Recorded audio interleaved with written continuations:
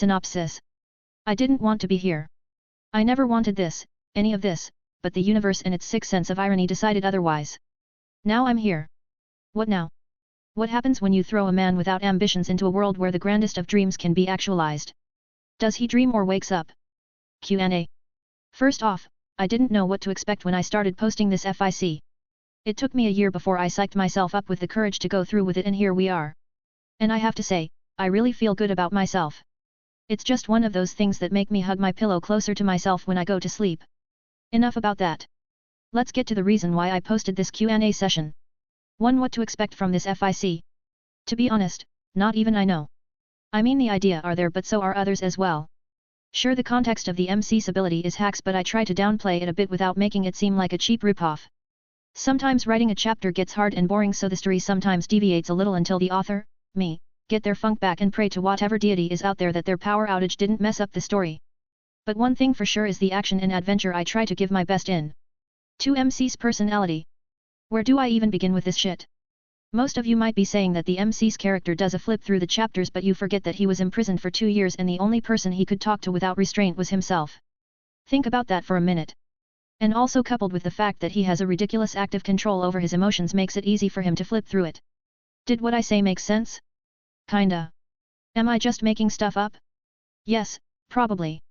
3. Was the author on something when he wrote the first few chapters? I'm not going to answer that for reasons. Like I said before, this was my first FIC, so while the first few chapters might not seem consistent to some, it is what it is. Personally, I think I did a great job at those chapters. 4. Will MC be OP? Definitely.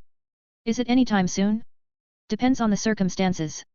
I mean, MC can be said to be OP from Clint Barton POV, but while that might be subjective, I have no plans of making my MC a slouch or a one-hit wonder.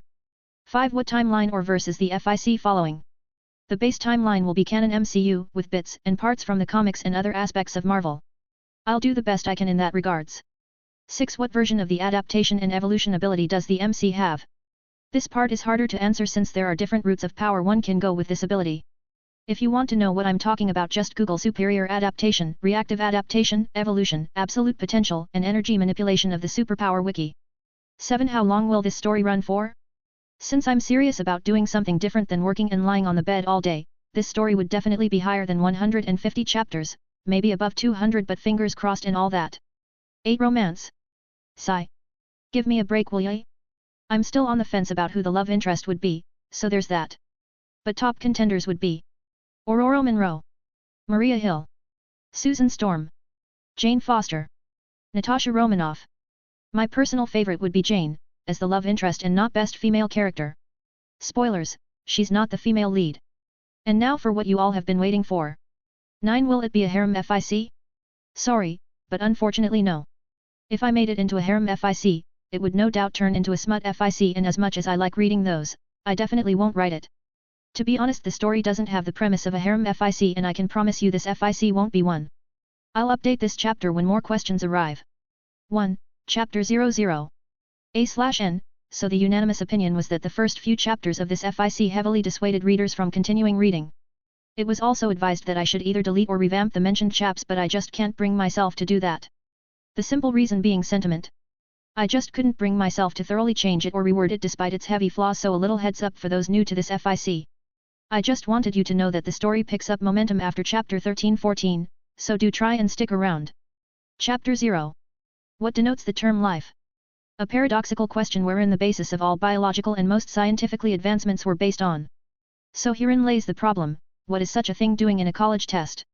While some might argue that such questions were made to stimulate the ever-growing minds of young people, they somehow miss the fact that we were supposed to be learning from them, not trying to solve some millennial-long puzzle.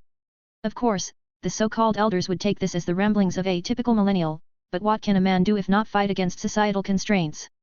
It might be the belated influence of what they called the rebellious phase talking, but I differ. What a crass name for something as simple as independence.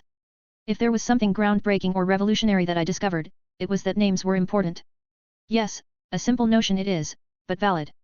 If only simple things were all valid, oh how glorious would life be. When a child gets to their teenage years, a simple fact in science, both the brain and the body enters a state of growth where they grow the fastest.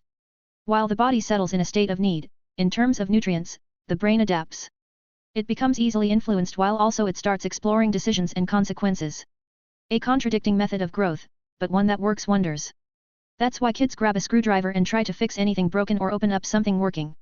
They become more inquisitive, which leads to them making their own decisions, exploring consequences. If all this is true, then why coin such a prime state of learning with something as asinine as rebellious phase? Of course, some might argue back that said act of exploring consequences was indeed rebellious, but I digress. If that was true, then the very act of learning and improvising of natural laws is nothing but a rebellious act.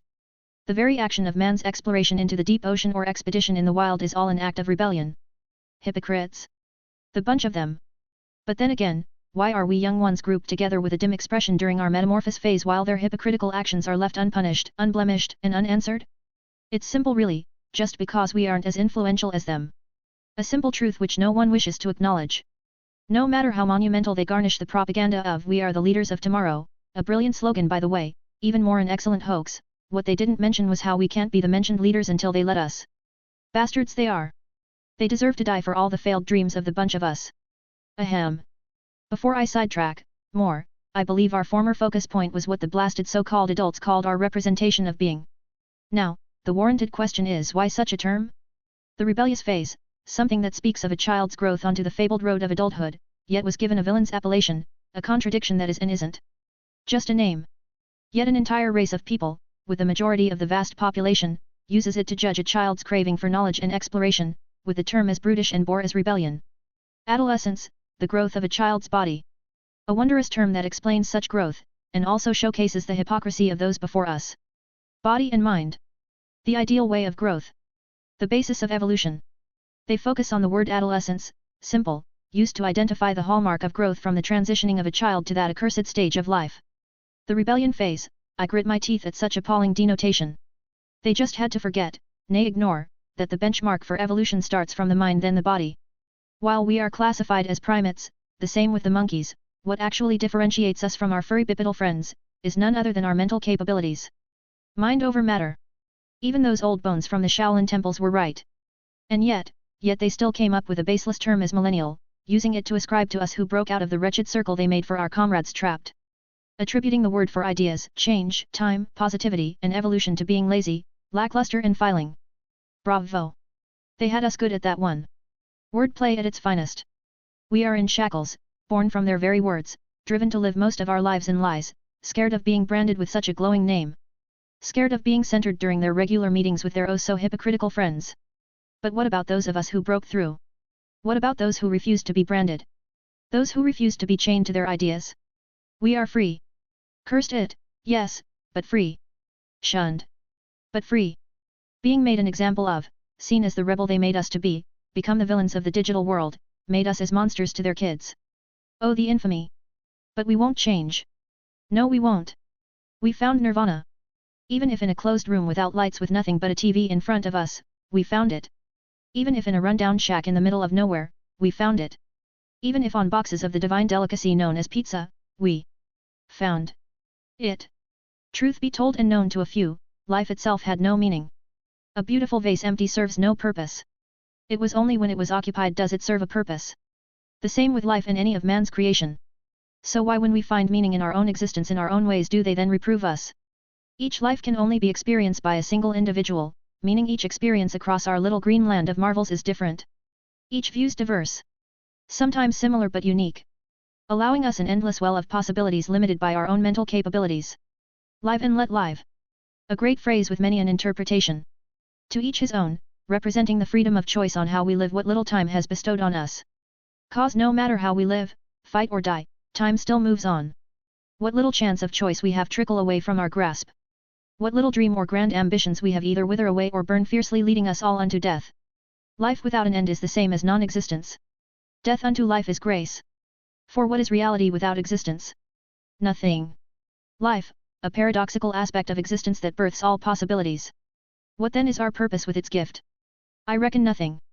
Some may argue that the advent of life equals purpose, but I disagree. Life doesn't equal purpose. Nothing is equal to life except death. No riches, power, ambition, or vision equals the phenomenon that births all things except that which ends all, death. Life doesn't equal purpose, existence does. But don't be confused, for existence is not the same as life. A rock has no life but it exists, therefore serves a purpose for whosoever finds it. The same with gold, diamonds, and all the riches of man. Just the fact it exists serves a purpose. Might be nothing on the grand scale of things, but it still serves one. Even man serves as prey to the beast of the wild. Ambitions matters not, for we served them a purpose. If that is true, then why do I say our life itself is meaningless?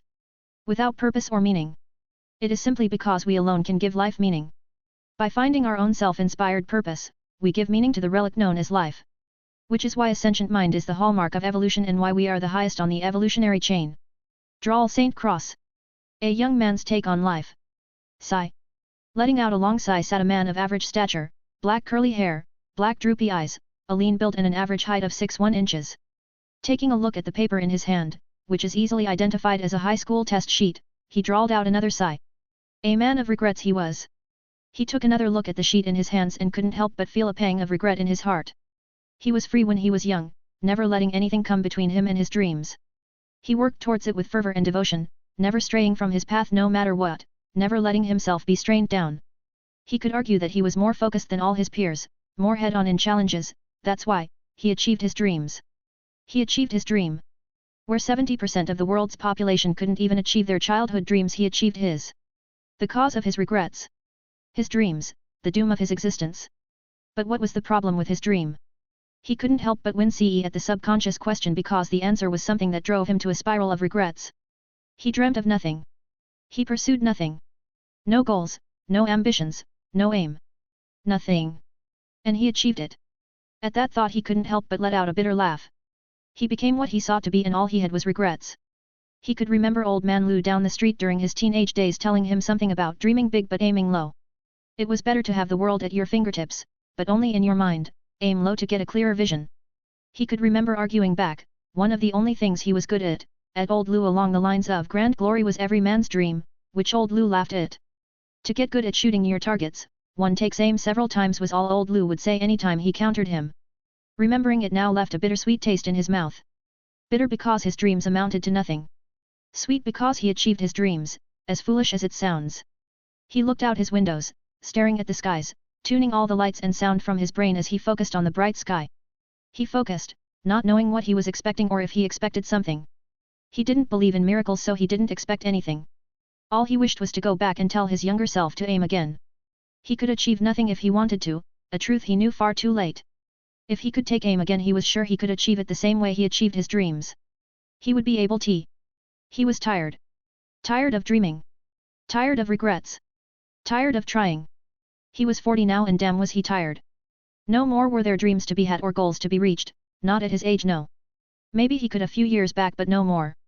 Even if he was allowed to dream now, he wouldn't dream of anything grand. Maybe a little day job or a shop with a lovely wife if he could. He still got his tongue so he could get a wife if only he wasn't deep and under. But he was just too tired. The dreams wouldn't end if he kept dreaming, so he just stopped. Better to end it now, as there was nothing to be had than regret all till he met his end. No more grand illusions to be seen, no more ambitions to be stoked, no more thoughts of greatness. No more.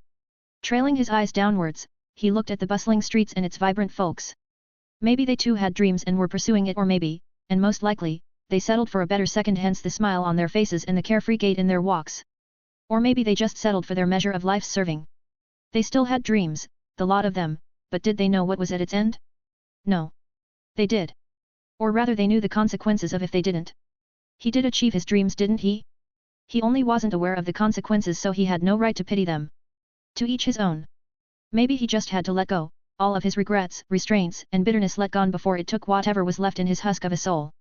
He had his ride, a glorious one it was, even if not, maybe it was time, rather than hitting the brakes, to come to a full stop. He had his fun while it lasted, but there was only so much time to spend dreaming. Maybe it was high time to live his life, or what remained of it. He took one last look at the dimming skies and the people down below before he let out a sigh of resignation. No matter what anyone said about him, he won. Fulfilled his dream he did, beat the odds he did, and he came out victorious even if the endgame wasn't what he hoped it'd be, so he figured now was a good time if any to just settle down. Ironic how that sounded. He'd just spend whatever decades he had left on the couch with ham and Cheerios. Yet. Today felt like a good day to start a new chapter. With that he reclined on his couch as he let his mind drift into the past and sort things for his future self. 2. Chapter 01. Chapter 1. Chirp chirp. He couldn't help but roll on his bed as he heard the all-too-familiar sound of the morning critters. Blasted things they were! Chirp chirp! The orchestra of chirps continued in a mix of mismatched notes of symphonies as if comparing their vocal might. With the unrelenting chirps, he rolled over trying to find a position to muffle the cries of his feathery assailants, and as he did he breathed out in contentment. Damn, he felt good. Solving an existential crisis does that to you apparently. Finally, after a few minutes later that felt like forever, he groaned a sound of defeat to his invaders and got up from his bed. After stretching his old bones and getting the satisfying crack sound due to his flexing, he turned to his peace dictators at his window and couldn't help but groaned in frustration as he saw only 2 feathered beasts. Just 2, and yet they almost drove him mad in his state of bliss. Flipping them off, he made his way to his kitchen, the little tight compartment that housed both his food and the not his rodents. He beelined towards his black and mugged it to the brim. Black gold always did wonders in the morn, and taking how good and light he felt this morning, it was like a triple shot with honey and extra cream with soy. Damn, he still felt good. He still didn't know what to do, but given how he felt this morning he wasn't willing to put the bleakers on his mood. Maybe when he got off his morning high, yeah, sounds like a plan. Taking a sip from his broken heart New York mug and depositing his behind on a couch, one of the only 2 in his mi casa, he picked up the remote control to his TV, he turned it on, and the only thing heard after moments were the noise from the appliance and the momentary clicks on the remote. After tuning in and out of channels and finding nothing watch-worthy to complement his brew, he hit the number for the news channel and filtered its sound from his ears as he immersed himself in a state of nothing. With the mug in hand he let himself drift into nothing. No thoughts, just a blank state of mind with the occasional sip. After wandering around nothing for a while, his mind was brought back to focus after a news reporter said something that had him mulling for a while before it clicked. With the council pushing for the Mutant Suppression Act and the recent act of terrorism by the mutant group known as the Brotherhood led by its leader Magneto in Washington, the state has seen a lot of riots and violence from both mutants and humans in the past week. Early this morning, there were talks in the White House about the mutants fucking terrorists. Always blowing shit up. Well, not my problem. Coming to an abrupt pause, he gave a sharp look to the TV and with his eyes still fixed on it, he hit the menu button to know if he was watching a movie from the X-Men franchise. His heart almost went to his throat when he saw the Daily Bugle on his channel's list. Still not getting whatever this shit was, he clicked on the Daily Bugle and the news resumed, but he couldn't even be bothered to listen anymore. His mind went haywire and he couldn't focus on a single thought. He kept damning everything that came to his mind, hoping to reject whatever conclusion it presented. On reflex he brought his good OL mug to take a sip and hopefully drown whatever fuckery was going on here. But that's when he saw it. His hand. They weren't wrinkled and calloused as he remembered, and he could remember damn well because he used his fucking hands yesterday. And now it looked like he just went to sleep while they took the most expensive of skincare therapy. As if he just took an elixir, and suddenly he looked. Dashing towards his bedroom, he made way for his mirror, and the moment he found it he paused. Not stopped but paused. He pretty much ceased all biological and chemical motions of his body. There he stood in a daze as he took in the view of what could only be called a young man. He looked exactly how he looked in his mid-20s. Dark hair and eyes, beards a little rough with a height of 6'1". He just stood there for the next few minutes as beheld his long-forgotten visage, touching himself all over, seemingly trying to check if his vision was true. After another few minutes of patting down, he let out a croaked voice from his lungs as tears flowed from his eyes. A miracle of unheard proportions it was, a life of regrets he had lived yet washed away in nary but a night.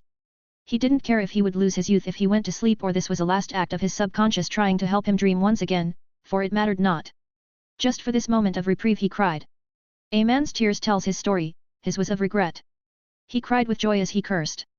Joy because if this was just a lucid dream by his subconscious, he would accept it as his reward and move on. He cursed because if this was real then there was nothing he could do. Why, when he just gave up? Was whatever god or demon out there laughing at his resolve? Was his determination all but a joke to them? But none mattered, for he was but a man. Joy because if this was real and he could live once more, even if at the whims of some deity, he would. A man can only have so much regrets, he would know, because his was as long as he had lived. No. As long as he had dreamed. He cursed because what could a man be without his dreams, for he knew he didn't have the courage to dream once more. Not after he let it all go. He couldn't go back on his convictions like that. No, not after what he'd been through. He never lived like that, and he couldn't. Damn. He really was tired, wasn't he?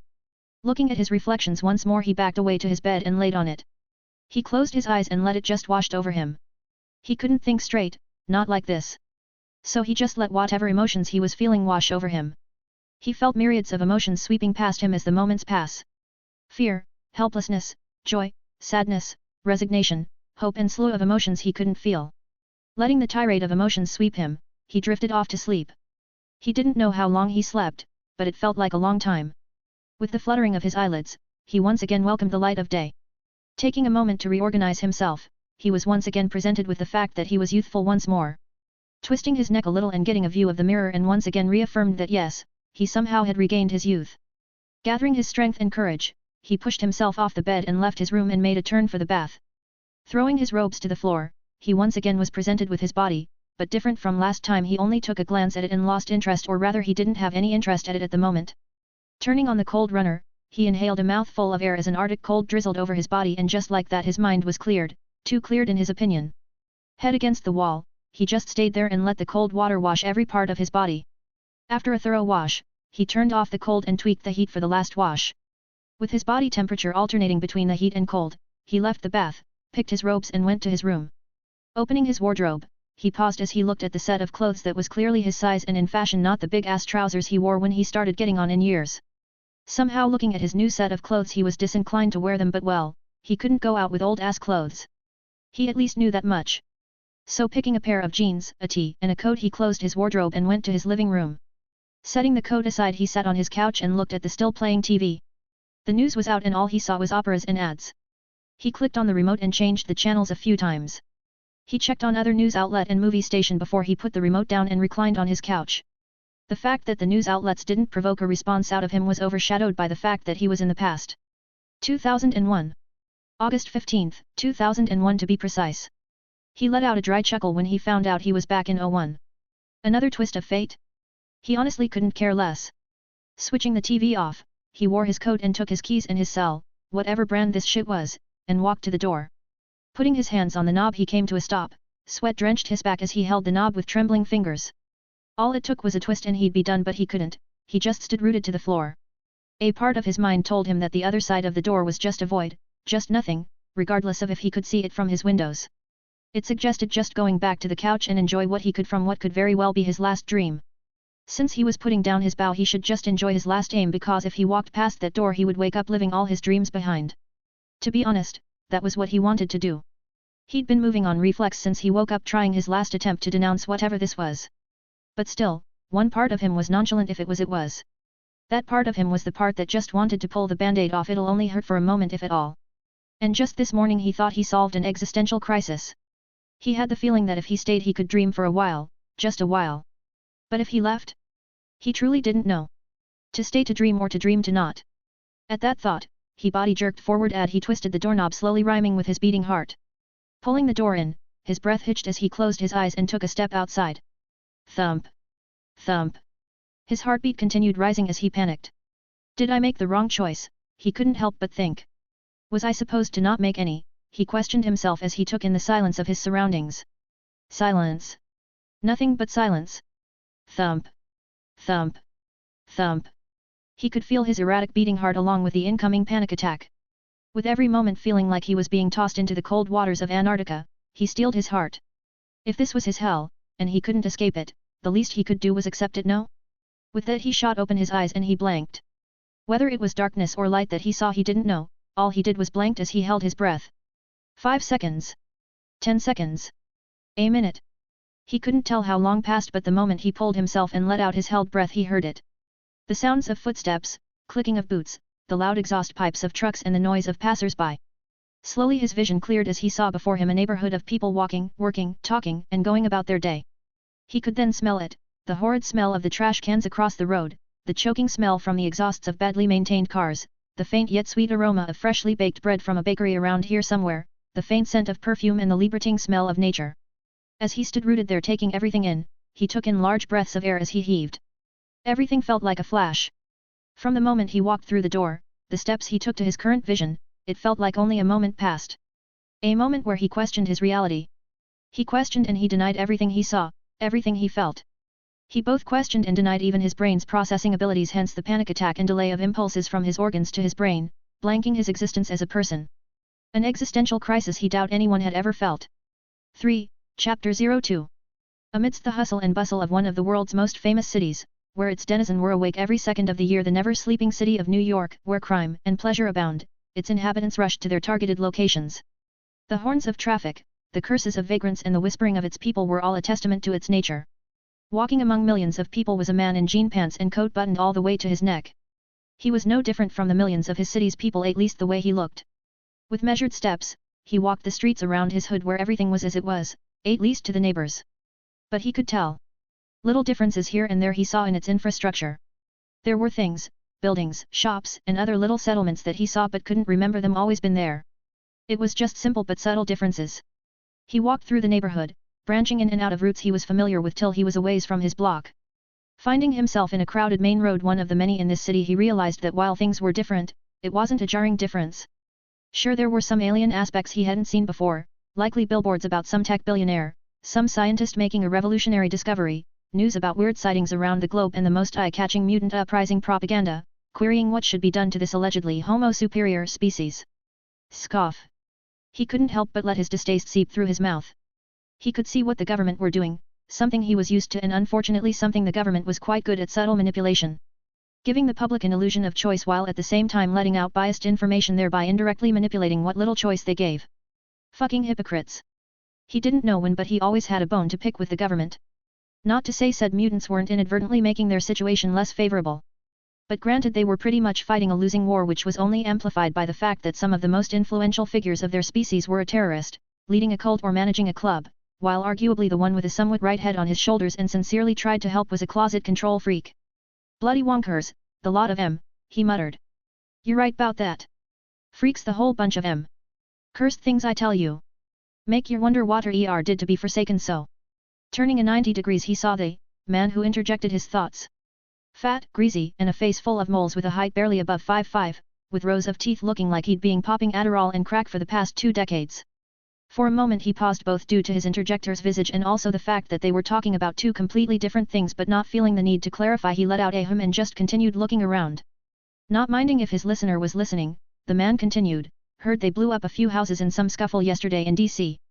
Just went in and killed some innocent folks who's minding they business. These ain't just terrorists, they savages. Hope the government passes the bill for they arrest, then I'll do them a solid and burst out my doubles, ha ha ha. He didn't have any particular reaction to that news since he saw it this morning, and also he couldn't be bothered to care about the mutants' act of terrorism and the humans' act of violence to anything that didn't resemble the norm. He was just getting in touch with his new reality, so didn't have it in him to care about what probably in a million chance wouldn't affect him. He wasn't about to go meet the government and fight for mutants' right, nor was he about to find the Brotherhood and tell Eric to cease his acts of violence and superiority complex. Not only was that dreaming way above the normal scale, because last time he checked he was still normal, but the aim was way off target, and he wasn't about to start dreaming an unrealistic dream despite being in an unrealistic world. Seeing his conversation partner still talking without him even paying the slightest attention, he couldn't help but grimace. While even in his youthful form he wasn't a killer looker, the man opposite him was taking the ugly look to an entire new level. Normally he wasn't quick to judge someone, nor was the act of judging someone something he liked, but apparently his curator managed to land a winning streak. He was tempted to leave, but he still wanted to know how this world was projected, what comic iteration was this? And what other change would he have to keep an eye out for? He wasn't interested in getting to know the players of this story, as that would be frankly going against his new resolve, and even if he could, not that he would, there was absolutely nothing he could do to influence the story nor its characters. To have influence, one must have a modicum of strength, and the last time he was aware he was still human, not a mutant or its scientifically induced counterpart, not a tech-savvy, definitely not a secret soldier experiment, no thank you, and definitely not the orphan billionaire who won the genetic lottery of the century. He had none, and he was happy with it. He had only been here for a few hours at most, he wasn't born here, so being jealous about him not having special powers wasn't something that occurred to him. What the eyes doesn't see, the heart doesn't lust after. While he knew about them, not seeing them was the same as them not existing. A Schrodinger's cat scenario, if you will. It wasn't denial, but more along the line of indifference. Apart from his situation, which was somewhat special, he was nothing special in the grand scheme. They were literal time travelers, reality warpers, and dimension jumpers in this part of the multiverse. The Marvel X-Men universe was just that, marvelous. Asking a few questions along with his disinterested replies to his unwanted but manageable company, he was glad to say he didn't get anything worth knowing, which was understandable given that what happens in the extra-natural part of this universe tends to stay, for the most part, amongst the specially gifted. Apart from that, he was able to glean a huge amount of unnecessary information. Ruckus, his informant, was racist and homophobic. An intriguing combination the likes of no other. After the conversation started getting uncomfortable for him, he left Ruckus to his own and wandered around. Crazy how just yesterday he resigned himself and now he was in an entirely different world. He walked around for a while since he couldn't just go back home. He was back in 2001, a different one but still, you don't just stay indoors in '01. He would know. A few hours of walking and getting whatever surprise he still had in his system out, he turned back and started his return journey which was almost 45 minutes out. He really needed the walk as it helped him get his head in order and planned out a course of action. An hour later, since he took his time, he pushed open the door of his house and walked it. Taking off his coat, he hung it beside his door and beelined for the fridge. With a beer in hand he plopped down on his couch and started sorting his thoughts in order of importance. First of all, this universe has nothing to do with him. He didn't want to die early in his second chance. Secondly, who was he? He didn't mean it in a philosophical kind of way but in a literal sense. Did he swap places with his doppelganger, or did he transmigrate? His house was clearly the same, so did he transmigrate with his house or was he an anomaly? He had his cards with him and all his documents were the same, but the only thing different was that he finished college almost 2 years ago at 23. He checked for any friends or family contact on his phone and while there were some, his call log was at least 2 months old and that was okay since he was disinclined to reform old bonds with people he likely wouldn't know, even his new parents. He had a second-class degree in biology, not sure how that was going to help but sure. Thirdly, how to proceed from here. To this he had absolutely no idea. What did he want to do? He wanted something normal, no ambitions, no lofty aim. To this he came up blank. He worked mostly odd jobs to make ends meet but he never had a sense of constance. If he wanted a job now, he had to think of one that he could do for a while before something better came up. Maybe bartend, he did know his way around a bar, that's for certain. And lastly, well, he'll shelve that one for now. Looking at the time, it was almost 4 o'clock, he decided to cook something up. The whole clusterfuck of what happened today had annihilated his appetite. Making something light to go with his lacking appetite, bacon and eggs, he started to browse the internet for any event that would help him know what X-Men verse he was in, but what he stumbled on nearly made him choke on his meat. An article under the search word historical events blew the sails out of his fresh into the river boat. Captain America 1918-1945. Just seeing this result in his search made him do a double take that instant. The X-Men verse was already fucked up, but adding whatever version of the Marvel Comics or the MCU out there to it was just like a nuclear bomb with a 10 seconds countdown. Being fucked is inevitable. Well damn, he muttered while massaging his crown because of the upcoming migraine. Clicking on the article, he did a brief read-up on Captain America before exiting his browser. Putting his phone down, he started tapping on the table seemingly in thought, but he just let out a breath after a while and cleared his table, did the dishwashing and just sat on his couch fiddling with the remote control. One of the things he was glad with about this whole ordeal was that this universe had a lot of old movies that his former one did, so with nothing worth doing he just relaxed into the chair as he enjoyed his blast from the past. Watching movies for a few hours was therapeutic for him as it gave him a sense of normalcy. With him getting bored with the movies, he stood up from his chair and went to his window as look as the never-sleeping city in front of him. But there was something different about this city and the world in general from the one he knew. Here, the sky wasn't even considered the limit with gods and multi-dimensional entities to universe-ending beings. He couldn't help but wondered what his purpose here was. Since he existed here he had a purpose that was his belief, but he didn't know on what scale his purpose would rate. Would he be an audience of this great stage of existence? Or would he leave his mark as one of the remarkable beings in this universe, elevating his purposed existence? He wouldn't be naive enough to think that he just wound up here without the machinations of an incomprehensible existence, because such a thing was simply impossible, going against all natural laws of order and causality. All this didn't bother him as much it should because he was actually grateful to his benefactor, but all he hoped was being able to live a fulfilling life regardless of if he became a puppet in whatever cosmic entity's game. He once had dreams of faux grandeur, but even with his drive all he had was regrets. He once dreamt of being a superhero with cool abilities flying and punching bad guys, but now that he was in a position to achieve his childhood fantasies, all he wished was for something mundane. He didn't wish to be known nor did he wish to be acknowledged. All he wished was for something with the least amount of regrets at its end. Taking another look at the city and the night sky, he an irregular, a misplaced existence, retired to bed. So, how do you guys like it thus far? Alright? Our MC isn't emo or a pessimist, he is as just pragmatic as any level-headed person can be. This chapter shows what I always find stupid and distasteful in 90% fanfictions. The whole, since I'm here, I'll become the strongest and stand on top of this world shtick. Like seriously. And then they start making plans in chapter 2 and I'm like, unhoy. So in order not to go that same way, not that I want to, as most fanfiction authors, no diss, I'll try my best to be as strict with the pacing as much as possible. In other words, MC is not going to be a walking nuclear threat anytime soon, so there's that. You have anything to say or tell me, let me know in the comments. Thanks a lot to those who read and followed my story. 4. Chapter 03. Turns out taking a jog in the morning was a good way to relax strains in the muscles, who knew? Today was another of those weird days where you wake up and start doing random shit. Reason being because I had never been the type to exercise, ever.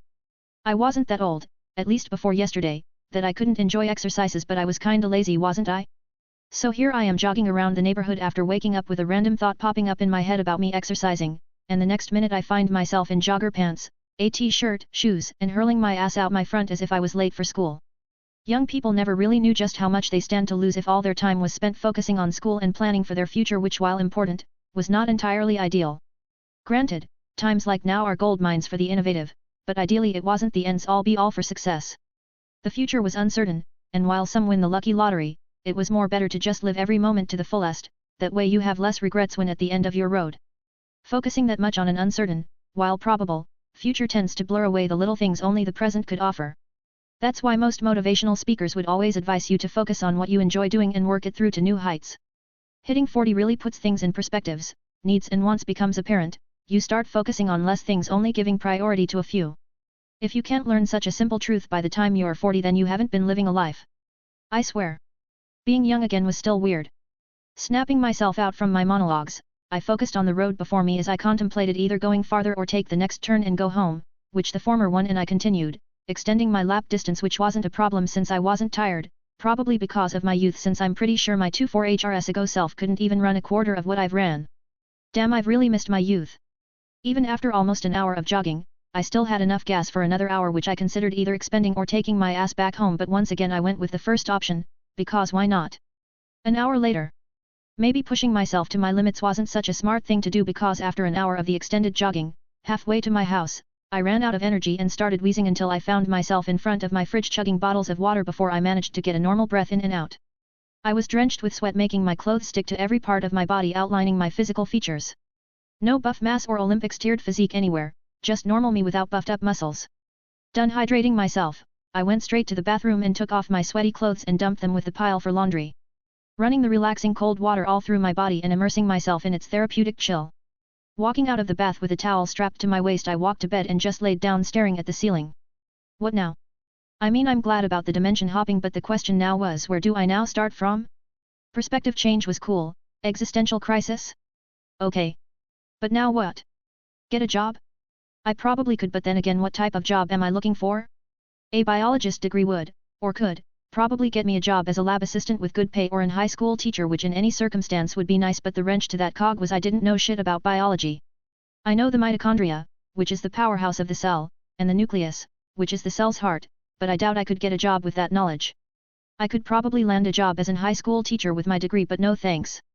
I doubt I could hold myself well against hordes of hormonal raging teens who thinks high school is all about pissing off a particular teacher, which almost sounds a bit hypocritical coming from me, but met.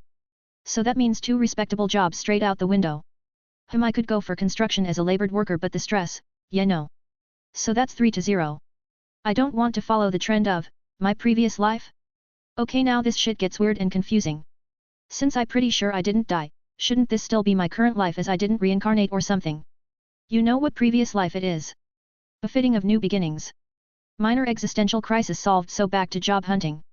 Working in a mall or convenience store is out by default, same with security and bookkeeping, so that's 6-0. If I had an hobby, then it was highly likely that it's what I would pursue, but sadly last week's version of me was an old bone, both literally and figuratively. I just couldn't stomach the thoughts of regular exercise like 40% of the human population. Since no reference from a hobby to go further and other ideas not really appealing, with some I shelved for the time being, I was back to one of my first thoughts of job hunting: bartending, to get me started on some cash before I pushed into heavier jobs. I wasn't going to be passive with my second life and leave it all to chance. No, it was time to put on my big boy pants, quite literally too, and try to live a less regretful life. I'd still try my best to steer clear of all the Marvel bullshit that was going to hit this city. Maybe I should move to another country? Nah, not yet. But that would be amongst all other future plans though. With that settled, I pushed myself off the bed, got dressed in black jean trousers and a blue buttons-up plain long-sleeved shirt with the top button loose, and went to get a morning feel. With breakfast of rice and a low-budget salad with eggs in my cup of black, I relaxed on a chair as I checked if there was anything of importance in the news, but other than the new regular, nothing was of interest. So after my breakfast I went out the door and just walked out my neighborhood looking for a place I saw yesterday, a bar, one that existed in my former world and one I frequented. Walking in with a relaxed gait despite the fact that almost everyone inside had their eyes on me, I went straight to the counter and asked the girl manning it, "Charlie in?" Giving me a look the asked "Who are you?" She looked pretty sure she hasn't seen me in here once before, but she replied after taking her inquisitive look away from me. She returned to cleaning the counter.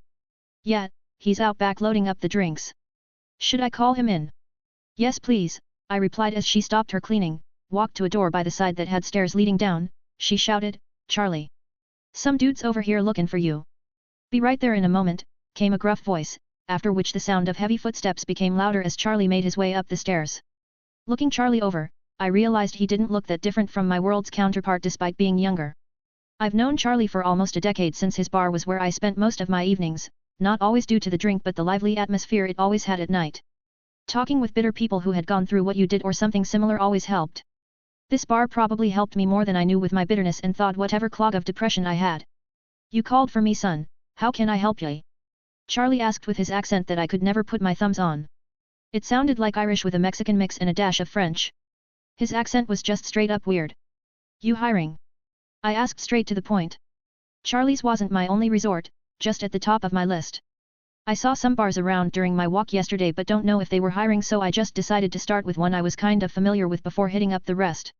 Not going to lie, hearing someone like Charlie calling me son ticked me the wrong way, just mildly, but given how I currently looked and him not giving shit who I was, he was justified. But still, hearing an almost 50-year-old man calling a 40-year-old man son was weird. "For what?" he asked as he gave me a look over. "The bar," I supplied back while pointing at the bar. "Dunno kid, can't let someone run the bar without experience, sorry." "I've got experience," I said, and I could tell he was skeptic at my claim while at the same time not outright disbelieving, which was good. "How long and where?" he asked after a pause, still leveling me the skeptic look. "5 years, and as for where, let's just say far away from here." Which was all kinds of true, as I did learn how not just to pick my drink but also how to mix them, since I did frequent this place, frequently. "5 years you say, but not where? You from outstate? Coulda sworn you looked New Yorker for a long time." "Well, I've lived here for quite a while but I did move around during the years," I clarified. Giving me a look that I couldn't quite tell what he meant, he asked, "How old are you kid?"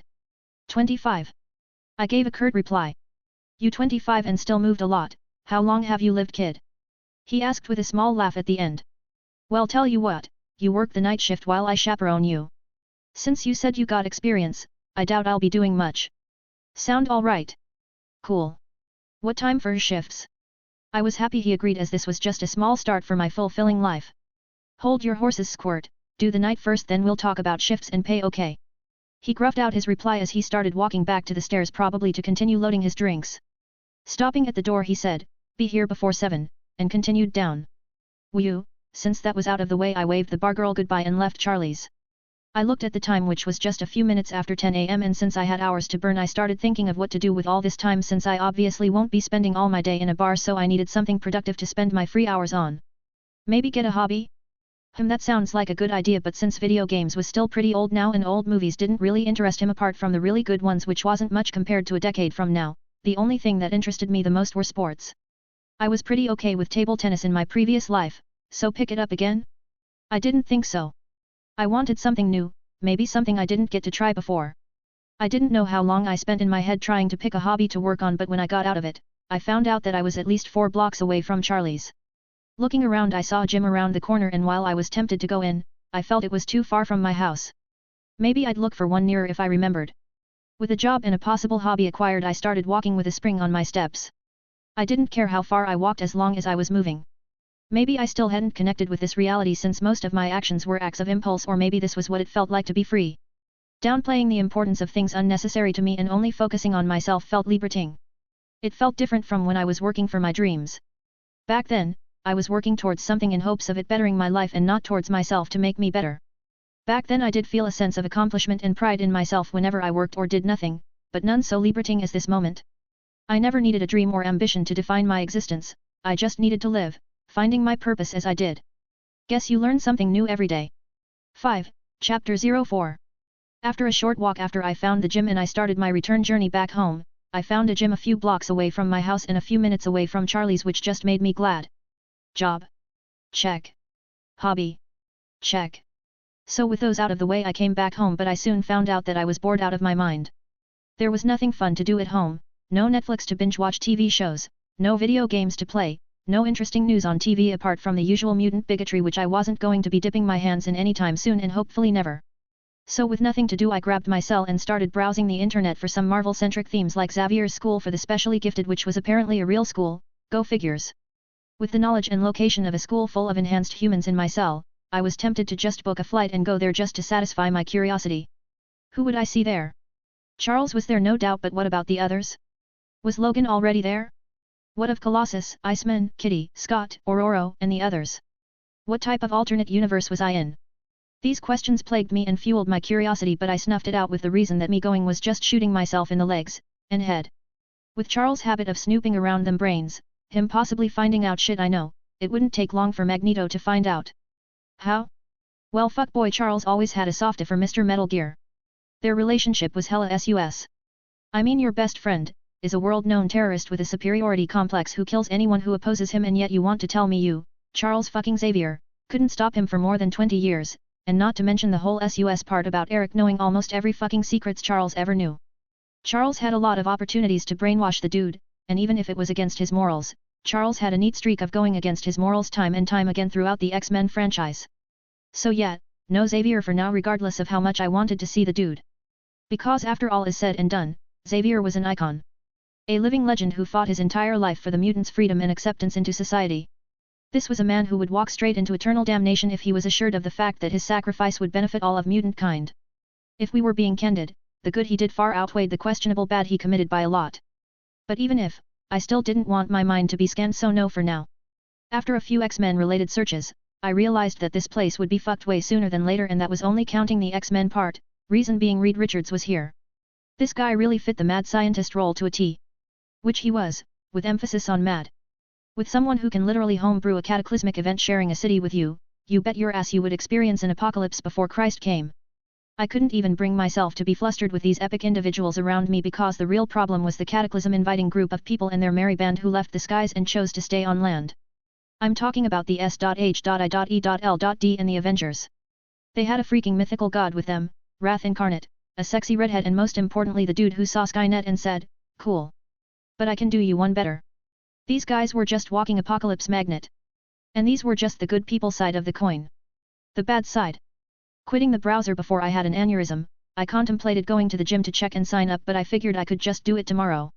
With that I slid back into my couch and closed my eyes and just drift off to sleep. I woke up minutes before 6 p.m., took a bath, threw in a dark blue jean trousers and a black sleeved shirt, some body spray, and left the house. I looked for an ATM machine since I was running low on change and I still didn't know how much I had in my account. Sliding in my card and finding out I still used the same passcode, I checked my balance and found $3,000 and some change, which was quite a lot considering the time. Taking out $500, I left for Charlie's. I arrived at Charlie's 20 minutes before 7 and walked into bar, which welcomed me with a full house and a slow song on the jukebox. Without much fanfare, I looked for Charlie and found him cleaning some glasses. You came. Well, what you waitin' for? Get your ass behind the counter, I'll be witcha in a SEC. He said as soon as he saw me, which made do a reverse back to the counter. I saw the bar girl of this morning still behind the counter. Reaching her, I asked for her name. Hey. Name's Drawl, what's yours? May. You Mexican or what? She asked. No, but I get that a lot. Which was true. I know I didn't look Mexican nor did I speak so, but people always assumed I was. With some casual conversation while we mixed drinks, we talked for a bit before she left around 8 p.m., which left me alone for a while before another of Charlie's all-nighters came, and we just did whatever barmen like us did, trying to guess which pockets were full and which girls to hit on. Well, the later part was all Locks, my CO barman's name. We worked for a while before Charlie came to check in on us, or me rather. We talked for a while mostly about my pay and shifts. I opted for any time between 4:10 p.m. since I wasn't going to be giving up my sleep for anything. Never did and never will. We agreed on 20 per hour for how long I worked. The collective pay wasn't that much, but since I didn't have any better option, it'll have to do for now. After talking with Charlie, I left the bar and headed home.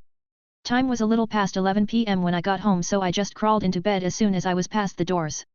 I wasn't that tired, but I just craved it at that moment. The next morning, with the annoying birds at my window doing their morning rituals, I couldn't get more of the heavenly morning sleep. I just crawled out of bed, put on a tracksuit and went out for my new morning routine. I was able to do more than I did yesterday, which was awesome in a way. 10:23 a.m. With a cold shower and a spare pair of clothes in a bag, I left for the gym I saw yesterday. I was able to get a membership and a workout routine laid out for me which I was really thankful for, and that was what didn't prepare me for the excruciating work that was workout. I mean it was right there in the name but I thought you just went there, lift some metals for a while and then boom. DC level muscles. But this was hell. It took most of my time just to get the right posture for lifting the dumbbells and that wasn't even counting the quotas. God. This was hard. It was only through pure determination that I managed to get through my work quota, and not wanting to look like a bitch I went back to it after resting for a while. After working out my hours, I left the gym looking like a bear that went swimming during winter, drenched in my sweat and exhaustion but somehow I felt lighter, or maybe that was just the sense of accomplishment talking. So with my phantom euphoric feelings, I left the gym thinking of what I was going to do today. Coming up with nothing, I just opted for taking myself out for breakfast. I could probably just whip up something good but it wouldn't be as good as a restaurant's. Ah. My life really was looking up. Why didn't I just do this in my past life? Thinking about it now, what I was doing now wasn't that different from what I did before. Only a few differences in mentality was what set them apart. Philosophical thoughts for later, what I need now was a bath and a nice breakfast at a nice restaurant. So with that out of the way I went home with a plan laid out which was something I would be going by for a long time. 1 month later. It has been a month since I woke up in the Marvel Universe and other than a few things happening, I was living pretty okay. The first happened to me. 2 weeks after I started going to the gym, I started seeing results that even my instructor was surprised. Since the old routine didn't take that much out of me, I added some more exercises to it. Treadmills, barbells, fitness exercises, and a slew of other things. My instructor was first against it but seeing as how I was able to juggle through them all he allowed me do my thing. I did get a few mass in those so that was nice.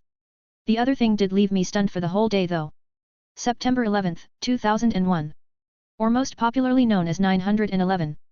To say I was shocked by this would be an understatement. As someone who lived through 2 911s that was a valid reaction. But while the 911 in my former world was said to be orchestrated by Islamic terrorists with Osama bin Laden at its helm, this world's was different but not by much. This was blamed on the mutants which was something that I found hard to believe.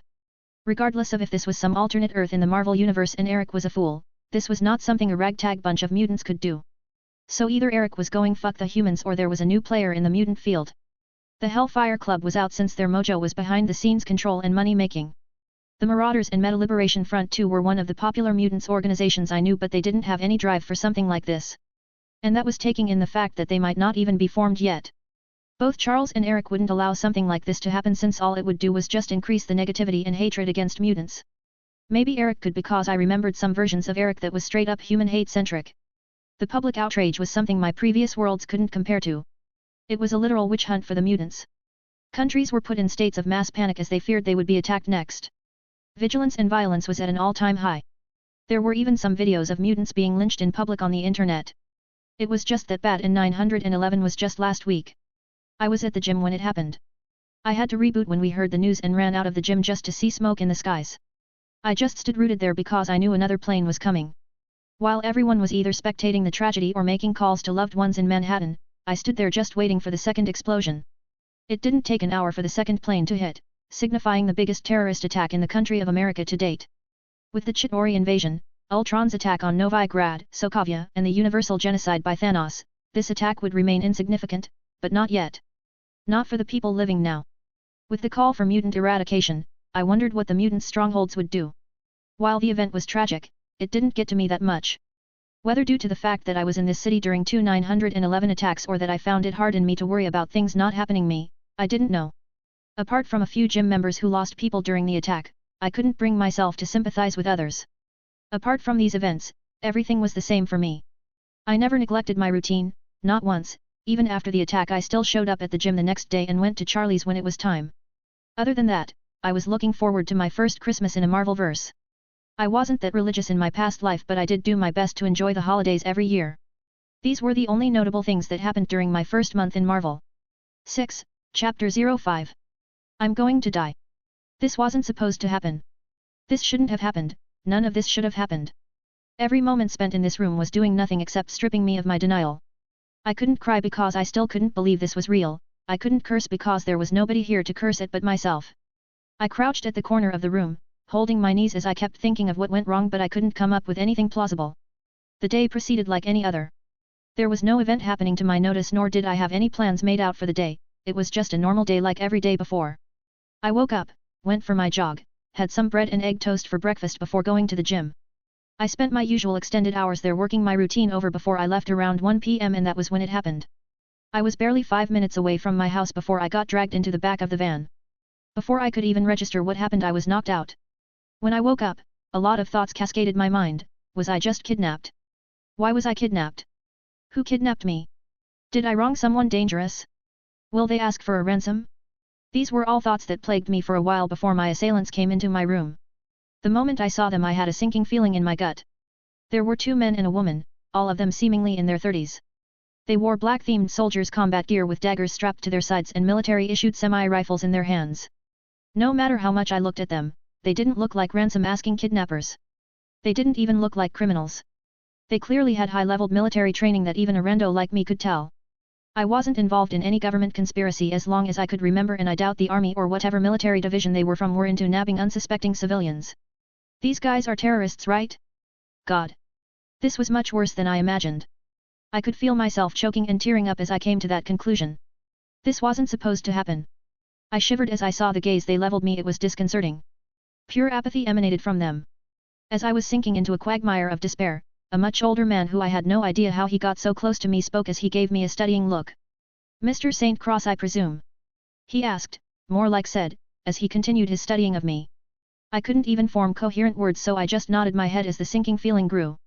He wasn't American, that much was apparent from his accent. His accent was too natural to suggest otherwise. I couldn't really put my finger on it, even as I tried to remember which country had that kind of accent. It was right there on the tip of my tongue, too familiar even, but I was too scared to even remember it. Now. Don't be scared, I haven't even done anything to you, yet. Oh Lord. Are they going to torture me? Please, I don't know anything, please. I choked out in between sobs. You truly don't? He asked, amused by my reaction. I shook my head with desperation. No matters. When we are done with you, then maybe you'll have an idea. But then again, it still wouldn't matter at the end. What? Oh, where are my manners? My name is Volker Olav, and I'll be your supervisor for the foreseeable future as we work together for the glory of the Reich. Wah! Hail Hydra! Hail Hydra! Hail Hydra! I could feel my face pale at the realization of my conundrum. Before I could pull myself together, I lost consciousness, with the stump of a gun being the last thing I saw. The past few days I've spent here has been a roller coaster of emotions, and none of the positive kind. From fear to anger, to anxiety and depression, then defiance and acceptance. My mental state was in constant disarray. After Olav's less than ideal introduction, I woke up in another room with my body feeling stiff all over, which made me think I spent more than just a few hours passed out. As someone who exercised and worked out regularly, even if it was a recent thing, I knew how long and on what types of conditions it took for my bones to get cranky, and from the way I felt sluggish moving, it would suffice to say I've been out for at least a whole day.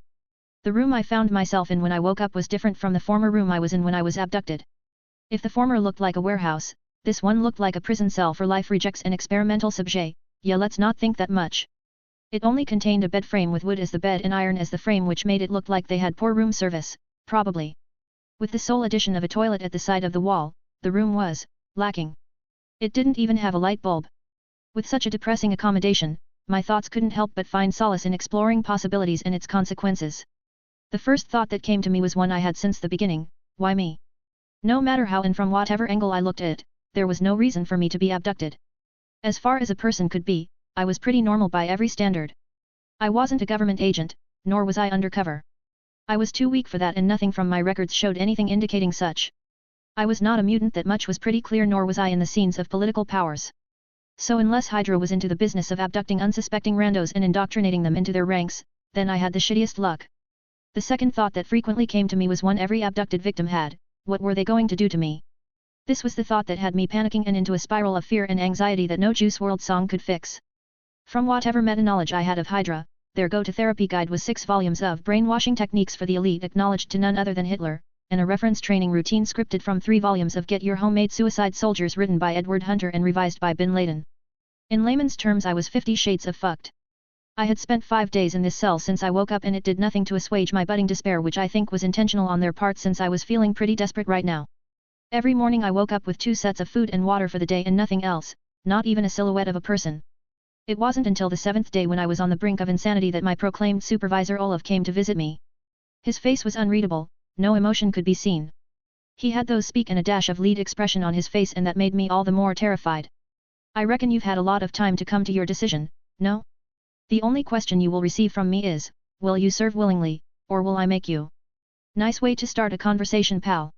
I looked at him in all his expressionless visage, and I just had the feeling that all this was part of a fucked up plan. From the abducting to deprivation of social interaction, deliberating molding the psyche into subservience and a state of desperation. But sorry dude, my grandparents and most of my uncles were shrinks, so despite how dreadful family get-togethers were, they all taught me something. Psychology itself was just positive brainwashing. Then again, they may very well be the reason why I never saw the government in a favorable light. So when they advised me back then to study psychology, I told them fuck you then, and I'll tell you. Fuck you. I saw his face contort into a scowl, and it was a cathartic feeling. He walked up to me, and for a moment I couldn't help but think I made the wrong choice, but I've made choices that bore a lot of regrets, this wouldn't be any different. With a hook to my chin, I lost focus for a while before sensations of pain assaulted me, and for the next few minutes, I had the most brutal beatings of both lives. In hindsight, a simple no would have sufficed. 2 weeks later, after me and Olaf's falling out, he started coming to my cell every day and beating the crap out of me. He only gave me the same choice of back then twice, every 7 days. The first week, he did his damnedest to make sure I was miserable. There wasn't a place in my body he didn't hit physically, not sexually. My throat, my eyes, my nuts, my joints, my sternum, my ribs, my spine, pretty much my whole body was reduced to a mushing mess of pain. It got worse to a point that my daily ration was reduced to 1 serving, and that was the point that broke me down to tears. If you're going to give a living man physical and psychological hell, the least you could do was feed him well, right? Apparently, someone didn't tell Olaf that vital piece of information. After the first week, either Olaf started hitting lighter or I started becoming a masochist. While I could feel he was hitting as hard as ever, for some reason it didn't hurt as much as it did in the beginning. It still hurt a lot, but if I had to scale it, the pain from last week was of the fuck it hurts variety, while this week's was of the it hurts like a bitch variety. Maybe I'm getting used to it due to the constant trashing? God, that sounds way worst. In other words, these past 2 weeks has been hell. This week, however, was different. Instead of the usual hours per daily curb stomp from my friendly neighborhood Olaf, today however I was let out of my cell for the first time, and it felt weird to me. Kinda like I was living the comfort of my home to the dangers of the wild. It made me feel insecure, and if I could, I would rather go back to my cell. Ho ho ho. Splendidly done, Hydra. Following behind the 2 mannequins of a guard while unraveling the intrinsic mesh of Hydra's brainwashing, I couldn't help but feel a cold chill run down my spine.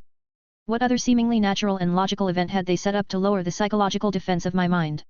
Reaching that point, I stopped my thoughts from going further, because I knew if I continued on, I would only stress out my mind by putting it on guard at all times, thereby weakening it when I'm faced with my physical hell. If they were going to brainwash me, then the least I could do was resist till I no longer couldn't. A testament to how fiercely I valued my freedom. With a few minutes of walking and turns, I found myself in front of a door to what looked like an office and was led in by another set of guards.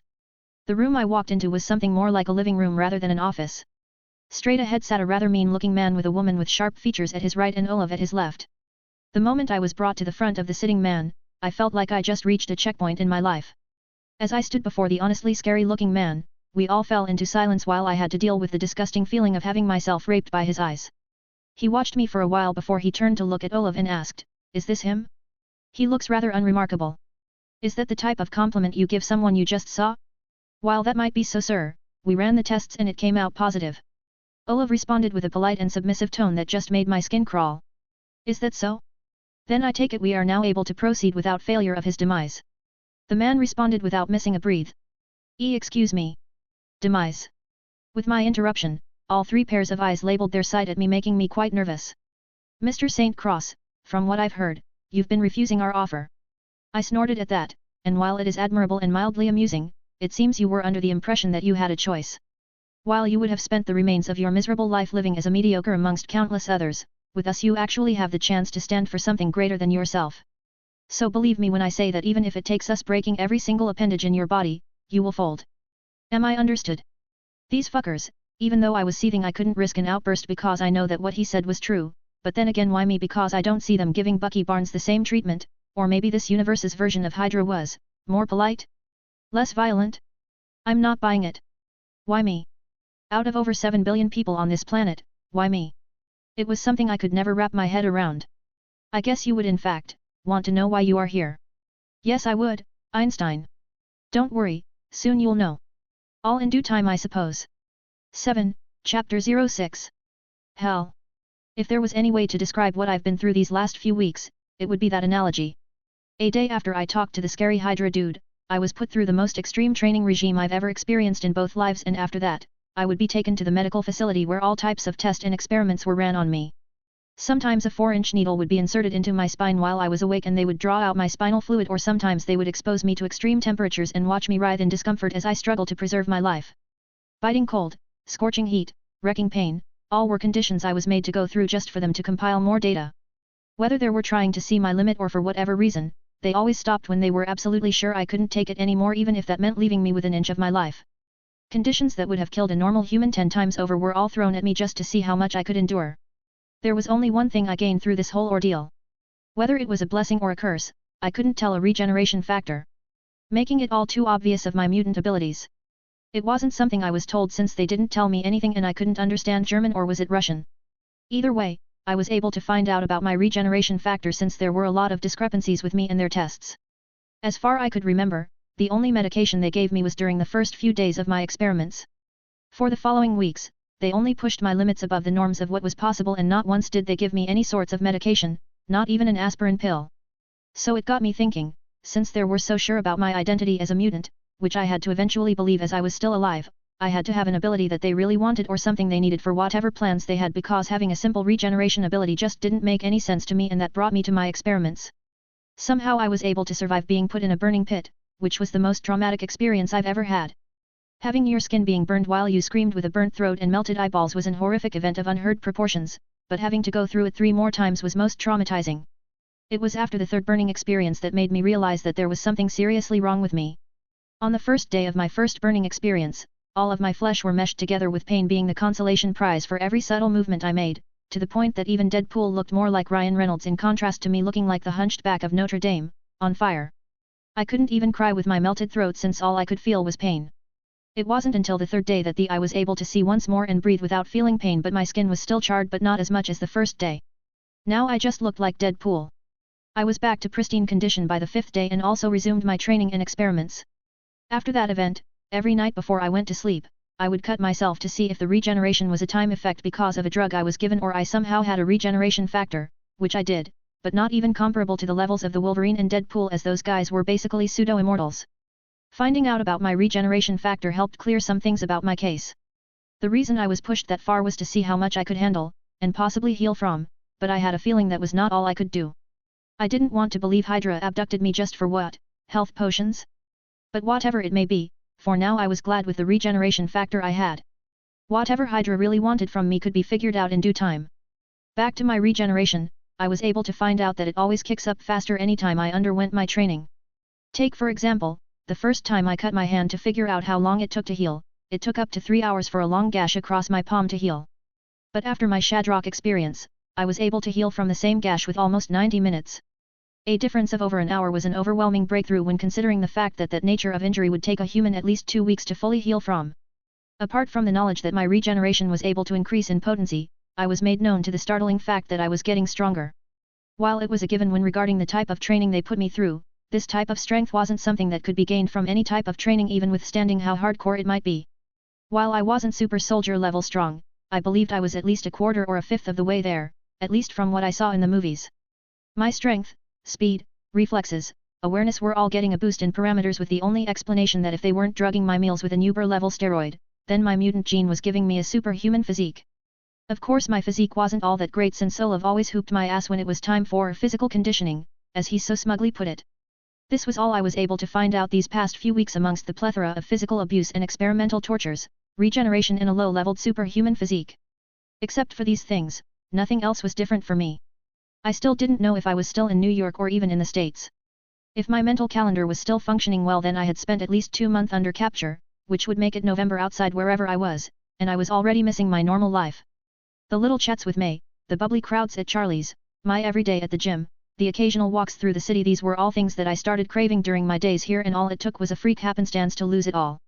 An event where I lacked a choice or opinion for change. An occasion where I was not but an inconsequential piece of a villain's grand plan, which was an almost guaranteed failure. My life, one amongst several billions, deemed unremarkable and mediocre, reduced to a madman's check piece on a board of lunacy, all for a discounted moment of a false sense of achievement. What gall! Even a mentally unstable man, who dreamt of nothing but an unbalanced reality, had a much better sense of freedom than I who dreamt of tranquility for my fleeting life. What unfairness must I suffer before I was granted the ticket to live a self-fulfilling life?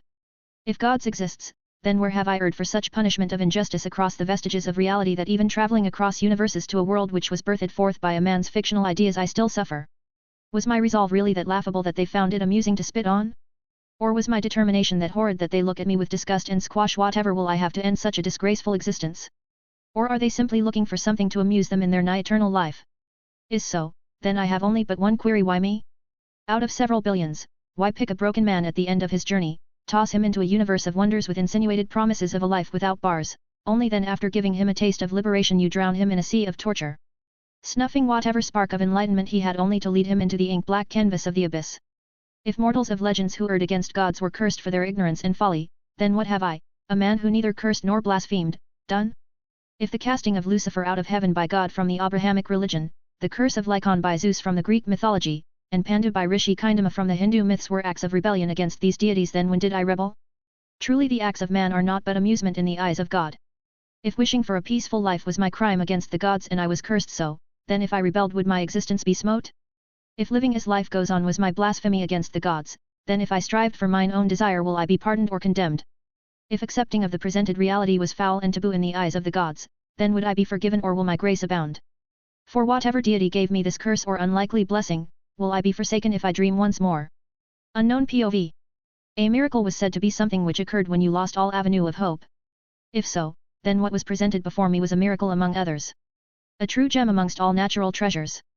An impossibility that was made possible with the advent of the X gene a few centuries ago. The key to the truth of Darwin's theory of evolution. A man with the ability of possibly endless growth, the power to adapt to any stimuli, be it environmental or physically inflicted. Not even the X project had such potential prospects. Those freaks that could fly, strengthen their muscles, control magnetic particles were all deemed lesser or greater failures in front of such potential to evolve and adapt almost infinitely. Just his blood, tissues, and spinal fluids were rare gems. But what if he evolved further? What kind of potential will the newly harvested specimens open up? 2 months and he could already endure a burning pit of 500 degrees Celsius for an hour before the risk of death. Absolutely marvelous. He could already survive the cryotherapy chambers at 200 degrees Fahrenheit for over 90 minutes before his brain showed signs of failure or damage. And he could heal from both extreme conditions in record time of less than 3 days. This was the greatest discovery towards the next step of evolution man has ever made. If they were able to crack his gene code, then super soldiers could be easily created, and that would be an even lesser achievement. He could create the perfect undying army.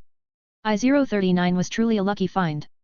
It was pure luck that they found him, and even then, they thought his ability would be one of the many catalogued in their database, but this was the secret to godhood. His code could allow man to step into the fabled domain of gods. This just showed that their goals were true and noble. For they alone could never die like the fabled Hydra of legends, and now with this they could truly create a truly undying army. A truly evolving army. A nigh unkillable soldier like the Dragra of the Old Norse legends. With his discovery they were able to learn what man with their limited technology could not. Every living thing and non-living thing vibrates at different frequencies. For humans these vibrational frequency had a range where they all fell under. No human vibrated the same as another, but they all fell into the same range of vibrations. There was a vibrational frequency range that all humans fell under, irrespective of their origin, and this was why mutants were said to be another species of the human race. They vibrated at a higher range of frequency. All of them. No matter how mundane their abilities were, they all fell in their own range of frequencies. They were able to find this out due to one of their subjects having the ability to read frequencies. She could read the words from a static radio as if it was being spoken to her directly. With further study they were able to figure out from her that everything vibrated at different frequencies. Everything. But she alone had the wonderful ability of telling them apart, as she was able to identify the basic form of an object while just listening to its frequency, even while blindfolded. Taking it further, she was able to differentiate between humans and mutants due to their different vibrational frequency after much trial and error. When she was being transported she read a frequency that would spike up to mutant levels and then drop back to human levels after a while. This description was what intrigued them, and they sent her out for days to pinpoint this frequency. They were able to learn that their target would go to the gym every day where his frequency would fluctuate between human and mutant levels. They observed him for a week before they decided to recruit him to their cause. It was all on a whim that they decided to take him, but this was monumental. The universe was still on their side after all. The ultimate power for the ultimate army. Hail Hydra! 8, Chapter 07. Thud. The sound of a body hitting the floor was heard as a man slid across the concrete floor as he let out a groan seemingly from the impact of the blow he suffered. "Get up, we're still not done yet," another man much older, presumably in his late 50s, barked out at the downed man without any form of compassion. And as if in response to the older man's call, the younger one stood up with a focused expression casting his face as he peered at his opponent. "Good. Now attack me again," the older man instructed while he went into a more relaxed stance in contrast to the opposing youth. Without waiting for any signal, the youth rushed at his opponent with a straight hook from his right, a basic technique, but the moment his opponent brought up an arm for the perceived strike, with a fascinating display of dexterity, he cocked his fist sideways meeting the block with his wrist instead of a fist, and without wasting a moment from the collision, he grabbed the arm with his open fist and swept with his leg in an attempt to unbalance his unshaking foe while at the same time directing another fist towards his opponent's stomach in a bid to capitalize on the foresight opening.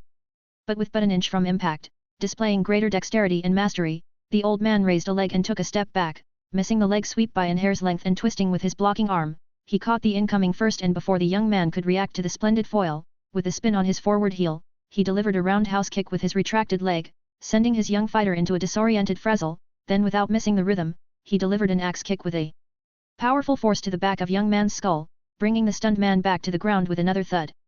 "Still not learning much, are we? You focus too much on a chain of attack instead of adapting mid-fight, making you lag in concentration once your rhythm is broken." He lectured the downed man with an even tone seemingly uncaring about the damage from his strike. Again. Letting out an huff after shaking of the effects of the two kicks, the young man once again focused on his older counterpart, erasing the expression of discomfort and pain for his face as he took a few moments to look at the seemingly at ease old man. Clack! Clack! With measured step, he walked closer, his eyes not betraying his target, and as he got closer he accelerated his pace, but still within rhythm, in a fractioned moment closing the gap between them, and with a slight push from his feet, his body lifted into the air with his momentum as he brought a flashing kick aiming for his adversary's neck which was promptly blocked by the more experienced man with a low grunt, with credit to the force behind the kick. Not slowing down, he dropped to the ground and in a burst of ferocity he whirled a 360-degree spin on the floor effectively breaking the old man's footing, and with a flip he landed on his feet and threw a punch directly to the old man's face who staggered a step back all the while not taking his eyes off the young man. With his punch connecting with a loud bam, he twisted himself in a semicircle cutting himself a sharp 180 degrees as he brought his other hand's elbow to the side of the old man in retribution. Seemingly not having enough, he grabbed the man's arm, preventing him from gaining distance unintentionally, as he twisted the arm in a fluid motion and threw the old man over his shoulders slamming him hard into the concrete floor. With that, he disengaged from the man and made distance once more while still training his eyes on him. "Nice strike. You implemented on your first failure, knowing I would stop your attack head-on, you built up your momentum with the first while charging it into the second without losing your rhythm. It looks like I'll have to start hitting a little bit harder now at." He finished with a chuckle as he got up, clearly the attack didn't do much to him. "I would advise you to be cautious. Wouldn't want something breaking now, do we?" he asked, or more like said, and the grin on his face didn't help but insinuate otherwise. Cracking his knuckles, with a small smile on his face, he walked loosely towards the young man who gave him such a nasty elbow to his chin. While he wasn't that hurt, that didn't mean the elbow was as effective as it looked. It stung like a bitch, and for that, he'd collect his recompense in broken bones. And who knows, maybe an eyeball too. Standing right in front of the living Duffel, he at least had to give it to him for not stepping back or outright trembling when he came close. Then again, considering what he's been put through, he wouldn't be that scared of broken bones, but it still didn't mean it wouldn't hurt him. Pain. As long as he could still feel it, still experience and dread it, he could be controlled just like the rest.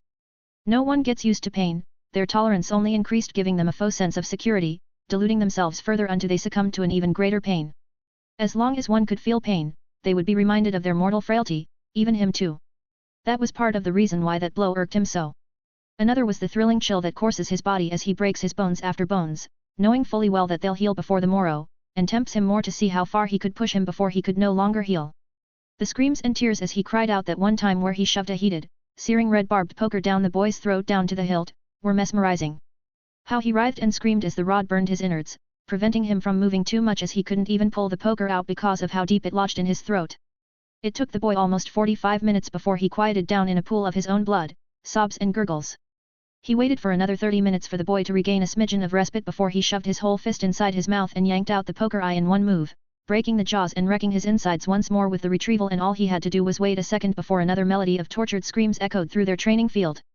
Finding himself drifting along the fun memories, a sharp pain to his left eye jolted him out of his reverie as a fist connected with his abdomen and another to the right side of his face in quick succession. With staggering steps, he held his left eye and he felt the sharp sting, making it harder to see quite well.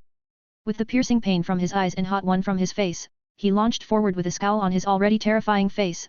He thrust his arms forward with equal ferocity but it missed its target as the young man vaulted backwards in retreat. Quickly regaining his bearings, he turned only to meet a lariat to his abdomen as it sent him tumbling down the ground, wheezing as he gasped for air. "It seems like you've been getting rather cocky, boy," he said with a snarl on his face. "But don't worry. I'll beat the subservience back into you." With that he rushed once more at the boy as he threw a barricade of punches at the boy who tried his best to block and deflect the onslaught, but unfortunately he was vastly inexperienced in contrast to the man in front of him as he received blows that shook his head from their impact while doing his best to mitigate most of the damage away from his body. He barely had formed his next thought before he felt his airflow cut off, finding himself locked in a chokehold. Before he could even muster up the strength to brace himself for the inevitable, the contagious pain rushed through him as he was slammed on the ground, cracking the floor under him.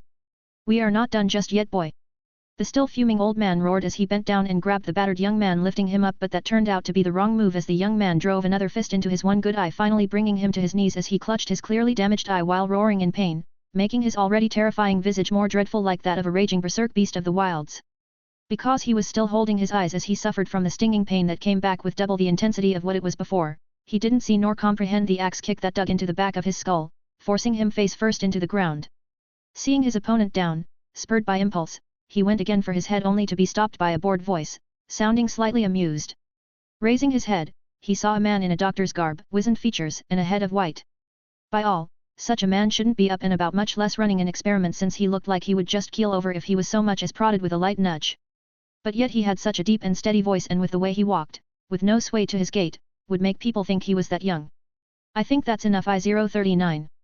While I admit that it would have been a little bit amusing to watch your squabble, unfortunately I have far more pressing things at hand." With that he turned around and paid no more attention to the fighting duo. He walked to the stairs leading upwards and called one last time without stopping. "Don't keep me waiting." With that, his persona was gone, leaving a quietly heaving young man and an old man laying on the floor while groaning in pain. The young man took a last look at his tormentor and left for the path the doctor took. He walked up the stairs and found himself in a huge hallway with a lot of door and soldiers with guns manning them. Without a pause in his steps, he walked down the halls, not even thinking of what was behind those doors, and came in front of an elevator. Using the elevator, he went 3 floors below, which was the farthest he's ever went during his entire time held in this place. Stepping out of the elevator, he walked a bit down before he came to a stop in front of a door. Regulating his breath for a few seconds, he pushed open the door and walked in, finding the doctor there tinkering with some test tubes while cross-checking the data on a screen. The room he walked in looked like an operation room or a room for a critically conditioned patient, with lots of mechanical equipment and tubes and a whole slew of things he didn't know. Without announcing his presence, he went and stood quietly at the side without making a sound. After almost half an hour, the doctor raised his head and saw the man standing quietly at the side with shallow breaths. "The first drawer on the cabinet besides your bed, there's a tube marked with your name. Ingest the contents and lie down." Without even a question, he walked towards the cabinet and withdrew the marked tube and ingested the contents without any sign of apprehension. The solution in it was mostly tasteless with a tangy aftertaste, and with its ingestion came a surging heat in his stomach. Laying on the bed, he waited for the doctor to come do his check and find out which fucked up thing they drugged him with again. The heat in his stomach became slightly unbearable as he began to twist and turn on the bed, but not out of pain, but extreme discomfort, like he had worms and roaches moving in every part of his body with little jabs of electricity every so often. The doctor, uncaring about his discomfort, connected some wires and other medical apparatus to him and then started going over the data. "Mixing your DNA with a spliced portion of that of a starfish and a lizard in an attempt to somehow increase your regenerative factor to the extent of regenerating missing limbs bore a 74% success according to the calculations, but looking at it now, its chance of success is less than 30%. If your ability wasn't just a representative factor of your mutant cell, but rather that of both your physical and microscopic parts articulated together, then while your cells can adapt, your body on the other hand lowers the success rate due to quality or maybe quantity, or maybe both. Another failure. Well, at least I have new speculations, so maybe it wasn't all a failure." The doctor continued his research, forgetting about the writhing man a few feet away. "Thanks a lot for the comments, the stones, and the reviews. It thrills me that a lot of people are really enjoying this story. I've read the comments, all of them, and I've seen some opinions about the MC's thought process, how he's being too normal for a main character, and also how the Hydra plot seems a bit forced. Answering it from the top, his borderline nihilistic POV as seen in Chapter 0 was how he saw everything when he was still a teenager, which then spirals into the whole regret stuff, since such POV kinda makes the whole make something out of life thing pointless, which he laments at the end of Chapter 0. The previous point also stays with him when he finds himself in a new world. Note, the MC didn't go through the whole Rob thing or the live your new life to the fullest without restraints tirade, he just woke up. From his perspective, he slept, woke up, with all his baggage, depression and resignation, and finds himself tossed in a new world without, to his knowledge, any kind of ability. Such a thing requires a long period of transition or a therapist, so there's that. Finally, Hydra. TBH, I tried looking for a way to ease him into the plot. There were other less violent options like Charles picking him up via Cerebro, the ancient peeper approaching him because of, well peeping, him finding his abilities on his own and somehow getting on S.H.I.E.L.'s radar. Heck, I even considered his being a mook for the Kingpin or one of Essex's experiments, even something far-fetched like being the White Queen's driver, but none of them transitioned well into the story I wanted, so I thought, hey, why not just fuck it all, take everything, mash them together, remove the parts you don't like and process the rest, which admittedly worked. So after a series of addition and subtraction I got this, and well, you know the rest. Once again thanks. Ciao. 9. Chapter 08. I dragged myself back to my cell after that little escapade with Dr. Ernst. That psychopath. I looked at my hands, still shaking from whatever effect from the solution I drank had. Unfortunately, I was able to provide him with another branch of torture. Discomfort. I dreaded what he'd do to me once he was done with his research. Looking on the bright side, I got one solid on that fucker Olav. Pretty sure one of his eyes were gone from my second punch, probably should have aimed for his nuts. Bah. Plans for next time. It was really tempting to kill him right there, but I knew if I had killed him right then, or even if I could, my situation would have bungee jumped all the way to game over and then bounce back to Doomsville. And that was not a level I was keen on playing anytime soon. As far as my livelihood here went, Olav was my warden for all intent and purposes. The sick old man gets a hard on every time he tortures me. Literally. I don't know how many times I cried from one of his game time. It was sickening. There was this one time he wanted to see if my foot could touch the back of my head, and while I was trained every day, I wasn't a gymnast. To my horror he broke my leg when he found out it couldn't touch my head and laughed at my agony, saying it made a wonderful art, magnificent work Leonardo, bravo. Hopefully I won't see him for some time, and that was assuming Hydra hadn't found out the key to healing potions from my blood, which would be catastrophic by the way. It would pretty much fuck up this Earth's version of the Marvelverse. I hope my next warden was nicer, haha. Now that's a joke if I've heard one recently, which I haven't apparently. Not everything was bad about my treatment from Olav. Okay, who am I kidding? It was 99% bad, with the minuscule 1% being me having a better grasp of my mutant abilities. It's being at least 3 months since I was abducted, which sucks major because I missed out on my favorite holiday of the year, New Year, while also spending my new year as an abducted/experimented mutant. The days now were bland, lacking colors except the occasional dash of red here and there, but apart from that, everything else was stale. The torture becoming a norm. The fights and broken bones an habitual occurrence. Everything else becoming a predictable line. Every day looking forward to the anguished and agonizing pain from either the Mad Doctor or Olav, bringing it to a symmetry of predictions. The pain expectable, sometimes exceeding perceived limit, the jeering continual, the collective apathy adapted. Sure, I did feel bad, depression and fear marring constant, but before hours passed I'd collect myself and compare the pain to the unforgettables of my past tortures, finding solace in its lacking brutality or resignation in its advancement. And like that, I had nothing new to expect, counting down the minutes until I was thrown back into my cell. Make no mistake, I was thankful for the predictability. Predictable means adaptable, change means unknown, and in this kind of environment, the unknown was what I dreaded most. But with the stunt I pulled today, change was inevitable. Sigh. Speaking of change, my abilities had some, nothing monumental though. My healing factor sped up, but I found out that critical organs healed slower compared to the rest of my body. Much slower. Olav, one time shot me in my spine and that took me over 4 hours to heal. Thankfully he never went for the heart. I knew there was no healing from that. Hopefully yet. Getting shot a few more times made it known that I could apparently heal from bullet wound, taking at most 30 minutes for an AP round. A normal bullet wound took me half the time to heal as long as it didn't pierce through, so that was a plus. Overall, most wounds in my body took less than an hour to heal, except the truly critical ones, like to the livers or kidneys or recently tested, the spine. An headshot was still a guaranteed lights out, so no surprises there. One to the heart was something that wasn't actually tested, maybe for fear of my death, so I'm at least thankful for that. Apart from my healing, my physical strength also saw an increased improvement. While I couldn't carry a car yet, I could lift one with my current strength, though no one knew that tidbit. I tried seeing my limit once in the gym on one of those rare moments where no one was present, including Olav, and patted the pole with weights. While an average SUV weighed around 3005,000 kg, I was able to lift over one-fifth that weight at 1,120 kilograms. It was both shocking and exhilarating finding that out, and since then, I found my physical strength was increasing at an incredibly slow and steady pace. As for my speed, well, I think I could give Usain Bolt a run for his fastest 100m record. All in all, I was already a super soldier, and that was a thought that made me feel weird to this day. It was weird because all it took was 3-something months to go from a normal human to a low-level super soldier without any serum.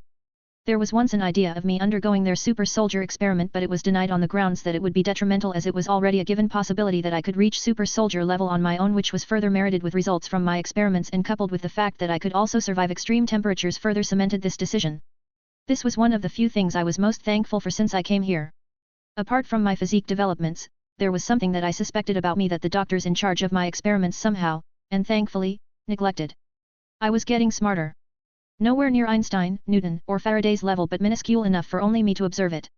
This was something I found off chance due to Dr. Ernst and the other scientists working gleefully with open mouths. While most of the terms they used in front of me was mostly lost on me, somehow I was able to figure out some of the things they were talking about after so long. Sometimes the answers would come to me when I was back in my cell or at a seemingly random time with no reason other than a stray thought on the topic. And this was saying something, since I didn't know jack shit about any of it despite having a degree in biology. This brought me back to what my mutant ability was. They were a few synonymous occurrences with some characters that I remembered from comics and shows from my childhood, but they were mostly fuzzy. Growing with every physical exertion and somehow getting smarter from perceived information, it was as if my full body in correspondence was adapting. A hyped-up characteristic of every living being. Natural selection of Darwin. The ability to conform to the mental and physical need for evolution. This was phenomenal. The applications of such a discovery would be immense. What am I saying? This was another thing I found out. Apparently my brain has developed a very mild science fetish. Although not noticeable, my thoughts, without a particular focus or letting it run free, would mostly likely geek out in the realms of my limited knowledge. Most times it was annoying, but other times, it serves as a new form of constructive thinking. It didn't matter much because none of this would make me pick up another science textbook again in this life, even if this ability was almost limitless in its utility. These were the observations I had on my abilities in these 3 months. No doubt Hydra had more detailed explanations since I was comically their new guinea pig. Hopefully they haven't found out about my budding intellect, which would spell all kinds of crap that my low IQ couldn't comprehend. Having complete access, even if I didn't know how much, to my X gene to further whatever sick goal they had was already bad. Finding out that I was growing just by listening to their conversations was like giving Hydra a guidebook on how to fuck the world in 2 steps. Nothing good would come out of that. I wouldn't find it surprising if they tore open my skull to take out my brains just to study it. This further cemented my desire to escape, but presently, that was nothing more than wishful thinking. I couldn't even make it past this floor before I would be riddled with lead. All I could do was bid my time, get stronger and wait for a chance to hightail it out of here. But all in due time. At least tomorrow can't be any worse. Right? What is this? What is the meaning of this? No. No. No. This can't be happening. What have I done? My thoughts were in disarray as I stared at the bloodied, gagged man in front of me, tied to a chair. Snort and tears marred his face, depicting the torture he had gone through. He just sat there, no ounce of strength in him, with resigned eyes, as he looked towards me. Under his gaze, I stood transfixed to the ground, unable to comprehend what had happened. I-039, take his life. A simple command. No fanfare or explanation. I couldn't come to terms with it as I stared at the slit throat of the man whose life I just took. My brain was fuzzy as my stomach churned at the sight and memory of what I've just done. I-039, take his life. It was the only thing that was said to me as I was led out of my cell this morning.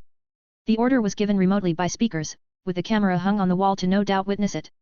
I-039, take his life. The command wasn't repeated, only stated once, but somehow, I found it replaying inside my head every second. When I first saw him, the look of fear and realization in his eyes were what clued me in on what was happening, or going to happen.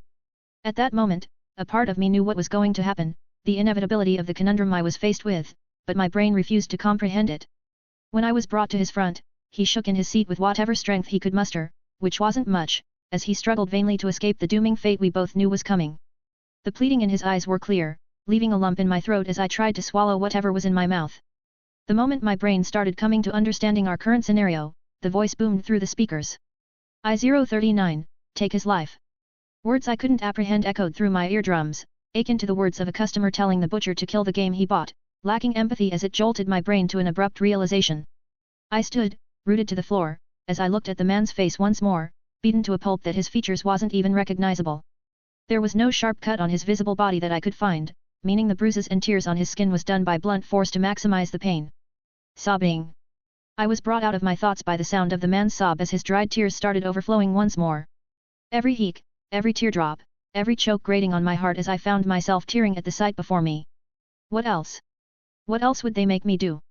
At that thought I was tempted to just let it all out at the guard who brought me in, standing alone by the door. The thought blazed through me, igniting every nerve in my body as they screamed in accordance against this inhumane act. Heeding their cries, I turned to the guard as I.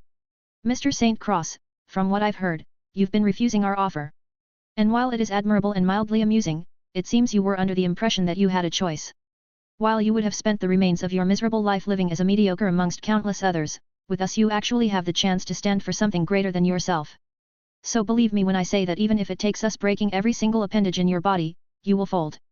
Am I understood? I froze as I remembered what that man told me when I first arrived, before the training and the experiments started. I wanted to repudiate any feeling of compliance I had, but my body froze on its own. My body turned back to face the man as I screamed in my head, commanding control, but it refused to budge as it stared at the man with dried tears in its eyes. I didn't know how long we exchanged gazes, but I couldn't get back in control of my body, while the man looked on with resignation in his eyes as his spasm stopped and his muscles relaxed. As both our eyes met each other in a silent conversation, I went forward, towards him, as I picked a knife sitting alongside a gun atop a table by the side, not knowing why I went for that choice. As I walked towards him, I couldn't help but notice the fact that my mind was calm. Too calm in fact that everything seemed to fall into place in a swift synchrony.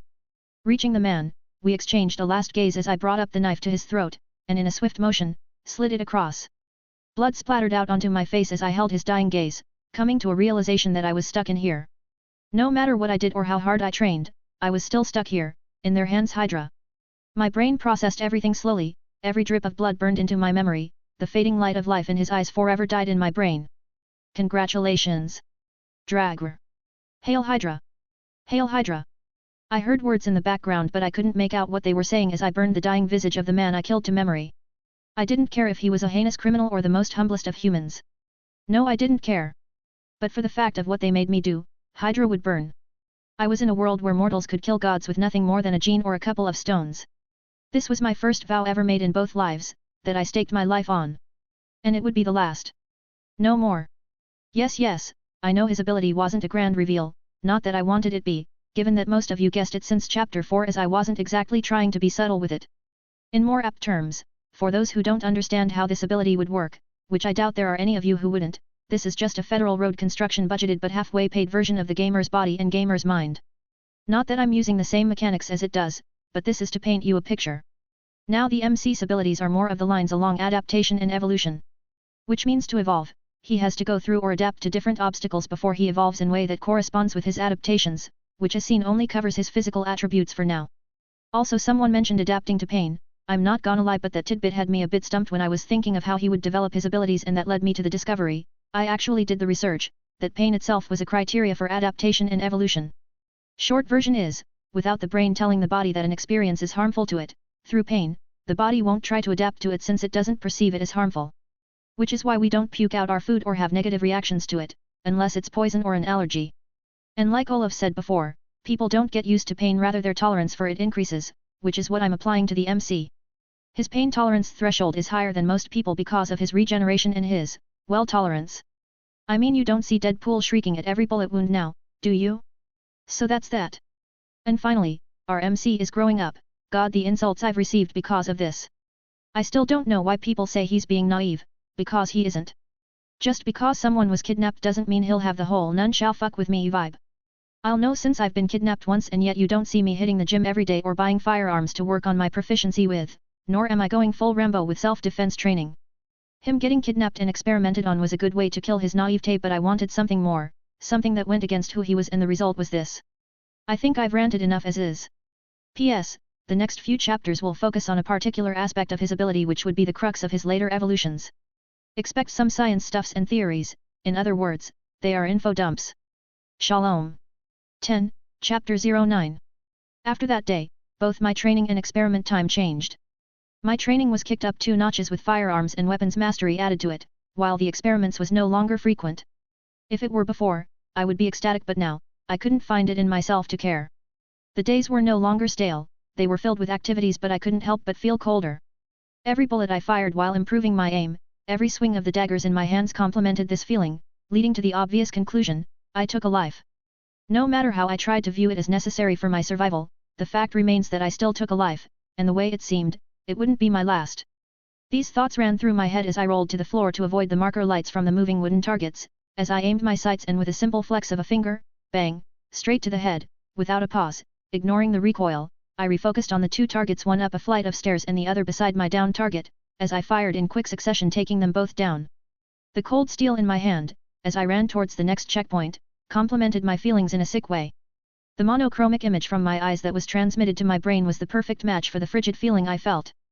Black, white and cold, was all I saw and felt these past few days. I'm sure even the expression on my face complemented what I was feeling. Ever since that day, the memories of that man's lifeless eyes flashed through my mind every time I took a shot or swung a blade, not haunting me. No. It was more like a reminder of the promise I made. Except for my changed routine, not much changed about me. No, that wasn't right, something did change. My mind. I couldn't tell before, but a few days after the event, I realized what changed. I was becoming frigid and monochromic. The moment I realized that, all the trauma and gut-wrenching feeling came crashing down on me like a torrential wave. Somehow my mind had acted on its own and kept the trauma and whatever feelings I had, negative or positive, repressed. It prevented me from having a mental breakdown at that moment and stopped any kind of trauma I would have experienced from affecting me, putting me in a monochromic world of black and white. The moment I realized this, the colors came back as I threw out whatever food I've eaten for the past few days from my stomach. I realized what I'd been doing for the past few days as I trained under the Hydra instructor's command like a doll. An unfeeling machine. My stomach retched as I remembered how I acted and followed their every command, coming to the realization that if they'd ordered me to kill someone else, I would have without any qualms. My gut clenched as I shivered all the way to my toes at the implication of what that implied. I lost my free will. My breath ceased at that thought as I shuddered at the phantom coldness that washed through me. That night I couldn't think straight as I dreaded what that meant and how I would cope with the next day. The next night came when I returned to my cell and left whatever that trance I was in. The memories came back alongside the sickening feeling inside me as I tried to understand what it was. Thinking through the night didn't bear me any fruit as I let myself sleep with lesser caution to waking up once more in that state. The next day was however different. I could feel my consciousness even when I was in that trance-like state, but my feelings and emotions were dull. It was weird that I could tell that this wasn't truly me as I underwent my training without any fanfare. With a slight consciousness, I was able to take in whatever I did rather than act autonomous. I did act autonomous, but my mind could finally experience it in real time rather than a clear memory. I was expecting to feel disgust or at least apprehension when I held the gun, but was surprised when I didn't feel anything. The experience was both trippy and confusing. Knowing how you were supposed to do or feel something in a specific scenario while watching your body act in its own while watching from a back seat was a unique experience. I still had full control over my body, but there was now an autonomous path it could follow on its own with my full intellect with absolute precision. It was just like programming a machine, and it was programming. That was it. I was able to figure it out that night after I willed my main consciousness back to the wheels. The reason why my body operated on its own was because it was programmed to. By who? My subconscious. In order to deal with the trauma of taking a life, my subconscious acted on its own, and when my mental defense was down, it took over fully and laid out the instructions to follow it believed would be optimal to go through my trauma. The days I spent without my active consciousness were all part of its guidelines. I was able to know all this because it was what I did. After that understanding, I was able to slip back into that trance after a few hours of trying. Once I got in and knew how it felt, I was able to get in easier, albeit after almost 10 minutes. I was not programmer in my previous life, but I knew what programming meant. A series of preordained courses or pathways followed strictly towards a certain objective. With this I was able to understand my brain more to a new degree. I tried giving my brain, or more importantly my subconscious, a few tasks to solve, like how to create an atomic bomb from scratch and how to create a lightsaber in prison.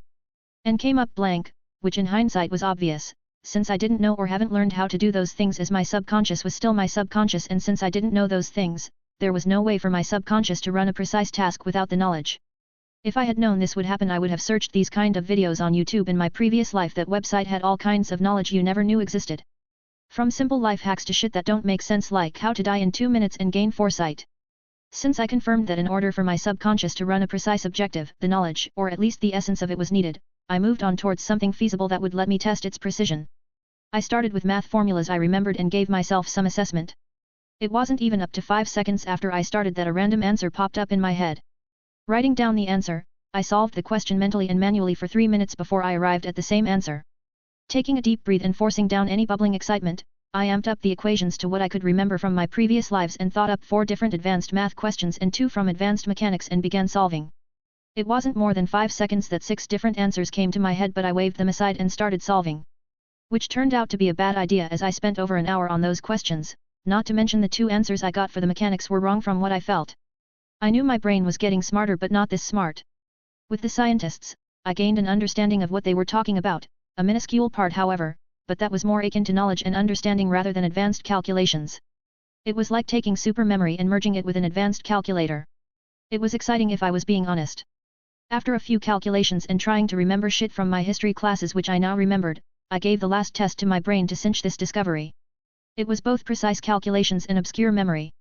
I ordered my brain to wake me up tomorrow, an hour before I woke up today. With that I laid on the wood I came to acknowledge as my bed and cleared my mind, which was already clearer than it ever was, and left myself to the creeping slumber. I woke up the next morning not knowing where the time was since there was no clock inside my cell and wondered if what I did last night before my sleep would work. While I didn't know the time I woke up yesterday, when I did there was already my portion of food at the gates of my cell, but today there wasn't. That alone wasn't enough for me to tell if it worked, but I knew that after 45 minutes of when the food was delivered was when I started my routines. It has been like that since the days of Olav. Speaking of Olav, I haven't met him ever since then. Not that I minded. So I waited for quite a while before I saw the guard bringing my food and made another command for me to remember or be alerted 45 minutes from now with an estimation error of 5 more minutes. The guard dropped my food without even a word to me, which I appreciated, and turned back to leave as I took the somewhat large measure of food they gave me and wolfed it down. After that I waited, contemplating how I would remember if it was time.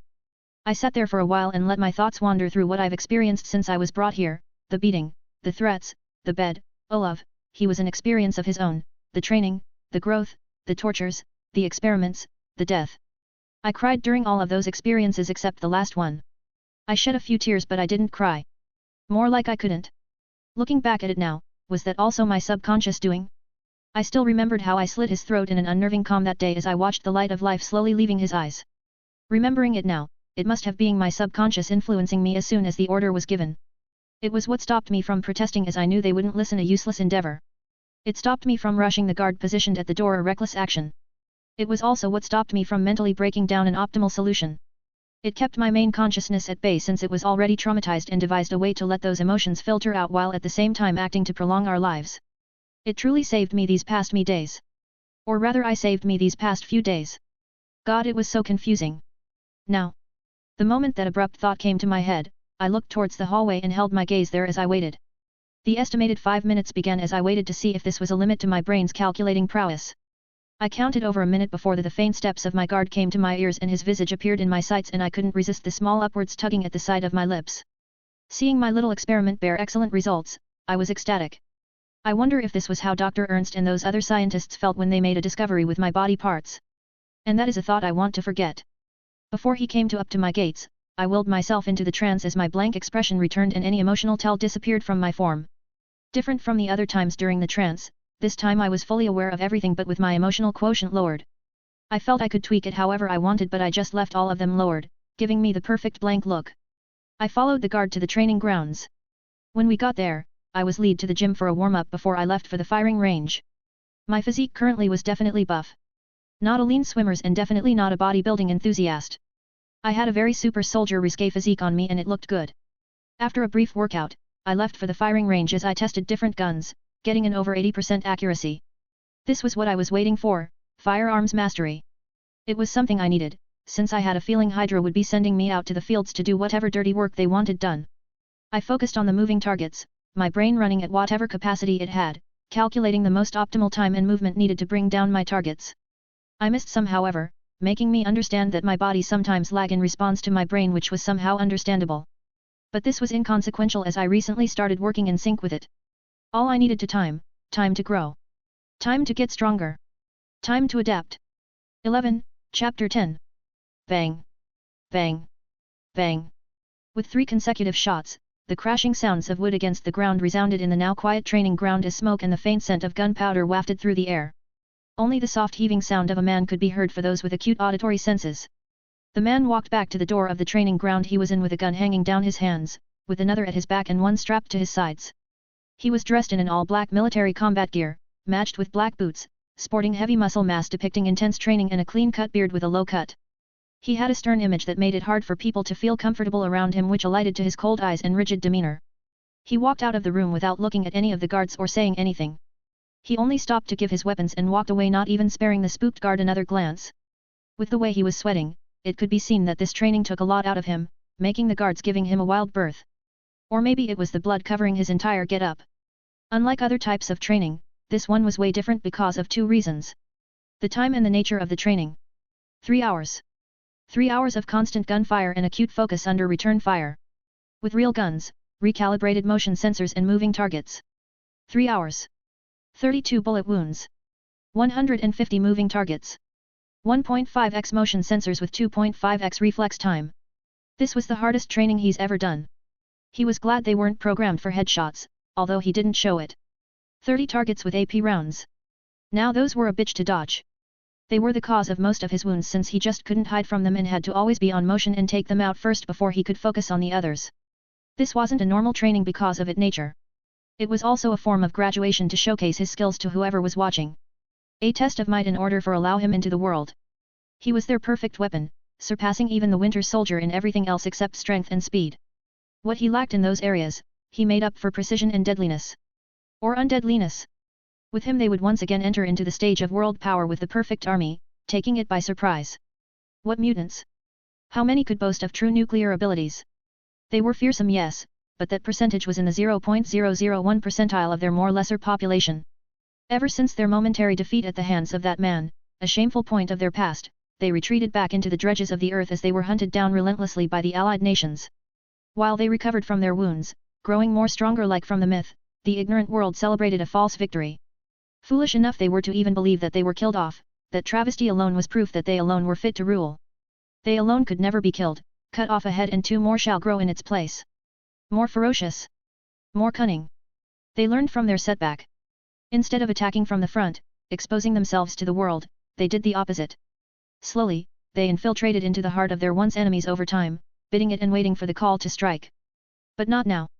This time they won't leave anything to chance, a thorough takeover, the military, the government, the civils, everything would be theirs soon. And now, they have got the perfect soldier, the Dragor. A nigh undying warrior.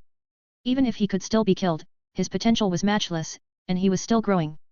His strength and speed was lower than that of their ultimate soldier, the Winter Soldier, even his fighting skills was below that of the Winter Soldier, but what made him more dangerous was his precision, accuracy, and his ability to heal from even the most lethal of wounds, bar sure kill ones like to the brain and the heart. Even critical wounds to the heart could be healed, as long he had breathed and it didn't outright completely destroy his heart. All in due time. Patience was a virtue of the victor, and they had a lot of it, for they had long been patient. Elsewhere. In a dark room, faces alighted on screens could be seen. Each with a file in front of them as they perused the data in it. You think he's ready? One of the faces asked, referring to no one in particular. Yes. The tests were all passed spectacularly. All in record time, I might add. Another replied. A familiar face. So it would seem. What of his faculties? Any relapses like the other? Asked a female voice this time. No one so far. I think we have his ability to thank for that. Ever since he committed the act, I think his mental defenses fell, possibly due to trauma. It isn't that rare with new subjects who are subjected to their first kill. Answered a man this time. He was dressed in a doctor's coat with wrinkly features, seemingly the oldest out of them. So he was subjected to conditioning during that moment. Came an inquiry from another man with an Eastern accent. Yes. He first fought against it, but due to regular procession, his brain adapted to it. Quite an irony it was. The doctor replied with a low chuckle. What of his response time? Any sign of self-control? Another question followed immediately after. This one, however, elicited a moment of silence. His response is mechanical, for lack of a more apt word. Replied the doctor with a smidge of uncertainty in his voice, but it was picked on by the others in the conference. You don't sound too sure. Need I remind you that this operation was approved on the grounds of assurance? So do tell us the problem. Questioned a man with a clear American accent this time, sounding not too pleased, something that was shared by the other members. With that query, the other faces lined a focus on the doctor's screen. Despite being under scrutiny, the doctor remained unfazed as he answered them. I said mechanical because his behavior follows an almost systematic pattern. He said. Seeing as they still didn't understand, he clarified. We had the mutant who found him. The girl who can read frequencies. Taking a short pause at the interruption, he leveled an annoyed glare at his interjector and continued. Yes, the girl who can read frequencies. We had her read his frequency when he was inactive and she found out that his frequency was almost mechanical in nature, meaning that all his actions were systematical, aligned. Almost preordained. He explained. So. What does that mean exactly? Came the all too prompt question. This time with a more laid-back stare and a more unimpressed look, he answered with a deep sigh. It means, he looked at them one more and strung out the words, that he's acting basely on instincts. But different from instinct, he responds intelligently to stimuli. She said his brain waves were constantly active, every time, but that they were somehow dulled, and it was with this dull state that he responds to stimuli. He finished and looked at the others with the same look he had since the starting of the meeting. So he's not brain-dead like the Winter Soldier. Won't this be a problem? What happens when something jolts these dull brainwaves then? Asked the female member this time. Thanks for the trauma he suffered, we were able to weld our authority with his active brainwaves when they were in disarray, so while he can respond with low brainwaves, our orders are what triggers his active brainwaves. Of which we have 2 members who can order him directly among us. He finished with a tone of finality. So we have nothing to worry about then. One of them asked, but making it sound like a statement. The doctor, to this didn't even deign a reply as he continued staring with an impassive gaze that spoke try me. Seeing as no answer was forthcoming, the questioner relaxed back in his seat as the virtual room fell into silence. Do we put him in a strike unit, or make him go solo? Personally I suggest we give him a team to see how he works with others, if he will defer to a referred authority or otherwise. With that suggestion, everyone present gained a serious and pensive expression, displaying the gravity of the suggestion. This was a soldier with immense value, one with vast potential since the advent of the war hero. This required heavy thinking on it, comparing the risk to the turnout, weighing the gain to the loss. I suggest we put him in a unit of some of our best tactical soldiers to review his ability to defer to others and also his ability to lead. If he could perform automatically on his own and if he can make decisions that align with his goal. The man with the Eastern accent presented his opinions as the conference once again became silence and thoughts. With the world still in a state of panic and vigilance due to the attack last year, this is our best chance to eliminate some our high-ranking targets as it'll give us the perfect cover. Sending him in with a strike team will be more sufficient.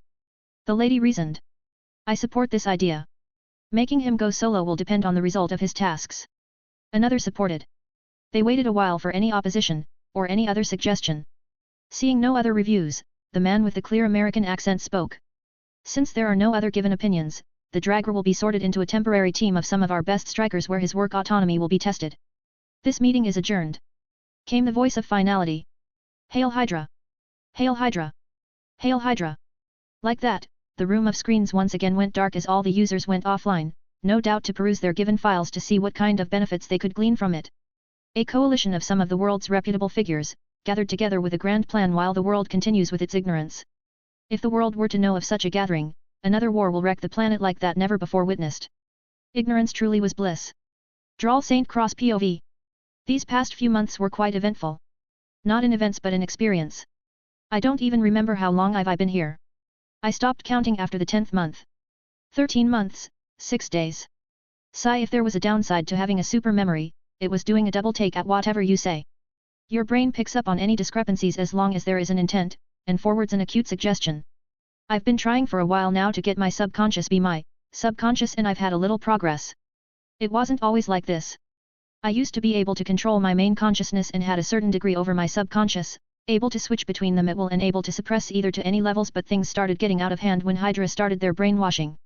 Normally, from what I'd gathered due to my little experiments with my brain, I should have been able to cancel their influence on my brain with either an already given order or a full override targeted at their command.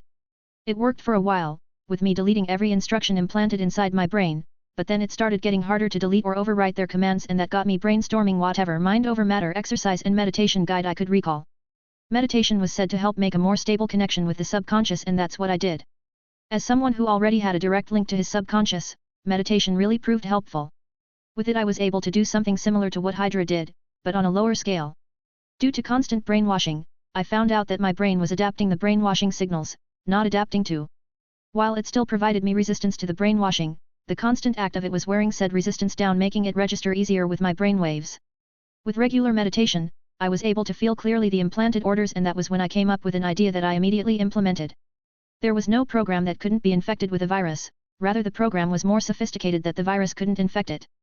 Applying the same logic to my brain, I figured that my mental defense was lacking in sophistication, making their tampering stick no matter how many times I overrode it. Hydra's method of implanting suggestions was a series of direct attack after numerous probing. Simple. So since erasing their suggestions was no longer feasible in the long run, I did the most dangerous thing I've ever done to myself: a full mental shutdown. Like the age-old custom of rebooting your computer once it starts misbehaving or lagging, I attempted the same with the human body's most delicate organ, the brain. My brain. With the mental shutdown, my body immediately fell asleep as my brain activity ran on intense theta waves. I didn't know what I was expecting in my inner mind, or whatever it was, to look like, accepting of everything I would find there. But this wasn't even in any realm of possible expectations. Nothing. It wasn't darkness. It wasn't light. It was just nothing. For some reason I couldn't even get an image of where I was. It was like that state of transition between dreaming and waking up, the part where we can't recall how the dream started or what was in between. The blank memory. For some reason I couldn't remember what I was seeing at moment time, or if I was even seeing something. It was like that saying that three-dimensional beings couldn't comprehend or experience four-dimensional aspects, but they can be felt. So with whatever visual I had rendered void, I started with the reckless plan I came up with, based on nothingness but my conjectures. It was all OR out. 12, Chapter 11. Note: the following chapters have heavy amounts of info dumps. So carry on. I couldn't tell how long I wandered inside this state of nothingness because my internal clock wasn't working at all. My perception of time was warped to the point that 10 seconds felt way too long. I once tried counting up to 10 seconds but had to stop at 3 because somehow it took way too long to get to the next number, with the time intervals increasing at every second I counted. After that absolutely confusing experience, I once again tried counting the numbers, and this time it didn't even take more than a few seconds before I found myself counting over 6,000. With that experience, I stopped trying to perceive the passing time with my mental clock. I then tried to feel anything, my subconscious, since my sight and perception was gone. With the basic meditation method of breathing in and out, and I'm absolutely sure I can't breathe, I emulated the feeling as I tried to open whatever signal I could find. Like that, I continued and persisted in that state of pseudo-existence as I tried to remember the familiar feeling of my subconscious. After an unknown amount of trying to connect with something, anything, I felt a feedback. Instantly concentrating on the feedback I felt, I tried reaching out to it in any way I could, either by sensing it, commanding it, or trying to seek it. I tried whatever I could but none worked. Trying with the same approach again, I came up empty. So since that didn't work, I just stopped everything I was doing. I didn't try to reach out to it, I didn't try to feel for it, nor did I think about it. The moment I ceased all my actions, I was hit with a bigger feedback than the previous one, but I stopped myself from doing anything. The more I waited, the more feedbacks I received, and with the more feedbacks I received, the more I started feeling something familiar, but the feeling was still minute. So with that I waited, silently receiving all the feedbacks as the familiar feeling became more and more pronounced. It became more pronounced to the point that I was tempted to reach out to it, but I held myself back since by now the feedbacks were erratic, building up for something. All of this was an entirely new experience for me. The brainwaves feedback, my pseudo-existent state, my expanding senses. Everything was novel. The more I waited, the more the feedbacks increased exponentially that I didn't even notice when I started sending out my own feedback in tandem to the incoming ones. Letting myself drown in both wavelengths, I succumbed to both energies, and the moment I did, everything stopped. The moment it stopped, I was brought back to focus. While I still couldn't understand where I was, I knew something was different. Taking a deep breath, slowly, I tried reaching for the non-existent wavelengths by trying to feel them out, and the moment I did, I was left flabbergasted. A cascade of flashing colors. While I still couldn't see, somehow I was able to tell what happened by actually feeling it. To verify my thoughts, I reached once again for it, and once more my mind was filled with the colors. Seeing that I could now reach for the wavelengths without them retreating, I tried reaching for my subconscious, and the moment I felt it, a wave of nausea hit me, and before I could reorientate myself I was pulled somewhere. Somewhere deep from what I felt, and given that I couldn't see or understand anything here and drawing a blank, the pull felt more terrifying as panic started settling in. In a moment that felt indefinite, the pull dragged me somewhere as I came to an abrupt stop. The place I was dragged to was different than where I formerly was. It felt deep, intense, and heavy. Fearing for any other unwanted mishap, I didn't try to feel wherever I was. I just stood still for quite a while waiting for any other event to pass by, but after some time nothing else happened except for the heavy atmosphere of wherever my current location was. Seeing nothing happening, I tossed aside my fears, and since I was here for a reason and also not being able to tell how much time had passed since my immersion, I braced myself, tried to focus on the reason that brought me here. Spreading my new senses out little by little, I started feeling the space around me as the intense sensation I kept feeling washed all over me. Feeling no reactions, the ones I could feel anyway, from the surrounding area, I probed further, trying to get at least an image or understanding of where I was and what was happening. The things I felt in here was different from what I felt outside. First of all, the colors were a little dull and erratic compared to the ones I felt before coming here. Secondly, despite the somewhat tense presence, this place felt like it melded with me somehow, like how right taking a swim inside a pool on a hot day felt. Despite the temperature of the water, it was always comforting. That was how I felt here. Taking a step further, I felt deeper into where I was while also watching how the colors reacted to my probing. The more I felt, the more the colors reacted strangely to me, as if correcting me and outlining how to feel it more accurately. Since it showed me how to feel it better and allowed me to continue my probing, I pushed in deeper as the colors painted me an efficient path to take. Following the colors, I felt in deeper and deeper until I sensed something that felt, for lack of a more apt word, centralized. The moment my senses brushed against whatever that thing was, I recognized what it was. My subconscious. It just stayed there while sending out its dull colors. The moment I knew what and where I was, most of my apprehension dissolved and immediately the colors became less erratic, as if responding to my mental state. Reaching my subconscious and wanting to feel what it was like if I went deeper, the moment I tried to probe inside the centralized consciousness, my perspective changed immediately, as if I was back in the driver's seat while all this time I had been sitting in the back seat expecting the car to move. The moment I connected with my subconscious, I gained an understanding of all what I felt. First was what I was. With the connection to my subconscious, I was able to identify myself as something resembling a bunch of active frequencies meshed together, which was what allowed me come in contact with those lights and also knew what those lights meant. They were my brainwaves. I felt them as they traveled through multitudes of nerve-like branches, illuminating it in a cacophony of hues reminiscent of that of an aurora. And the moment I knew that, I knew how to go about with my homework. The brainwaves were the keys, both figuratively and literally. Akin to a computer system with a programming application already set up, my subconscious functioned as an already written biological natural program, a base so to speak, while the brainwaves were the figurative keys to both inputting and improving upon existing commands, while my main consciousness was the programmer giving tasks to my subconscious with preset guidelines. While this utility of consciousness was amazing, it was also terrifying. While my subconscious mind was a force to reckon with, presumably surpassing the limits of a human's and vast majority of its mutant counterpart, it was also very vulnerable, especially to me. I wasn't a practitioner of the neural study branch of science, so attempting to experiment on my brain, and most importantly my subconscious mind, was a foolhardy choice, but was also the only avenue exploitable by me. It was a choice I had to make regardless, either that or allowing Hydra to fully dominate my mind thanks to my lacking mental defense. The risks didn't end there either. Because of my lacking degree of expertise in neuroscience, which also translates to nothing, I had to first try and understand as much as possible about my brain, given that I would be using only 5 types of brainwaves to practically rewrite myself. And also because of the lack of any kind of reference, I had to take immense care in order not to erase a part of myself emotionally wise and also not to render any part of my body invalid. There was a lot riding on this crazy endeavor, that even the possibility of failure was highly disastrous, mostly to myself, since not only could I personally destroy my own biological neural code, erasing what essentially made me me, but also the fact that I would then be Hydra's perfect puppet, or worst go on a rampage due to me, quite possibly, erasing an aspect function of rationality from my brain. I had to learn. Not the science of it, I couldn't anyway, but the common function of the waves and how they react to commands and interpret them before sending the information of it down the nerves. This was an undertaking I ventured into even when knowing the minor possibility of success. The stakes were very high, with me betting all my chips while my opponents weren't even aware of our little game of domination. But even that didn't instill me with the amount of confidence I required. In the face of these overwhelming odds, I was somewhat thankful to Dr. Ernst and his ragtag bunch of morally deranged scientists that I was able to at least learn the different types of brainwaves and also a substantial knowledge of the parts of the brain and their functions. Time to start. First of all, the frontal lobes, governing personality and decision-making, making it the perfect base to start from. The moment I decided on a course of action, intense gamma waves flashed out, flowing through the centralized consciousness. Since I was already here, might as well grit my teeth and go through with it. Probing the gamma waves and familiarizing myself with its feel, I attempted reaching out to it as it continued flashing through the mental field. I tried yanking it with my senses, but it just passed through unfazed.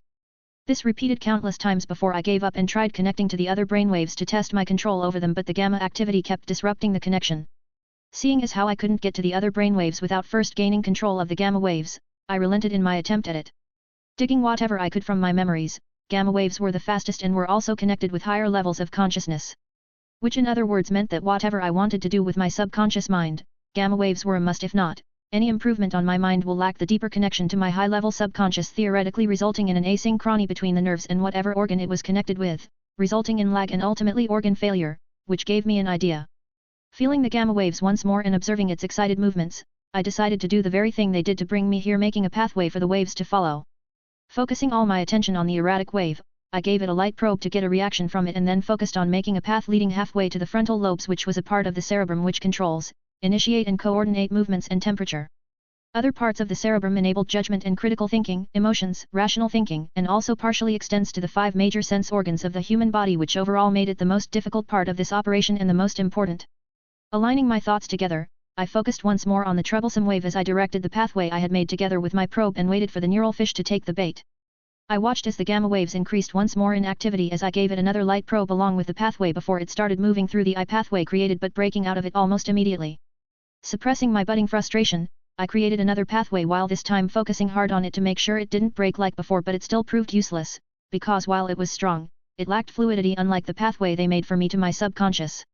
Seeing the flashes of gamma waves bouncing out of my pathway, I came to the understanding that using a dominant approach against what was clearly the most dominant amongst all other brainwaves was no different from two bulls clashing. They was bound to be rebellion and mutual damage. Arriving at that conclusion, I went for a softer approach, making the pathway as large as I could handle without losing the essential control, and waited as the intense wave kept flashing across my senses. Paying the rapidly moving erratic wave no mind, I kept light probing it, but this time without my pathway. I continued doing it till it began moving towards the pathway on its own. Even with it inching ever closer to the pathway, I paid it less mind. The pathway was already fixed to the destination I wanted it at, so there was no need to expend any more energy apart from what I was using to maintain it. I watched as it danced around the pathway, increasing ever so rapidly in its movement and intensity, and then, in a short burst of hues, it flashed along the pathway as it arrived at the destination I marked. Watching the troublesome wave finally held in a position, I turned my senses towards the other waves and noticed how they all had different intensity from the others. The feelings they gave were unique, each to their own. With the gamma waves taken care of, I focused on the remaining ones, the beta, alpha, theta, and delta waves. Oh, help me Lord! Sorry for the delay. I was tired AF today and immediately crashed after I got home, and I'm just waking up. That said, support this story with your stones if you are liking it so far. Au revoir. 13, Chapter 12. I underestimated these brainwaves severely. Something I realized too late. In my defense, it wasn't really my fault, as my understanding of the brain works was next to null before this. While I knew the identities and functions of them, I forgot to account for how they influenced each other. After I got the gamma waves, the next wave I could feel was likely the delta waves, and that was where it started getting more difficult. While gamma waves dealt with elevated consciousness, delta waves were produced during deep sleep or meditation. Normally these two waves could complement each other, but unfortunately, I was the one controlling the waves manually. Meaning I had to find their matching frequencies. What made it all the more harder was that I couldn't direct multiple waves at once. The gamma waves on its own was almost impossible to control. The waves were all erratic, exponentially increasing their difficulty in control. No matter how I tried, I just wasn't able to direct more than 2 brainwaves at any given moment. The more I tried, the more I became frustrated, and the more I became frustrated, the more I entertained the idea of giving up. And I did. Clearly, this method wasn't working and I'll have to find another way. Cutting off the pathway I created, I tried feeling for anything else. Anything that would provide an alternative. I spread out my senses, not knowing what I was looking for, as I continued to search. Arg. This time discrepancy was really messing with me full time. How long have I spent in here? This was a reoccurring thought that I always asked myself. Personally, I don't think I've spent that long in here considering the usual blackouts I have. It was just the feeling I got from those times that constantly plagued me. Sometimes I would go back to trying to connect the brainwaves, but like always, it just didn't work. It was during one of those times that I was made known to another glaring issue for concern: I couldn't wake up. I wasn't able to figure this out on time, mostly due to my inaccurate mental clock. When I found this out, I tried ejecting myself out, but nothing happened. I couldn't have known something like this was going to happen. But thinking about it now, it was a possibility. The reason for this being my main consciousness was dragged down to subconscious level together with my subconscious mind. With me in the depths of my innermost mind, there was nothing to act as an anchor to pull me back up, and coupled with the fact that I gave myself a full mental shutdown, there was no one to instruct my subconscious, nor could it instruct itself since I basically suppressed its overall activity. I truly didn't think this through because of my panic and desperation. Right now my senses was always constantly active, becoming something of a second nature to me, giving me a background image of a tree of light spread far and wide. I stopped moving around a while back, or was that some minutes ago? At this point, the novelty had long ran out, leaving only annoyance. I was contemplating what I would do next, since my main consciousness was always active, when I felt something. Now, I've felt a lot things since my time here, ranging from brainwaves to dead frequencies and other behaviors of the waves, but this was different. Slightly different in fact that I would have missed it if I wasn't familiar with my brainwaves' behavioral pattern. This however, was different. Almost foreign in nature even. I watched as this new frequency moved towards my frontal lobe and started doing something that shocked me. It started merging with my other brainwaves as they suddenly became erratic while it melded itself into the colored nerves that represented the part that controlled my thoughts and memories. The moment I saw that, I knew something was going wrong, horribly so. I moved at the fastest I could go, which considering I was an electrical impulse/frequency, arrived in an instant and saw how my brainwaves tried to fight it back, but it melded ever so slowly with my subconscious. Not liking what was happening, I acted immediately and launched myself at the invading frequency. It melding more with my subconscious was already bad, and having my subconscious activity while at its lowest attacked, was the worst scenario possible. Seeing as my brainwaves were slowing down its attack, although slightly, I attacked it from behind with all the force I could muster. I tried to disrupt its frequency as much as I could by encompassing it with mine and bombarding it with a barrage of probes, as it was the only way I knew how to influence anything here. Thankfully, as it was a slowly infecting frequency, I was able to cover it in its entirety before I started with an attack of my own. The frequency was easily destroyed between my mind's defense and my attack after a while. During our little bout, I figured out where that frequency came from: Hydra.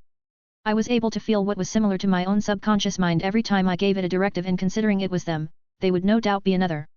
Also, seeing how that frequency attacked gave me an idea I wanted to try implementing the next time it came. All I needed to do now was wait, but given where I am, that could either be the next moment or a long treacherous wait. Another thing that came to mind and was quite troubling was how I would have missed that frequency entirely if not for the level of familiarity I had from spending however long it was I spent here, which also meant that I had been ignorant of that frequency the entire time. They had been past attacks on my subconscious during my whole time here, but since I wasn't able to sense the small differences, they had been successful. I noticed how my subconscious was only trying to defend semi-actively, which meant it was adapting with the frequency, and that didn't bode well with me at all. This made it all the more crucial to do whatever I could, and since it was the only way I had a chance to wake myself up, it was doubly so. So I waited. The next attack was sooner than I expected, not that I was surprised. This time, the moment I sensed the frequency, I intercepted it before it got to its target location, since I wouldn't be able to do what I wanted as efficiently as I could if it did. The moment I got inside its range, as if on reflex, it tried to latch onto me, which I allowed. Since I couldn't access my subconscious directly despite all of my efforts, I decided to try this. Watching the previous struggle between this frequency and my mental defense, I concluded that if not for my attacks, eventually this frequency would have won and found its way around my mind, even if not whole, as my mental defense did destroy part of it. With that train of thought, I came up with this not-so-brilliant plan of mine, which consisted of me implanting my main consciousness inside this frequency, making it the ultimate shield or means of getting inside my subconscious. Simplified, I was hiking a free ride home. I wonder when I started becoming this suicidal. Right. It was when Hydra decided to do their yearly good deed and recruited me.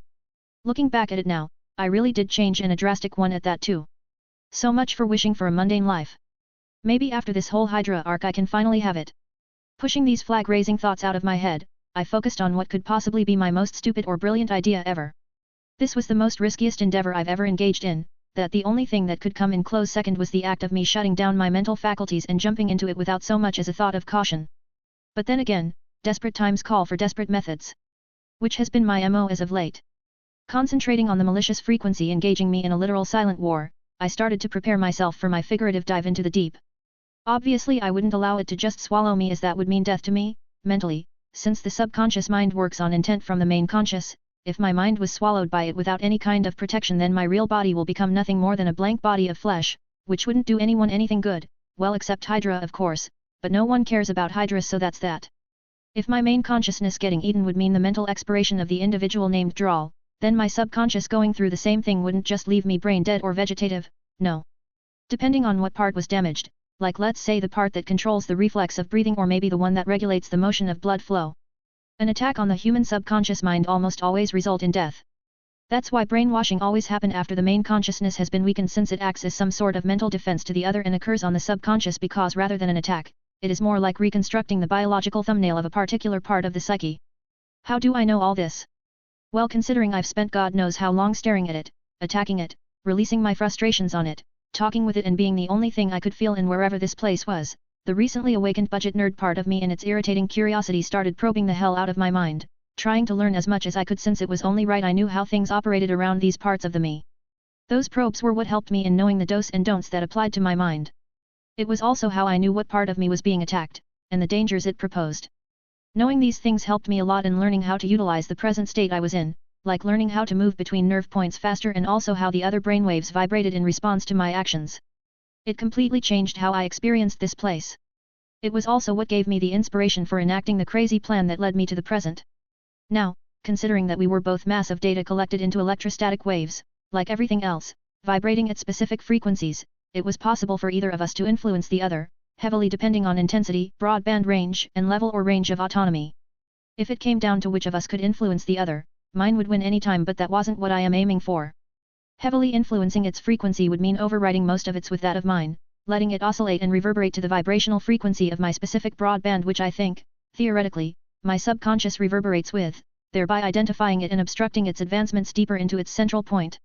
Such an action was the correct choice, as two autonomous consciousness shouldn't exist in the same place. This was the reason why the only way for my subconscious to actively control my body was if I allowed it to enroll my main consciousness to backseat. Having the two consciousness on the same mental plane would make their frequencies collide and also disrupt and confuse their respective feedbacks, resulting in them not being able to transmit their respective neural signals along the nerves, causing the brain to collapse on itself. Yet it sounds terrifying, I know. Am I still going to do it? Of course. Am I behaving too impulsive? Probably. Does knowing all this change anything?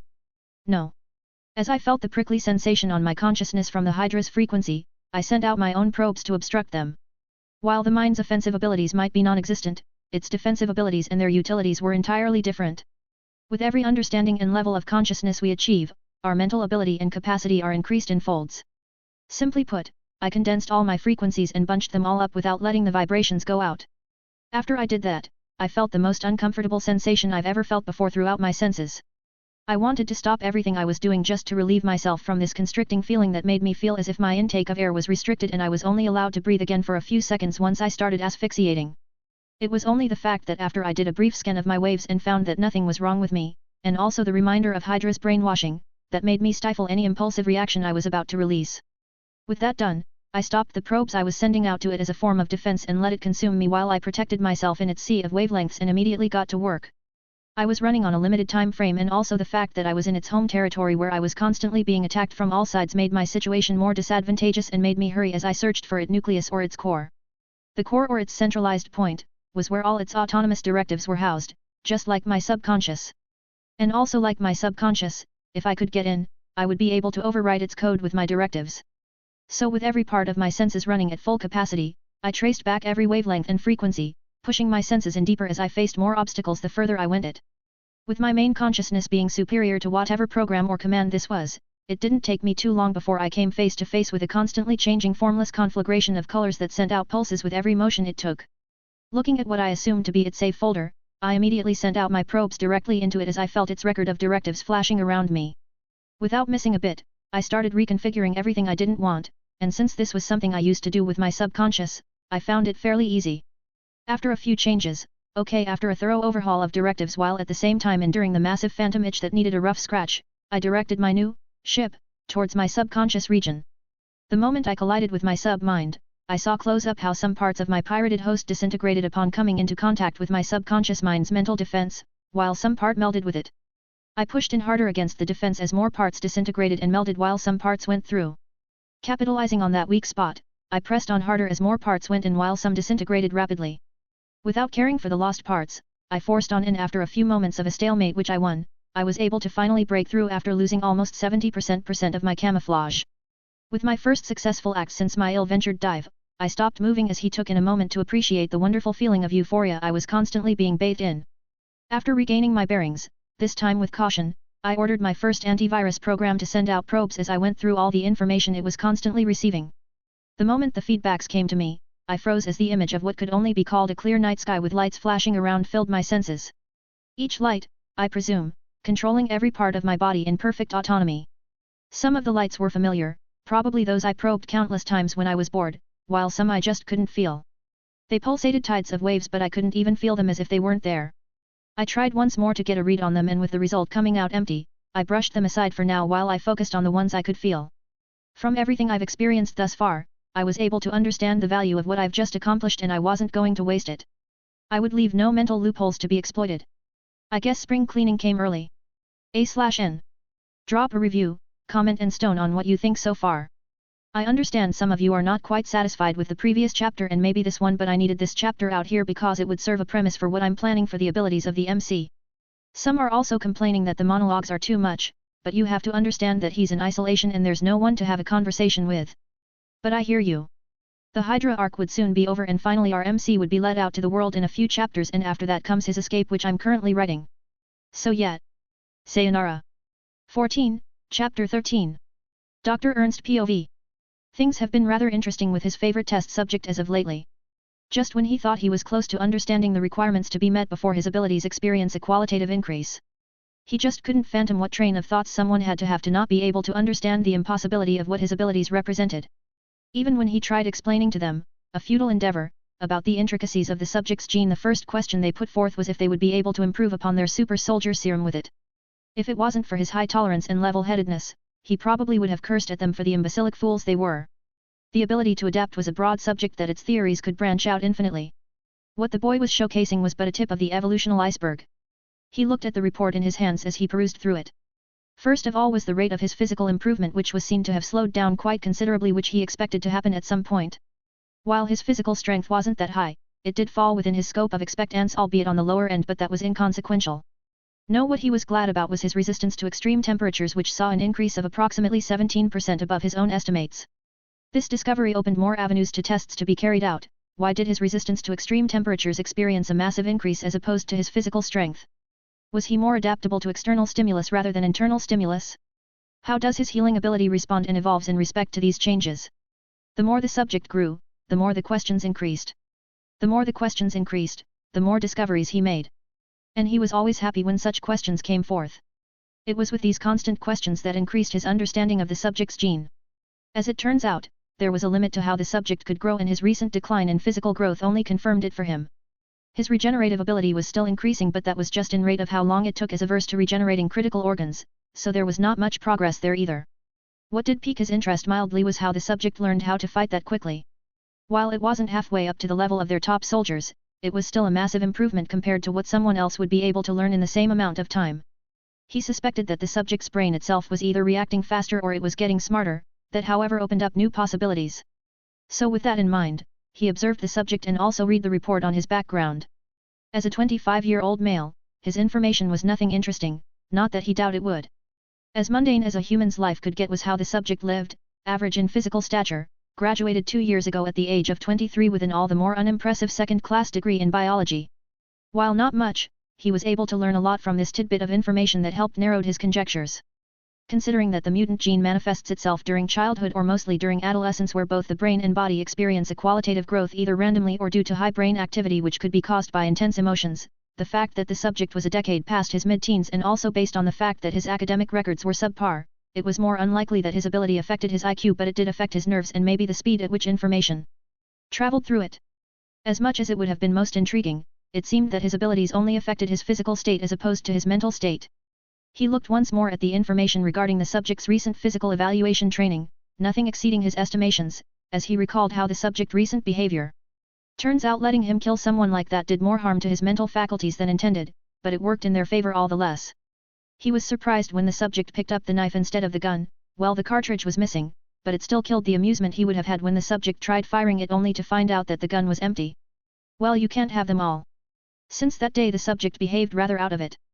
He obeyed orders to the latter without so much as a hint of defiance, which could be attributed to PTSD due to his recent action, but who was he to look a gift horse in the mouth? He immediately suggested that the subject undergo their mental conditioning therapy since this was the most opportune time. He did resist at first, the first few weeks at that, but as time went on he became acclimated to the treatment and responded positively with it. Maybe due to his trauma, the therapy had more positive results than any of their other patients, which was another boon to them. Even he had to admit that this subject was the spitting image of an ideal soldier. It has been over 3 months now since his first treatment, and under heavy scrutiny he never once showed any signs of relapse. When this was first reported, he was a little tense at first, worried about whether this would affect the subject's response to data and basic intelligence. But after many intensive experiments and evaluations, he was glad that it wasn't so in the slightest but instead increased his ability to focus twofolds. Without unnecessary emotions like panic, fear, desperation, and uncertainty he was able to perform greater than ever, making him one of their most valuable assets. All in all, this was his most interesting subject in recent years. This brought him to another part of his research that wasn't as forthcoming. Was it possible to extend part of his abilities, most likely his adaptability factor, to others? The most likely answer was yes. This has been proven true for decades now, but somehow his gene code was different. Entirely different from the other mutant gene codes he had observed, his was complicated. Not in his structure, no. His gene structure was rather simple as compared to other mutants with rather powerful or complex abilities like those of the Omega classification with more complicated gene code, his was rather simple. It was how it worked that made it one of the most complex codes he'd ever seen. It was like wristwatch, simple with its structure and functions, but it was its mechanisms that made it very delicate. Still, none of this meant it couldn't be cracked. He had already made some progress with it, but the results weren't substantial. He still couldn't figure out what caused him to be able to gain such resistance to physical stimuli. If he could figure this out, he would be able to replicate the gene in others even if to a lesser degree. He put the report of the Dragger down as he picked another one up. This one however gave him a pensive look. The reason being it was a file that proposed the subject be sent into the world so that they could see how he acted on the field. He could see how it was a perfectly reasonable proposition, but a part of him didn't want to be a part of his favorite test subject for too long. But the sacrifices we make for the greater good, sigh. Well, they had almost 2 months before he was sent out, so that was a lot of time to unearth more questions and discoveries from the young man. Drawl St. Cross POV. 2 things first. 1. I'm never going back there. 2. Never mess with your brain. Apparently The Walking Dead didn't stress that out enough. The moment I woke up, finally, the vertigo that hit me had me tumbling in my bed for minutes as if I was falling from the sky. It was as if I drank a whole bottle of Irish ale after smoking weed. After I landed from my fall, and quite literally at that, I saw myself in a different room. This one was an upgrade from the one I had before. Hell, it even had a bed, and pillows. What the hell happened when I was gone? Wait, how long was I even gone for? I don't think Hydra would relocate me to a new room in few days, so quite some time had to have passed. I looked around the room and couldn't help but be quite fascinated by it. It had light bulbs, 2 in fact, and a fan. It even had a bathroom. It was kinda small, but to me who had to lie on a piece of plank every day for the past year it looked like a presidential suite. No, seriously, how many of Hydra's rooms could boast of a bed and blankets? I was certainly moving up in the world. Ending my sarcastic thoughts, which were beginning to gain an outlook too dark for my tastes there, I tried to remember everything that happened to me for however long I was out, and I started getting images. The images came in sequences like a documentary, and I had to lie on my bed for almost an hour for me to remember enough for me to piece together how long I was under. 6 months. 6 months of constant training and brainwashing before I could make it out. I had no idea I took that long. I expected a few days and a week at most, but not months. This further fueled my decision of not going back there. All I can say is I was extremely lucky to get out. I'm not even sure if could even get in again, not anytime soon anyway. From the looks of it, I was going to be assigned a mission soon together with a team. At least this was progress, as I would soon get out of this hell hole, even if I was been supervised. As I laid on the bed, I tried to remember my time inside my head, and the memory was short. I mean, everything that happened to me there always pass in a flash every time I try to remember it, as if it all happened in a single moment. You know what, no more thoughts today. I'm very tired. 2 days later. Today was the day I was going on a mission, and I was being lead to the team I was in. While I would have preferred to go solo, it wasn't my choice to make. As I was led to the room that had 6 individuals in it, my team apparently, I couldn't help but wonder how long we would be out. I would give a penny for every second I spent outside this place. I checked out the Black Ops getup we all wore, and I had to admit that I really dug this outfit. Silently appreciating the outfit, I looked at the other occupants of this room. Apart from Dr. Ernst, I didn't know anybody here. As soon as I finished looking at all of them, Dr. Ernst began. Agent Flock, I want you to meet the new member of your team, Mr. Cross, codenamed Dragger. This him? For a myth he don't look much, Doc. The one named Flock spoke in a derisive tone, his displeasure all too clear. That may be true, but his value to the brass is higher than all of you combined. TCH. Seriously, Dr. Ernst, is that any way to promote team spirit? You just made me public enemy number 1. If it wasn't for my impassive state, which now came natural to me even since my tangle inside my brain, I was sure the scowl that would have formed on my face would have shut Ernst's mouth. I looked at Flock and nodded to him, but the scowl on his face just deepened. Hey, at least I tried. Good to see you are bonding already. Flock, the Dragger will be under your direct control. Ernst said as he looked at both me and Flock. Your mission is in Russia where you'll be briefed about your target. He ended. Why us though, can't the strike team in Russia handle this one? Flock asked as the rest of us just listened. They lost a few members in their last mission and this target is high profile. That's all you'll get from me. You will all leave in 30 minutes. With that he picked up his files and left. With that, the rest of the room focused on me. So Robocop, what's your deal?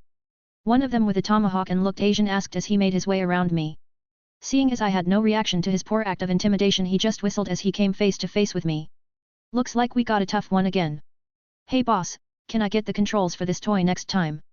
I think we can do, a whole lot of, plays another with a French accent cooed as he stripped me bare with his eyes. Okay, first target acquired. I think he got the message from my stare as he let out an oops while the others chuckled. Okay people pack up. We've got 25 minutes and counting till takeoff. You can pick on Hercules here later. Here's to hoping I don't blow my top and kill them before the target. 15, Chapter 14. We all left the room to the armory in silence and the way they all moved while I followed behind was in a precise order.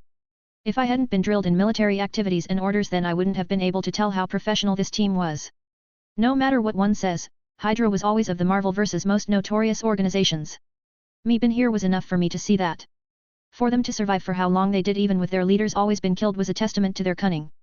This team was my first ticket out of Hydra. I don't know how strong they are, but seeing as they were only 5 of them, with me making 6, they had to be quite strong. All this just added to paint me the reality of my situation. My reality wasn't anything I'd hope it'd be. No matter how desperate to escape Hydra I felt, I couldn't leave, not yet no. Minus the fact that I didn't know anywhere or anyone since I was in the Marvelverse, the depth of Hydra's influence in the current world government was not something I had the slightest idea about. All I knew were some names and that was where my information about the current timeline ended. I didn't know where they were or what they were doing now. Hopefully this team will give me an idea. When we got to the armory, they all separated to get their weapons since I knew a small team like this was specialized in efficiency and cooperation hence their style of firearms were bound to be different. I went to a section to pick mine. While I was trained in different firearms, the area they made specialize in was assault fire meaning I was trained to survive under heavy fire or breaking through an encampment with drills on cover fire. Strapping a pair of Rambo 2 MCRB2 daggers to my side, I always loved Rambo and his knives, I reached for an MK18 which I strapped to my back and lastly a Sig Sauer MPX. Since I was probably going to be under heavy fire, I didn't need scopes and snipers. Who? Looks like someone is getting ready for a party, exclaimed the tomahawked Asian dude as he checked me out while armed to the teeth with guns. Let's go people, we still on the clock. Flock ordered as he left the room while we followed right behind. We left the facility and went for a yard where there was an helicopter waiting for us with its engine already running. The moment we boarded it, it immediately took off while I stared out the window looking at the facility that held me for over a year. What I wouldn't give to watch it all burn. You missing home already, Percy? Flock asked me as he saw me looking out the window as I turned to return his gaze. You can speak or what? With the cold look you got on you'll think you are the Winter Soldier or something. He provoked as the others chuckled while giving me different looks from amusement to weird looks. So? Did they burn your brains out or what? This time it was from one of the two who hadn't spoke.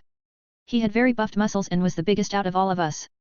With that thick beards of his and deep voice of his, he looked like a tank. Sigh nah they didn't. I let out after a sigh as I knew people like this were more likely to pester you the more you ignored them. And that tomahawk looks stupid, I added as they all paused before they all burst into a laughing fit while the tomahawk dude just stared at me with an unimpressed face.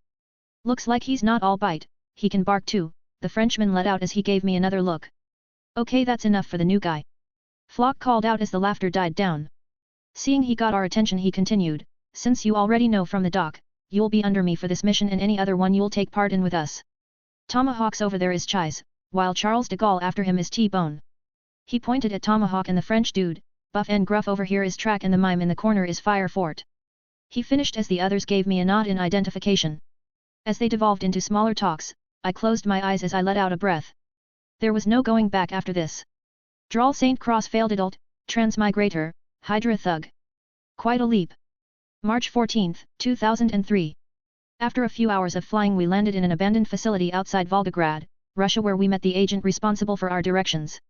Our target was a Russian politician and his only son who was supposed to take his old office after the election to be held. The only one told about the whole details was Flock while we waited, no doubt to avoid leak of information in the case any of us were caught. After Flock came back and told us of the target, we got into an arranged car which took us to the city. My first time in another country and I'm here as a mercenary for a terrorist's organization. The time allotted for this mission was a week, a tight window for scouting and planning a quick hit. Hopefully we had extensive information on the target because I didn't want to end up dead on my first mission. We arrived at our base of operations which was in the center of the city during the evening, so any plans for the mission was to wait for tomorrow. As I retired to my room, I immediately fell on my bed as I let out deep breaths. If it wasn't for my improved mentality, I doubted I could make it through the flight without breaking down in hysteria. If it wasn't for my mental control, I would not have been able to resist the urge to pull the trigger on Flock and the others during our journey, but the rational part of my mind told me that there was no way I would have made it out alive. Before I had the chance to pull the trigger on the third person, I would have been riddled with bullets, and considering the height we were above ground during the flight, there was no chance of survival in falling from such an height. And besides, I had no connection of any kind in Russia which would have let me be caught by the authorities. There was just no way out. All I had to do was wait for an opportunity and then I'd be gone. The next morning, we all woke up at 5 a.m. in the morning as we wore ordinary clothes as we left our apartment for the stakeout. I shadowed Flock the entire day since I was under his direct command. The day was all in all uneventful. This continued for the next 2 days, where we were able to somehow get his schedule for the week and also his guard detail. Apparently our target knew he might get attacked this period, so he was holed up most of the time inside his mansion while remaining heavily guarded, so we had no way to get a sniper's sight on him. With that confirmed, Flock just decided to crash house and take the target while under fire. It was on the 5th day, the operation started and Hercules, I need you and Chais to open suppression fire as we make our way in. Once in, you, me, and Track will go for the target while T-Bone and Chais cover for us, got it? Flock instructed me as we made our way inside the target's mansion. Phew, I let out a breath as I steeled myself. There was no room for hesitation anymore, it was either whoever it was going to be or me, and no matter how crap it made me feel, I was always going to choose me. I looked at Flock and nodded at him and then looked at Chais as he made his way to me. Try not to die soon, Hercules. With that I put on my headgear that looked like a balaclava and also acted as head protector while the others wore normal balaclavas with the black theme going all round. At Flock's signal, both Chai and I, with me at the front and him a step behind me to the side, made our way through the trees surrounding the mansion. The mansion didn't have anything around it except for the trees tens of meters away, so there was no way we could have made it inside the mansion without getting caught. So the moment we made sights with the guards, we opened fire as the mansion broke out in chaos. The first set of guards barely had a chance to react before my bullets deposited themselves inside their skull and chest region. With the first set of guards down, we had an area to hole up in as we made our next move. I focused on the ones at my front while Chais aimed for the guards at the top floor while Flock, Track, and T-Bone hurried inside. As instructed by Flock, I made my way to the front with Track as we made our way inside the mansion. The more I killed, the more my mind steeled further and I just let loose on the unfortunate guards. With a rush of battle frenzy, I went ahead, Flock and Track even getting shot thrice, as my index finger hugged the trigger, spewing hails of lead and reaping the lives of anyone who was unfortunate to catch its attention. After my little outburst, Flock came up to me and looked at the bullet wounds before giving me a look. I'm fine. Been through worse. I replied to his gaze. Hearing my answer, he whistled and gave me another look, this time in disbelief, and walked ahead.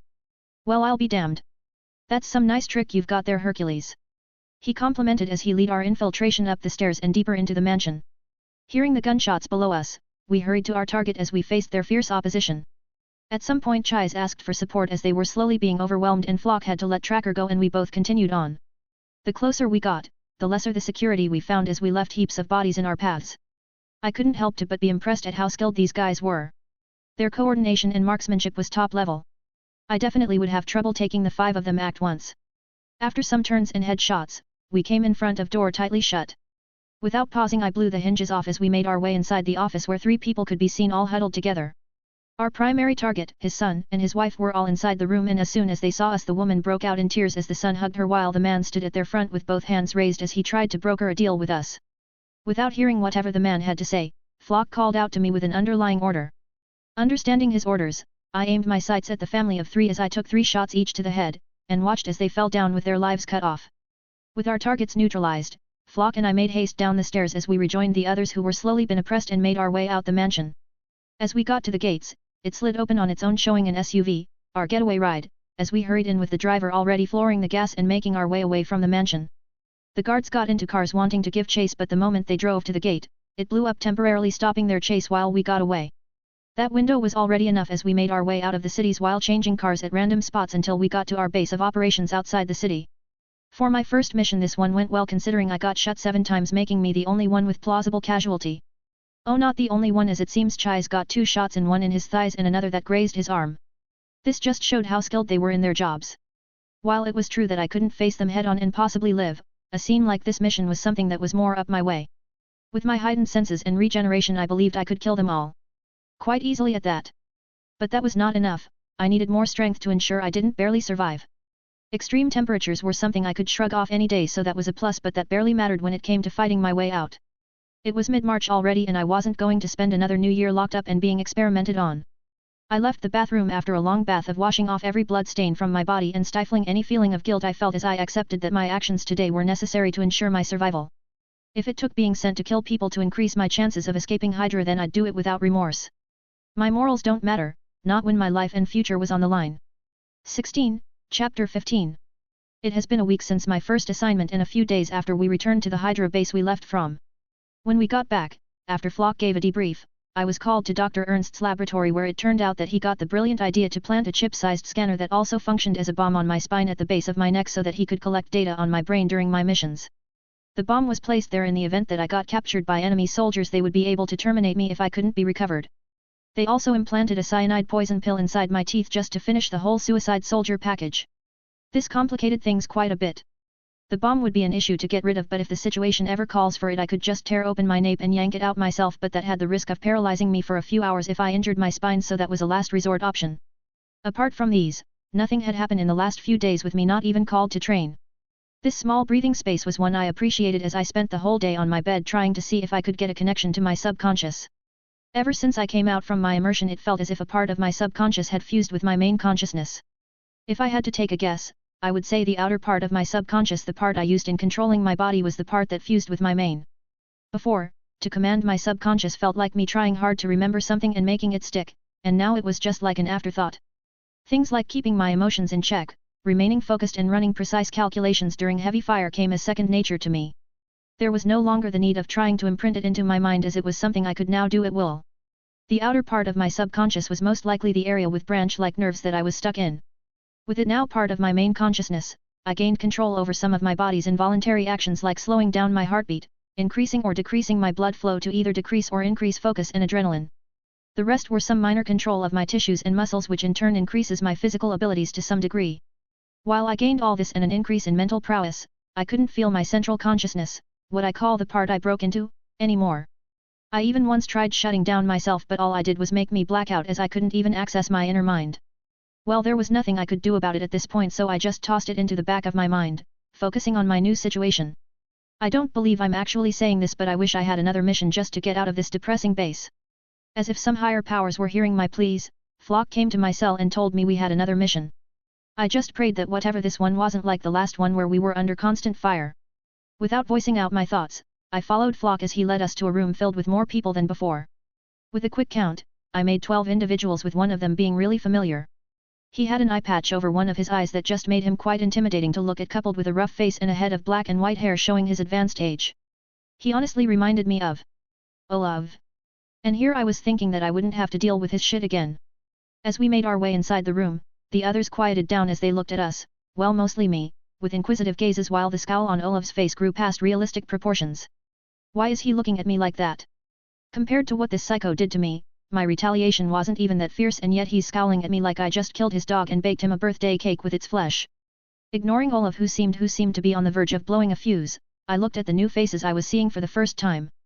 Different from the last time, this time there was a female soldier among us who seemed to be part of whatever team Olav was part of. Hopefully I won't be placed on his team, because if I am, I might as well just try to escape now. Who's the new guy?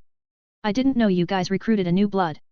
One of the new participants said to no one in particular. He's a new face. Underwent his first mission last week with us. Everyone meet Hercules, codenamed Dragr. Flock introduced me to the rest of the room as he made his way to where Olav stood. Who? Scary one is he with that name? So what's his tick? The same guy from before asked again while the others listened attentively. Enhanced physique and regeneration factor, at least from what we were told. Flock informed as he started spreading some pictures and documents on the table in the middle of the room. Oh, a mutant. Hey Saw. Looks like you finally got a fellow freak like you. This time it was a lean, almost short man that stood by Olav's side that spoke, and everyone in the room could hear the massive amount of disgust in his tone. I looked at the one called Saw, who turned out to be the sole female in the room, and she seemed to shrink under my stare and tried to play it off by looking somewhere else. What's her deal? She's the first mutant I've met, so I couldn't help but wonder what her abilities were. That's enough. Everyone gather round. Olaf spoke and I couldn't help but find it impressive how everyone just piped out and straightened up the moment he spoke. Well, what do you know? Looks like my buddy OL pal Olaf got some serious street cred. We bunched up at the table and listened as the two leaders, Flock and Olaf, explained our mission, which turned out to be a level above my former tryst. We were raiding an old S.H.I.E.L.D. warehouse out upstate Virginia, and our job was to make sure the movers completed their load up. With the serious expressions on both Flock's and Olaf's faces, I knew this mission was more than they were letting out, but since only the leader was entitled to the mission details, the rest of the team members were going in blind, as since S.H.I.E.L.D. was involved there was a chance that our movements could be spotted, but then again since one of the heads of Hydra was a high-ranking member of S.H.I.E.L.D. maybe we would be able to escape their radar. With the meeting done, we all left to get changed. Unlike last time where we wore high-leveled combat gear, this time however we were dressed in ordinary clothes without any weapon. When we got back, Olaf and his team separated from us and left while we took one of the cars present and started our journey. Turns out that procuring forged documents for their men wasn't anything new for organizations like Hydra, if our boarding a plane was any indication. Our ride picked us up at the airport and drove us somewhere 30 miles away from the Appalachian. Our weapons were already prepped and ready when we got them, and after gearing up we left in a truck with 5 other people, the movers, and drove for over 30 minutes before we made a cut from the main road into the woods following a marked path. The abandoned base was a 2-floor building with half of it under the ground floor. Parking the truck right at the door to the base, the movers unloaded huge crates that they rolled into the building to load up whatever they were loading, while the rest of us remained outside keeping watch. With the first 2 crates already loaded up with the third one on the way, I was already counting down the minutes for us to leave, and that was when it happened. I as well as the others were already feeling glad when the third crate came up, as the tension gradually decreased as the end of the mission was already in sight. We relaxed, and it was at that moment it happened. I didn't see it on time, nor did I have the chance to completely dodge before an arrow found itself lodged deep inside my biceps, perpendicular to where my heart was. We're under attack. Take COT. Bones' warning was cut off as another arrow found itself as a temporary tenet, piercing through his larynx all the way to the back of his neck. Fuck. I cursed as I pulled the arrow from my arm and tried looking for that damned and really cool archer that was once given the epithet of the world's greatest marksman. Hawkeye. There was no doubt in my mind that he was the one who shot those fucking arrow from God knows where. Surrounded by trees with only one path of retreat cut out for us, we were basically sitting ducks for his pickings. Flock. T-Bones down, what are we going to do? Chais asked as he hid behind the truck with the rest of us bar the down T-Bone. Anyone got a visual on our hitter? Flock asked with an even tone, as if he expected an ambush like this. Even if I expected a shootout, Hawkeye being here wasn't a thought that occurred to me. It looks like some fucking Robin Hood ripoff. Chais hollered back while peeking out the side of the truck. Just at that moment, someone pushed the 4th crate outside the base to the truck as he attempted to use it as a shield from whatever was shooting.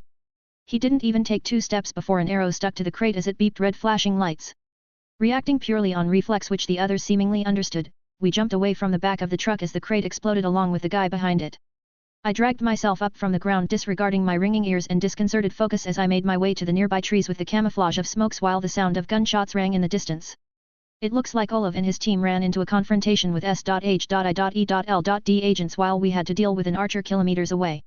Looks like the explosion got Track in the leg, making us effectively down 2 men, leaving me with Fire Fort, Chais, and Flock. Get in the truck. We're getting out of here. Hollered out a flustered Flock as he made his way towards the driver's seat. Hercules, help Track get in. When I got to Track, he was already halfway dead, and without any hesitation, I grabbed one of the metal debris lying around and drove it deep into his spine while I carried him to the back of the truck. Seeing Chais already there, I handed over the On Death's Door's tracker to him as I looked for Fire Fort. I found him still a little bit out of it, since he was more closer to the explosion than the rest of us.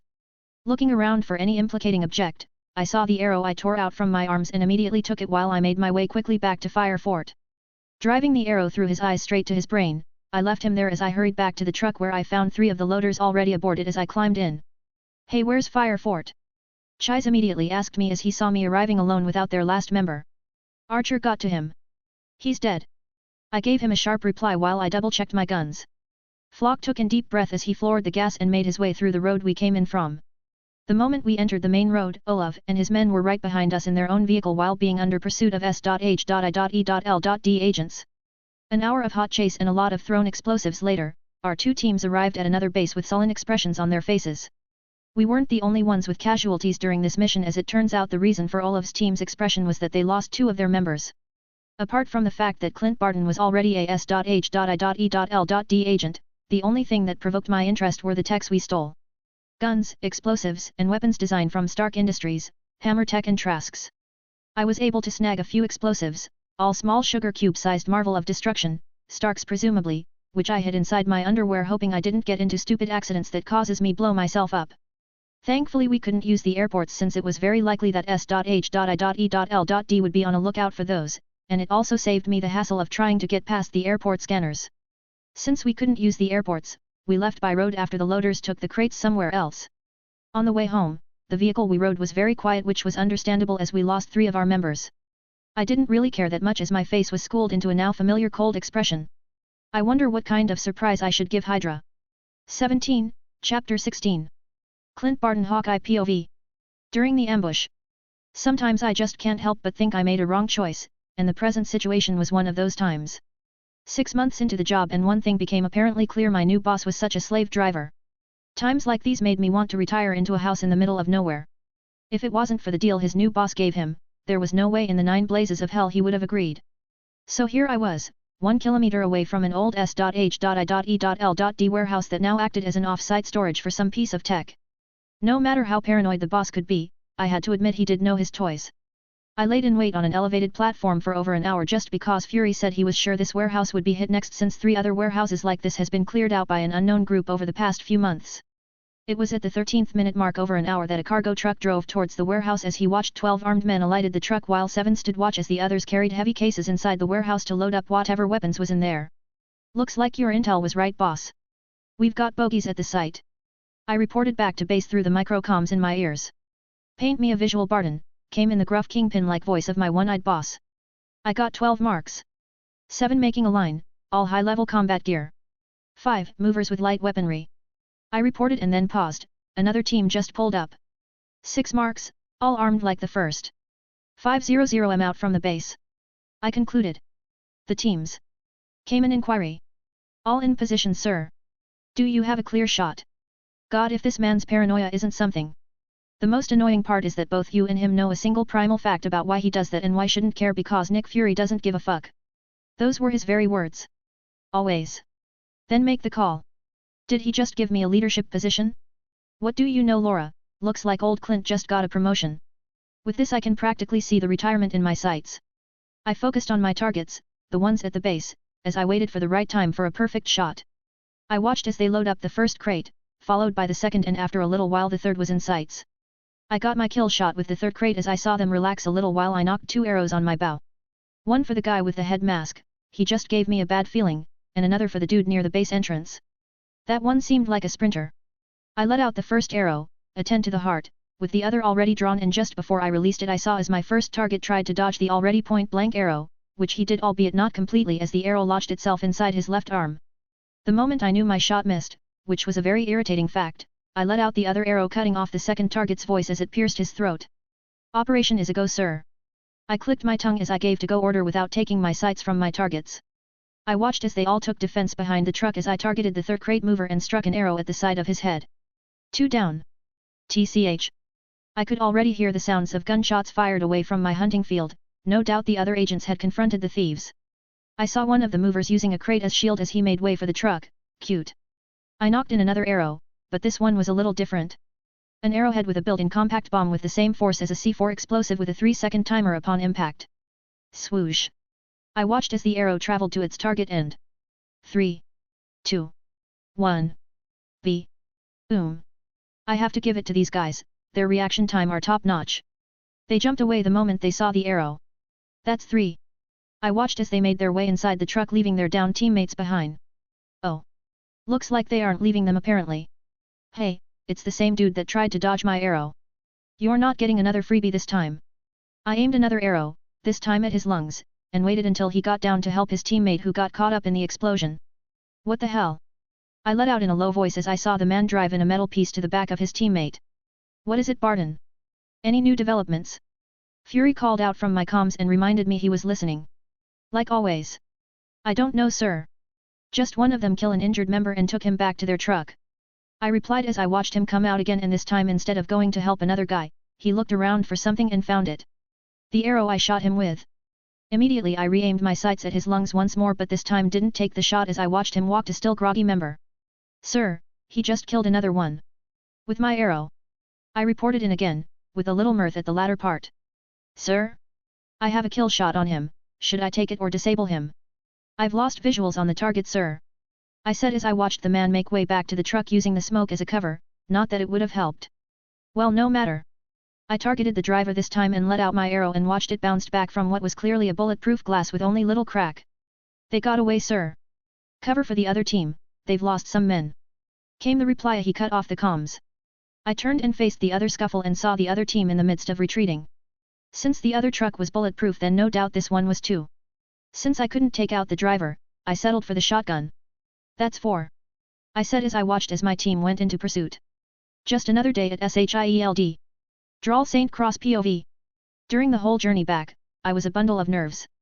I could very well drop an explosive inside the truck and jump out and be done with them, but that would be counterproductive as Hydra would just pursue and catch me later on.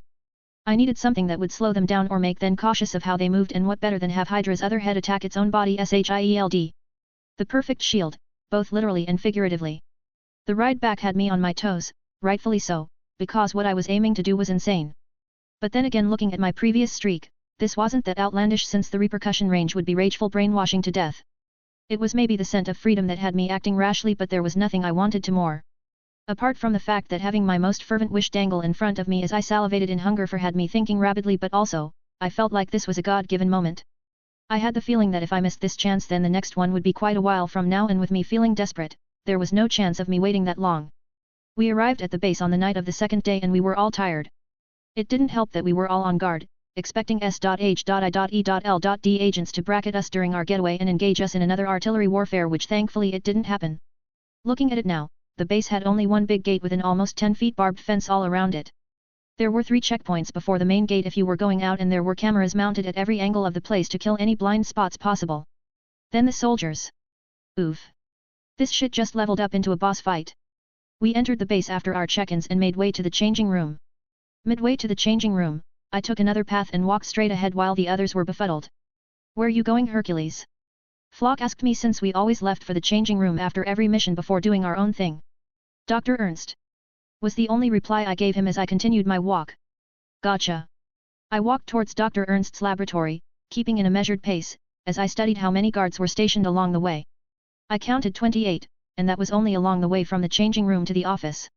The reason I wanted to move now was because if I was right, Flock would be making his way to report what happened during our mission to whatever brass was present here, which means, hopefully, the heads won't be at their station and Dr. Ernst would be joining them soon, and if it all goes as planned, Ernst would be taking me to them.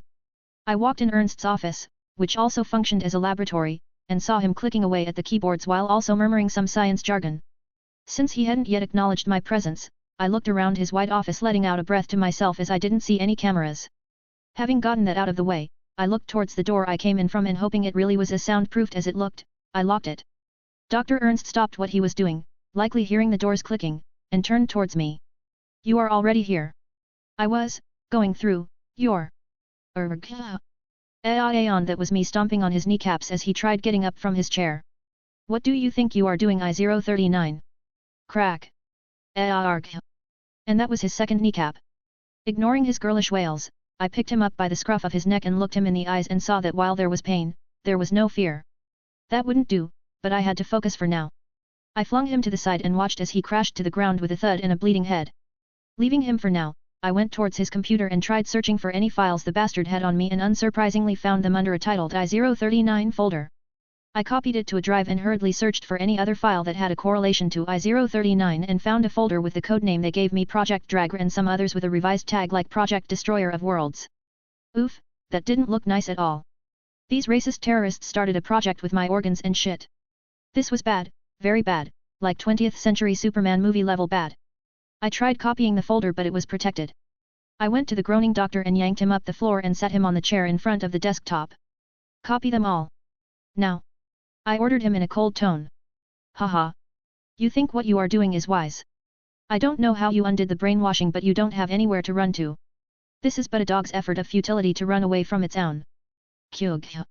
I cut off his grating ramblings as I choked him with my hands and watched him run out of breath.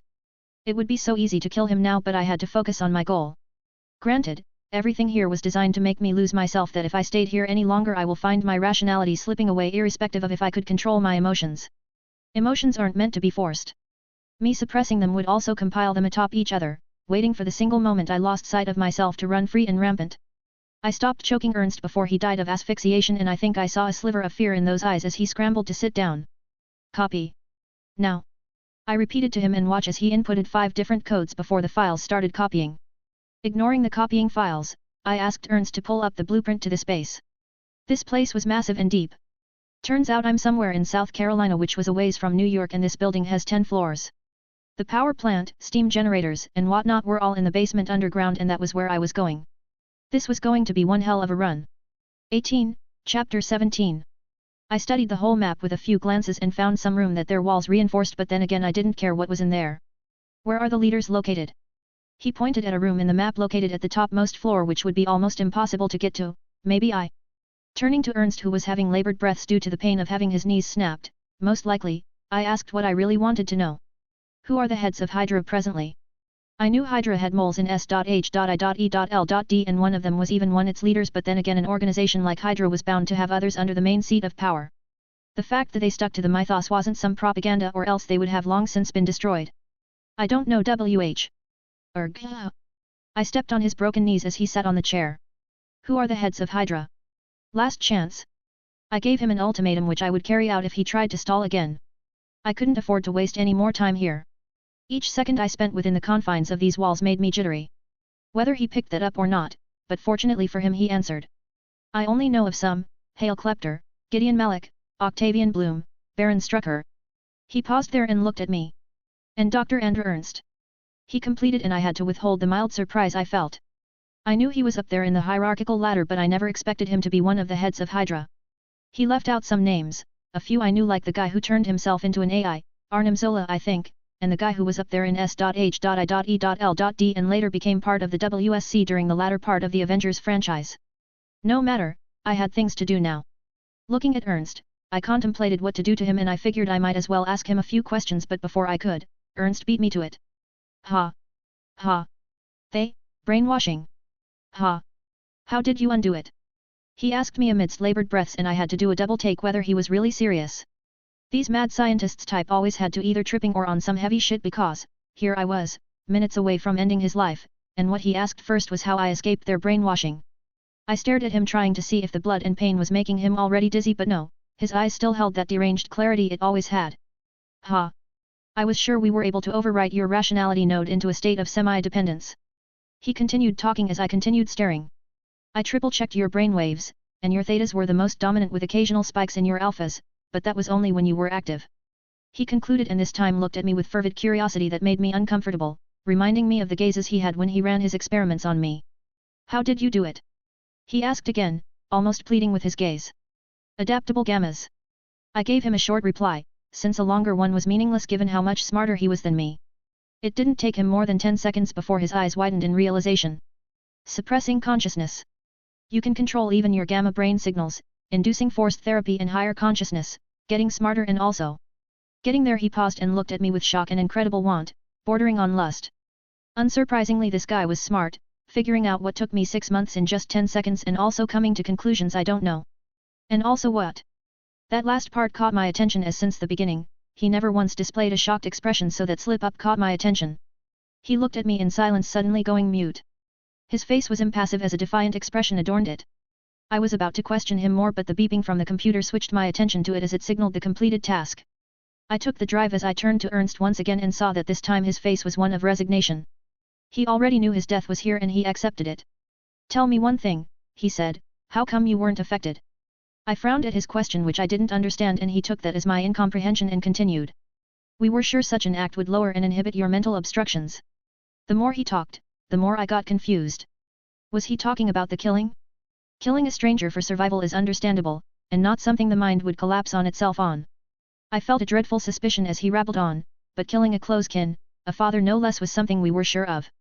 I froze. My adapting mind crashed on itself and froze at the revelation. He hadn't confirmed anything yet, so maybe it wasn't what I thought. I had to know, I had to confirm. What do you mean? My voice was steady, betraying no emotion as it always was these past few months. How come killing your own family didn't affect you? Even if what you insinuated was true and your mind was capable of adapting, it should have shaken you mental barriers stronger, unless Saying up to that point he looked at me as a light of understanding shone on him and he broke into a smile before cackling in a deranged laugh. Ha ha ha ha. You didn't know? Ha ha ha, you slit the throat of the man who sired you and you were nescient of the fact that you had the blood of your father in your hands. Ha ha ha ha ha. He laughed while I stood rooted there already comprehending what he meant before he even finished his rant. I wasn't feeling any sort of righteous anger or the like, not because I was suppressing it and keeping calm, but because I just didn't feel it. What came over me was an euphoric state of calm and understanding. It all led me to a glaring fact I knew all too well. I hated Hydra. Seeing them in movies and comics sometimes gives me the impression of them being an annoying reoccurring villain organization whose plans always gets thwarted by the heroes and agents of S.H.I.E.L.D. or the mutants. In short, they were synonymous with failure and that knowledge subconsciously downplayed the heinous acts they did to me. The knowledge of me killing my father in this life was an honest shock, but what really had me transfixed and frozen was the thought that what if the father this body had was anything like my old man. The knowledge that I had killed someone who could mostly likely be an identical twin of my father in this universe left me jaded with unpleasant thoughts. The fact that I had very well slit the throat of the man who took care of me for decades and raised me, even if I didn't experience it, and just the idea that he could very well have resembled my past life's old man shut me down. These individuals weren't humans. This was a fact that I've convinced myself of over and over again, but unbelievably, somehow, they always proved that my conviction was still lacking. I had made myself a promise that I would burn Hydra to the ground, with any means necessary, but with this recent knowledge, I couldn't help but wonder if that was enough. Should I burn with them before I'll be satisfied? Or was that what they wanted? I looked at Ernst, who had an amused face all along, and came to the conclusion that there was nothing more I had to do.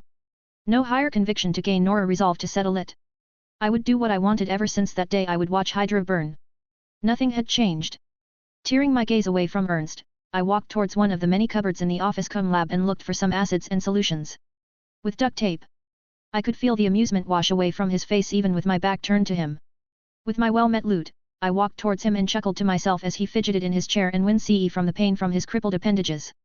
A few punches and love taps to his knees later, I had him strapped to the bed he had me lay on when he experimented on me with HCl acid gurgled down his throat and a taped mouth. I let out a chuckle as I saw him writhing on the bed with muffled screams. Somehow, I felt it was funny looking at him this way. Maybe this was why they had those stupid grin when they experimented on me at? Who knew it felt as good as this? Relishing in my new fetish, I strapped both his hands and legs with restraints, and for the final touch I added other apparatuses to him. Some to read his brain activity and others to monitor blood pressure, and then I introduced the magnum opus of this operation. The defibrillator. Cranking up this contraption of torture to the midpoint, I taped it to Ernst and watched as all his vitals spiked before becoming irregular as he heaved and started twitching violently. The intake of such large amounts hydrochloric acid will make him feel the electricity all through his body with magnified sensations. Who knew scientific knowledge could make for inspirations for torture? Leaving the insignificant Ernst alone, I took the drive and looked for something small to encase it in. I found a tiny metal box with pins in it and threw them away and stuffed the drive inside it. Making sure the box was tightly shut with no way of it open due to extreme motion, I took one of the scalpels from the table and looked at it for a while before I hardened myself. This was not how I saw this day going. Saying that, I used the surgical knife to cut open my stomach and stuff the box inside. I had two reasons for stuffing it inside my stomach. First, because putting it inside my pockets was just asking to lose it in the upcoming gunfights and explosions. Secondly, well, that's for later. I wished I could have just swallowed the drive, but given that the stomach could dissolve metals like concrete nails in days, and also because I couldn't swallow the box as it wouldn't fit my throat, I went for seppuku. God! The blood! Is that my intestines? What's it doing out here? Stuffing my tousled up and disarranged organs back inside my body and hoping it didn't kill me, I went towards another machine and got to work on the last loose end on me. I sewed close my stomach to prevent any more leakage with shabby workmanship and adjusted some screens to my front as sat on a chair in front of a machine that showed my X-ray with screens in front of me. With the same scalpel, I made a precise cut to the base of my neck and I could already feel my grip becoming lighter, making it all too obvious that I cut some blood vessels and nerves. Paying my error no mind, I took my other hand to my neck as I dug 2 fingers into the incision and watched with full attention as it inched ever closely to the brain scanner chip inside my head. The moment my hands touched it, a wave of electricity rushed through my spine to my entire body, making me numb as I relaxed into the chair without pulling out my fingers. After some minutes, I regained my body's motor functions, and this time not caring of the consequences, I yanked it out with full force even as it made a cut in the tissues surrounding my spine. Looking at the small rectangular contraption, I couldn't help but smile. Looking at the time on the screen made me realize that I've spent almost 25 minutes in here. I looked at Ernst and saw him lying still with some twitches at intervals, with a bloated chest and spiky hair. His countenance was ghostly pale with bloodied eyes. No doubt about it. He dead. Ain't no surviving that, that's for sure. Leaving Ernst to his fate, a death, and seeing as how my stomach wounds were already healing and I was covered in blood, I grabbed a few scalpels since these were the only weapons I had on me. I stood in front of the door and took in deep breaths for a few minutes. The moment I walked through these doors, there was no going back. It was me versus this entire Hydra base. A rough estimation gave me an assumption of 200 soldiers in here, factoring in estimation errors I'll say give or take 300 men, armed and ready. It's game time. 19, Chapter 18. I opened the door and walked outside real slow. I counted 12 patrolling guards as I walked them by giving me varying looks as the wasn't the first time I left Ernst's lab covered in blood. I had almost made it the first turn when I heard one of them said something and started walking to the office. I counted the seconds, my brain working in overdrive as I made ready the scalpels hidden in my sleeves, 3 in each. 2 seconds. 3 seconds. 5 seconds. 7 seconds. The moment I heard his shouts of panic I acted. With a slight tug of my wrists, 6 scalpels rested on my palms, 3 in each.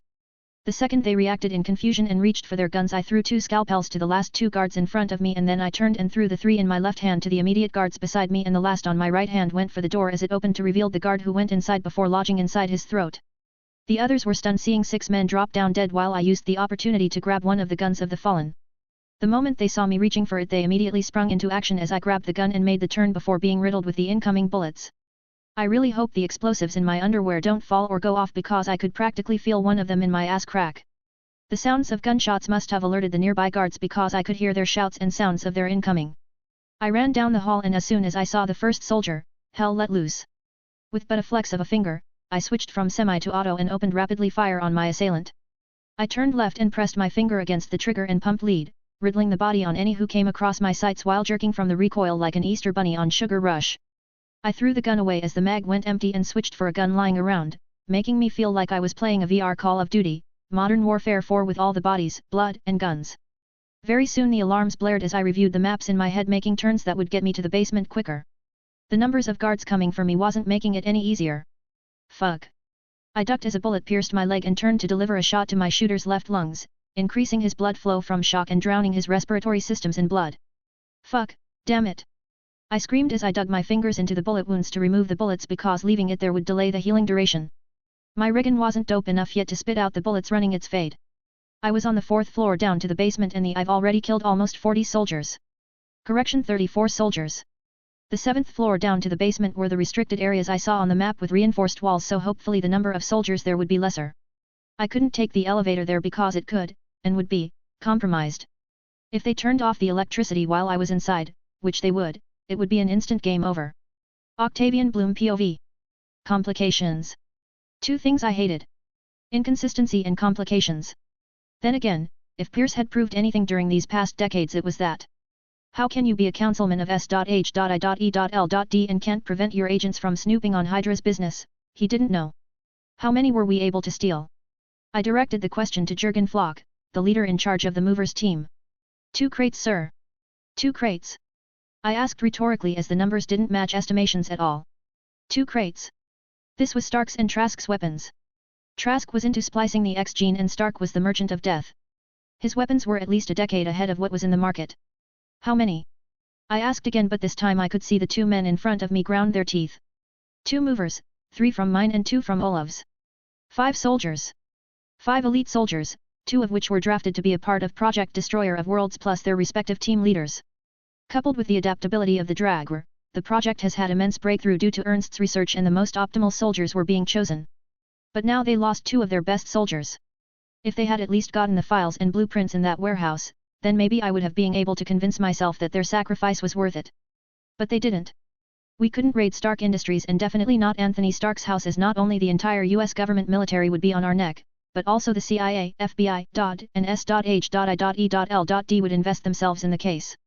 Obadiah Stane was a greedy man that would sell even his soul to the highest bidder, making him an unreliable avenue. I hate complications. Before I could ask how the Dragwar performed, the entire base's alarm blared a code, red. What in the Führer's name was this? I immediately linked my communication to the control room. What is going on? I inquired immediately. They picked up the comms. Sir, the Dragwar has been compromised. I repeat, the Dragwar has been compromised. Came in the frantic report. At that information, the whole room went silent, not knowing how to process what they heard. Excuse me? Repeat that again. This time it was Flock who asked and everybody listened with rapt attention just for the minuscule chance that they misheard the first time. The Dragra has been compromised. He killed Dr. Ernst and over 40 men and is currently making his way to the basement as we speak. At that proclamation, the once quiet room chilled even further and remained like that before an enraged bang on the table heated the atmosphere to opposing polarities. The entire room looked at the seething Olav and they once more understood what they heard meant. "Where is he now?" growled out Olav. The look on his face suggesting that only this piece of information was keeping him from running out of the room. "He's currently on the 5th floor making his way to the restricted floors." At that clearance, I frowned. If he did kill Ernst, he was supposed to know we would find out the soonest and try to force his way out, so him going to the restricted floor serves him no advantage except making him cornered, which would be stupid considering what he's done. It just didn't make sense. The basement. This imbecilic ingrate is going for the plants. He must have known there was no way he could escape through the gate, so he's going for double kamikaze. He's trying to blow the whole base up. "Stop him!" I yelled as they all rushed out of the room. I hate complications. Olav POV. That little bitch just gone and done it. I had been looking for a way to kick his ass and beat him to an inch of his life like the good old days. So as soon as I heard he was rampaging and killing our men, the excitement coursing through my body couldn't be suppressed unless I spilled his blood and make him scream. I immediately made my way for the elevator to take me to the 7th floor to wait for him. What kind of reunion doesn't have a surprise? I will help him remember what it feels like to experience pain. I ran my hand over my eye patch as I thought of pain. I still have thanked him for this gift he gave me. The moment I left the elevator, the coldness of this floor welcomed me. I knew just what I wanted from the storages here, something original, to remind him of our bonds. "Hurry up, kid. This itch isn't gonna scratch itself." Drawl St. Cross POV. Fuck. Who the hell throws a grenade indoors, hey? Well, Hydra soldiers apparently do. If it wasn't for my instant reaction of batting that bundle of agony back to its sender with my gun, then I would have been trapped in a stairway with a bomb. Speaking of stairways, this basis was way too long, which had me currently jumping off from edge to edge, from column to column. Over here. Damn, these guys are persistent. Can't a man go to his apartment's basement anymore in peace? Why all this hate? I could see these guys pouring out of rooms fully armed with their sights aimed at me as I hanged off a ledge ready for my next downward jump. I was at least 23 feet from the 7th floor. Who the hell drew this building's plan? If this was a normal building complex, it would have at least 20 stories. What do you think you are doing, Mr. Cross? This guy voice reminds me of Olav's boss. It could be. Would you believe me if I said I was looking for the bathroom? I answered but was only greeted with silence. Tough crowd. No? In my defense, I thought that would work, it always did in movies. Did it? I don't know, it's been so long now since I saw a good flick. I mused and froze. I haven't watched a movie in over a year. These animals. I see you retained your sense of sarcasm, and wit. Would you mind clarifying for us what else you retained? The voice once again questioned, but this time with sincere curiosity. Can I get a rain check on that date? How about 11 p.m. Saturday of never gonna happen? Damn, now I'm surrounded. I see. Well, no matters. We will find out what we want when you are back in your cell. He said with a calm voice, or better yet strapped to a table. What I find admirable about these guys is how they always remain calm even when someone decides to run their fade. Even if their death is guaranteed. Yikes. Guess it's now or never. Neutralize him. The voice commanded. Immediately I threw the ticking grenade in my hands to the crowd above me and jumped down the ledge straight down with hail of bullets cheering me on. This was the highest I've ever jumped and I nailed it. Noise. Guess I better get going. Reloading my gun and unhinging a grenade, I waited for 3 seconds before I kicked open the door and threw it away and took defense behind the walls as bullets welcomed my entrance with lead-cased embrace. Boo. The moment the explosion went off, I entered the room and immediately knew the explosion this time was much stronger. Why was that? Relying on my acute senses and eyesight, I made perfect shots to the destabilized mobs. I was no Hawkeye, but my eyesight was definitely enhanced. Like a canary maybe. The people on this floor were fewer, which was something I was thankful for since the fastest way to this floor was the elevator and it couldn't carry much people. I need to hurry because any minute now the elevator will spawn new mobs. This felt like I was playing survival mode with veteran difficulty with a GTA V mod and cheat code. I hadn't taken more than 2 steps before I heard a sound next to me. I turned around to donate a charitable amount of metal pebbles to the fortunate but not for long metal lacking Hydra mob, but before I could get an image of him I was tackled to the ground. I dropped my gun and delivered an elbow to the head of this barbaric brawler and used the little leash he gave me to roll away and stand up to get a good look at my attack. Fuck. I groaned out as I saw an eye-patched elder man with an ever-present scowl on his face. 2 guesses who it was. I've been waiting here for you. he said while looking at me as we both maintained a measured distance apart from each other. You should have told me that from the start so I would have thrown more bombs in here. I replied with a snarly tone. I see you've got a mouth. Didn't know you talk with it.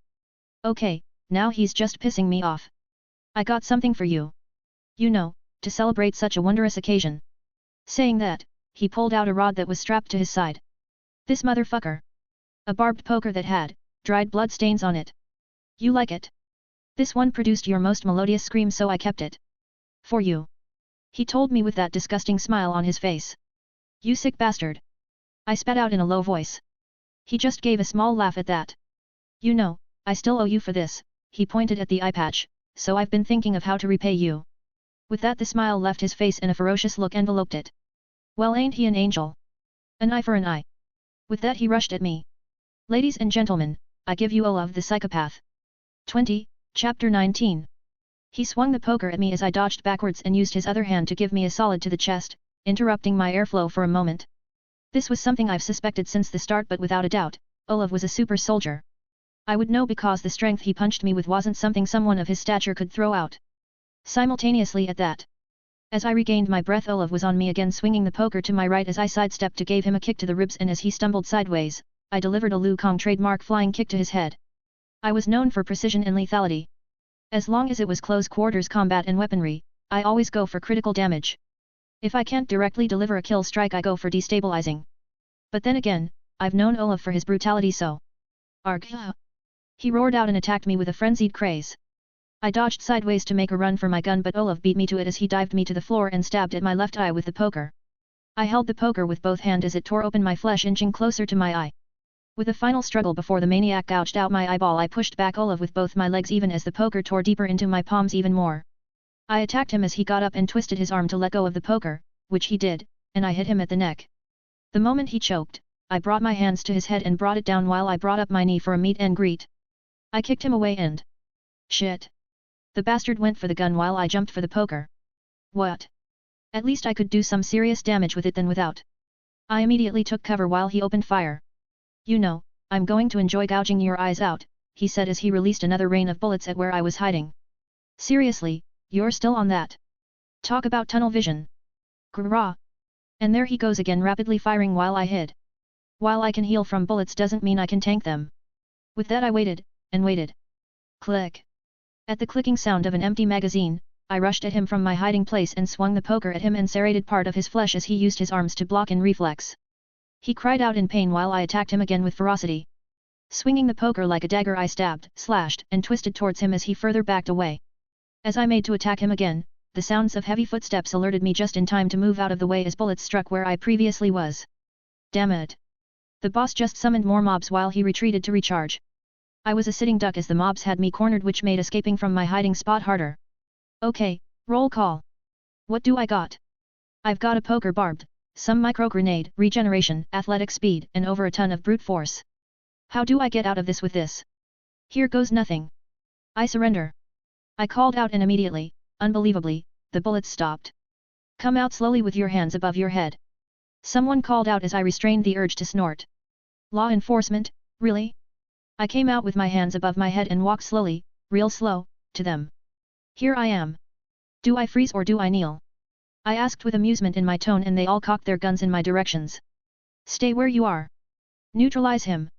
My law enforcer said to the guy beside him without removing me from his sights. I didn't think was going to well like this, not that I'm complaining. I looked at the guy coming to me practically trembling, which, now that I think about it, is understandable seeing as I've killed over 60 of the soldiers in this base, including one of the heads of Hydra.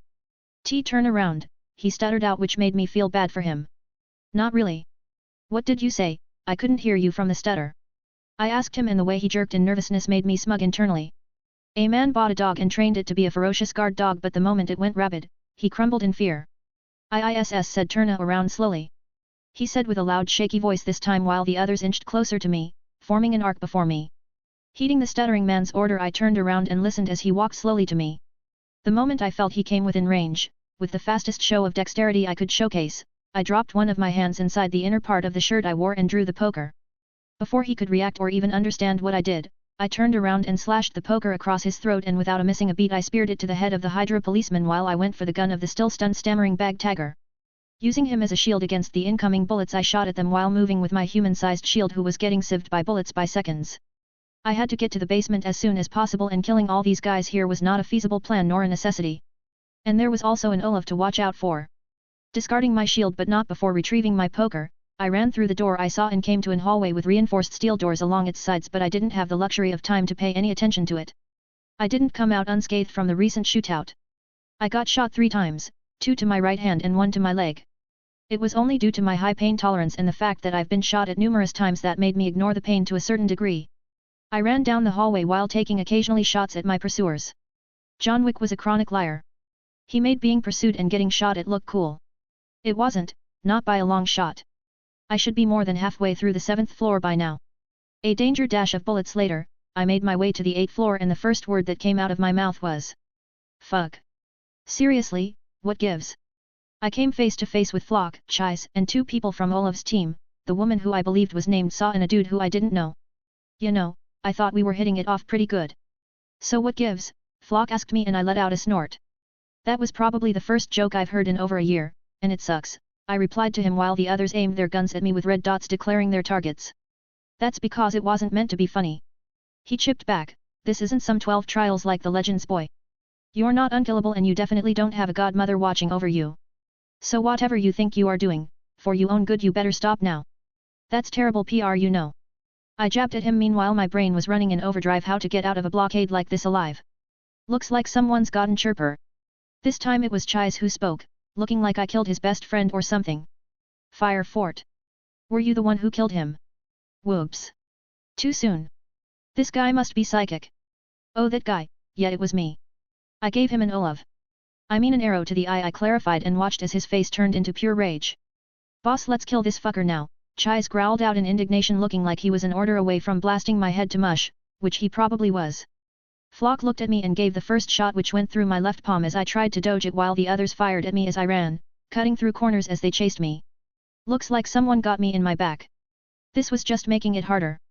I came to a weird realization after trying but failing to hide from them. They knew where I was.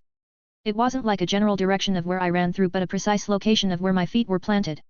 It didn't take me long to figure that it would most likely be something that the Saw woman was doing, as she was the only mutant I've seen. Which means she got to go first. Reaching that conclusion, I found myself under a siege of fire once more. I was almost out of grenade and bullets, leaving me with only a poker, but here goes nothing. The moment I saw a glimpse of their position, I threw the grenade towards the mutant woman just as she warned the others of the incoming grenade. The force of the explosion knocked her backwards and I immediately shot her before she could orientate herself and swapped guns and shot her other teammate. This left Flock and Chais remaining. It didn't take long before Flock rushed at me while Chais covered for him, preventing me from returning fire. The only option I had under these circumstances was to attack Flock to stop Chais from shooting. Immediately Flock got into range and shooting at the same time I jumped him, getting shot twice in the process. From there we crossed blows in the old mano a mano ways. Flock was a good fighter, all things considered. Arms, legs, kicks, punches, swipes, throws, we exchanged all in a short amount of time while Chais tried to take surprise shots at me, making me getting shot twice, again, in the process. I lunged at Flock again to close the distance between us to prevent Chais from taking another shot and brought my fist down on his as I suffered from blood loss, broken ribs, gunshots wounds. The only thing holding me on from the start was my regeneration and endurance, which was higher than his, but that was also dwindling from all my runs and bullet wounds. Flock was strong, but even he, a normal human, couldn't keep up with my strength and ferocity, and he was getting tired. The moment I saw a chance, I drew the poker, which was now strapped to my waist, and slashed it at his eyes, making him scream and dive to the side, picking up the lying gun, at which I fired at Chais, who was already shooting back at me with a shout. Thud. A body dropped down to the floor and the once war zone settled in a steeping silence. I heaved a deep breath and started walking on wobbling feet towards the next floor, following the mental map I had of the place.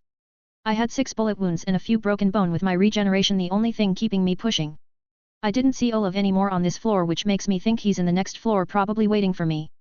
I dug out the bullets from my flesh as I hoped that these wounds would be at least halfway healed before I got to the next floor. Thankfully, by the time I started climbing down the stairs to the 9th floor, most of them were already healed and all my bones fixed. Regeneration was such a cheat. It took me less than 10 minutes to get to the 9th floor. The 9th floor, unlike the others, looked like a weapons factory with gigantic wheels and axles spinning and different types of machinery located there. Before I took another step forward. Bang! A loud shot rang out, and before I could do anything I felt my kneecaps shattering. Bang! Another one and I felt my right shoulder bursting as a bullet shattered the joints. Even though I couldn't see it, my knees and shoulders were toast. I couldn't feel beyond them. I saw Olaf walking towards me with a Benelli M4 pointed at me. I've been waiting for you, he said as he used the stump to hit me across the face. Really? I thought you didn't like me again since you ran from me the last time. I said with a bloody smile as he scowled and hit me again with the gun. You are real cheeky, hey. This time he walked around me and stood at my back. I got my answer at to what he was doing there when he shot my other knee. Garg. God, that hurts. After that he bent forward and took the poker strapped to my side. I see you like my gift, he said as he stabbed through my back over and over again. He stopped after a few minutes while I lay in a pool of my blood with the wrecking pain and slight lightheadedness. My mind was clear as I looked at him with a smile once more, and that infuriated him the more as he stabbed at me again while I raised my hand to block it even as the poker pierced through it. I brought my slightly healed leg to his nut and kicked it with as much force as it could muster.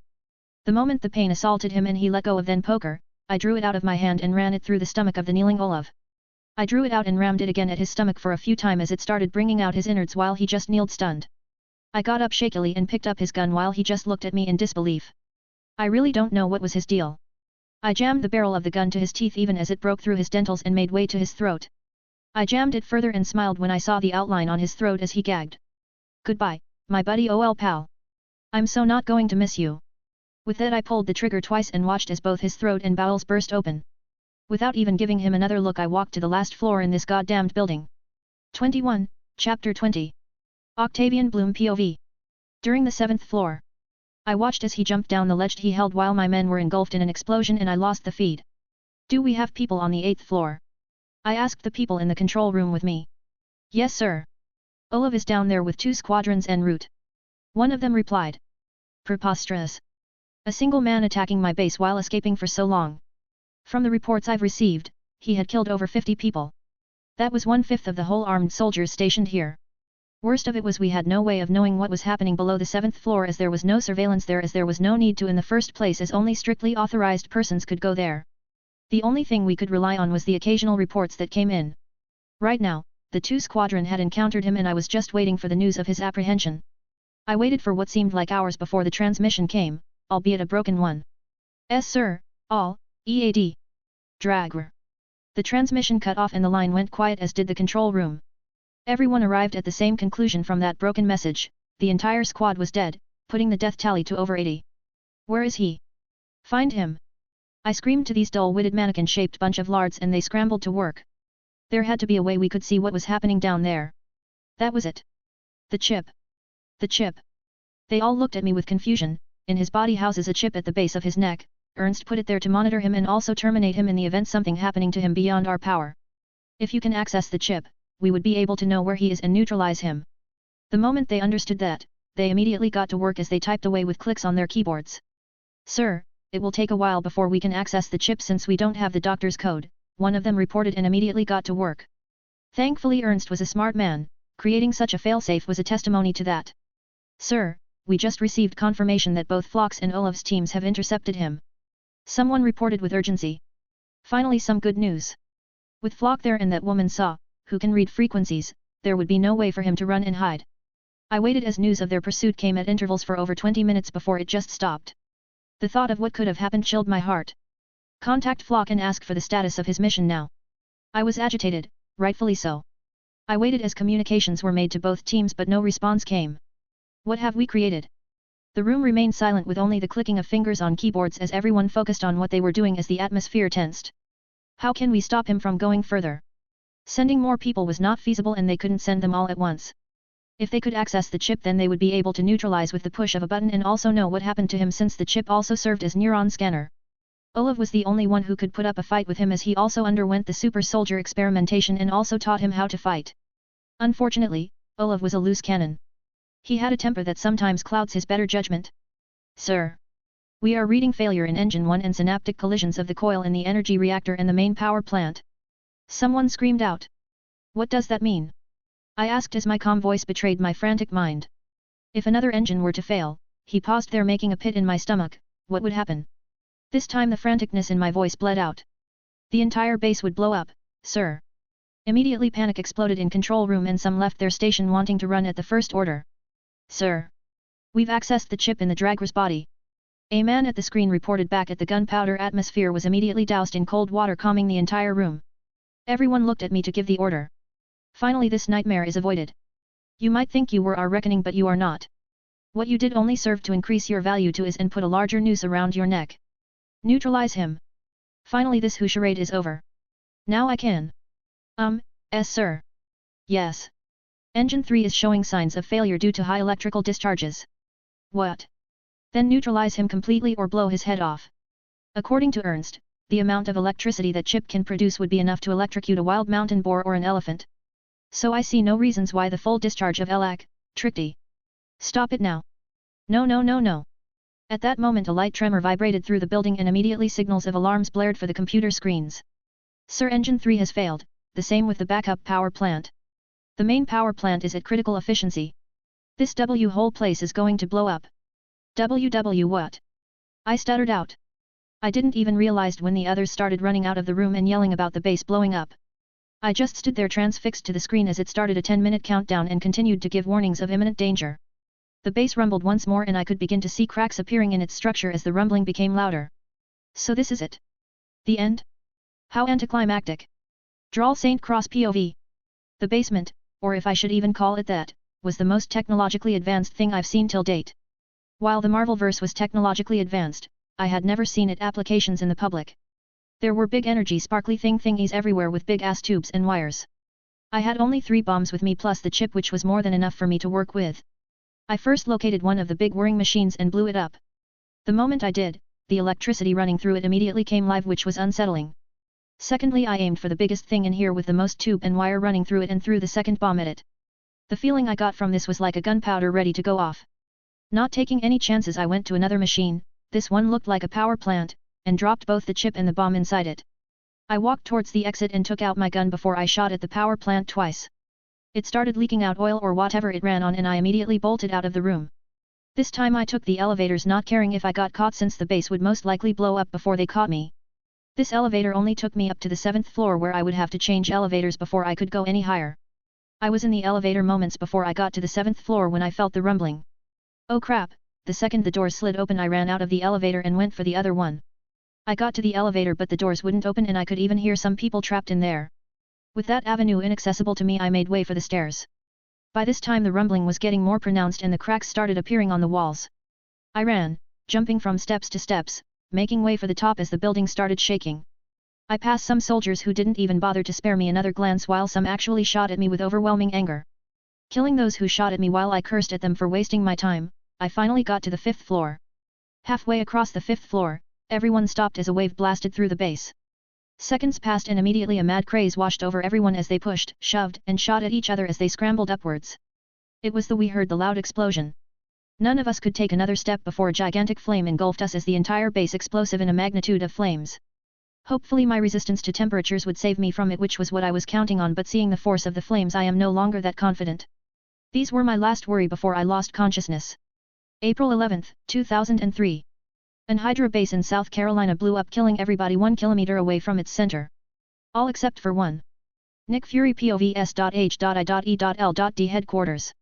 Sometimes the universe fucks with you and other times the universe gives you a Rubik's Cube intending to fuck with you. It might not make sense, but it is what it is. Now imagine my surprise when a few days ago during an ambush mission, Barton gave me some information that had me thinking. Now, someone killing a fellow teammate while frowned upon isn't something new, happens all the time. But killing an unhurt teammate during the heat of fire wasn't exactly a brilliant plan, and according to Barton, the assailant was weird.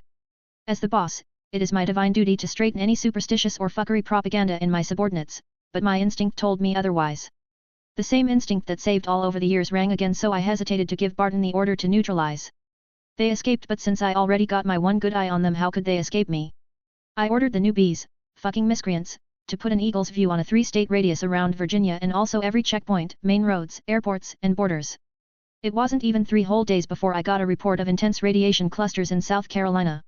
My first thought was who the fuck dropped an A-bomb on Little Sweet Carolina, while my second was what the hell could produce such clusters of radiation in South Carolina.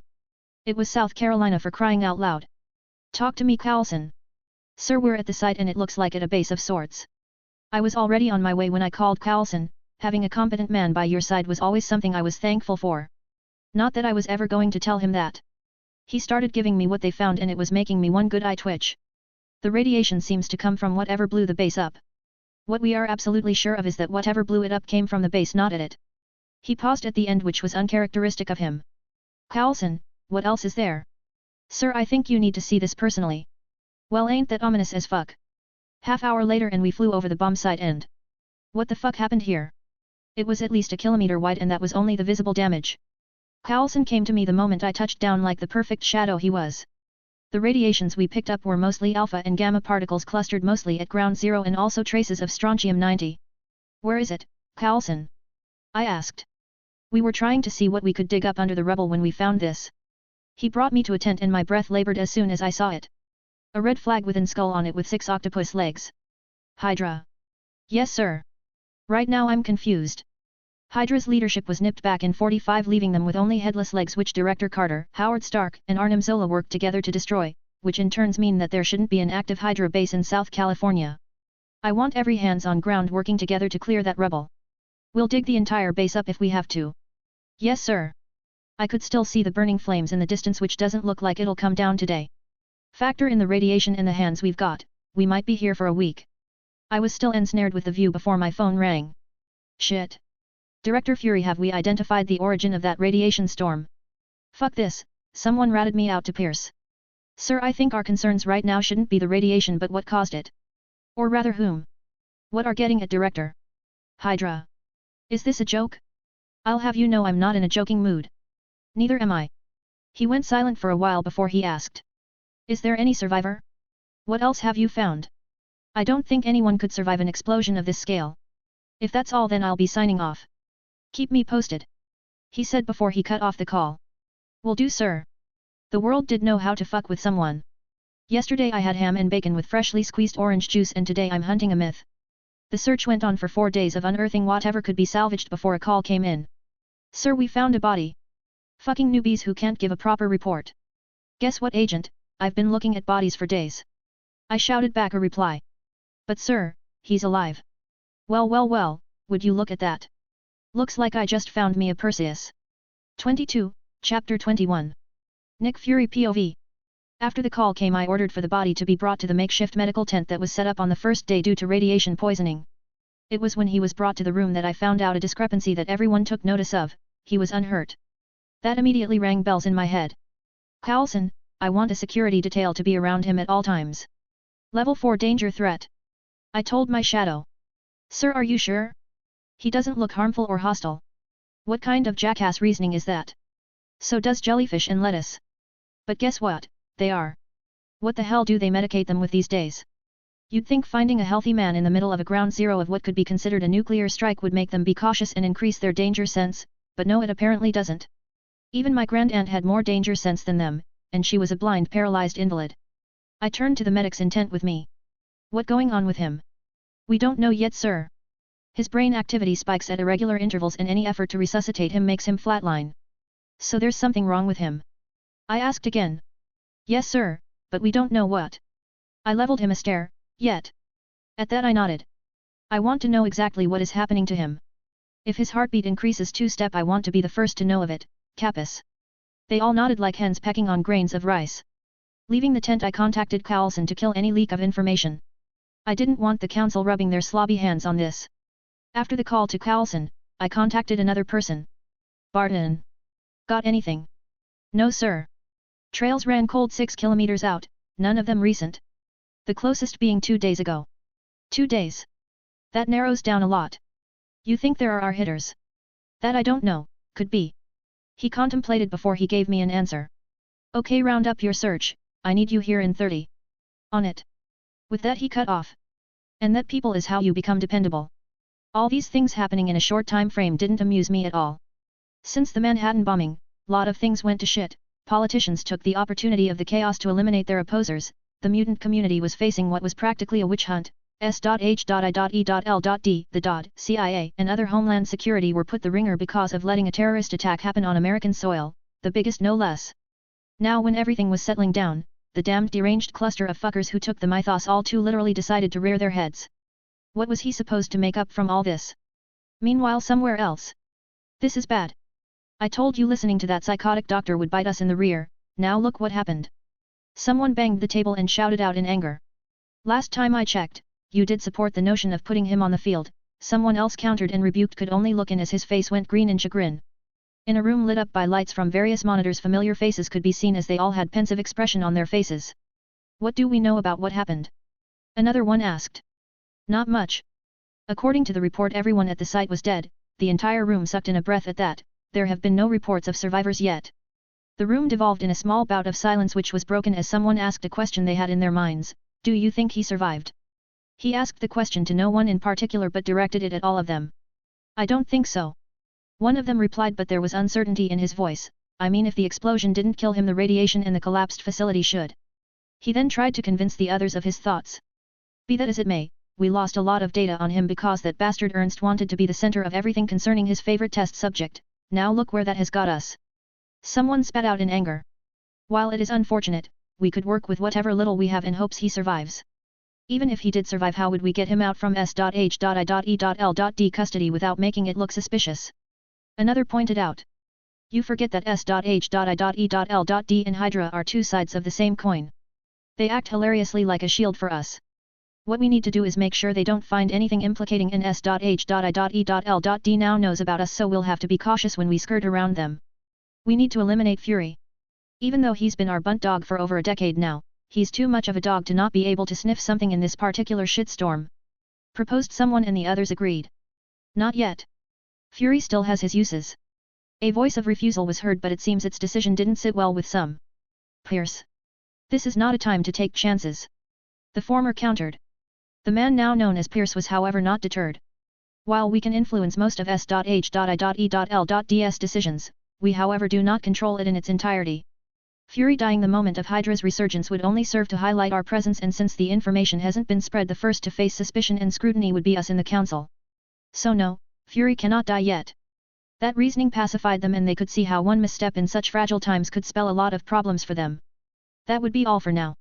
Keep your ear peeled, gentlemen. With that, the digital meeting was cut close as all the monitors powered down in the dark room, leaving only an individual inside. The setback was very costly for their plans, delaying most of it by a decade at minimum. This was a great loss to him, not only the soldiers but the research products under the base. The US Army secretly greenlighted research and experiments to recreate the super soldier serum, but with their soldier they were at least 5 years ahead of them, and that was not talking of the avenues that particular mutant gene opened for them. He opened a folder before him that had a title, Project Destroyer of Worlds. It was a project Reinhardt started with his student that was furthered with the adaptability gene of that soldier, I-039, now it was delayed. It wouldn't be far from the truth if someone were to say he absolutely pissed off by this. Most of the biological projects they had currently going on were relying on his genes, but now they had lost 77% of their advancement against others who were also in the same field of human enhancement. While they didn't make the amateurish mistake of betting their everything on a single soldier, it was also not a lie that his value was unsurmountable by any other. Both Zola and Reinhardt agreed with this.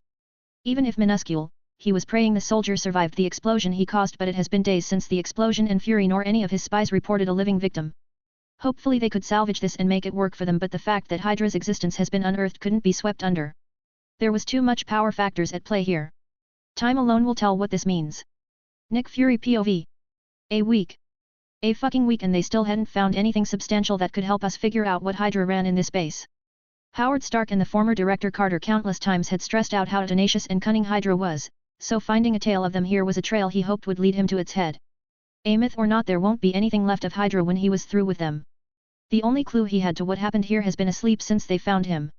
The stethoscopes were saying he was flatlining and absorbing what remnants of radiation there was in the atmosphere, which they didn't know what to do about. He made the call for them to stealthily transport him 500M to the center of the explosion, since it was reported that he was spasmodic after the radiation in their vicinity dropped. All this did was to make him increase the danger level of this individual. Who the hell absorbs nuclear radiation? If it wasn't for some of the things he had seen, he would have called alien and have him sent to the labs.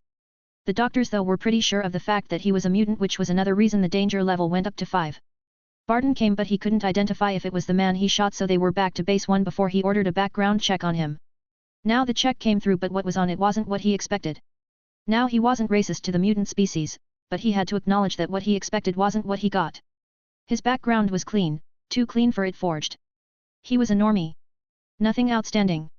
He was as normal as the average American citizen, which made up 80% of its population. Normal parents, last relationship was 5 years back, Normal school, normal friends, average grades, bank account was average figured. Everything from his birth came out clear except that his activity for the past 2 years came up blank. Whatever brought him to this Hydra base and the explosion were linked, that's what his spy instinct told him. It was on the second day of the next week that he received the report that subject had woke up. It's about damn time. Drawl St. Cross POV. I woke up in a room, no not a room, some kind of medical lab. Shit. I tried to stand up but I found out that I was shackled to the bed. This was not what I expected. I was stopped when some men with guns came into the room and aimed it at me. Seriously. One of them brought his hands to his ears and communicated with who was most likely his boss as I waited. How do I get out of this?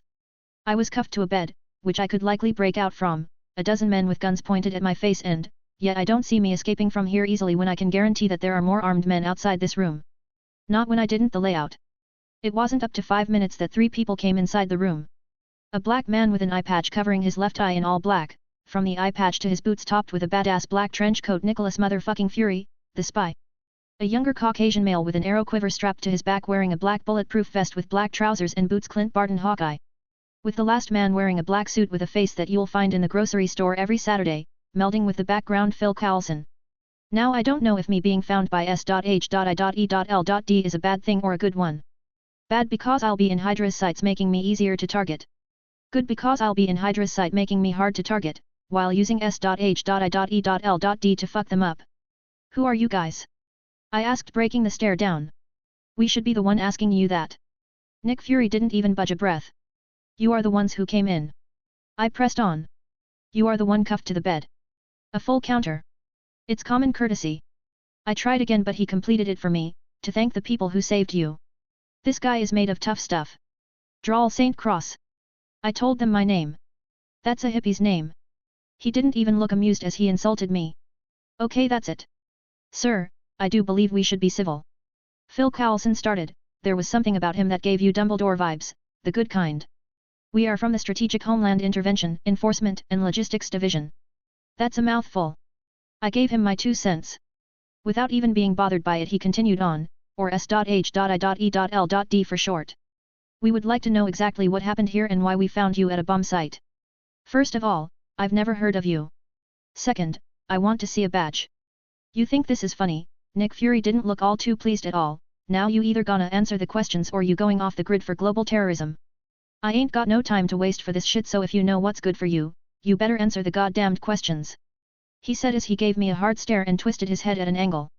At the point I'm not going to lie, the director of S.H.I.E.L.D definitely was intimidating. I looked between him and Coulson and then at Barton and the other grunts in the room. This is the director of S.H.I.E.L.D, and that is Agent Barton. My name is Phil Coulson, he said as he showed me a badge. We would like if you could answer some questions for us. A/N. I'm burned out. Took me a while to finish typing this chapter. Drawl won't be joining SHIELD. There will be collaboration of sorts to take down Hydra, but there will be no Agent Drawl in this FIC. 23, Chapter 22. Let's start small, okay? He looked at me and continued after I nodded. A good guy.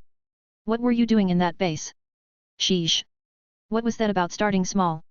I gave him an unimpressed look. I don't think that is starting small. I don't think you understand what is at stake here now, do you?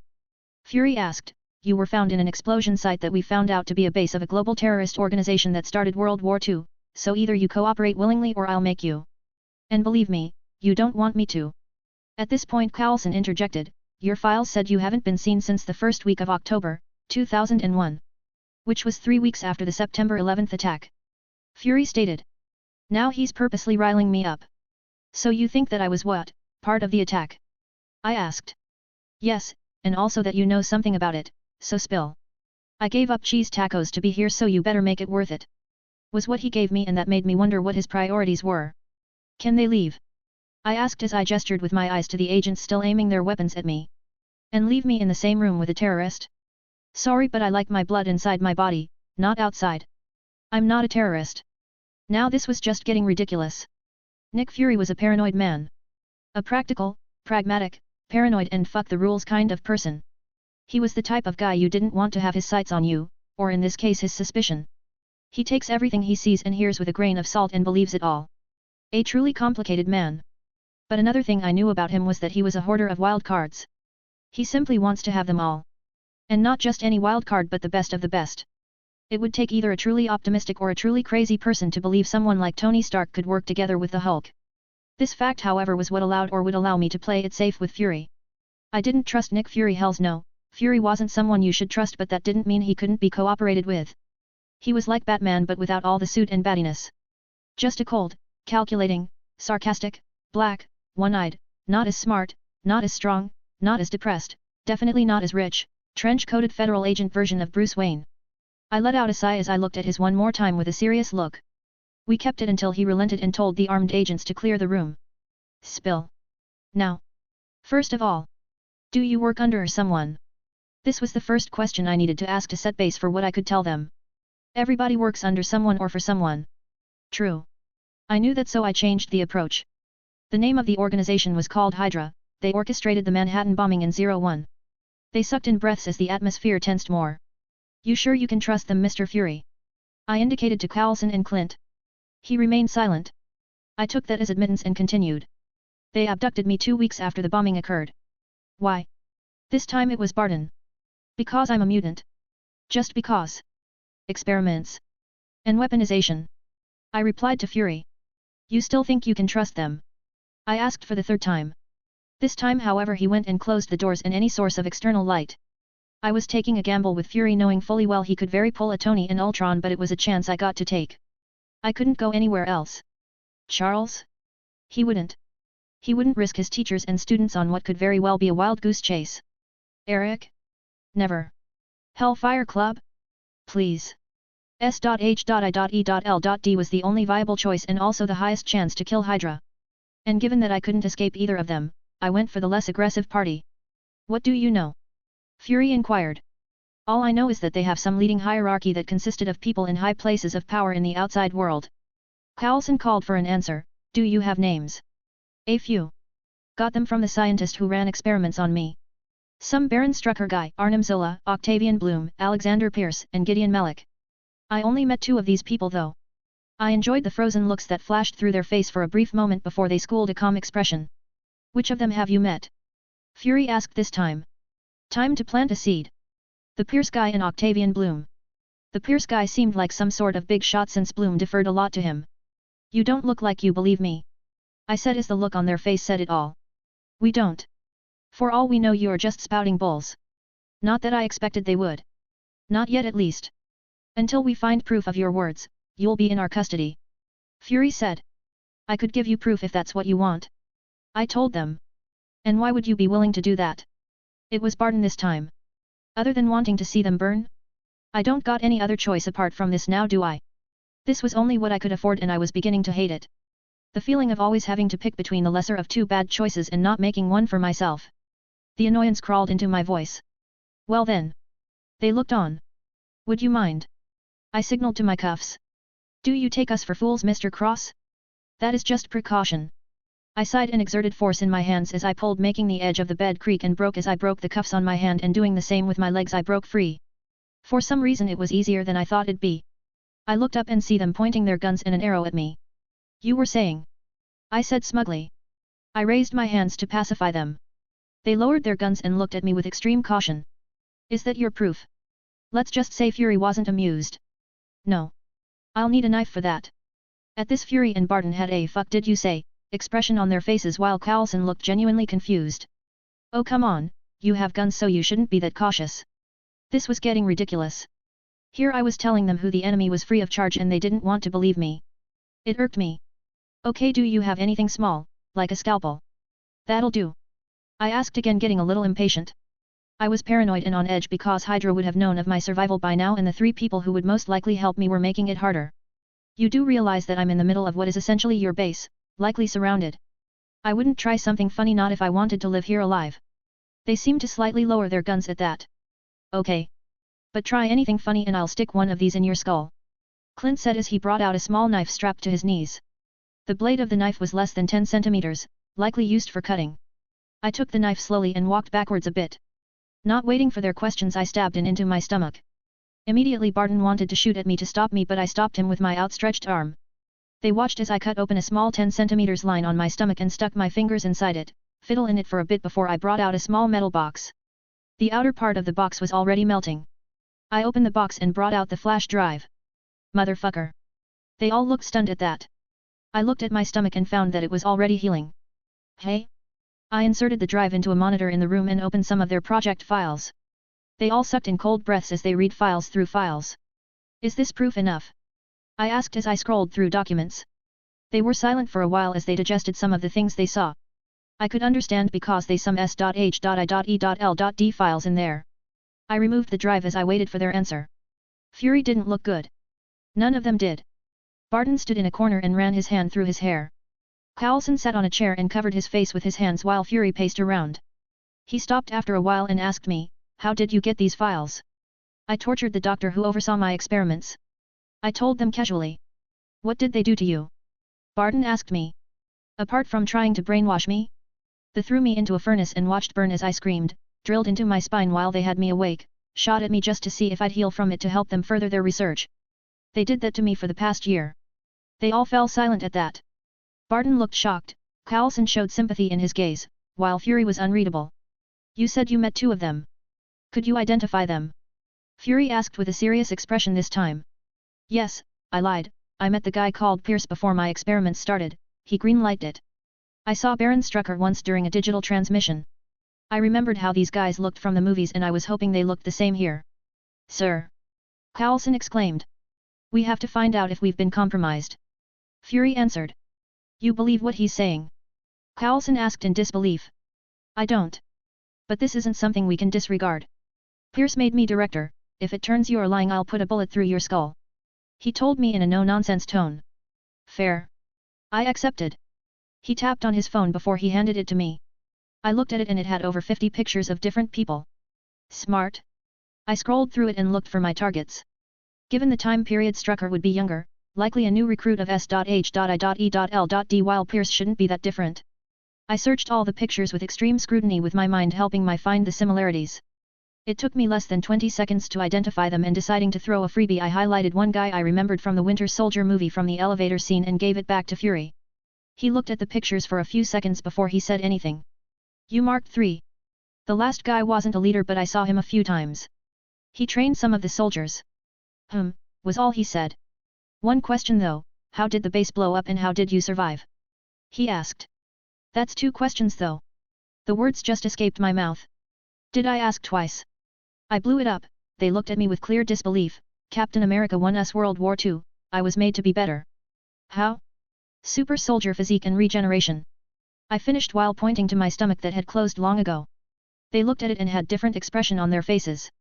Barton was just pure disbelief, Coulson was intrigued, while Fury had a thinking expression. "Why then were you absorbing the radiation around the entire site? How is that related to your mutation? 'Cause as far as I'm concerned you could very well be a walking bomb." Fury as the ever-paranoid man he was said. "Wait. I was absorbing radiations. This was new. I didn't know I could do that." "You were. The doctors believed it was the only way you could recover. Now this is confusing. Why would I need radiation to recover?" "Wait, how long was I out?" I asked. "From the day of the explosion, 10 days. Coulson said. "So what now?" I directed my question at Fury. I wanted to know his decision. I couldn't hope to destroy Hydra on my own, at least not anytime soon. "For now? We'll put you under the radar till we check out everything you said." Fury said. "Listen man, I just escaped an hellhole and I'm not keen on going back to another. You'll have to give me something more than just parsley words. For what I know, at least a quarter of America's military might and technological advances are under their control." I wanted to pressure him to see what he'd do. "Unfortunately that's all you'll get for now. Barton will transport you out tomorrow. Let's go." He walked out of the tent without waiting for them with an ugly expression on his face. Barton and Coulson looked at each other for a second before they followed behind. I sat on the bed and just gazed at the ceiling of the tent. I squeezed my hands and felt power flow through it. First on the chopping tray was Hydra. They were the only ones occupying most of my mind. If I didn't wipe them out or turn them to a local thug gang I wouldn't be able to settle down with always being on the run and watching my back. 24, Chapter 23. Nick Fury POV. I walked out of the tent with a not-so-good feeling. I took what he said with half an ear but somehow I couldn't shake this black pit forming in my stomach. "What do you think, boss? You think he is telling the truth?" Barton asked me as we made our way past some guards. I couldn't help but take 2 looks at them as the pit-like feeling in my stomach increased. It was as if I was in a coliseum with all the beast of the wilds released at once. Everywhere felt like a danger zone. Even though I didn't fully believe him, those files however painted a realistic picture, which was what had me on this new edge. I don't know Barton. I hope not. I couldn't help but think if I could even trust them, but I shook those thoughts out of my head. These two were people I personally scouted. If I couldn't trust them, then I was pretty much boned from the start. What are we going to do about him? We'll just watch for now while I go check some things out, I said, and cut into a different path that led to my makeshift office. He gave me 3 people, Pierce, Strucker, and one of Pierce's guy Rumlow.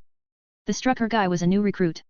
If what he said had any semblance to the truth, then this was worse than he thought. He still had doubts though. Pierce was someone like a mentor to him. Thinking that the man was a traitor was a disgusting thought that came to him. But then again, that call Pierce made to him when he was coming here, if before it seemed normal, then now it didn't. First of all, why would Pierce think that there would be a survivor of something like this, or even wanted to know about the survivor?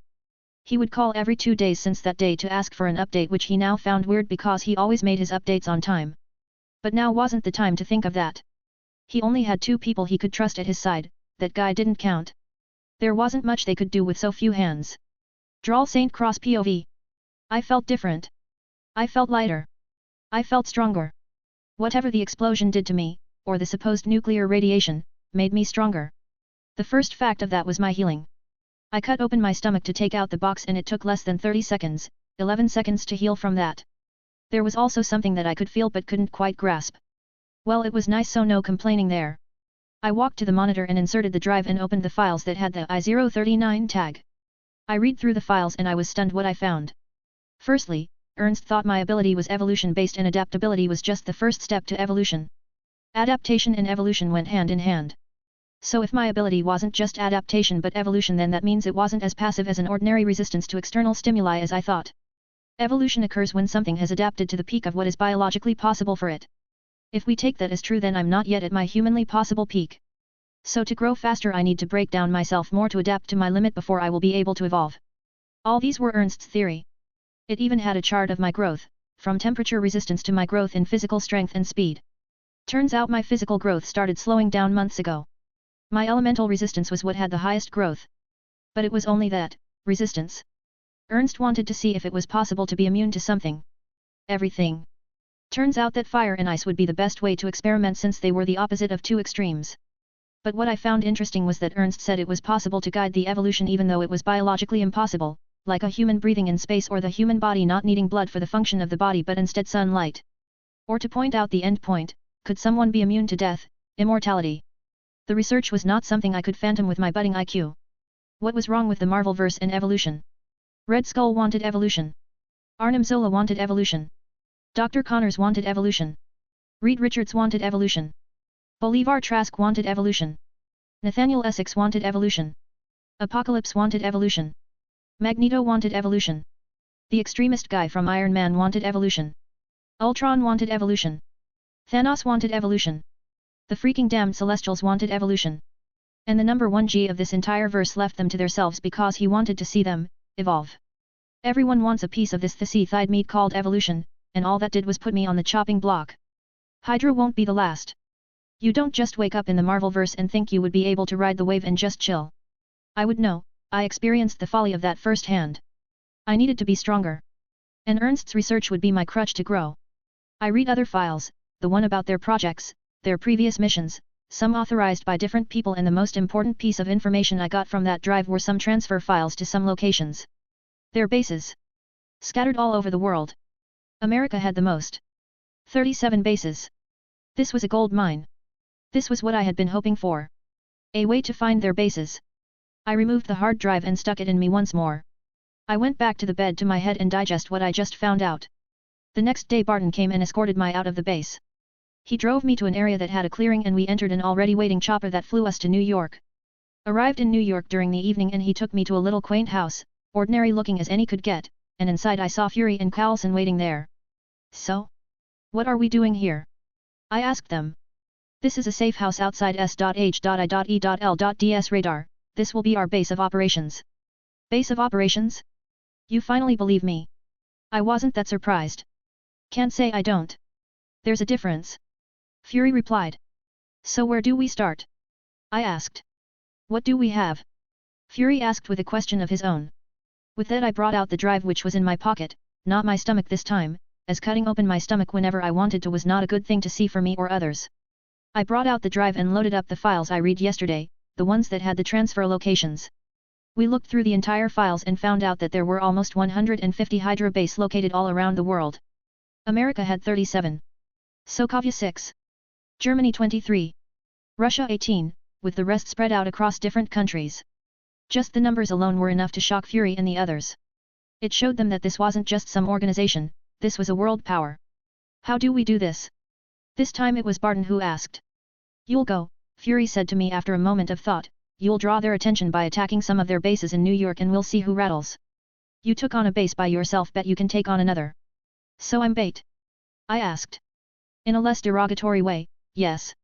According to those files you are important to them, so if you start attacking their bases eventually someone's gonna panic and I'll have my eyes on them. I couldn't even find a way to be mad at that because he was right.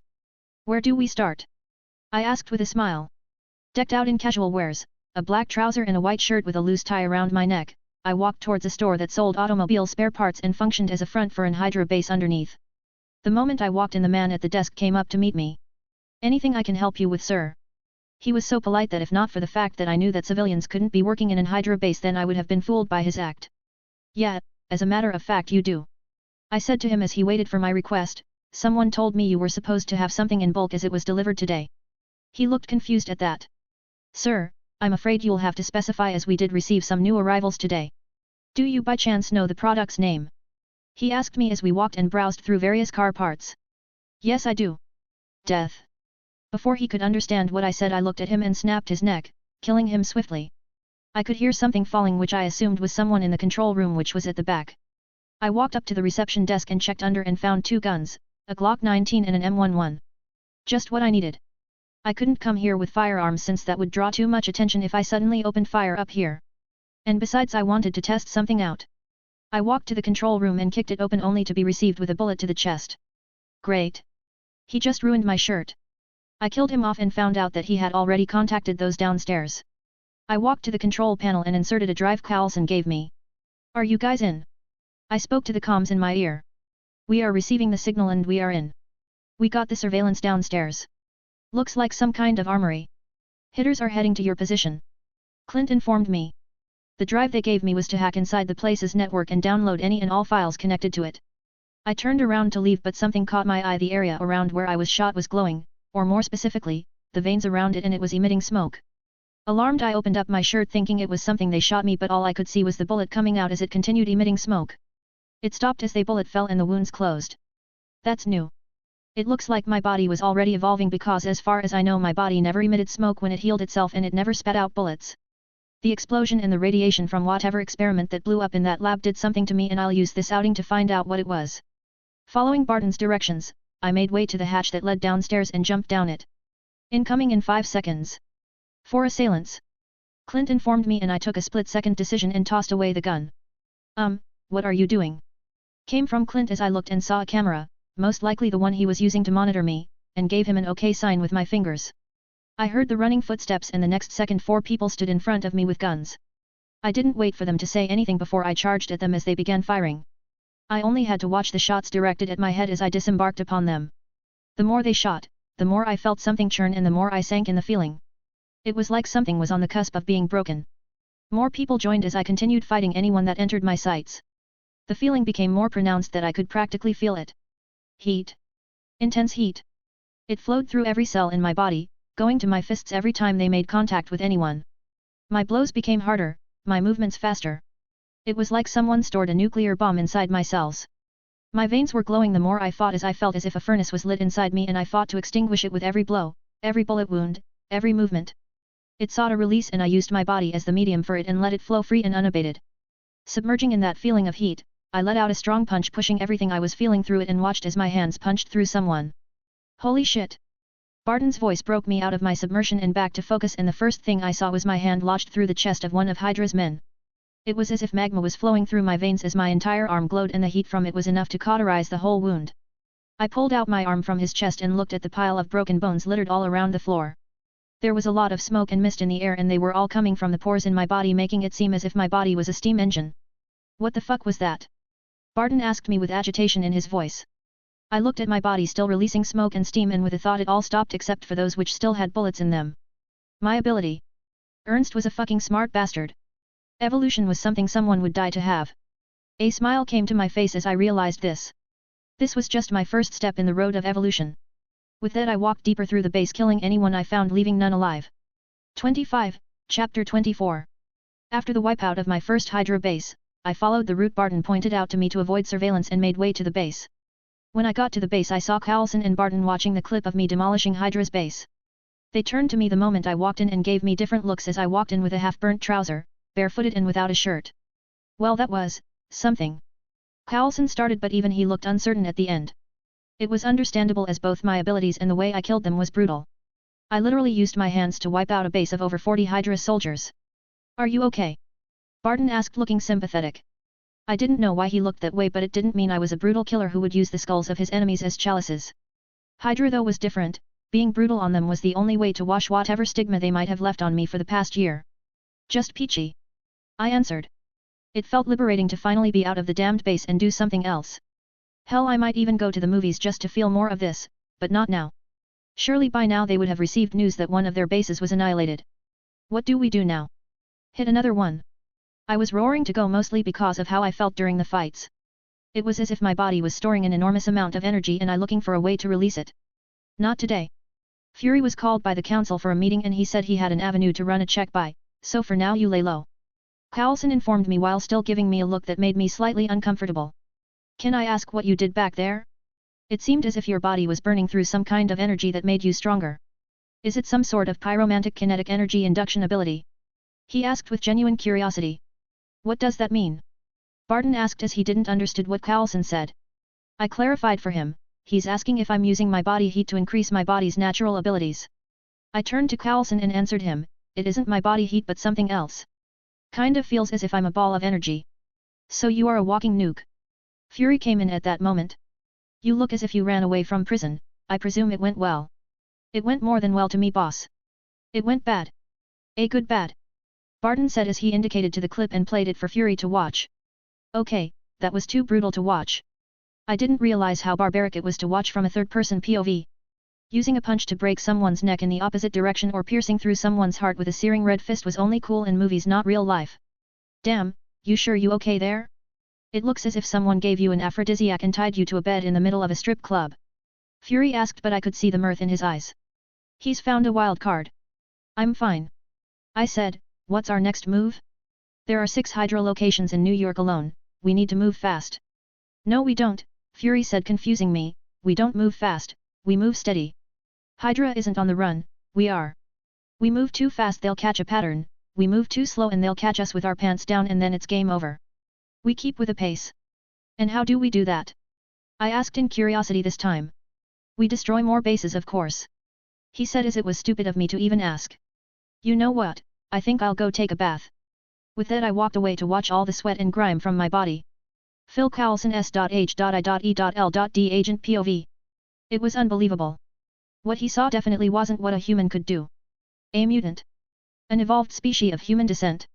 Sure, he had seen some videos of these mutants' abilities, and while some were as redundant as changing their hair color or secreting glue from their pores, others were powerful like calling forth storms, titanic strength, phasing or control magnetic fields. He had seen records of these things but never had he been in the same room with one. The experience was unreal. He watched the video with Barton twice and he still didn't know how to feel. He saw Mr. Cross tear through the body of a person with just his fist. Bullets didn't kill him as he regenerated from them in less than a minute. Then came his flaming fist. It wasn't on fire but the heat from it, even though he was seeing it from a screen, was dangerous. It was as if lava were flowing through the veins of his hands. This was a mutant. Now he understood why the super soldier serum was one of science's greatest discovery, and this man was made to be better. He didn't know what that meant but he knew this man was at least stronger than Captain Rogers. If Captain Rogers was the ideal soldier then this man was the ideal killer. Sir, what do you think? He asked his director. He is growing. His boss answered with a casual tone but that information floored him. Growing? What did growing mean? Was his abilities still in its infancy? He didn't know but it was a dangerous thought to think. If you watch closely, you'll see that even he was surprised by what he did, so it is safe to assume he didn't have this kind of ability before or he couldn't do something to this extent. Director Fury explained, my thought is whatever experiment they did on him enhanced his abilities. He hummed at that. What about S.H.I.E.L.D? Barton was way more composed than he was. I'm tailing Pierce right now, but his guy, Rumlow, I couldn't find him. If he ends up showing up in an Hydra base, then that's more than enough proof. Director Fury didn't sound like he always did. He almost sounded betrayed. He definitely found something out, but he didn't want to say. What about him? He assumed Barton was talking about Mr. Cross. As of now he's our ally, which is what we currently don't have enough of. If his hatred for Hydra is as hot as we've seen, then he needs us as much as we need him. Explained the director. Damn. This wasn't on the job description, boss. 6 months into the job and we're already up against myths, what next, gods? Barton complained with a weak smile on his face. If I knew it was like this, not even I would have signed up. Laughed out his boss. They'd do what they can till they can no longer. It was after all what they signed up for. Drawl St. Cross POV. The bath was nice. I wondered when I had a bath as nice as that where I could just relax and just let the cold water flow all through my body. I entered my room and went to the window side and looked at the night of the city. An hub for the unnatural was what this city was. I wondered when I could go back home, if I could even consider it that. Everything now felt foreign. Or maybe it was just the freedom talking. After the putting on simple clothes for sleeping, I went downstairs to talk about what we had to do and also grab a bite. I saw Barton inside the kitchen whipping up some eggs and rice. Kitties or black? I chuckled at that. Black. There was no way I would trade the first cup of coffee I've had in over a year and a half for anything else, talk less of juice. He poured me a cup and with thanks I took the cup and went to the living room to join Fury and Coulson. What now? I mean, we did destroy a base, but that was like 1 out of 150. Statistically we haven't done shit. I wanted to disrupt Hydra for a while so as not to miss some canonical events. It was something I remembered when gazing out the window. It was currently 2003 and the most important event happening in 2003 was Bruce Banner becoming the Hulk. I was only able to remember it because during my past life it was the best Marvel movie released at that time. No other movie released in 2000-2003 made waves like the Hulk movie. There was a thought that occurred to me when I was remembering it: what would happen if I took Banner's serum? With my adaptive ability I should be able to survive without gaining an alter ego or becoming an abomination. This also raised some questions about my evolutions. Ernst theorized that evolutions could be guided, which was already proven tonight with my tryst with Hydra. What would happen if Banner's serum was adapted to and evolved from to something that suited me? The Hulk's invulnerability was something I needed. I looked at Barton as he served the food and started salivating, forgetting what I asked Fury. I had 3 servings of rice before I had my fill, while the rest watched me in amusement as I wolfed down the entire thing. What? Nothing. It's just the way you ate, like it was the last meal you ever saw. Barton laughed as he explained their collective stares. If you live on the same diet for over 18 months then you'll understand. Was all I said as I finished my last serving. We sat down and watched TV for a while with beers before Fury started.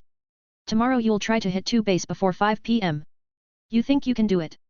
Fury spoke in a low tone without taking his sights away from the screen. We don't know how the other bases are, but if they are anything like today's then yeah, but why the time? I don't understand why he introduced a time frame. For proof. Was the only thing he said, and the room fell into silence. We went to bed around 3 a.m. because we stayed up late watching movies because for some reason we all had. Me, I haven't watched TV for more than 18 months. Barton, there are hardly any good ones. Coulson and Fury, work. The next day. Being the alarm clock I rose, not woke up, no, rose from the bed 5:30 am, New York Standard Time, and found Fury on the dining table sipping a mug of black. Apparently he couldn't sleep. I guess he had lot riding on what we were doing. The risk of failure was huge for him, his life least of all, losing a part of their military, civilian lives, and worst-case scenario war. An American war was something that would shake the world's economy. Its crash would be most disastrous for the American citizen, and it would be all on him, not on any Hydra politician or military but him, because he couldn't identify the threat sooner. Worst of all was that the threat was directly in the midst of the world's greatest intelligence-gathering organization. It would be a World War III, because the other countries would attack like wolves aiming for the meat that was America's economy.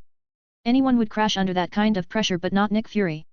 He didn't fold even after 3 alien invasions and 2 different outbreak of wars in the movies and comics.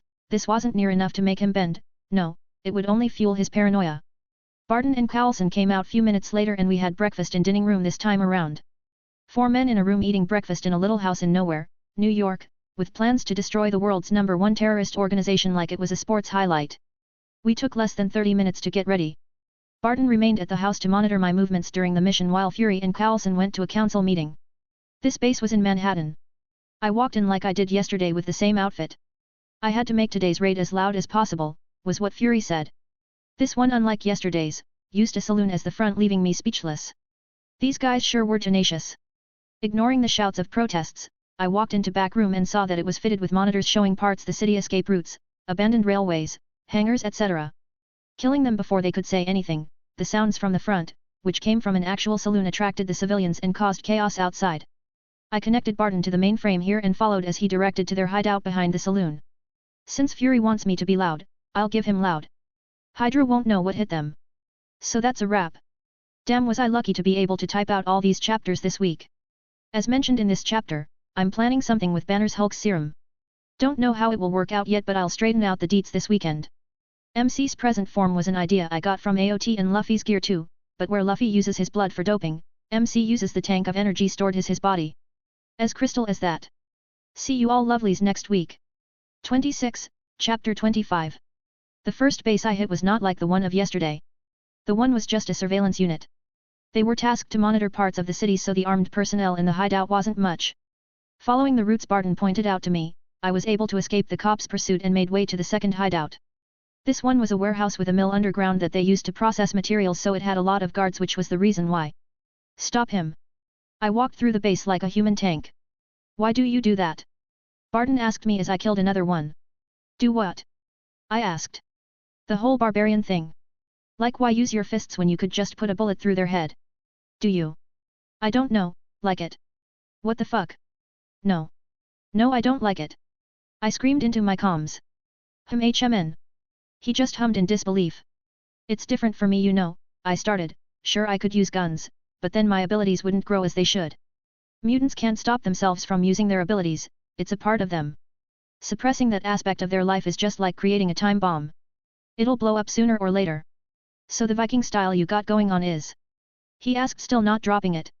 Basically, it's just me learning how to use my abilities better and being in sync with them than being a Viking. I explained. In other words, your ability makes you a Viking. He teased. Christ, Barton. You're not gonna drop that, are you? I asked while throwing a guard to a pole, impaling him in it. Not anytime soon, no. He said and paused before he continued, Clint. Gotcha, Clint. Drawl then. I reciprocated. Clint was a nice dude to know. Sure. Oh, and you got a party coming to you in 5. He informed me. Well then, I better put on my dance shoes. I stood waiting for them at the same spot in an open area and watched as 20-something armed men filtered in front of me with guns at the ready, all aimed at me as we stood in a stalemate until one of them came forward, probably the supervisor of this base. Under normal circumstances, I would be happy to have someone like the famed Dragra coming to my base. The words the guy spoke made me raise an eyebrow. Hydra really did a good job on PR. I've only been on what, 2 missions, and people already know who I am, or maybe information about me was spread across their bases because of what I did yesterday. What can I say? I am quite satisfied to be acquainted under such circumstances. I replied with a smirk adorning my lips. Well, I'm not. He said, not at all amused. It would do you well to surrender because, as you can see, he gestured to his men, you are vastly outnumbered. You don't really believe you have the advantage, do you? I asked, putting my mind in full focus, reading everything I could from his expression and body movement. I do. I've read you files? Adskoyatrot yet, in as much as Hydra may like to believe, you are not infallible. He said. What did he just call me? I asked Clint in a whisper. It's Russian for hellspawn. Would you look at that? Not my first choice for an epithet, but it'll do for now. But something about what he said and the way he said it made me cautious. I tensed my muscles as steam started leaving my body and my veins started glowing. I looked at him to see his reaction, and there was only a flash of surprise before he regained his confident look, which only made more cautious. We were locked in a stare down, 1 vs 26, we continued like that for seconds until someone folded to the pressure and released a gunshot which drowned the place in chaos. I rushed at the crowd, keeping my focus peeled as I dodged the bullets I could and tanked the ones I couldn't. As I fought and dodged, I realized that I would soon need a weapon to fight with. Guns didn't do it for me anymore, not in this type of fight. I couldn't use a gun when I was in a fight like this, surrounded on all sides by enemies. But that was for later. Twisting behind an Hydra agent, I held his head from the back and broke it against my shoulders and flipped him to throw against a group of agents. I cartwheeled backwards and followed with a flip and perched on top of the shoulders of an agent. Before he could shake me off, I used my searing red hands to crush his throat. I took his gun and opened fire at the group in my front and watched as they scrambled to find cover. Some returned fire while others dived to shield themselves from stray bullets. It was during this time as I weaved through obstacles to find a good spot to shoot from that I felt it. It was a coldness that was unfamiliar to me. Given my resistance, such minute degree of coldness couldn't in any way affect me nor my efficiency. That was until I saw myself bleeding. Trickles of blood were coming out of the wounds that still wasn't fully healed. I was alarmed as I saw this. Due to how high my temperature gets when I heat up myself, any wound I received in that form gets cauterized, preventing any bleeding and blood loss in that state, so me bleeding while I was still in that state left me very alarmed. Did this state have a cool down period? It might be possible, but I didn't think that was it. I could still feel the energy in my cells increasing every moment in drops even now, so it couldn't be a cool down as I used for a much longer time yesterday. With that theory debunked, I went for the most viable hypothesis: something was done to me, so with my control over my muscles and bloodstream I slowed down my blood flow and searched for any foreign substance in my body. I felt all the locations of the bullets in me and also felt how my regeneration was working fine, albeit very slowly. I felt for anything other than the bullet, and that was when I found it. A bullet shot to my ribs. But this bullet was different. I pulled it out and saw that the tip point of the bullet was broken like it was made of glass, and there was something inside it. Mostly what was inhibiting my regeneration. Damn. It was just a night, less than 24 hours, and they already had distributed regeneration suppressing bullets most likely to the other base in the city. This just made raiding a lot harder. I focused on the wound and saw that it was the only one that haven't started healing while the others were doing so very slowly. With my reduced blood flow, the drug, or whatever it is, would take longer to circulate my body, thereby reducing its effects. I could already hear that guy shouting at his men to form a perimeter around me, probably because he assumed whatever I was shot with had already taken effect. So this was why he was confident. Hey, what's going on? I lost the feed to where you are, so I'm blind right now. Clint asked. Nothing much. Just got shot with a bullet that dialed down my regeneration from 10 to 3. Other than that I'm good. I was already thinking of how to stop this drug from affecting me more as I replied to Clint. You can't heal. Cried out a spooked Clint. I can, but it's slowed down. I'm seeing if I could purge it from my system. I reassured him. Wait. Purge. That's it. I immediately had an idea, a viable one at that. Thanks a lot, Super Brain. They already started shooting at where I was, so I had to hurry. I started releasing steam from my body as it boiled. But instead of letting it flow through my entire body, I pushed it all to the area around that particular bullet wound as I pumped in as much heat as I could. It took a few seconds before I could feel it working. I used the same principle of exercising to burn calories on the drug, and since it wasn't a part of my body, meaning it didn't have my mutant ability, I was able to purge the source of it out of my body by focusing most of the heat I could muster to the wound. The moment I did, my regeneration sped up and I could feel the effect of the drug wane considerably. I was left panting after burning tons of my energy that I didn't realize when I was surrounded. They were 8 people around me, all with guns, as the leader came forward. You thought you were special because you couldn't die, non. Hydra made you special. He waved a bullet in my face that had a blue tip, meaning they can take it away if they please. You don't need to be surprised, you can only blame you ignorance, and foolishness. I was just wondering when he would notice that the drug didn't have any effect on me. Probably not anytime soon. Bang. His voice was cut off courtesy of the bullet-sized hole in his head. I stood up from the ground and they all flinched and moved backwards. Well, isn't that cute? Where was I? Ah yes, let's dance. 2 hours later. I was back in the house with Clint and the time was currently a few minutes past 5. We were waiting for Fury and whatever grand reveal he had to be laid bare. Clint and I were snacking on pizza and beer that I picked up on my way here while we watched a game like 2 normal dudes, except. What if you heated up your balls? Would it melt, boil, or harden? Turns out Clint Barton had a very expressive imagination. I don't know, man, why would I even want to do that? I groaned and asked with genuine intrigue. I don't know, seriously dude? You could maybe get hit in the nut and then think, if only I had set it on fire, anything could happen. I'm just saying. I looked at him with the most disbelieving expression I could make and he just shrugged. Why would you even think that?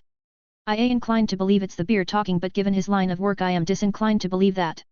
Circumstances, you know, circumstances. Was all he said as we shared a laugh. He stayed silent for a while before he asked. What are you gonna do next? I mean after Hydra. That was a question I didn't have an answer for. If it was a year ago I would have said I wanted to live a quiet life, but now I couldn't see myself doing that. I couldn't form a picture of that kind of life in my head. There was only one thing one see myself doing. I guess. I'll find a way to get stronger.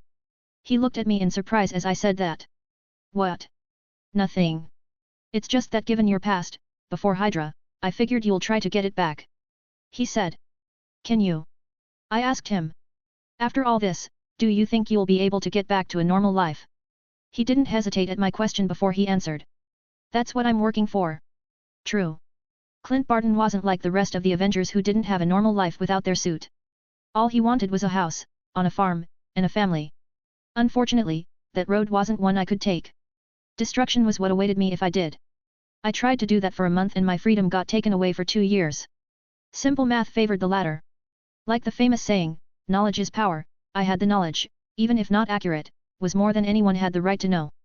That was my avenue to power. But unfortunately, the quote didn't end there, and it is also a curse. This was balance. Nothing good lasts forever. I had been blind to that fact. The knowledge I had that could have been a blessing cursed me for 2 years because I didn't use its power. I would do everything to escape that curse. That's nice, but unfortunately it's not in the cards for me. Not yet anyway. I said in a low voice, but it seemed that he heard me. Don't you think you are being harsh on yourself? Hydra. Hydra was a fucking cop-out. It happened. This best thing you could do to yourself is try to get over it unless you want to end up like the boss. He sympathized with me with a little tease at the end. I'm already in the process of getting over Hydra. It was true. My mind wouldn't allow something like Hydra to break me down. Then why? This time he looked at me. Because knowledge is power, and also a curse. I said cryptically. He went silent at that as his face gained a serious look before it disappeared. You think others will come for you because of what you know and what you can do? He said with certainty as if he understood what I meant. He most probably did. I know they will. I said and laid back deeper into the chair and turned to the TV. We watched TV for a while before he said something that made me smile. As long as it's not a global terrorist organization capable of starting a world war, feel free to ring me up. Will do. 27, Chapter 26. When Fury came, he and Coulson had a very serious expression on their faces. What's wrong? Clint was the first one who asked. Fury looked at me for a second and that already clued me in on what he found out. We've been compromised, heavily, was all he said before going to the fridge to grab a beer. We ran out. I told him just before he opened the fridge. What's left? Clint and I looked at each other for a second before we both replied. Shoes. He groaned as he let go the fridge and took a seat in the dining, prompting us to follow. Pierce just put up your profile on the site and according to him you are a Hydra terrorist who attacked 3 of S.H.I.E.L.D.'s bases during the last 3 months. Shit. This wasn't what I was expecting, definitely wasn't. Luckily for us, only agents with a certain level of clearance has access to the network that has your profile, so that gives us a window for us to work with. A very tight window, but still one nonetheless. He then explained to us what happened at the meeting. Apparently the bases I hit today were declared backroom storages of S.H.I.E.L.D, which gave Fury all the proof he needed, and also as the director of S.H.I.E.L.D, these were information that was supposed to be made known to him, but it wasn't. And given that it was the ones he told me to hit specifically, it wasn't a coincidence. So what's our plan of action? We need more room to work with. Clint expressed his concerns.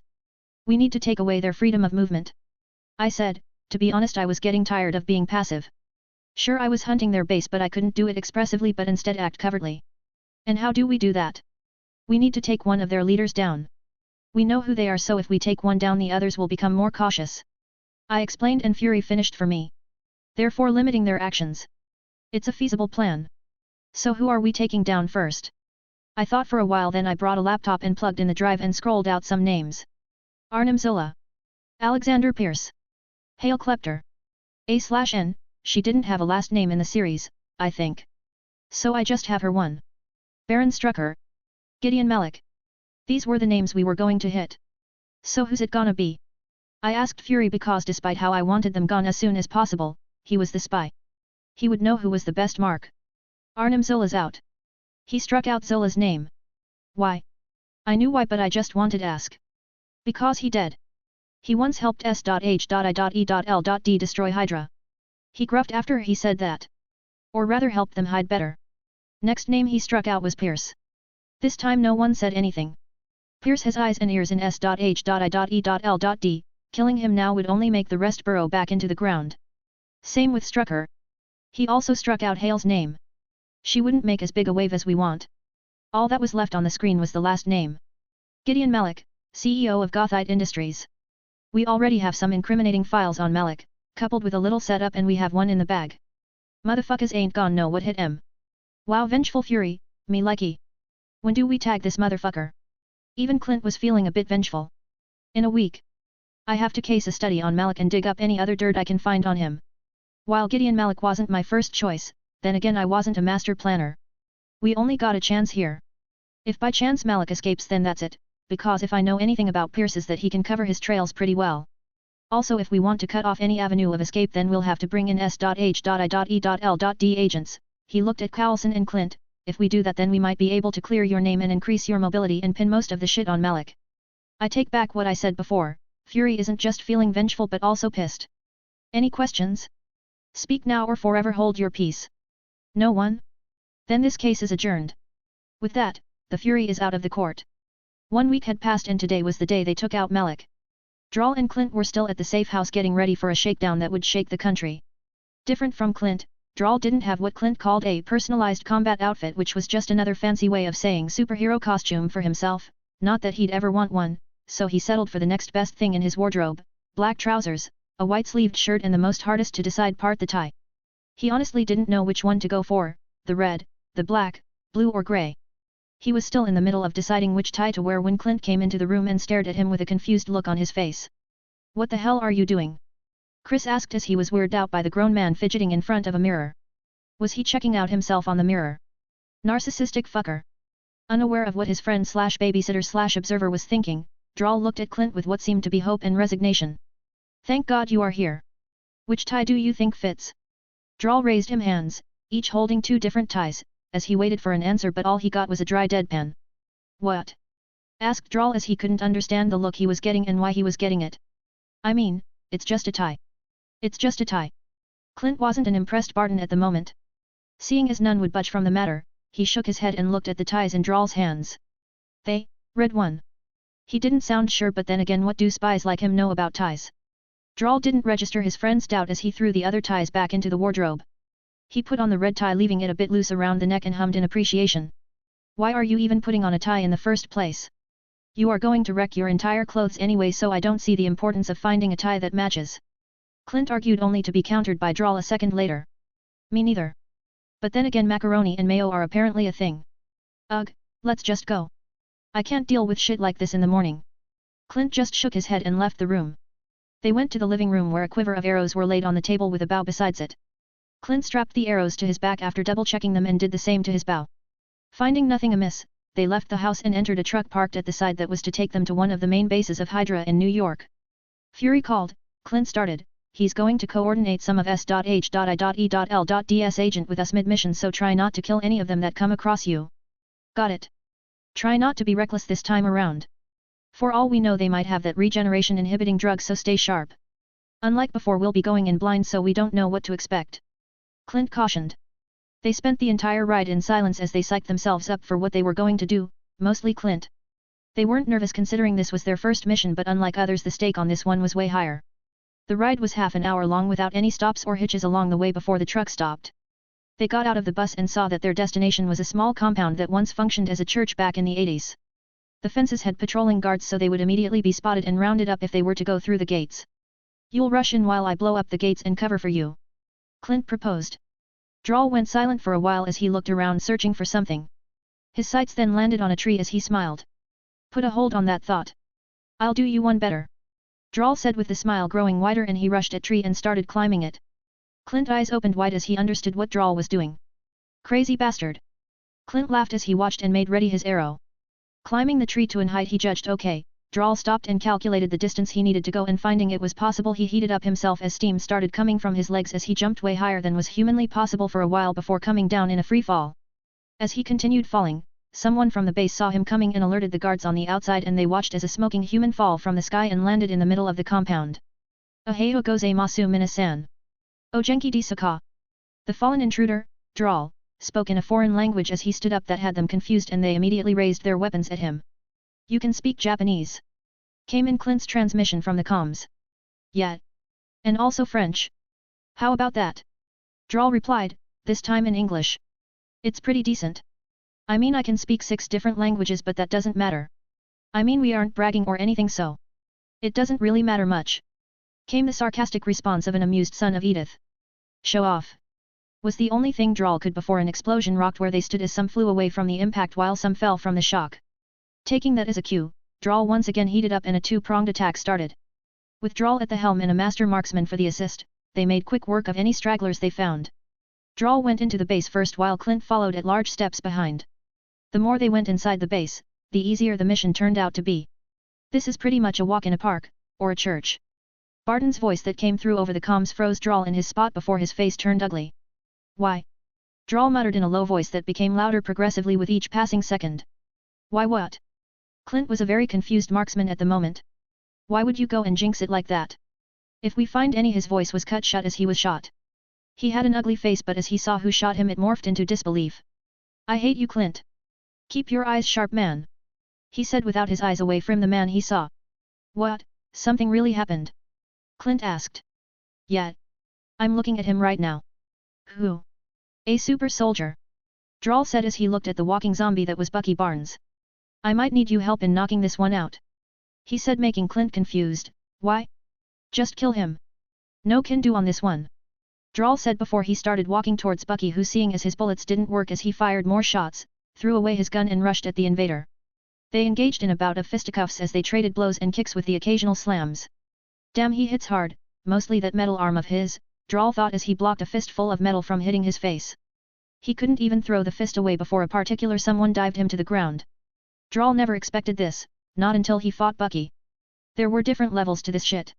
Him basing the spectrum of a super soldier on Olaf was an honest mistake because of a fact he just found out. Olaf had nothing on Bucky.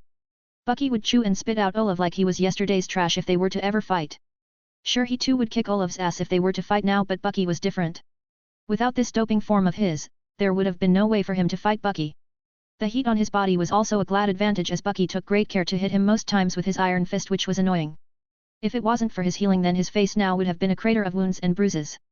This didn't mean it was a one-sided beating, as the blood and burns on the body of the Winter Soldier were proof. I really need a stronger physical might. Looks like I'm gonna have to find Dr. Banner after all. He thought as he punched the metal arm of the soldier. Who the hell is that guy? Clint came in through the comms. About time. What took you so long? Drawl complained as he ducked under a swing Bucky sent. Unlike someone who went on a date with some random dude with a metal arm, I was in a base full of enemy homies that I had to curb, so put a sock in it and tell me what's his deal. Clint's reply dripped with sarcasm, which wasn't missed by the glowing man. I need you to take him out. I'll create an opening for you. Drawl said as he went back to the fight. I already got him. Yet I don't think so. I dodged yours, remember? Drawl said with emitted and huff from Clint. Technically you didn't. He countered. Drawl watched as Bucky rushed at him again, but this time he didn't rush back but waited as he focused all the heat flowing through his body on his right arm and swung it in an uppercut as Bucky came into range, which sent the soldier cruising through the air as an arrow stuck to his side, knocking out the already disoriented super soldier. How long he's gonna be out for? 2 hours. Drawl sighed. What? You wanted more? 28, Chapter 27. Drawl St. Cross POV. Bucky was strong. Like super soldier strong. His strength was on a whole nother level. His strength was... well, it hella hurts. I remember a 17-year-old Peter Parker grabbing Bucky's fist in the movies like it was a baseball, and I can't help but think of how strong the 17-year-old Spider-Man was. Add another decade and that rattle-mouth kid would be a force to be reckoned with. It really drove home how super soldier level strength was like tutorial level stuff in the Marvelverse. I mean, Bucky and Hawkeye were both inconsequential in the final movie of the Avengers, while Cap got the leader's perk that increases stats when fighting alongside your team and a mid-tier cheat code. If it wasn't for his ability to swing Mjolnir and summon lightning during the last arc of the movie, then Cap would have been zilched the moment Thanos rose to run their fade. Hell, all Tony had to do was build himself a suit and boom. He can kick a super soldier's ass. Or Hulk. Thor? Wanda? If Bucky gave me such a tough time, then the others would just fold my ass and fuck me over. No homo. But then again, I had what the others didn't: time. And knowledge. And hell if I don't milk the fuck out of it. These were my thoughts as Clint and I fought off waves of Hydra goons. Knowing to watch out for regenerating inviting bullets took most of the surprise away from the bullets. I had already told him what I could about Bucky, so Fury would know how to keep him secured. If they could somehow undo his brainwashing, then all was good. It was until a while later before S.H.I.E.L.D. agents burst into the place and started rounding up the bodies that we had room to breathe. When Clint and I walked out, I was greeted with guns to my face, and it was starting to piss me the fuck off. What was it about me that made me gun pointing worthy? I was already heating up in case one of them decided to be a smartass and pulled a trigger. I don't care about S.H.I.E.L.D. agents, maybe Clint cuz he's cool like that, nor do I care about SHIELD. The only reason I'm working with Fury was to get Hydra off my case. After that I'm off in the air. Thanos wipes out 50% of all sentient beings in this universe in 15 years. I'm not about to bet my 50% chance to win on a 50% chance to lose. And I pretty much doubt he's going to be the last. Just because the MCU didn't show them didn't mean they wouldn't come, and this verse wasn't exactly canon MCU. I was literally about to blow up with all the agents telling me to stand down if it wasn't for Coulson, who came and clarified me as a homie. Clint, Coulson, and I drove away in the same vehicle because I would be stupid as hell to drive with a S.H.I.E.L.D. agent who could very well double up for Hydra. Turns out Fury actually did spy work on Malik, with hacking into his account, systems, and all, and dug out some incriminating Hydra files and also a list of S.H.I.E.L.D. agents who worked for Hydra under him. We went to the hideout since I still wasn't in the clear, and Coulson cleared us in on what Fury had been doing. Turns out the spy finally hit 10 on the paranoia button that he started using Morse codes to send us messages only Coulson could read, since he would undoubtedly be in the spotlight for a while, and Hydra finding out he's been in contact with me would do no good for anyone. Also, without telling any of us, Fury brought down Hale together the same time we did Malik. So here comes our window. Fury wants you to lay low for a while before we do any other raids. You can stay here if you want to or not if you have anywhere you could go that's off the record. I wouldn't recommend that though. Coulson advised. Finally a break. Just what I needed. Got somewhere on my mind. Where? Virginia. He looked confused for a while before he asked, you know someone in Virginia? I've actually never been to Virginia, nor do I have someone I know there. So why am I going there? Simple. Virginia is the birthplace of the green embodiment of Wrath, Hulk. Specifically, Culver University. No, I don't. I'm just trying out new sites. Was all I said. Okay. We'll prep you a transport in a few days. He said before he left, since S.H.I.E.L.D. would be busy for a while because of the clusterfuck known as Hydra. Virginia, Clint asked as he came to the chair I was sitting and plopped down with 2 bottles of beer in his hands and handed me one. Try not to blow a top there. Things are pretty hot as they are now, we don't need you stoking it. He said with a smile. Did he just said a heat joke? A heat joke, really? We both laughed at that. Try not to do anything stupid while I'm away. How can I when you take all the stupid with you? Clint was a bro. 3 days later. Today was the day I left New York. I called Coulson the night before and asked him if my transport was ready and he said yes. And that was the reason why I'm seeing an helicopter a ways from the safe house. He'll take you to Virginia. Was all Coulson said before he handed me a one-way burner phone for me to call S.H.I.E.L.D., specifically him, if I was ever in trouble, which I appreciated the sentiment of. It was also at that moment that I remembered a horrifying fact. I was broke, poor, homeless and jobless. I turned to Coulson and without any hint of shame, like any broke man, hey Coul, my man. Let me holla at you for a SEC, I think I heard Clint say what the fuck, or something like that, but who cares, you know, Fury and I never talked about a finder's fee. I said as we looked at each other with contrasting expressions, me with hope and him with confusion. I'm pretty sure Malik's got some soft currency, right? How about you tell your bossman to sprinkle some cheddar on little me's digits? Savvy. He let out an "oh," in realization as he savvied. What say you to a 5% cut for being the middleman? I said as I stretched my hands for a shake while he chuckled and returned it. Meanwhile Clint was looking at me in disbelief. I got onto the chopper after that as it lifted off to Virginia. My story may have started with Hydra, but my journey begins with the Hulk. Willowdale, Virginia. There was something that always bugged my mind when thinking about the Hulk movies, and it wasn't until I got to Virginia that I finally understood what it was. There was only one MCU movie of the Hulk. The Incredible Hulk was the only MCU movie of the Hulk. Every other movie apart from that was inconsequential, non-canonical. Meaning the Hulk movie in 2003 was definitely not of this universe. How did I know? The fact that my search for Bruce Banner on the net gave me a picture of what Edward Norton and Mark Ruffalo would look like if they were combined was proof. I don't remember much from the 2003 Hulk movie, and given how it wasn't canon then I have no idea what to expect. I started my search for Banner immediately after I settled in Virginia, and it took me 3 weeks before I could find him. He was a recluse even before he became the Hulk. I was able to live pretty well from the cash that Fury did send me. He put a whooping sum of $3 million inside an offshore account which he sent me the access to. Realistically this was a bribe from Fury to get me into S.H.I.E.L.D., and rationally it would be advisable not to take it, but when you know the only thing remaining in your bank account is just over $1,000, that was if Hydra didn't wipe it clean, there is no way in hell you would refuse $3 million. This was easily the largest sum of money I've ever seen and had in both lives. It wasn't even until recently that I realized I needed money, since Hydra's accommodation were free of charge. I could do a lot with $3 mil. Maybe buy a house, a car, or I don't know, buy Facebook. Zuckerberg should still be a broke sophomore in Harvard by now, so he probably hasn't seen a $100,000 in his life, and that was only if he had already started writing the code for it. If he hasn't, then I'll just create it myself and have a poor sucker run the future Media King platform. Back to the Hulk. I found Banner after 3 weeks, which makes it June currently, and since I don't know the date he becomes the Hulk, I'll have to watch him every day. So what do? I applied for the university he was working at as a janitor. A biology degree holder as a janitor. Even the dude I submitted the application to was surprised as fuck, and I had my reasons why I did so. If I applied as a lab assistant or whatever the degree would get me, I would be in their database and I could get roped in, even if the chances were very minuscule, into the entire Hulk fiasco, which was what I definitely didn't want. I already had Hydra and S.H.I.E.L.D on my tails, adding the US Army and General Ross to it was a big no-no. I got the job. The dude was pretty skeptic of me though, but he cooled after a while. I met Banner and Betty a few times when I cleaned around the lab they used, and that was when my stupid little brain came in handy. I overheard Banner talking one day about gamma rays. Now I might not know much about gamma rays as much as gamma waves, but I did know some things. I was nerding out and Banner heard me and he started nerding out on me about the radiations, and when he saw that I could somehow keep up he kept on blabbing. After that day, I realized I was neglecting my brain too much, which was none of my fault as I've never been in a learning conducive environment until now, so I started reading theory papers, textbooks, thesis, projects, theories, both proven and unproven. I read them all. Any I could find from different branches of science.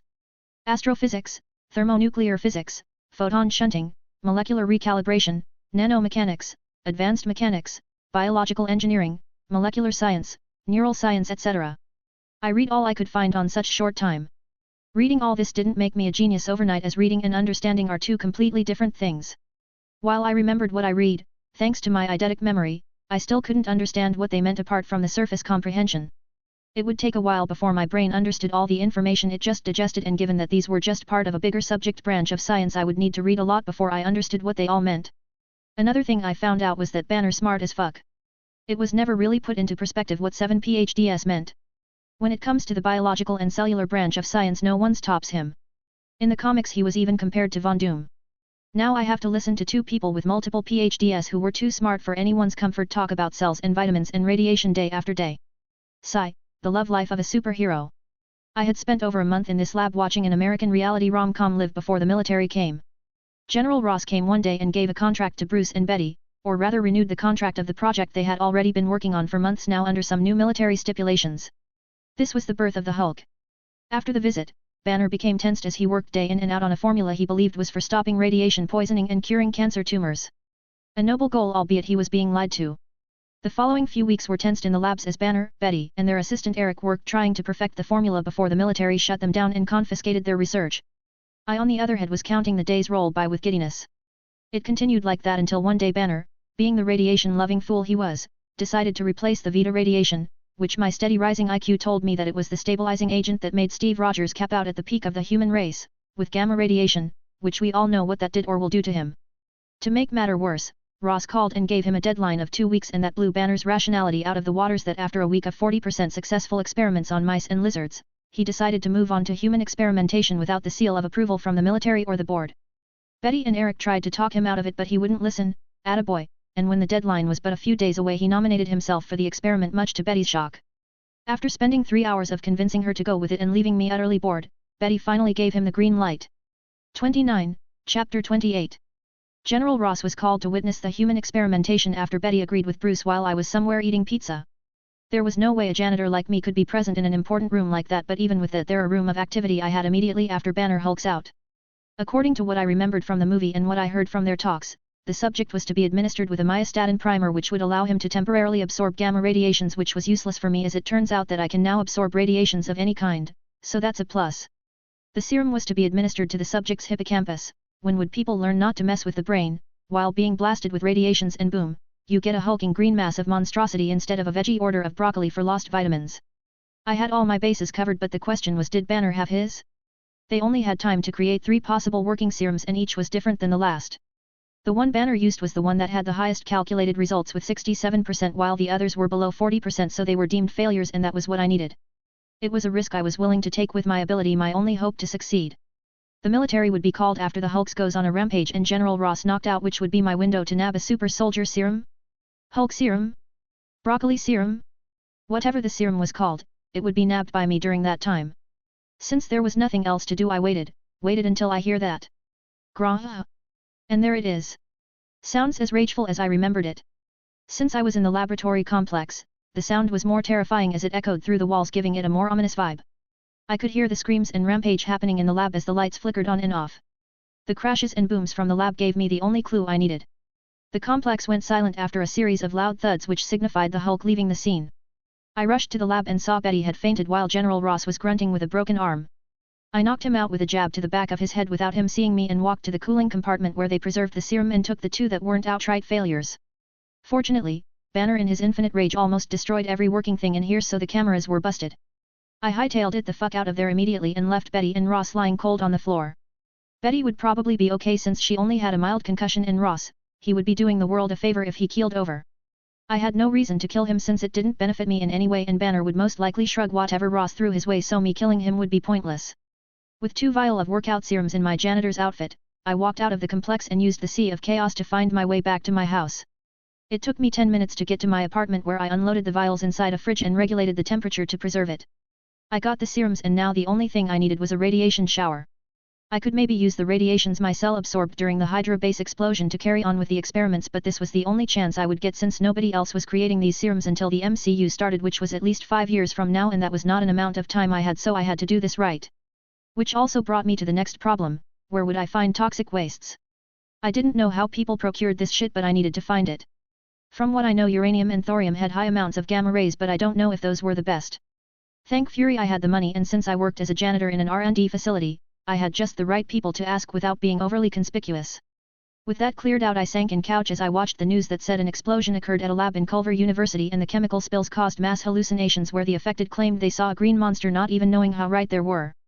Some did claim it was a government secret project that went awry, while others claimed the government were conducting illegal human experiments to further their own agenda or world conquest, and some also claimed aliens.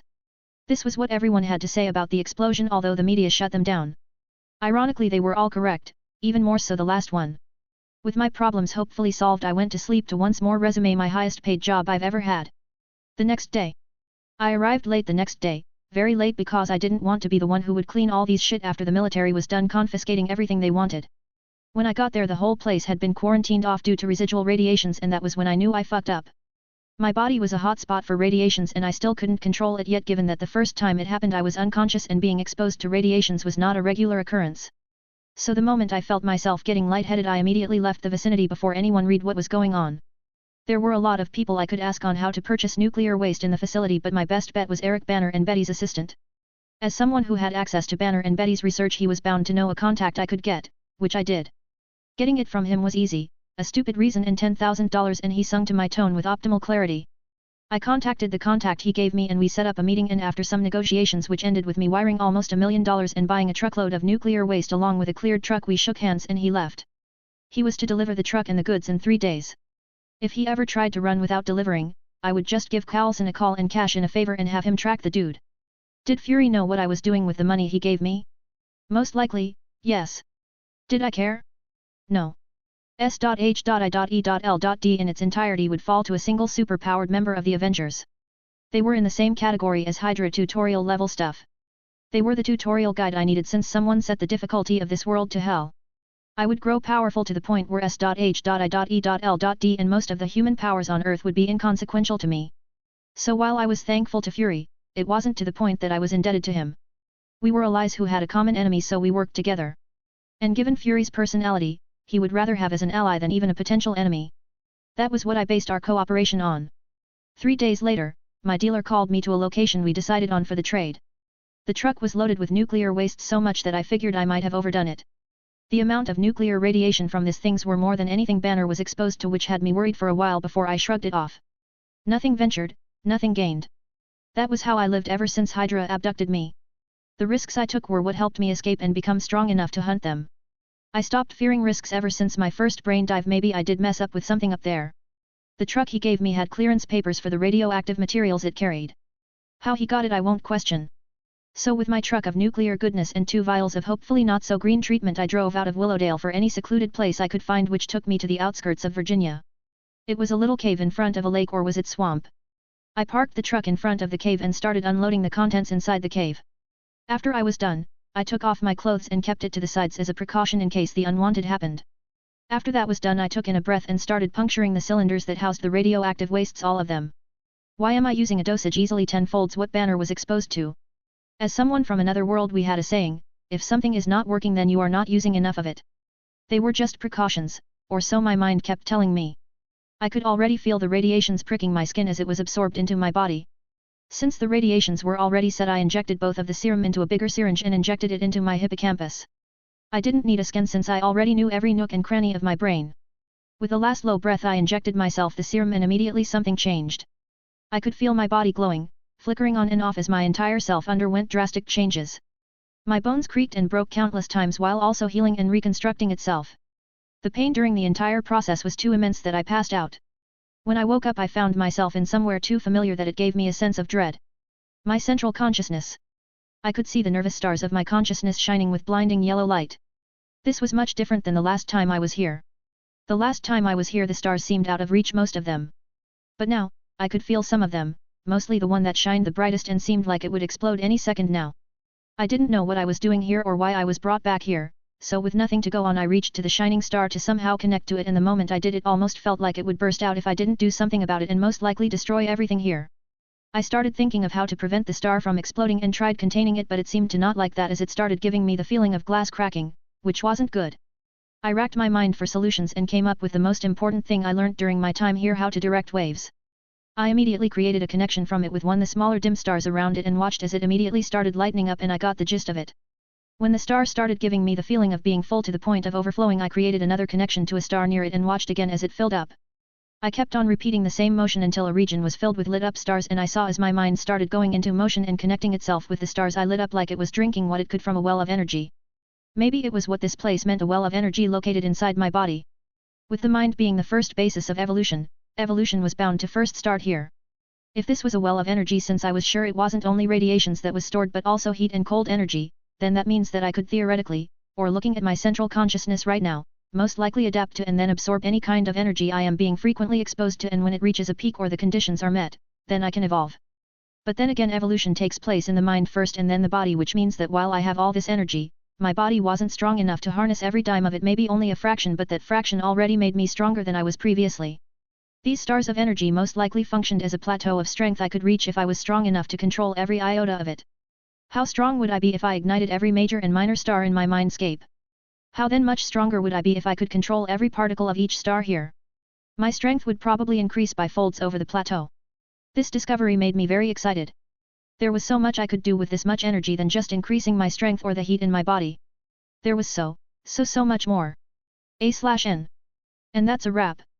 It wasn't until I finished this chapter that I looked back at it and saw some eerily and uncomfortable similarities between it and Wuxia novels, what with the mountains and caves and lakes and middle of nowhere and energy and stars, and, you get the gist. Not my intention though. For those of you who were still hoping that I'll change my mind and create Hulk, the Star Wars version, then I'm sorry to once again inform you that there will be no MC turning into another Hulk. The MCU already has more than enough of big mean angry dudes. Now to the reason for this note.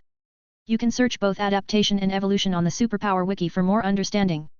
As seen before and as most of you already know, MC recently got the power to assimilate energy, which in its own is hacks when it grows stronger, but as of right now he can assimilate heat, cold and nuclear radiations, which I'm planning on expanding on. Now these energies he assimilates aren't stored in the form he takes them in, but rather they lose their properties, becoming pure energy which he can convert to a lot of things, which is the angle I'm working with. Another thing I'm sure some of you will complain about, why? I don't know, is him absorbing what would have been enough to kill Banner during the Hulk's birth, and that is where radiation/energy assimilation comes in. First of all, he didn't absorb it, he assimilated it. There's a difference. Absorbing it would mean taking it as it already is and making it a part of him. A radioactive human would be the result, just like the Hulk, but assimilating it means breaking it down and making it a part of him without the effect of being radioactive. Make no mistake, he could produce radioactive energies with his own energy by giving it or multiplying the radioactive elements present in every known type of energy. Hope this clears that out. Another would be his strength. Exhales. Let's see. Basically, MC is now a well of energy. I'll be using Gamer's analogy so you'd understand for those that already don't, with his mag stat over the roof. Now that's swell and all, but the bummer is that his con stat is down the creek, probably in his low hundreds, 100-300, which still isn't comparable at all to his mag stat, which would now be somewhere in the thousands, 1,009,999. If we were to compare it with the Hulk's stat, it would be like Banner Drawl. Con, 9000 Con, 234. STR, 26 STR, 177. VIT, 79 VIT, 982. Dex, 14 Dex, 150. Mag, 2 Mag, 6782. Unique skill Hulk Wrath of the Almighty. This skill multiplies all stats of an individual by 1/5 of the highest stat when angered or during intense emotions. When Wrath is further triggered after the activation of this skill, it increases the stats by an additional multiplication of 0.25% of the highest stat with every new outburst. In other words, the Hulk's body was built to hold vast amount of radiation which he can also absorb from his surroundings and uses it to increase his strength to illogical heights because his constitution is redonkulous. MC went the other route since he didn't have the Wrath skill but the Blessing of the End skill which increases the user's con stat gradually over time without limit and proportional to adversities triumphed over and has been forgotten throughout history. So instead of making the activation of the skill the source of his power, he rather made his power activate his skill every time he uses it. Do you understand? If you don't then I'm sorry since I can't think of anything else. Sayonara. 30, Chapter 29. By a lake miles away from the congregation of civilization lying in front of a small cave, black plumes of smoke raised into the air as a truck was engulfed with flames as it exploded due to the heat emanating from the cave. What was worth noticing other than the violently exploded truck was how the smoke and flames from the truck didn't pass through the entrance of the cave. As if facing a stifling atmosphere, the billowing flames flickered as if the oxygen in the air that it thrived on were suddenly halved. It thrashed as it let out spasm-like flames. It continued for a while before it went out without any huge wind causing it, leaving only a half-burnt truck as proof of its existence. As if heralding its untimely demise, a dark-haired, short-bearded man with an impressive physique out of walked the cave with a simple shirt and brown pants. "Whistle, there goes my ride," he muttered as he shook his head and grumbled, "Wonder whatever happened to it." Drawl looked around where he was and saw that the local fauna were mostly unsinged, and looking at the state of the truck, it didn't burn for long. So adding 2 plus whatever that was together, he came to the conclusion that he didn't know what happened here. Thankful that his clothing remained unharmed, he left the swampy forest he was in and made way to the main road to hitch a ride back to any town that was near him. He got to the road and did all he could to signal a car or a bus or a truck. He came to a conclusion after numerous failed tries hitching a ride as a man was hard. Since he was most likely dealing with the male gender, he shuffled through his pockets for a $10 bill and held it in his hand as he waved one down. Unsurprisingly, he booked a ride in minutes with a truck transporting lumber. The old man was at least subtle enough not to ask for the cash immediately, but as his eyes kept looking at Drawl and then focusing back on the road, Drawl had to choice but to hold up the end of the unbargained bargain. "Watcha doin' out there?" the driver asked minutes after the awkward exchange. "Sightseeing. Dunno what ya sightseeing fo, but there's not hun round here for folks to see except for stones and trees," he said with a nod of his, while Drawl thought that, wasn't most sightseeing in nature all about stones and trees, but refused to comment on it. "You came alone?" Came a weird question out of nowhere, but seeing as how he was alone, maybe the man was right to ask out of concern. "Yes. Not much of a talker, are ye?" "Sorry, it just that I'm rather discombobulated," came the apologetic reply from Drawl for being a poor guest. "Disboob what?" This time the man looked at him and wary. "You came with a girl." "Okay, now it's really getting weird." "No, I came alone," he hurriedly cleared whatever misunderstanding was arising. "I've been really out of it as of late." The driver let out anew as if he finally understood something and looked at Drawl with a flicker or encouragement in his eyes as he saw the youth was likely going through a time. "Relationship problems?" the old man asked slowly as he set the atmosphere of the truck in a somber mood. "No.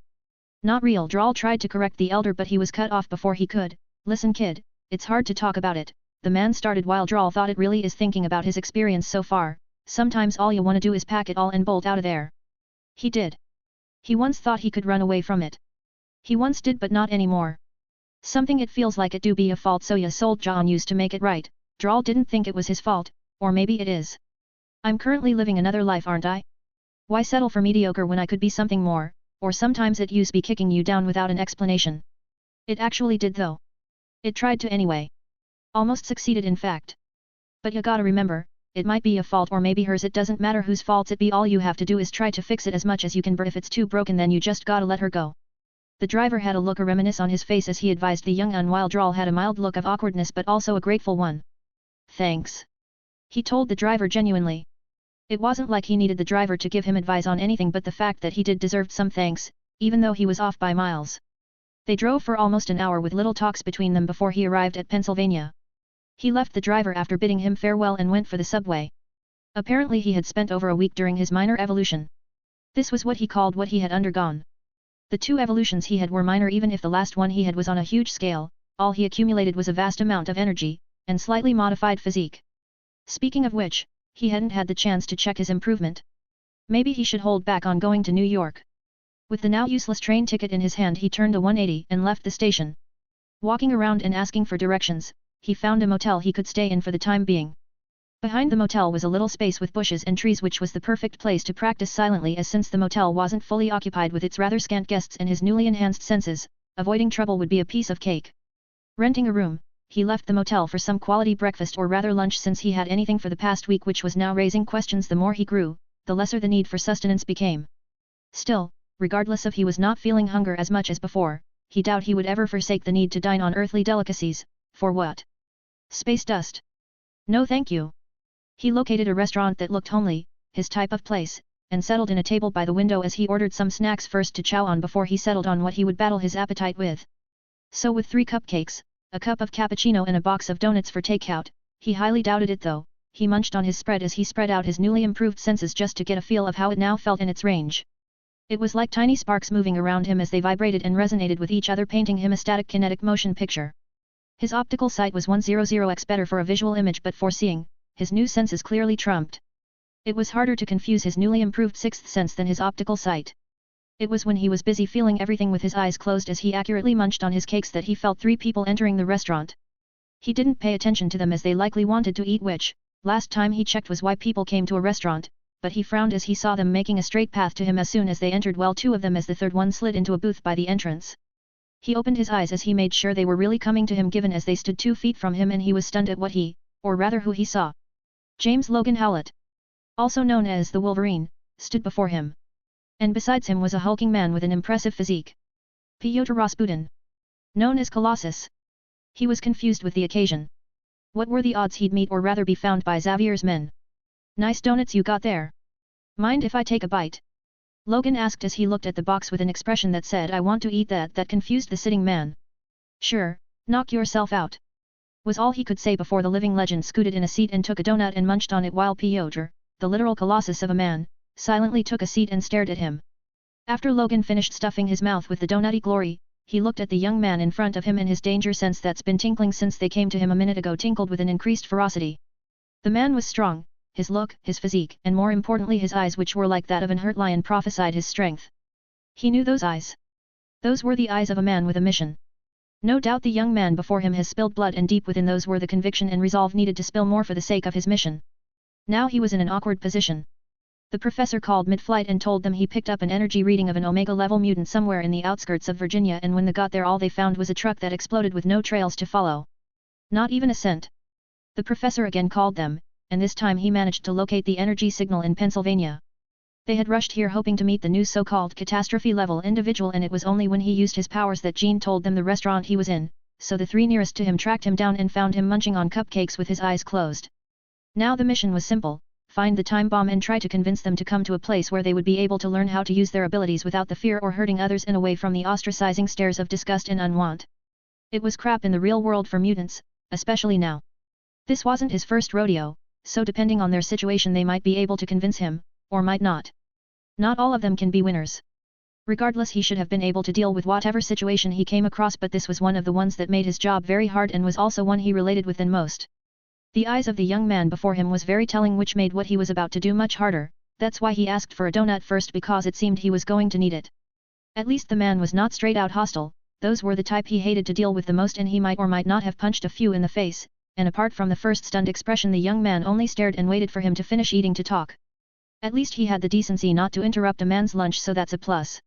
Sorry for the late introductions, my name is Logan and this here is, he pointed at the beefy man at his side who only responded with his name Pyotr, and continued, we are from the Xavier School for Gifted Youngsters and we would like to talk to you about some things if that's okay with you. He started with an introduction as he looked at the young man who didn't react to their names or where they came from. There was curiosity in there, but that had been there from the start. Maybe he was apathetic? Could be, there are different breeds of people after all. Drawl, the young man introduced himself before he answered with something that almost made Logan choke on the donut he ate. And while I fully doubt that I'm disabled or handicapped in any way or form, nor am I in high school, the least I could do is listen since you came to meet me. Not hostile and reasonable, that's a good start, but then again most crazy people are. He had the feeling he would need more people on this in case things heated up, and also someone who would most likely not trigger or push the proverbial button on the sitting bomb. He doubted he would, but then again he had been known to piss off other people with his crude mannerisms, as Ro put it. You mind if we step out for a bit? Got some people I want you to meet. Still no signs of aggression, good. Maybe he was the trusting, but looking at his eyes again he refused that thought. So, confidence? Sure, was all the man said as he called the waiter to check out and grabbed his box of donuts as he followed them. He paused slightly when they passed the new kid, but he didn't stop walking as he left the restaurant. Hopefully this all goes well. Remember to vote and drop a review. Happy weekend. 31, Chapter 30. Drawl didn't know what to think about all this. Meeting the X-Men had been a wild surprise on its own, finding out however that they came to recruit him was a real punchline. Logan was being polite, not that he knew what to expect from the fictional-turned-reality character who asked for his donut the moment he saw him. As far as first impressions go, that was pretty unique, and besides Drawl wanted to hear their sales pitch, so he followed them. He had his senses spread out for any unlikely scenario occurring and walked out of the restaurant with Logan and the silent Colossus following behind him. Drawl caught sight of the dude that came in with Logan and couldn't remember who he was. Well, given that most of the characters' appearances were only in the comics except for the real obvious ones, he was bound to not identify who they were. So with a box of donuts in hand he left the restaurant with 3 iconic characters from the X-Men comics. They walked for a while with Colossus and the guy Drawl didn't recognize at the front while Logan tallied with him. So buddy, you live around here? Logan asked, making conversation as they walked. Nah, just a stop. Drawl said. Where you headed? At that Drawl turned to look at Logan, making the century-old man think he stepped over a line. New York. The young man still answered, so they were still cool on that front. Now how would he break it to him? Come up fast and soft, hitting the nail directly on the head, or slow and hard, taking the time to explain everything while also giving him the ugly facts. How about winging it? Those seem to work out just fine. What do you know about mutants? Came the icebreaker question. They both stopped and looked at each other, gauging the other's reactions and expressions to prepare for any negative outburst or panic in Logan's case, while Drawl wondered how he would answer. If he was being honest with himself, then he would like to see the other characters, not so that he would fanboy over them, gods no, but just one of the things that's been on his mind since his transmigration. He had no plans of joining Xavier's merry men or sticking with them for long, but a little pique never hurt anyone. He was after all on vacation, and the only thing currently on his plate was a long-term Hydra eradication plan. Metaphysical evolution of the human species. Came out the all-too-smart answer he was steadily hating because of his time spent with Banner, who is mostly likely on the run or over the border at present. That's a new one, but you are correct. I'm a teacher at the Xavier Institute. It's a place for unique people to come together, a haven, for mutants. Logan said as they resumed their walk towards a place where 3 other people were waiting for them. Drawl could only recognize one of them though, or maybe 2. The redhead who looked all too familiar with the Jean Grey he knew, and another girl at her side who he suspected to be the Shadowcat Kitty Pryde. And the last dude who looked all too familiar with the comic version of Thunderbird, John Proudstar, with his Native American looks. What the hell? What kind of X-Men/MCU verse is this? They all look jumbled up. He thought. Given that it was currently 2003, which should be around the time of the second X-Men movie, X2 The Last Stand, when Jean temporarily dies only to resurface 2 years later as the entity of life and rebirth, the Phoenix. So why the hell was Thunderbird still here, was what was currently going through his mind as he stared at the AUG team of Xaviers. Looks like this timeline is more fucked up than I remember. Remembering that he'd been starring for a while, he turned to Logan, who was calmly puffing a smoke he lit when he was staring, and asked the man. Student of yours, or staff members? He asked and got a chuckle from the Wolverine and Thunderbird, while Jean, Kitty, Colossus, and the only guy he didn't know all smiled. Hi. My name is Catherine, but everyone calls me Kitty, said the ever-energetic cat as she gave an outstretched arm for a shake. Drawl. He replied as he shook the petite girl's hands and caught Jean furrowing her brows for a second through the peripheral of his vision as he felt something, a light tingle, bounce away from his mentals. Mind reading, hey. Looks like it didn't work. Guess those 6 months spent in reconstructing my entire brain works paid off. He thought, feeling slightly relieved. His #1 concerns against telepaths having apparently been taken care of. During those 6 months he spent inside his consciousness, he went through different theories on how to increase his brain's mental defenses and natural processing power by removing by some nodes that causes minute lags in processing of information to rewiring of his entire thought process. Basically, he built a matrix around his mind with a bottomless moat around it and artillery firearms stationed around for disrupting any foreign mental probes that passes through without permission. In simpler words, his mind was a fuck zone with a black hole in the middle of it. He had first been worried if this was enough to block strong telepaths, since he theorized that the reason why telepaths could read thoughts was that they could connect their special brainwaves easily to others, making it vibrate at the same frequency with their targets, thereby getting a reverberation feedback carrying their thoughts. But since his brain has been programmed to shoot down any attacking probes, with the ones that somehow manages to get through falling inside a bottomless pit, he was good to go in the psychic front. After a brief exchange of names where Drawl finally confirmed the native as Og Thunderbird and the new guy as Reiner, no idea who he was, he turned to the others and asked the question he wanted to ask. Why are you looking for me? This time it was Jean who answered, we are from the Xavier's Learning Institute. While we function as a school and safe haven for mutants, we also perform rescue mission for others who are in need of help. She paused to let that sink in first before she continued, our professor picked up your energy signals in the outskirts of Virginia, but before we got there you already left, so we tracked you down here to Pennsylvania. If it doesn't take much of your time, our professor would really like to speak to you. She said sincerely. There weren't many mutants who were designated Omega class, and the few that were, all became strong regardless of if they trained their abilities or not. The man before her, as the professor told them, was one of those, and seeing as he was in his prime then his abilities must have grown a lot. And also given how calm he was to hearing them talk about mutants, he must have a good grasp of his abilities. If only he would agree to meet the professor, then maybe he would agree to help them rescue other mutants who were still suffering. Minus the fact that you've apparently been looking for me, is there any reason that would incline me to go with you? He raised his hands as Jean made to speak and continued, while what you do is noble and admirable, unfortunately I am rather preoccupied at the moment. I wouldn't say no to a visit in the future, but not now. He meant what he said. While he would have liked to follow them just for the holiday spirits, he had a goal. He still wanted to find out how much he grew from the latest evolution, and while Fury told him to lay low, 2 months of laying low was enough, and he wanted to start hunting other Hydra bases as he moved by. They would serve as the best punching bag. Jean looked stumped as she didn't want to further push the man away, so she looked at the only other person who could likely persuade him, Logan. Getting her stare, he sighed and spoke to the young man, knowing what he was about to say would most likely trigger him off. Don't you think you can put the blood feud on hold? It'll only take a day at most, and if don't want to listen to what the prof has to say then you can bolt afterwards. How about that? He saw the others flinch slightly when they heard him talk about a blood feud, while the man in question didn't even twitch and calmly look at him with a gaze that felt as if he was being read through. Would you? The man asked. A question only he seemed to understand. I won't, but I wouldn't turn down a helping hand either. He told the rage-filled youngster. We both know this won't be a helping hand, but likely a day at the shrink. Drawl said as he let out a chuckle. When do we leave? The young man, Drawl, said, and Logan couldn't help as his lips broke out in a smile. We can leave after a while since we have a mission to complete. Jean said. The mission was their priority right now, so they could pick him up after they completed it. She wouldn't want him to be uncomfortable when they went for their rescue mission. Most people were. You said mission just now. Was it a rescue mission? She heard Drawl ask, making her a little confused why he was asking, but she answered. Yes. The smile of Drawl's face widened as she said that. Mind if I tag along? He asked, taking her by complete surprise because he had no business with what they were doing nor an idea why they did it, but he suddenly wanted them to take him with them, so she was unsure. Why would you want to come with us? She had to ask. It would honestly be nice if he wanted to join their cause by sympathizing with the less fortunate. No major reasons. I'm just bored. Or maybe not. She was stumped by his answer and was about to turn down his help, but Logan beat her to it. Sure. Logan. It'd be alright, and besides I'll keep an eye on him. Logan reasoned, but she still wasn't convinced. Bringing a revenge-driven person to a rescue mission without clearance wasn't bound to end well. Logan himself was proof. Okay. She relented. She had to if Logan said he would be keeping an eye on him himself. With that they walked to where they landed the jet. Drawl let out an impressed whistle as he beheld the sleek black beauty that was the X-Jet as he followed them inside. At the pilot seat he saw the last 2 original members of the X-Men, Ororo Monroe Storm and their de facto leader Scott Summers Cyclops. They looked at him with interest, possibly due to his Omega-class status, with Ororo being the first to introduce herself.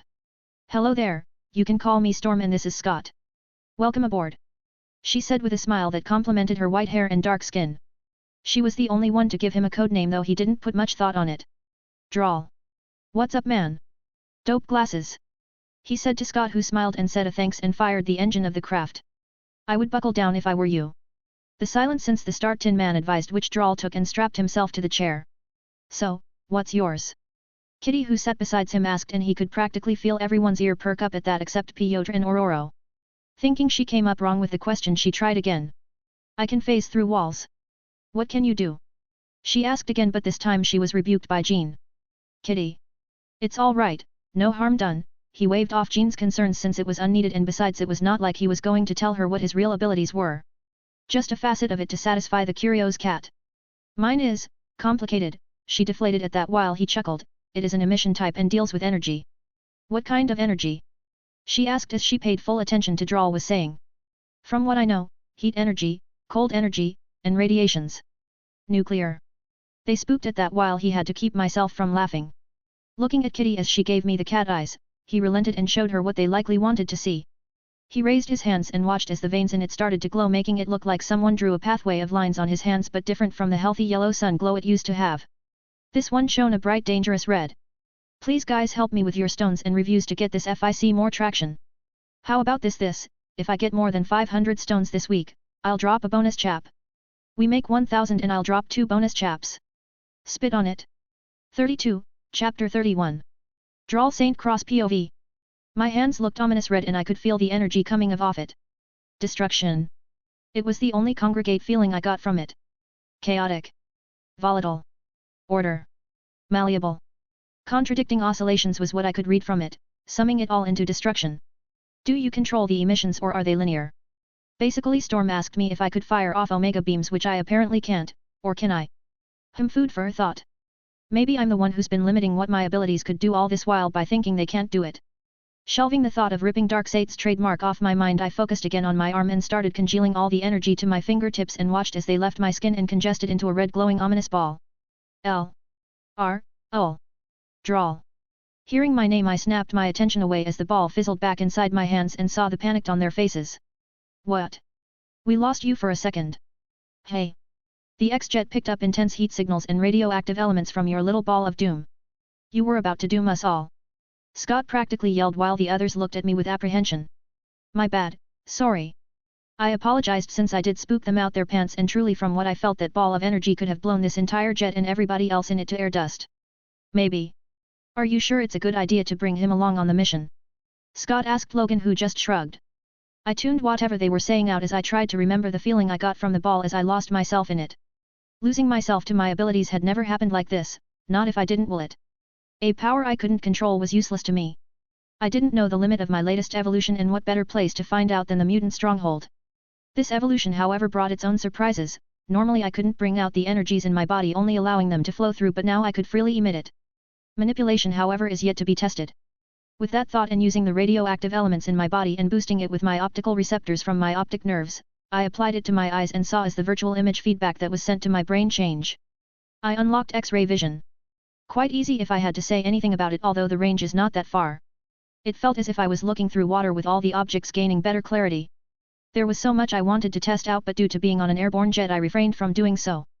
The jet was entertaining with small talks here and there while Kitty and I snacked on my donuts.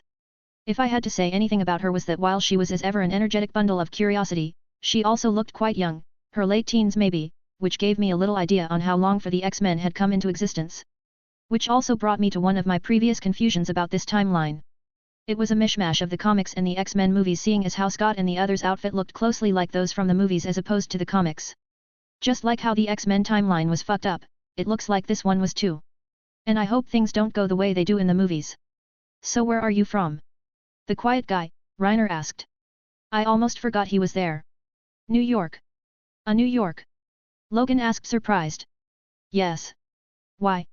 The school's in New York. Looks like we had nothing to worry about. Logan clarified, and I was not surprised to have forgotten about that fact, given I have been rather preoccupied during the past 2 years. I know. The school. It's in Salem, right? I looked it up a few years back, wanted to come for a visit, but I was busy. I said absent-mindedly. They had look of surprises on their face when I said that, not at all expecting it. Why didn't you reach out afterwards? Storm asked in a soft tone. Distractions. And frankly, I just didn't see the need. I said with a drawn-out voice, not wanting to come off as rude. What kinds of distractions? She pushed on. The people kind. Was all I said as we devolved into a bout of silence before Scott called landing after a few minutes. We landed by a stream of water that flowed downwards with thick trees around us. Where are we? Kitty asked as she shivered from the likely cold atmosphere. An uninhabited island off the coast of Michigan. The professor picked up words of a mutant base here. Scott said as the rest went to suit up. Though what he said made me frown, which he picked up on. What? Got something against the cold? He asked with a chuckle, but I wasn't in the mood to humor him. How many miles out are we away from the mainland? He frowned a little at that question, but seeing as I wasn't joking, he answered. I'd say 20 miles. Why? He asked, but that information already increased the frown on my face. I had a mental map of Hydra bases scattered all across the world and there was only one I knew was in Michigan, a few miles out from the main.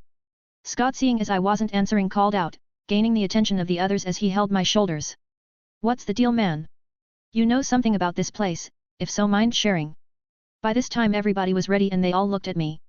Violently shrugging off Scott's hand from my shoulders, I tore him a hard stare and told him what I contemplated. It wouldn't do for them to go in blind while I mostly likely had spot-on assumptions about the place. Regardless, they would still come out on top, so it didn't really matter at the end. It's a terrorist base. They deal in different things from guns, arms, human/mutant experiments to government subterfuge, and war. I said. And how do you know all this?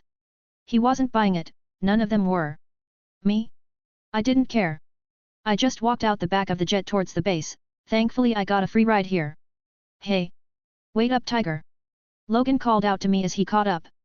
You planning on going alone? Yeah. Think you could take them all on? Not my first time.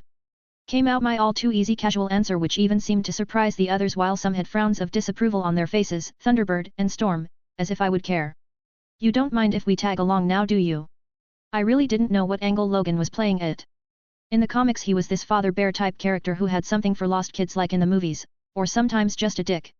But regardless, I wouldn't say no to extra muscle, not one covering pure adamantium, and also, this was kind of their mission. We walked towards the base with the others following behind us before they caught up. We stopped 100 meters away from the base, or rather they did while I just continued walking on. Hey! What are you doing? We need a plan of attack. Jean called out to me as she saw continue walking to the base. I have a plan. I had the feeling I was pirating someone as I said that, but as I couldn't remember who it was I continued, attack. As I walked, I converged the energy at my fingertips and watched as it swirled into a glowing red ball of destructive energy. Instead of letting myself fall into a trance like last time, I focused on the alerted guards who started scrambling to a spot as they pointed whatever weapons they held at it. Okay, this shit is starting to seriously piss me off. Without waiting for them to open fire, I released the hold I had on the ball of energy and watched as it traveled with a soft boom and arrived a second later at the targeted location. The moment it made contact, a resounding boom sounded through the entire vicinity as the area it landed was engulfed in raging flames, killing everyone around it. You are welcome, I said without looking back as I walked to the base that was already blaring with emergency alarms. I reached the front door of the base, which was a reinforced steel door, and wanting to test another improved tenet of my abilities, I coated my hands in red. I'm really starting to dig this color, and punched at the door and watched as it flew off its hinges. Looks like my strength increased a lot, and that was without much effort. I walked inside and used my X-ray vision, and while I couldn't cover the whole base, I did with a substantial part of it and saw some people running towards my position, making me smile at that. Finally. I haven't really fought mutants, Sam doesn't count, who were battle-oriented or any at all, so this was a welcoming challenge.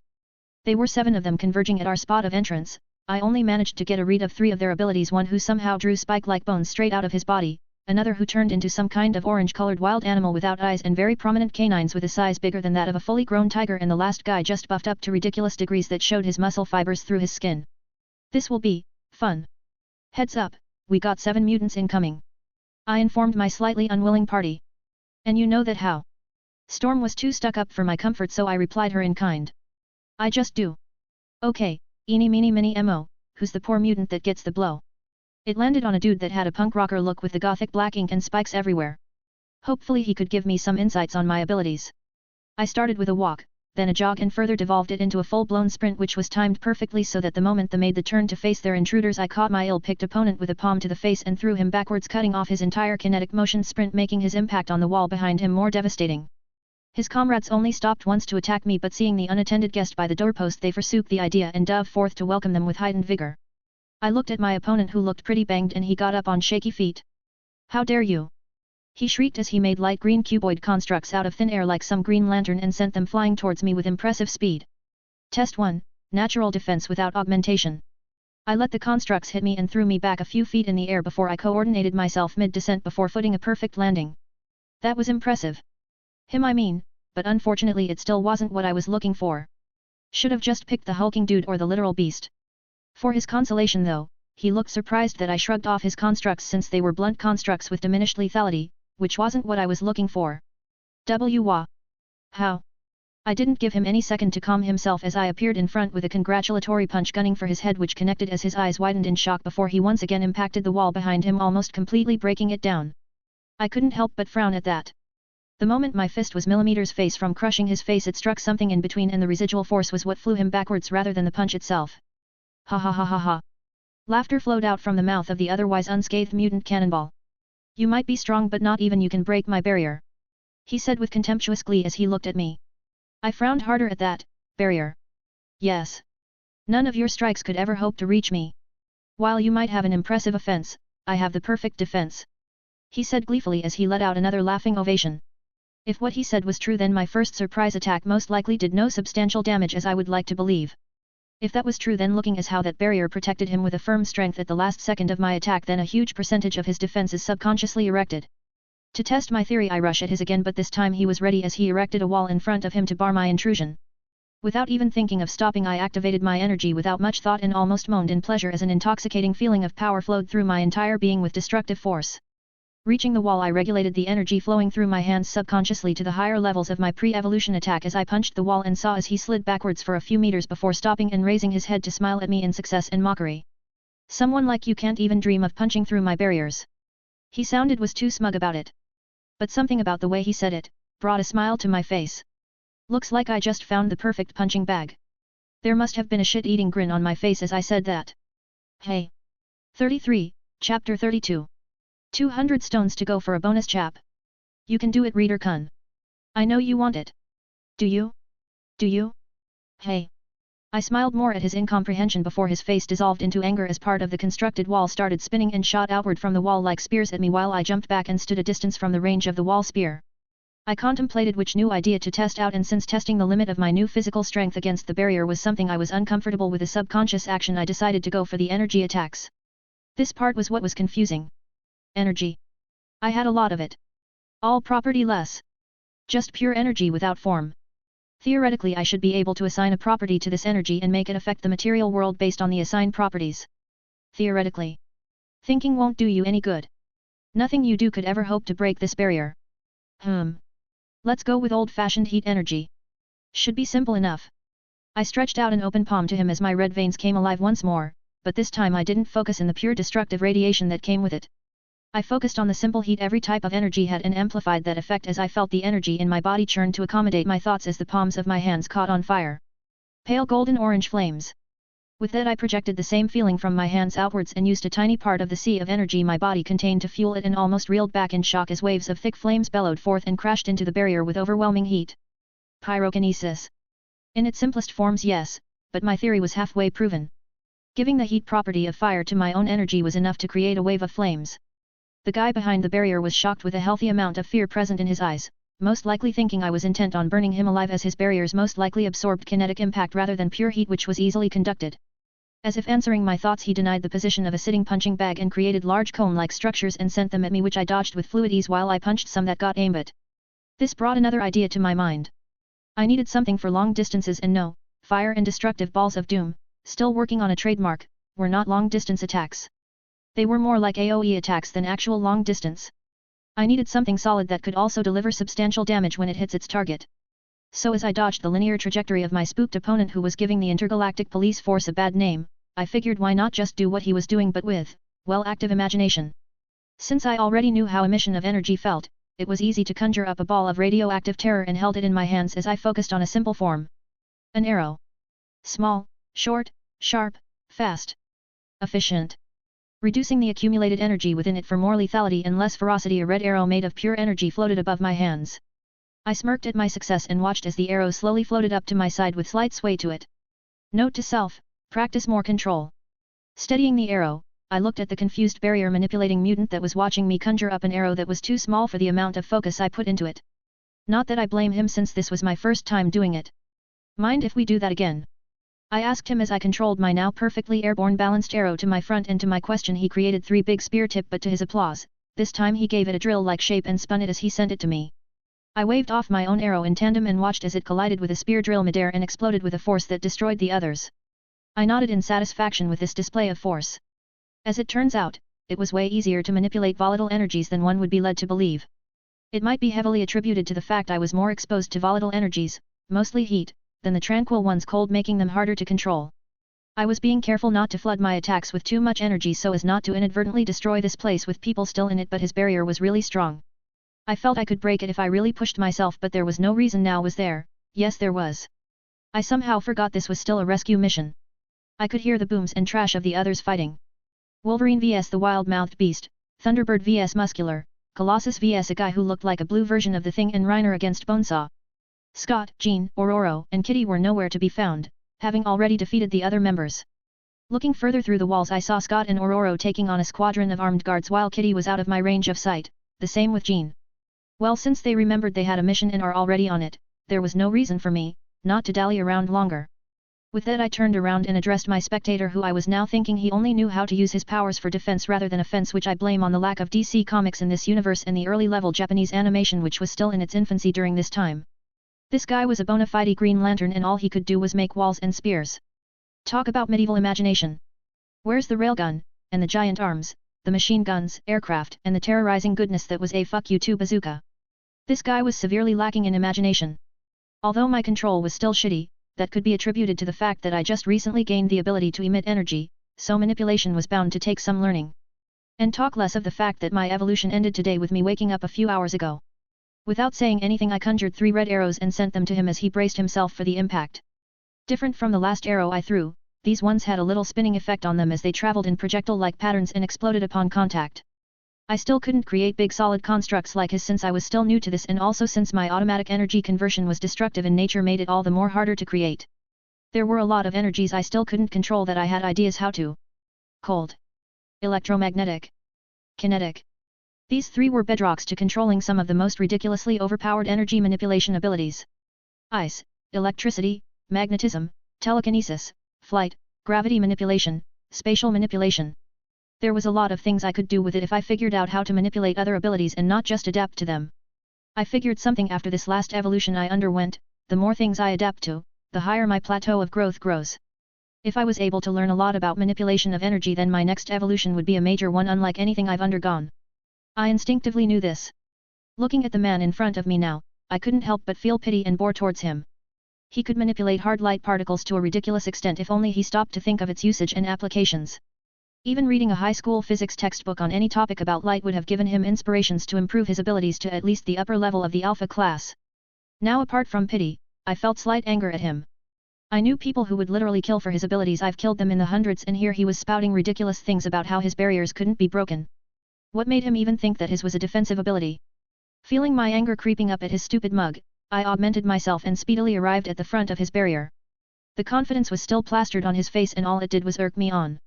I cocked my fist as it pulsated with red chaotic energy and let it flow freely and unhindered as I brought it down on the barrier and watched as my hands passed through without any fleeting restriction, as if the barrier wasn't even there in the first place. It rushed forward even as it broke through his personal space and subconscious defense and landed on his stunned face as it flung him through the cracked wall and several walls behind it with an unnaturally twisted neck. He died before he crashed to the ground with an unbelieving expression frozen to his face. Okay, that was overkill.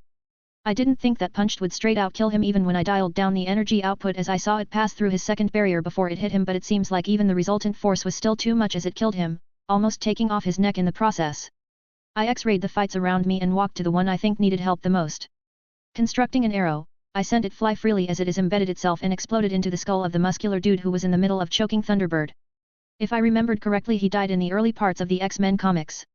Gotta up your game, T-Bird. John Proudstar was strong with superhuman strength, durability, speed, and I think he had foresight in the TV series. A well-rounded mutant. He gave me a nod of thanks and ran inside the building to help the others who were in.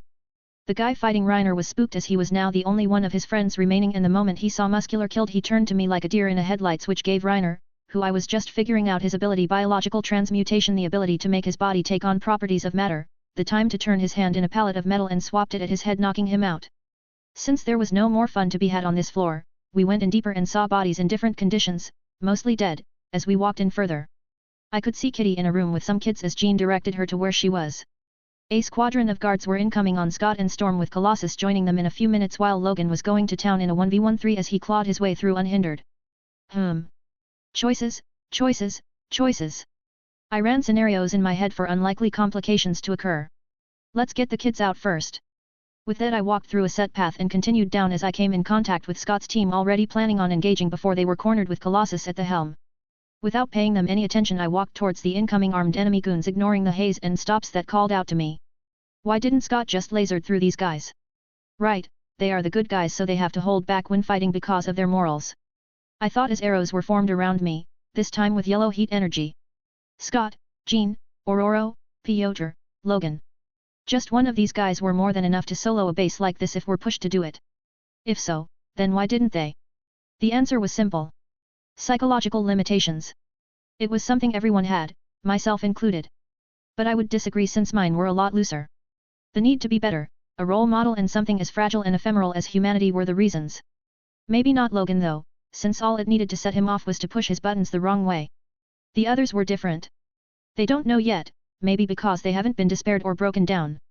Having their reason for living trampled on, their mental faculties disassembled, their aspirations crushed, or maybe they do but like me once upon 2 years ago, chose to deny it.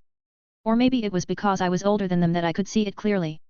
Scott was still young, approaching his mid-20s with the others in the same range. Presently the only one older than me was Logan. Maybe that's why they haven't realized it yet. Logan was an untamed beast, always have been, but he wasn't feral. It was very simple. It was all a matter of choice and will. Anything you choose, with the right amount of will, mostly in a universe like this, could be achieved. After all, even the worst of monsters could be most loving of parents. Thanos was an example. No matter how mad and deranged he was, he still loved his daughter, even in his own twisted, sick way. You might be made a monster, but it's up to you and you alone if you choose to continue as one. I let out my arrow as I continued walking and watched as they all lodged themselves inside a target before enveloping and consuming the ones near it in flames. I created more arrows to target the ones who managed to dodge and killed them all as I kept walking to my destination. I paused at an intersection and spoke to Scott and his teammates. I seem to recall this as a rescue mission. The luxury of time doesn't favor us but the enemy. With that I walked off and headed to Kitty and the kids. Haha. I laughed at that thought. 34, Chapter 33. I can smell it. The smell of power stones is good for the morning. Ororo Monroe Storm POV. She didn't know what to think about the new mutant the professor told them to bring in. Reckless. Dispassionate. Foolhardy. Cold. Kind. Those were her opinions of him. It started off as a normal day in the mansion with the ever-energetic kids running around and making sure things aren't quiet. It was something she'd grown to love ever since moving here. The chatter, the smiles, the carefreeness, everything here was a treasure trove she'd fight to protect even until her dying breath. Today was supposed to be like the others with her teaching the students in their haven away from the oppression and unfairness of the outside world. She was getting ready for class when Logan called her and told her of the impromptu mission the professor gave them. An illegal mutant research facility out the coast of Michigan, where innocent mutant children were being held and experimented on. The moment she got that information, rage filled her as she immediately dropped what she was doing and went to suit up for her date with a bunch of cretins that didn't deserve the slightest ounce of mercy she could muster. After her change of attire, she went to the hangar where she found her teammates already waiting for her. Kitty, what are you doing here? She didn't like this. Come in, Ms. Monroe. Her student begged. I can help. She frowned at that. While it was true, it still didn't change the fact that her student wasn't ready yet, but seeing as how her fellow teachers allowed her to stay until she came already spoke of their stance. Logan, are you also on board with this? What were they thinking, allowing a young girl into a possible gunfight or worst, mutant fight? Not really, at least he was on her side. So. But she also has the highest chance of coming out unscathed. And the person she was relying on wasn't seeing reason. You know that's not the point. She argued. Calm down, Ororo. You know this is what we trained them for. Scott, her team leader, tried to placate her, but what he said only helped to incense her the more. No, it isn't. We teach them how to control their powers, to not be influenced by it. We aren't teaching them to be soldiers. Was her fierce reply. To his credit, Scott raised up his hands in surrender as the atmosphere started charging up, leaving Logan to defuse the situation. We get you, Ro. Boy, Scott here doesn't, but we get you. But you have to face it, some of them will want to do what we do, and you can't force them otherwise. Was what Logan reasoned her with. Logan is right, Ororo. How we live is bound to rub off on the younger ones. We are as much as their teachers as we are role models. John said, and he was right. She took a deep breath to calm herself and apologized for her outburst. Though she wasn't happy, Kitty was old enough to make her choices and face the consequences of it.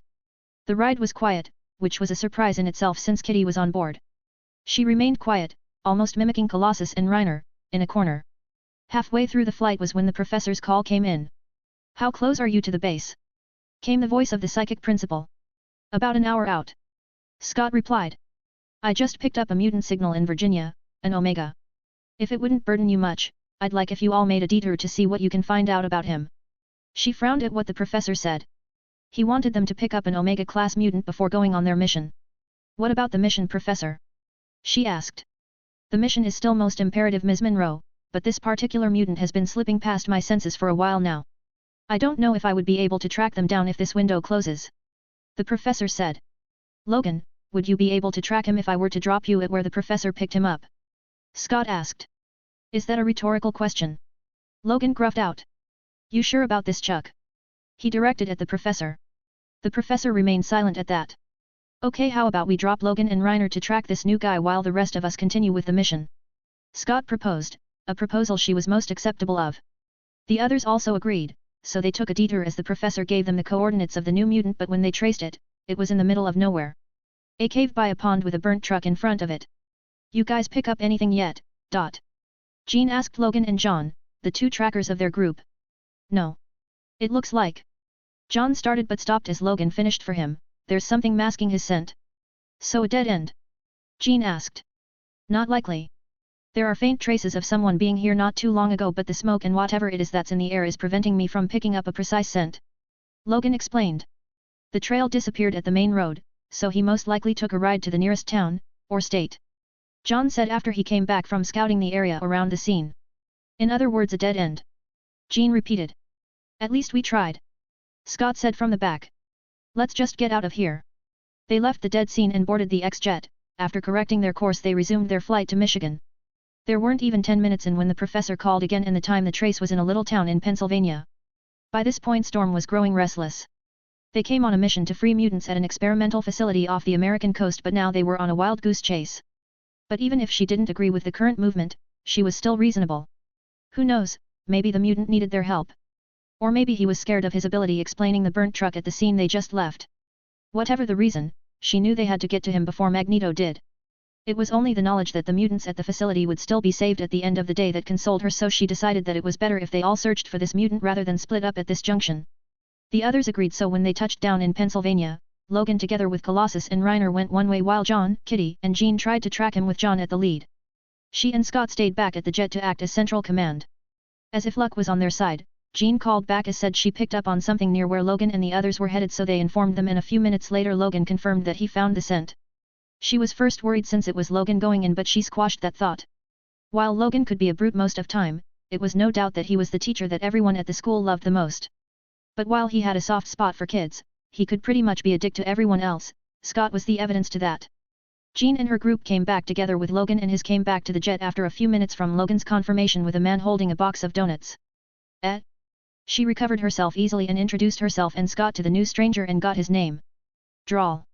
With that finally out of the way, they set ahead on their mission as they made small talks until she heard Jean calling out Kitty's name. Listening in on their conversation, she heard them talking about his abilities, which he said was heat, cold and radioactive energy emission. Do you control the emissions or are they linear? She asked. From what she knew, emission-type mutation were harder to control and sometimes affects the mutant. Scott was a prime example of an emission type and his were purely linear. She was still thinking on the subject when the alarms from the jet started blaring with warnings. Hey, what the hell is he doing? Scott said in a panic, and as she turned to look at their new passenger she understood why he was panicking. On his fingertips was a ball of blazing red energy. Unlike Scott's, however, this one almost seemed to have more substance. As if it was filled with something. It also wasn't helping with the dazed look on his face as the alarms became louder. She was just a second away from shooting him out of the jet with a bolt of lightning or air propulsion when he came to himself as the ball fizzled out into nothingness. That was too close for comfort. He needed help. Luckily he wasn't above seeking it since he came with them. Turns out he knew about the school but he couldn't visit, not he won't, because he was distracted. She sensed a story there but she didn't pry. Everyone on this jet had one and it wasn't a good one. If that was all that happened then maybe her opinions on him wouldn't have been steep. When they landed a few hundred meters away from their target base, Scott called Drawl out apparently because the other somehow knew what was in there and who was behind it. Drawl did explain, but somehow she got the feeling he was leaving out a part of it. Not pointing that out for the sake of the present mission, they approached the base slowly. Since this was a mutant detention facility they couldn't go in just fighting their way through because at the end of the day, the mission was still rescue. The hostages still took precedence. Apparently no one bothered to tell the new inclusion since he didn't seem to care and just walked forward even when the enemy caught sight of him and aimed to take fire. Aurora watched as he created the same ball of energy like the one on the ship on top of his finger, and immediately the ball took form. It shot at incredible speeds, covering 100 meters in a second as it impacted and swallowed the armed guards in its explosion. "You're welcome," he said as he walked to the front door. With no other choice left, they followed him as he ripped off the doors with red blazing arms. Apart from his radioactive emissions, it seems like he also had superhuman strength. An augmentation, maybe, given how his hands shone in red. "Heads up, we got 7 mutants incoming," he said. "And you know that how?" Scott asked Drawl, to which the only reply he got was a nonchalant "just do." Aurora looked towards John for confirmation and saw as he closed his eyes for concentration before he opened them and nodded. "Superhuman senses. Kitty, find the kids and try as much as possible to avoid confrontations," Jean told Kitty as the girl nodded and ran through a wall. Boom! The loud crashing sound brought them all back as they saw 6 enemy mutant facing off against them. One thing Aurora hated about her ability was that it was severely restricted indoors, so she went with what she could afford. Controlling the air pressure around her opponent and forming an air vacuum with it, she proceeded to spin it anti-clockwise and asphyxiate her opponent while Jean levitated a metal block and hit him on the head as he tried to get closer to Aurora. Seeing as the others were still fighting, she along with Scott and Jean went forward before they separated, as Kitty said the hostages were kept at 2 different places in the facility. She and Scott went for the other hostage location while Jean went to regroup with Kitty to help the hostages evacuate easier. It was during this time that they were attacked by a large team of enemy guards as soon as Colossus joined up with them. The plan was to have Colossus attack head-on since bullets wouldn't do anything to him, while she and Scott would use that as a shield to advance. Before they could however proceed with the plan, a walking Drawl was what they saw going towards the enemy as he ignored them and formed this time, yellow arrows, which he sent as he decimated the enemies before them. "I seem to recall this as a rescue mission.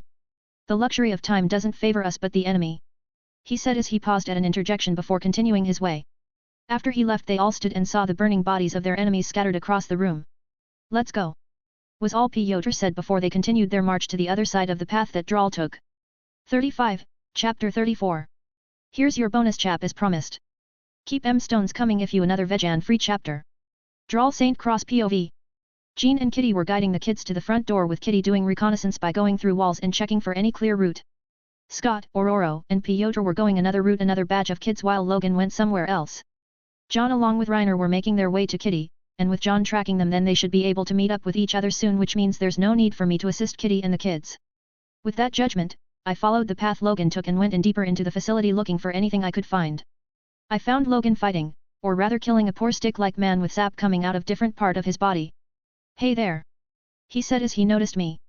The floor was littered with thick blood-red sap, obviously from the downed mutant, with the bodies of armed guards scattered about with long precise claw marks cut through their gear. "You getting queasy?" he asked as he noticed my gaze on the bodies. "No, I believe I've done worse," I said, tearing my eyes away from the corpses decorating the floor. "Oh," was all he said as we stood there in awkward silence. "Where are the others?" he asked after the silence became unbearable. I took a moment to look through the wall with my newly acquired X-ray vision. Every time I used it, it was as if I went dizzy before my enhanced senses oriented everything back to balance. X-ray vision was hard getting used to. If you weren't careful, you would go on a dizzy trip if you start looking through everything, including the ground you walk on, thereby disrupting your sense of balance. No wonder Superman had a hard time getting used to it. Kitty, Jean, and John are leading the kids to the front door. Scott, Aurora, and Piotr are going towards another batch of kids located on the other wing of the base. I told him. So that just leaves us alone. He said it in a way as if he was pointing it out as a fact. We started walking since no matter what we did the enemies would still rush at us, only to be killed a second later by exploding arrows or Logan's adamantium claws. "So got a story?" he asked after we made quick work of a group of 7 guards. "Doesn't everyone?"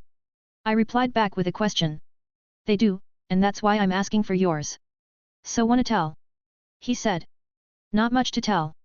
Did 2 years working intensively as an experiment," his face grimaced slightly at that, "a collective 6 months of brainwashing, a few weeks of mercenary work, and that was when I said fuck it and blew up a base killing over 300 people. Then I came home." "That's rough. How you holding up?" he asked with a flat tone. "Doing good actually. First thing I did when I got home was to blow up another base of 100 people, and did 2 more in 2 weeks, killing over 500 people 14 days after I got home," I said as he stared at me with an unreadable expression plastering his face. "That's sick. You sure you holding up okay?" This time there was a smidge of concern creeping into his tone. "I'm doing great, truthfully. I mean, I took a 2-month sabbatical to Virginia and now I'm back killing people." He looked at the people we killed around us, right, and said nothing else. I used my X-ray vision as we walked through the halls while Logan continued asking me some questions. You know who these people are? It was also something I found weird since coming here. I haven't seen anything that suggests this place is an Hydra base. No flags, or the foreign languages spoken. Their gears also wasn't like those of the bases I've destroyed in the past. I'm not so sure. I said as I led him to somewhere my vision picked up a chamber's storage rooms. We blasted open the doors and from what we saw, immediately understood what kind of experiments they were doing, or rather I did. DNA splicing. They would take the DNAs of mutants and try to culture it in a living body to see if they could replicate the X gene. Ernst once tried that, but different from the approach these scientists went, he tried to culture the spliced DNA on me. Trying to turn me into some kind of hive for mutant DNA where they could just pluck it and inject into their soldiers. It didn't work though, apparently due to the fact that the X gene was present in every human DNA. It was harder to splice a new foreign DNA into it. Ernst did say it wasn't impossible, just that he hadn't found the way to do it. What was happening here was that they were probably trying to somehow not splice the DNA but fully extract it, and the people in the tubes were the subject mutants. This wasn't the first time he was seeing something like this. What's this? Logan asked as he looked around the chambers stored inside this room. A DNA extraction chamber that extract not only the full data on one's DNA but also the brain's cerebral function data, or how the brain works in tandem to their mutant abilities. I gave him a rundown explanation of what we were seeing. So they are? He asked hesitantly. Dead. All of them.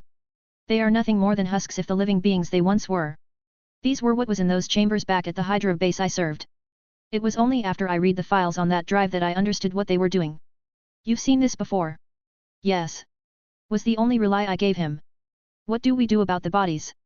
He asked, but the way he said it told me that he already knew what I would say. They are already dead. All we have to do is pull the plug and make it official. That's cold for someone who's likely been where they are. You could at least sympathize with them, you know. He said with a frown. I do. But realistically, showing it is just insulting. All it does is open up wounds and let them fester. And besides, it's useless to them. Sometimes sympathy and pity are overrated, so is kindness and support. Sympathy isn't always understanding and encouragement, so also as kindness isn't always warm-heartedness. Trying to help them in this state is just like building your own personalized robot. What made them who they were was already harvested, so any other input would be a blot of ink on a clean sheet. All according to the preference of the author. Logan, are you there? Came a voice through Logan's comms. Talk to me, John. We evacuated all the hostages we could find. We are all already at the jet, remaining both of you, Scott says to hurry up. Came the same voice of the Thunderbird over the comms. You heard the man, we don't have enough time. I said as I located the power cable that was connected to each chambers and traced the source to a power generator in an adjacent room to the storage, which seemed to double down as the storing unit of the downloaded brain data. I broke it and watched as the power running through the chambers started dwindling until it ran out, signifying the gradual final death of the encased puppets. I walked safe from the storage room with Logan and fished out my burner phone. What's that for? Logan asked as he saw the Secret Service issued device.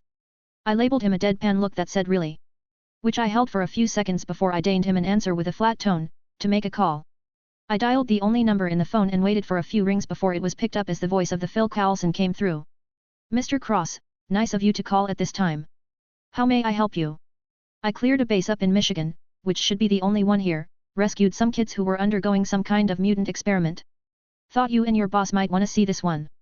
I didn't tell him about the X-Men since that was wholly unnecessary. Copy. Was all he said before hanging up. Who was that? Asked Logan, who had been hovering over me for a while now like a mother hen. A collaborator. Was all I said before we started making our way back to the entrance we came in from. We walked the path we came, stepping over bodies before we got the exit.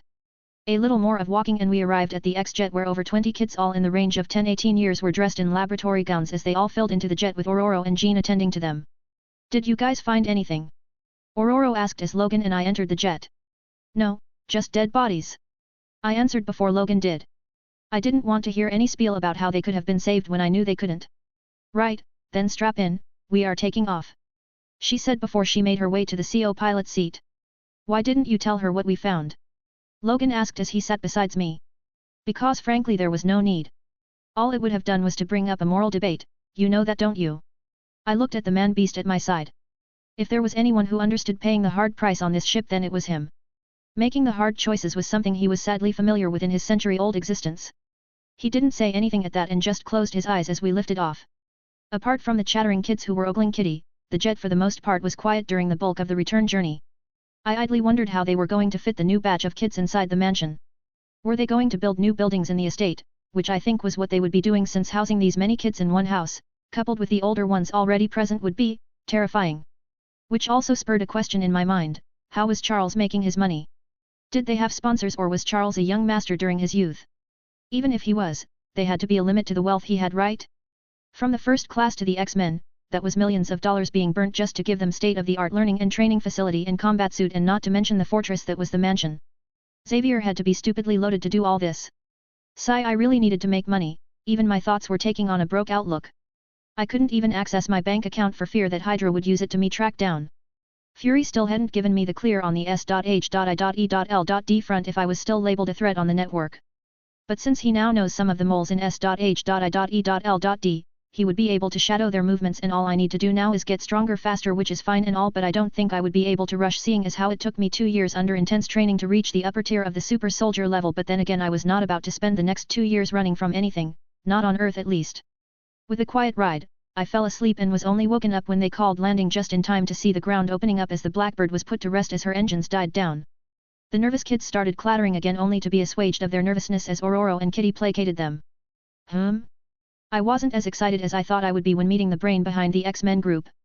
Maybe all the killing and near-death experiences reduced the excitement to its lowest. I still wanted to meet them just to check it off my bucket list, so to say, but as I walked down the jet and saw the blue furball next to a bald man on an automatic wheelchair welcoming the still nervous but calmed down experimental subjects, the same expression and thought I had when I met Fury and Logan was the same thing I had when I saw them. Hank McCoy the Beast and Professor Charles Xavier Dumbles. I stood and watched as they called some students to direct the new intakes and show them around the facility, and also prepare lodging and accommodation before the professor and Hank made their way towards after they were done attending to the kids. Hello there, my name is Charles Xavier and this to my side is Dr. Hank McCoy. What do we call you, Mr. Drawl St. Cross? Just Drawl is fine though. Well then, Mr. St. Cross, would you like to follow us inside? They are something we would like to speak with you about. 36, Chapter 35.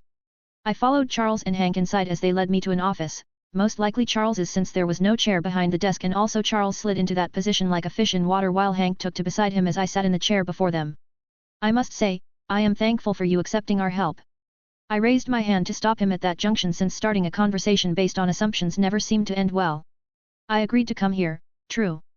But help is subjective, and accepting what has not been given is a fool's mistake. I was on my toes with Xavier, not because of the prowess of mutants he had at his command, no, while they were indeed a threat of their own that I couldn't combat on my own, what I was more concerned was the psychologist in Charles. I never had good memories of shrinks. And given as how 50% of the adults in my past life's family were shrinks was enough to paint a picture. And given as how different forms in my past life painted Charles as an MCU's version of Dumbledore was enough of a warning to be cautious about his character. Regardless, I wasn't about to treat him rudely just because of preconceived notions and bias, but it also didn't mean I was about to trust him. Yeah, no thank you. True. Can I take that as you wanting to see what kind of help we can provide you with? Charles asked with a smile on his face. To be completely frank with you, I don't need your help. I said, taking them by surprise. Then why did you come here? This time it was Hank who asked. Truthfully, I've only ever seen one mutant apart from myself, but she attacked me so I had to kill her. They flinched at that and I could see the sliver of worry in their eyes, but I ignored it and continued. Logan and Piotr along with their group were the second and third I've seen. I wanted to see what a school of mutants looked like, so I came along since I didn't have anything doing for the time being. I didn't lie. That is the extent of fascination that the whole trip brought me. Charles and Hank let out an awkward chuckle at what I said before Charles said, well, that was a new reason, but nevertheless you are still welcomed here. Mr. St. Cross, as I'm sure you've heard from the teachers who brought you here, I was able to pick up your mutant energy reading due to my ability because of an outburst of said energy I felt during the past few days. I was only able to locate it after it somehow settled down, so I sent the team to look for you in fear that your ability somehow went out of control. If you don't mind me asking, what are your abilities? We would need to know them so as to devise a way to help you if it's something we haven't come across. Basically, what he meant was the reason we found you was because you tripped our danger scanner, and since you are here, might as well tell us what you can do so we can take precautions, which to be honest was not helping with the way I was viewing him. Or maybe this is just the default negative reputation I have with psychologists. Whether I was reading wrong into his intentions or not, it still didn't change the fact that the avenue of explorations I could go with my abilities were numerous if I were to put it through Hank. Some kind of energy generation. I said as they both had an intrigued look on their faces. What kind of energy? Hank asked, looking all too curious, which given how he currently looked was akin a blue bear giving the puppy dog eyes. It was unsettling. How about I show you? I was about to explain what I knew, but seeing as how Hank looked eager, I thought I might as well show them and at the same time pick Hank's brain. I held up my palms and watch as the ball of red energy floated up as if it a cup being filled, until it started giving the literal death rays that figuratively spoke of its danger. Fascinating. Hank adjusted his glasses as he came close to my hand that held the ball of destruction while the psychic had a pensive look on his face. It looks as if it made of compressed energy. Hank said. That's because it is. Was my sarcastic quip along with a look. Oh, sorry for that. I mean the energy itself is compressed to a more primitive form with chaotic properties, he clarified as he kept looking at it, like fire, but instead of the heat property, it contains just the destruction one. My face wasn't the only that changed at that. Charles's changed from pensive to something I couldn't really put my hands on. All it was doing was raise my guards for any of his less than ideal way of persuasion. What do you mean by destruction property? I asked. This was a chance to learn what it was I had been throwing around. I knew it had radiations and heat in it to a more ridiculous degree, but I had no idea was the result of such a mixture was. All I knew was that it was way stronger than what I could before. How do I put it? If we are being philosophical, the concept that is fire is not just to burn but also, as the monks from the Chinese temples explains, to heal. It also has the attribute to burn, erase, protect, and also completely destroy. He paused at that to see our focus on his words before he continued his explanation. This energy on your hand, however, doesn't encircle any of the aforementioned except for the last, destruction. It's like enhanced gamma rays, from what I'm feeling, intensified with the burning property of fire. And if I'm to spectate, I'll say this ball in your hands doesn't burn at all, if it does then it only does for a while before it stops. He concluded, leaving us shocked, although to different degrees. I mean, I never really paid attention to the explosions I made with this particular aspect of it, but hearing what Hank said, was impactful. But that's purely theoretical, isn't? About the philosophical properties of fire? I asked. I still had a hard time believing what he said. And how theoretical are you? Or anyone in this mansion at that? He said, gesturing around with his hands. So is that all it does? Destroy? Charles asked in a bland tone. Wait, what? Seriously? The way he asked that was as if it was evidence needed to convict a felon to jail time. I don't think so. I believe it is possible that his ability borders on manipulation. Like addition, subtraction, and multiplication. If he can consciously manipulate the output, then this will be a whole new realm of energy manipulation. Hank said, and Charles smiled at that. Hey, I tried, but Charles was exactly instilling the need to trust in me. If someone wasn't paying attention, just the way the smile left and came to his face was a tell on this psychologist that his opinions were changing. I do have a degree of control on it. I said, abruptly turning the attention of the man and beast to me. As they watched, I started projecting only the heat property like Hank said and saw as the ball lost its very red glow to gain a golden yellow sun flare as the ball turned from its destructive property to the burning sensation of fire. Fascinating. This might just be the proof we need. We need to test this. Hank adjusted his glasses as his beady eyes gained a glow that wasn't from the ball of flames in my hand. He turned towards Charles, who was all smiles, which I had to admit was pinging off my Dumble's scale. How about we do that after Mr. St. Cross settles in? The bulk of the day is gone as it is. The professor offered, to which we both, Hank and I, agreed on as he led me to room I'll be crashing in. So you can turn it off or what? I asked as he led me. He looked confused as to what I was talking about but let out an "oh," as he saw my gaze. Oh no, unfortunately I don't get a switch like most of us. He said as he let out a depressed chuckle. Oh. That's really unfortunate. It would have been pretty sick if you had red fur though. I said, and we both laughed at that. Someone will come get you in the morning, and if you need anything or anyone just ask whoever you see for directions. He said as he brought me to the door of my room. I waved his goodbye as I entered my new room. Damn. I really need to make some cash. It just clicked, but I've been squatting at apartments for 2 years, if you include Hydra. The room was bare, with only a bed, desk, some books on it, a lamp, 2 chairs and a wardrobe at the other end of it with an adjacent bathroom. I stand by my word, Charles is loaded as fuck. I crashed to the bed as I took off my shirt and trousers after I took a long bath. The day had been pretty long. I woke up from my evolution, took up a ride to the next town, met the X-Men, followed said men on a mission to a not-so-sure Hydra base, rescued some kids, flew with the aforementioned men back to their bop, met literal icons of a comic book franchise and finally took a bath and crashed to the allocated bed with nothing on but a pair of baggy pants. A long day indeed. To finish up what a long day today had been, I fished up my burner phone and rang Phil, who didn't even take 2 rings before he picked up. Mr. Cross, I assumed you'll be calling. It's always amazing how he never drops that formality. I presume you called to know what we found.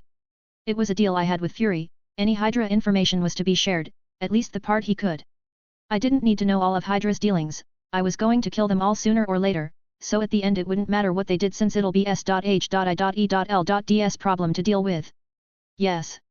Very well, we got here less than 30 minutes ago and judging by the bodies, I'll say you and your friends had a field day. Fuck. S.H.I.E.L.D now knows about the X-Men, or maybe they already did. Well, not my problem. From what we were able to scrub off the database, this wasn't a Hydra base but what we think is a collaborative organization Hydra was working with.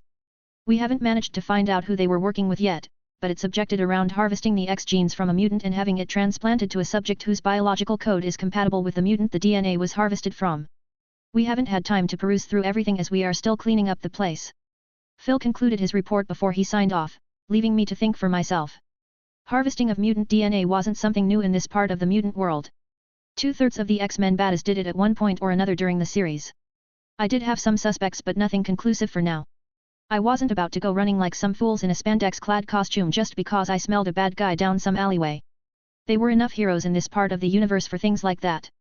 I should focus on my abilities for the time being. If what Hank said had an iota of truth in it, then I should first focus on what I can do with my heat before figuring out other aspect of energy manipulation. From what I've been able to do so far, which includes and ranges from enhanced strength, enhanced dexterity, enhanced senses, enhanced regeneration to heat projection, physical augmentation, augmented healing, heat and radiation manipulation, although I was still getting new to that aspect, energy conjuration, and what else? Oh yes, super brains, although I'm still getting around the front on that. While it might all seem impressive, I'm still pretty sure a few people in this mansion could beat me. For example, Piotr, the Colossus. That guy was made of stuff, I saw. I was at the peak of what a human could do, which was the summit of the super soldier level without my augmentations, an heavily close combat fighter. My only long-range attack was throwing bombs, incendiary and incinerating bombing, which was cool and all but not really great for close combat. If I were to fight Piotr, I might be able to do massive damage, but only if he were a sitting duck 100 meters out. If he were to close in on me then, yeah, lights out, since I'm absolutely sure his physical strength trumps mine, I might be able to close the gap with my augmentation, but I still believes he has the ball in his court on that front. Not to say I couldn't slap the cheeks of most of the X-Men, Scott, Thunderbird, Kitty, Bob, Hank I could take, but heavy fighters like the nigh-immortal Wolverine, Jean Grey, Storm, I couldn't. I don't know how to inflict enough damage to Logan. I might be able to do something if he was a distance away, but if he was near, it would be the same situation with Colossus, since he was obviously a better fighter than I was. Storm and Jean fell in the long-range category where they could simply dole out terrifying attacks. I might not be at the bottom of the power scale, but I was not at the top of it either. Thankfully, Banner's serum was working. The energy from it was still in me and it was up to me to find how to access it in different forms. What I needed now was good old training. Since we've gotten this far, I figured it was time I did a Q&A on the series so far based on what we've seen and what to expect. While I might not be able to answer all your questions to prevent spoilers, I'll do my best however to answer most of them. Happy weekend! And don't forget to vote. 37, Chapter 36. Somewhere in the X-Mansion. Xavier sat on his wheelchair as he looked at the faces of the teachers present before him. He didn't know what to do about the new mutant. No, that was wrong. He didn't know how to proceed with the new mutant. From what he saw, he already had a grasp on his abilities, and minus the fact that he couldn't sense any excitement to be here from their newest guest, the new mutant seemed to be on edge with him. Or maybe that was just his thought, so he decided it was crucial to learn what he could from his teachers who spent the longer half of the day with him. What do you think about our new guest? He asked no one in particular. I don't trust him. Scott said immediately. Which, if he wasn't lying, he could understand. He's unstable. Ororo said. Now this was interesting. What do you mean by that? Xavier asked. He's volatile. Although calm for most part, he looks as if he thrives in violence. That was unsettling. But that could just be his ability affecting his psyche. It happens all the time, doesn't it? The silent Jean said. Logan, you spent the most time with him, what do you think? John asked Logan, who had his back against the wall as he listened to what everyone was saying. With the sudden call, everyone turned their attention to him. Depends on what you're asking. Logan said. Is he unstable? Most likely, yes. Is he going to dip anytime soon? Probably no. Does he need our help? Highly doubt it. Everyone had a surprised look on their faces as they listened to what Logan had to say and had thoughts of their own. It did last, however, as Scott was the first to raise an objection, but none of those are solid assurance. And we need assurance for what? Logan asked back with a bite in his tone. Logan, what makes you think he's unstable but also won't turn to the other side? Xavier asked, and he couldn't help himself but flinch as Logan let out what could be called an unbelievable sigh. You know he's most likely killed people before, right? Scott added his 2 cents, which at that mention the professor's eye tightened. And? Was the only rhetorical question that came. What do you mean, and? You know there's only so much hypocrisy someone can take. How many people did you kill today? Logan asked in a rare moment of fierceness. Everyone in the room grew silent at that. You might call it collateral, or the last call, but it doesn't change the fact that no one's hand here in this room is not covered in blood, including you, Chuck. Logan spat out as his face adopted a scowling expression. You know that's low coming from you, unlike you we are not enjoying it. Spat out a livid Scott. Scott. Scott. Scott. The entire room was taken aback at his direct insult to one of people in this room who likely had the most troubled past. Increasing their shock was how Logan didn't have any kind of reaction to the sour jab. You know something? Logan started, and with a sheeing 3 long adamantian claws extended from the gaps between his knuckles, he told me that he spent 2 years been held as an experimental subject, and after that he spent 2 weeks in hunting them, killing over 500 of the people we fought today. Everyone sucked a breath at the number of people a lone man killed in the span of 14 days, but Logan didn't give them a reprieve and continued, in other words, he's done more in curbing our current problem in 2 weeks than anything we did in those 2 weeks. We are better than that, Logan. We don't engage in senseless killing. Xavier tried to calm the tensing atmosphere with reason, but Logan didn't even respond or acknowledge his reason and continued, tell that to the 13 mutant children, and most probably others, we found today who had their X gene and cerebral data harvested until they became brain-dead husks. It is killing, yes, but at least it's not senseless. That is something worth taking revel in. He finished and drew his claws back in and walked out of the room, leaving the remaining occupants in silence. Everyone let out a sigh at how a simple meeting quickly turned sour without them actually touching in on the real reason why the meeting was held. I believe we have all been triggered by the events of this meeting. Might I suggest we take the night to cool off and we'll continue tomorrow? Xavier said, and with it he rolled out his wheelchair and left the teachers in the meeting room as he wheeled along the empty hallways to a location only known to the teachers of the institute. Cerebro. It was something that could likely be called one of the wonders of human technology. He needed Cerebro's power to be sure. This mutant was different. Unlike he or Eric has ever seen. Till now the only mutant who he could say surpassed this mutant in sheer potential power and peak was Jean Grey, and even she didn't know. But then again, Jean wasn't a scale that was to be compared to other mutants, so for only her to be able to compare, even if her potential did surpass him easily, to him was enough to make him made sure all his bases were covered. He would forever hate himself for what he did to the young child Jean, locking away her potential because of his fear and insecurities, but he would do it again since such a power, to him, could not be controlled. It was better to curb it than letting it fall into the hands of the unsavory. He didn't know what Mr. St. Cross' full abilities entailed, but he knew he couldn't leave it to chance and let him go unstable, or rather letting Eric get to him, as that would spell doom for the human race. The first time he picked up on the anomaly that was Mr. St. Cross was 2 years ago, when a new signal went up and lit up Cerebro like a jack-o'-lantern. He tried searching for the origin of this signal, but all he knew was that it was in New York, but he couldn't pinpoint where exactly it was. He tried as much as he could to subtly search for the origin of that signal in order not to draw conclusions to other interested party, but he came back empty-handed. So he left it to rest. It was all fine since he couldn't find that signal and was probably chucking it up to something else when less than a year ago, Cerebro once again lit up, and this time the signal was brighter than before. Something he understood but couldn't quite believe. An increase in potential. He was frantic when he came to that conclusion. How could someone's potential increase like that? Increasing of someone's potential was something he thought impossible. A/N? Looking at you, Chinese cultivators san. Out of everyone he's ever seen, none of them, not a single one, was able to achieve the peak of their potential, and to find someone's potential just increasing was the height of every perceived impossibility.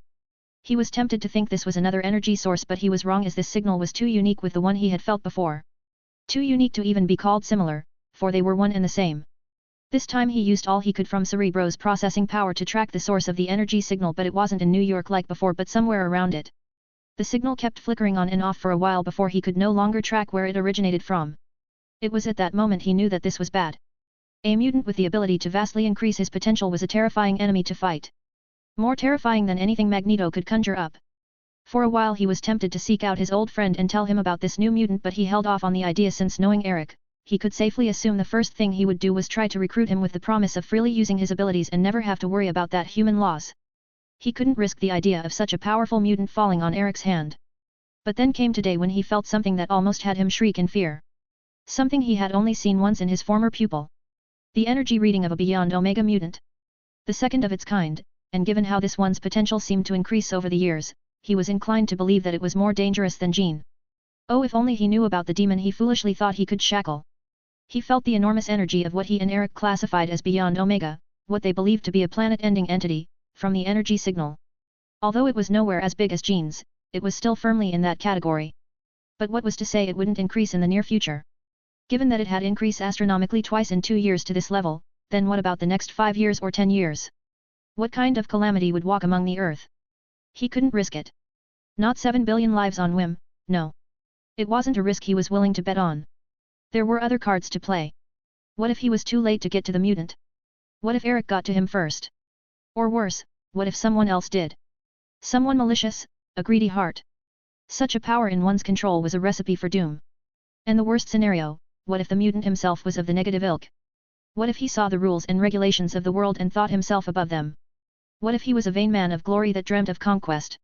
With such an ability in his hands, all he needed was time before he surpassed anything living on this earth. It was all this thought that spiraled through his mind as he called the Blackbird and gave them the coordinates he could pick up from the signal to see if they could invite him over for a talk. He wanted to know what type of person possessed such an ability. So when Scott called him and said they found the man, he was ecstatic. When Scott said he wanted to follow them on their mission, he was inwardly giddy with joy. From the looks of it, the young man would be easy to convince or appeal to.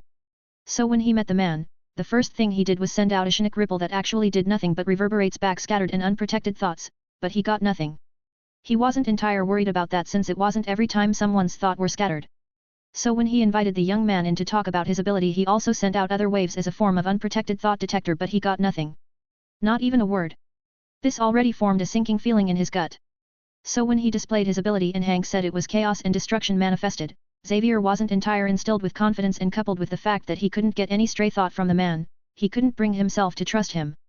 So after that fiasco, he called for the meeting to get a read on the man's character from his staff and imagine his expression when Logan said he killed 500 people in 14 days. This was bad. Whether or not if he was maligned or wronged, just the fact that he could kill 500 in 14 days was already a warning to Xavier. And given as how both Scott, Logan, and Ororo all agreed that he was unstable, Charles immediately knew from then on what he had to do. They were things bigger than one man, true, but sometimes all it took was one man to get a job done. In order to help the man face his demons and also prevent a calamity from descending upon the earth, he steeled his resolve and wheeled into Cerebro. He wheeled along the only pathway that led to a small podium that housed the biggest processing power on Earth. On the small podium laid a metallic helmet with wires attached to it that connected it to the processor. For a super processor, Cerebro was built mainly for strong psychics like him. Any other psychic without a level of power attempting to use Cerebro would only fry their brain. He put on the helmet as he activated Cerebro. Instead of focusing it on the outside world, he focused it on the school and locked on to the one in the room assigned to Mr. St. Cross. It was marvelous how his ability could hide itself like that of an alpha-level mutant, or maybe he was the one doing it purposely. It wouldn't matter after tonight. He swore he would never use his abilities for something like this, attempting to remodel the psyche of a human. He was ashamed of himself, but he soldiered on. Unlike Jean's whose body housed an entity which was the core of her abilities which made it possible to seal, Mr. St. Cross's was different. Like any other mutant all he had was the X gene, and while Xavier could always use mental blocks like with Jean, he preferred to be thorough with this. He would only change the part that was negative and vengeful. Freeing the young man from whatever nightmares he had, making him an upright man that would use his God-given abilities for good. It would be easy with the might of Cerebro. With that resolve for the greater good, he plunged himself into the mind of the young man, and he felt as if he just broke through a glass panel. The first thing that came to his thoughts were that the young man's mind was different. Entirely different from any other thing he's experienced. Suppressing his wonder, he took a step with the legs he no longer had and came to the nexus of what housed his mind. But that was where everything went wrong. The moment he tried to exert his influence, the entire space changed to what could only be called galactic battlefield. A wall as high as the clouds stood in front of him. Before the wall were small gates that had what could only be called spaceship weapons from Star Wars. Gigantic blasters of different types laid atop the small gates. Before the feeling of dread could settle in Charles, the blasters came alive and he immediately exerted his will to form a defense of any kind he could, but that turned out to be the wrong move. Every move of his, every exertion of influence only served to multiply the gates and blasters he was facing, and if was paying attention to the wall behind the gates, then he would have seen as it grew larger and farther, becoming more sturdier while also maintaining the illusion of sitting still. As Charles willed forth a shield made up of energy to protect himself, the blasters all fired at him and he felt multiple sensations at once. Stasis, electricity, brute force, fire, slash wounds, gun wounds, cannon blasts, arrows, maces, screeching sound, vertigo, dopamine rush, old age, annihilation beams, and a magnitude of others was what he felt at once as his conjured shield popped like a bubble as the blasters assaulted him. Charles remained rooted to his spot as his voice cried out in unbelievable agony, waking up all the residents of the mansion. Rack! As Charles drowned in pain, he couldn't register another voice that shouted in pure rage as it brought fear to the inhabitants of the mansion. Charles! That night the entire mansion shook. I wanted to take a neutral stance with Charles since most fanfics depict him as a sort of mind-raping psychic with loose morals. Keywords being wanted to. I didn't know how it happened, but by the time I had finished this chapter, Charles was already on his way to Cerebro, and try as I may, I couldn't stop, and believe me when I say I did try. Next chapter will be about an angry Who. Drawl facing of against the X-Men, so fingers crossed, and here's to hoping I can make it good. And please remember to spoil me with your stones and reviews. P.S. Drop your questions at the end of the following chapters about what you want to know, and I try to post the answers as an auxiliary by the end of the week. Ciao. 38, Chapter 37. For the people who live here, they considered it the most safest haven in the world. Somewhere where they could be themselves and not be shunned for it. Where their differences will not be the recipient for disgust but awe and acceptance. For them, the mansion was synonymous with safety. A true paradise for mutant kind. So they were not to be blamed when the first reaction they had was panic when they heard their loving professor's screeching shrill echoing through their heads. The psychic wave of agony woke up every inhabitant of the mansion in panic, but what followed after was what drove them with fear. For people who had since convinced themselves free of the outside world's unfairness, the voice that roared out with rage brought them an even deeper terror. Charles. They weren't wrong to feel fear, as following the voice was a quake that shook the entire mansion, literally. Before the ignorant students further devolved into panic, the teachers immediately swung into action as John traced the origin of the quake to. It's coming from Drawl's room. Tin Man, get the kids to the other side of the building. Logan yelled out to Piotr. What the hell is wrong with him? Scott asked a question they were all wondering. Before that, someone should go get the professor. Ororo said as they made their way down the hall to where Drawl slept. The further they walked in, the more that saw the damage the sonic quake did. From the floorboard all the way to the ceiling had crack marks, becoming more pronounced as they walked deeper. When they got to the room, they were surprised to see Drawl clutching his head as lines or red glowed through his entire body. Drawl, we need you to, Ororo started, only to be cut off by the calm question that ominously echoed through the room. Where's Charles? He raised his head, but that only served to raise their caution as they saw his red gleaming eyes. Man chill for a sec will ye? Logan said, but his words fell on deaf ears. Where? Island. Charles? Drawl said, this time slowly as his red lost a bit of its glow as it seemed to regain its calm. He's punctuating his words. That can't be good. John remarked as they got ready for a confrontation. His calm red eyes were only sending it wrong signals. Whatever happens, we need to get him out of the mansion. Storm whispered to the others as they tensed their breaths. Drawl waited for an answer, but seeing as he wouldn't get any, his eyes regained their glow once more, and that was when they acted. Now! Storm yelled as Scott wound down his visor, fully exposing his eyes, and let out a giant beam from them that shot towards Drawl before the latter could react, and clashed with him as it shot his through the walls and out of the mansion. That ought to do it, right? He asked, not fully expecting an answer. They rushed through the rubble, following the path of the beam as found the target in an open field unhurt. You've got to be kidding me. They watched as the young man stood up, bare-chested with only a pants on, with no sign of damage whatsoever. Storm, looks like we'll gonna have to count on you to knock him out when you have the chance. Logan said, and he extended his claws. We're here. They turned to look at the new arrivals, Piotr and a young boy, late teens. Bobby, what are you doing here? Where's the professor? Scott asked the new additions. I'm here to help. Kitty found the professor, but it looks like he's not doing too good. He's passed out. The new face, Bobby, said as his body took a crystalline look, freezing the ground around his feet. We'll bicker later, Colossus. John and I will attack him head on. The rest will try to hold him back and flank him. Logan said while the rest nodded, with Bobby's face adopting a slightly nervous look. During the whole time none of them took their eyes of their target, so they didn't miss when his body, the part was visible, started glowing with red vein-like lines and started emitting smoke. Scott was the first to attack since barring Storm, his mode of attack was the fastest, aiming to stop whatever Drawl was doing as he let out another beam from his eyes. But the result this time shocked them. Instead of pushing him back like it did moments ago, they watched as Drawl brought forth his hands in a block as the beam clashed against him. Seeing what was happening, Scott tried to output more to push Drawl back, which only made him slide for a few feet before he once more held his own even as his hands blazed red. Storm, seeing as how Drawl was keeping Scott at bay and deterring the others from attacking, rose to the air as the clouds rumbled. Her sclera and iris turned pure white as the clouds spurned and lightning cackled. Her person seemed to become as one with the weather as lightning and wind danced around her. She raised her hands and pointed at Drawl. Instantaneously, as if heeding her silent command, from the clouds, a bolt of lightning, faster than the eyes could follow, struck Drawl deep into the ground as it formed a trench as its insane temperature turned the ground it stuck into crystalline glass. The surrounding fell silent after the thunderous boom of the lightning as the spectators waited with bated breaths for any upheavals. Is it over? Bobby asked after a while, and he couldn't miss the soft clicking of tongue he heard from Pyotr. What? The moment he said that, a blast of dark red beam shot out of the rebel straight at the hovering Storm, who couldn't put up a strong defense immediately as the beam crashed into her and shot her away from the vicinity. Storm! Scott cried out as his eyes went red in rage, and without listening to John's call telling him to stop, he fired another beam at Drawl, who this time did something different. They watched as Drawl's eyes glowed red, and as if copying Scott, deep dark red beams shot out from his eyes and clashed with Scott's midway. They held their beams even as the collision cackled with red sparks, prompting everyone else into action. The first to close in was Colossus, who rushed Drawl and punched at his head, immediately causing his to stop the beams he was emitting from his eyes as Scott's beam hit him once and shot him back inside the trench.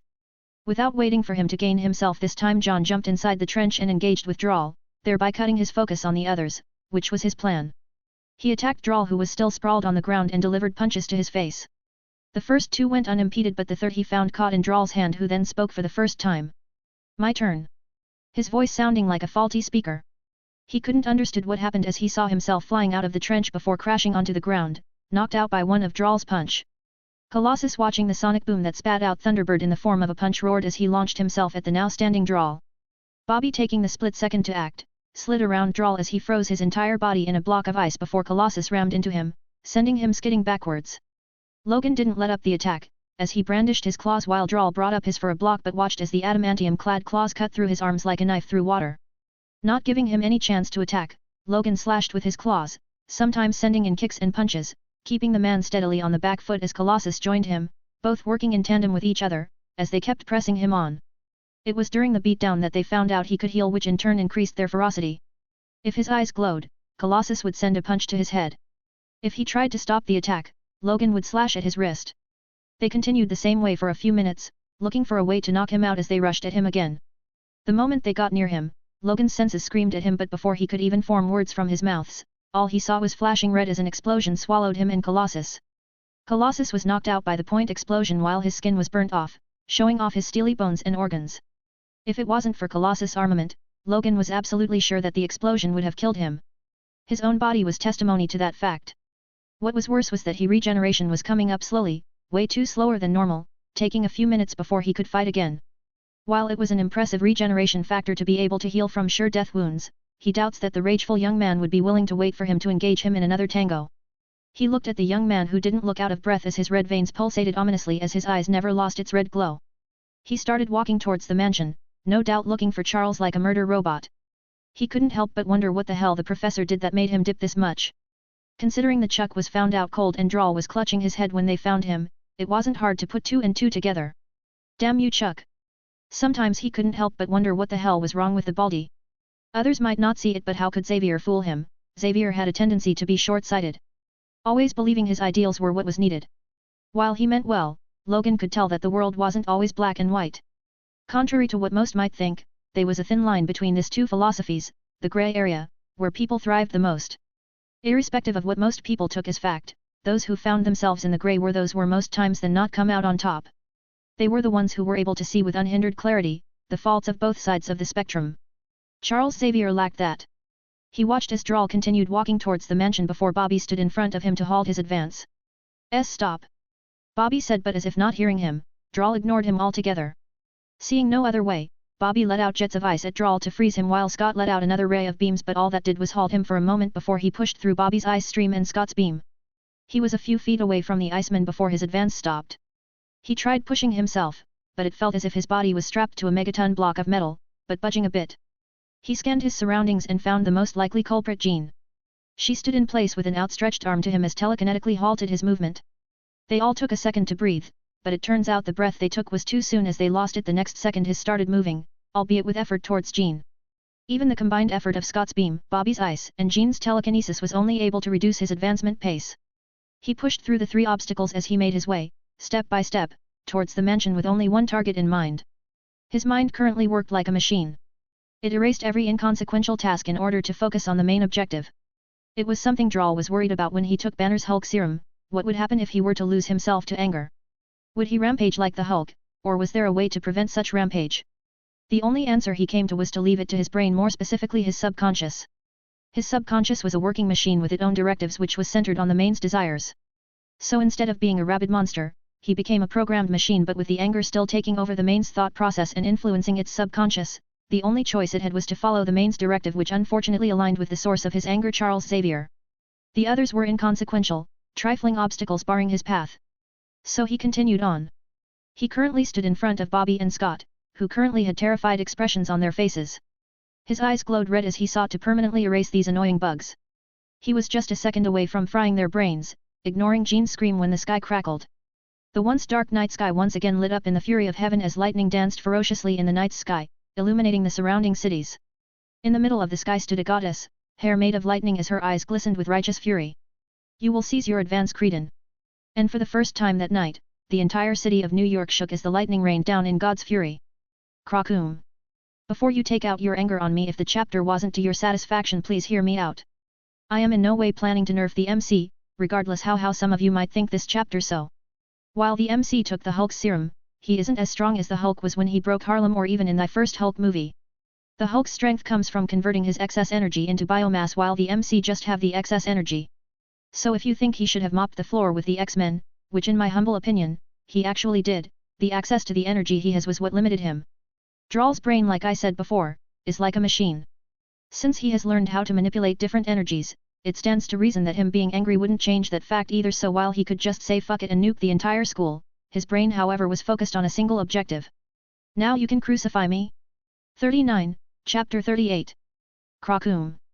The mansion and the entire vicinity was swallowed in blinding white as the boisterous thunder sound traveled through the ears of the citizens of New York City. After the deafening sound, came stunning silence. The surroundings becoming as tranquil as the surface of a lake at night, making every one of nature's night critters forsake their basic instincts as they shared the same silence as the night. The people who witnessed this scene all held their breath, not succumbing to the folly of drawing one. Not yet. They waited for the man to make a move again. Even a twitching limb at this point wouldn't surprise them anymore. They waited for what seemed like hours for anything to signify that their struggle still continued. The silence was broken when one of them crashed to the floor before the others released a breath they didn't know they were holding. It's finally over, right? Bobby asked to no one in particular. Storm flew down, though her eyes still lingered on the crater she caused when she struck him down. Not even she knew what came over her. The amount of anger she felt was not something she ever thought she could possess, nor was the power. Logan was already healed, making his way to Colossus to check if he was okay. Bobby kept hyperventilating as he replayed what the gaze of that man felt like as he stood in front of him. Never would he have thought someone could shrug off his ability to that extent. It was unnerving. He saw what looked like his death as the eyes of the man glowed red, blasting off his crystalline head in a flash of searing heat. He was afraid. If Ms. Gray and Scott hadn't worked together to stop the man's advance, would he have been killed? If Ms. Monroe hadn't appeared at the last minute, he would have died, wouldn't he? The Iceman sat on the floor, feeling a cold chill caressing his entire body as he shivered from the freezing thought. He just sat on the floor, looking at the crater as he started sucking in bouts of air as the panic rose. You did good, kid. He felt a pat on his shoulders and flinched as he turned but calmed down when he saw Logan behind him. That gesture proved useful as his breathing slowed down to an even pace. Why yet? Was all he could say as his voice shook. Not only him, even Scott had the same expression, although for different reasons, but fear was one of them. Scott didn't know what the fuck was happening. Sure, he knew the guy was strong, very strong from what he saw back at the base, but not this strong. He almost wiped them out. Scott saw how Drawl became impervious to his attack and he didn't know how to feel about it. It was something he considered to be borderline of impossibility. He wasn't being arrogant with that, but it was just that it wasn't that someone couldn't block his attack, but he believed at least they would with either their own ability or used something else. He had never met someone who tanked his laser beams with their own body and came out unscathed. That part shocked him, sure, but the topping that created that fear was seeing his own ability being used by the man, and it was stronger than what he could currently achieve. If Piotr didn't stop Drawl during their laser beam confrontation, he had a sinking feeling in his stomach that he would have lost. And that was a grating thought. He looked at the still groggy John. That punch definitely did a number on him. John, to his applause, wasn't thinking of anything complicated. The punch did more than just knock him out, it also knocked the complicated feelings out of him. It was therapeutic. He didn't know what made Drawl flip the switch, but that thought didn't matter. If he were left to rampage as he was, then who knew what kind of damage he'd cause. That was not even zoning on the fact that he seemed hell-bent on finding the professor and sticking it to him. But he'll have to admit he didn't expect Drawl to be that strong. That punch was enlightening. Unknown to them, the one who was shook to the core was the only one who didn't face him directly, Jean. When the others went after him, she remained behind to help the students and also check on the professor who according to Kitty was found in Cerebro's room. She wasn't stupid. She knew something must have happened between the professor and Drawl, but she put that aside until the professor woke up. She tried to wake him up, but no matter what she did, the professor remained fainted, shivering and muttering something she couldn't hear, so she decided to do this the manual way. She tried to enter the professor's mindscape to find out from him what happened, but all she picked up was chaos. Pain. Suffering. And chaos. She tried all she could to get in, but it seemed like the professor's mind was forcibly shut down, blocking all information or intrusion from entering or leaving. Seeing she couldn't do any about the professor for the time being, she hurried back to the confrontation between her teammates and Drawl. It was when she was getting near that she felt its malevolence. It was heart-wrenching. The focused anger that emanated from him was all-encompassing. It didn't wash over the others like every other intense emotion she'd felt, it was as if it was directed in a straight line. She tried to stop her mind, but she kept on picking up the cold feeling of destruction from him, and it was at that point she saw it. Chaos. Violence. Havoc. Despair. Mayhem. Behind the facade of these emotions laid something. A slumbering taboo, an entity of nothing. It felt as if everything, every emotion she'd ever felt was an illusion, not as strong, not as intense, not as real as what she felt from him. His anger was the personification of a living nightmare. She froze, hoping he won't direct it towards her. She stayed rooted to that spot for who knew how long, until Bobby's voice filtered into her ears. When she saw Drawl making his way towards Bobby and Scott, she did all she could to channel her powers towards him, trying to stop him in any way she could. From what she saw from both Bobby's and Scott's faces, they were afraid, but it was such an unusual feeling because she couldn't feel their fear. She couldn't feel any emotion from anyone in the vicinity, because all were dwarfed in his anger. She didn't know what spurred her on, but she suddenly felt emboldened as she did all she could to push him back for however long it took, just so he didn't get to Bobby and Scott, because now she felt a tiny part of his anger was directed towards them. She pushed and pushed even as powers she didn't know she had flooded her body, as she felt the illusionary sense of something cracking. It was too small that it slipped her mind the moment it came. She was starting to get really nervous when he stood in front of Scott and Bobby. As his eyes started flaring, she screamed. It was as if what she saw from his emotions were coming true. She wanted him to stop. And as if the heavens were listening to her pleas, the night sky lit up as she saw her friend, someone who they called the personification of the fury of heaven, Storm, wielding more power than she had ever seen her before. She didn't hear what Storm said before the lightning struck, and as if she had her strings cut, she fell to the floor as the tension and nervousness she felt bled out from her body. She was tired and she needed a good sleep. Thankfully the night was still young. It's finally over, right? She heard Bobby ask, but she was just too tired to answer him or anyone else, just like the rest. They all took their time to collect their thoughts before they walked to the crater. In the middle of the crater lied the young man who almost destroyed the mansion. Needless to say, they were very complicated on what to do.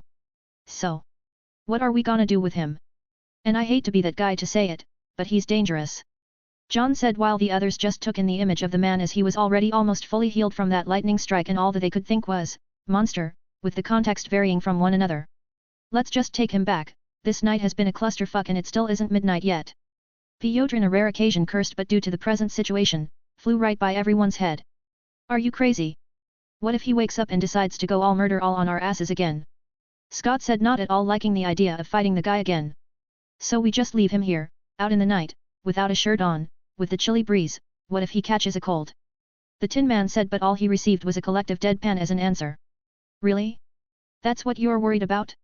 Him, Scott said, pointing at the now fully healed man to stress out his point, catching a cold. To the Tin Man's credit, he just shrugged as they all continued the staring contest. Why are we all staring at the dude? Bobby asked, sounding unsure. Sigh, let's just take him with us and get this over with. We still need answers from Charles. Logan said as he walked into the crater and picked the man up and hoisted him over the shoulders. He walked past the others and made way to the mansion. Hey Furball! Come check him out! He called out to Hank as he reached the mansion. The blue ball of beast coming out from the medbay with a coat and a stethoscope on. What the hell happened out there? He asked as he saw the state with dirt and soot covering every part of their body. Turns out, he's got anger issues. That's what happened. Logan said as he went to the nearby fridge and pulled out a bottle of beer. The others came into the bay and they saw the professor asleep on one of the medical beds with an helmet like that of Cerebro's attached to his head. What happened to the professor? Scott was the first to ask as he saw the body of his mentor laid down on a bed. He's fine for the most part, but his theta and beta waves are all over the place. Hank said as he laid down the body of Drawl on another bed. What do you mean? His neurons are all over the roof, firing haphazardly across the stream, colliding with one another. Put in simpler terms, it's like a bomb went off in his brain. He saw as they all flinched at that and immediately, corrected himself. Putting it mildly, he's having a super-induced headache. He'll likely be out for the next few hours, most likely experience bouts of headache for the next few days. We still don't know what other lasting effects it would have on Charles. He clarified, and they all took in a breath of relief. It's his fault, isn't it? Scott said, pointing as the sleeping Drawl. Scott, we don't know that yet. Jean tried to reason with him, but he wasn't having it. Don't we? We all saw how he tried to kill the professor, didn't we? So what don't we know? Scott all but shouted at that point. Exactly nothing. Logan said.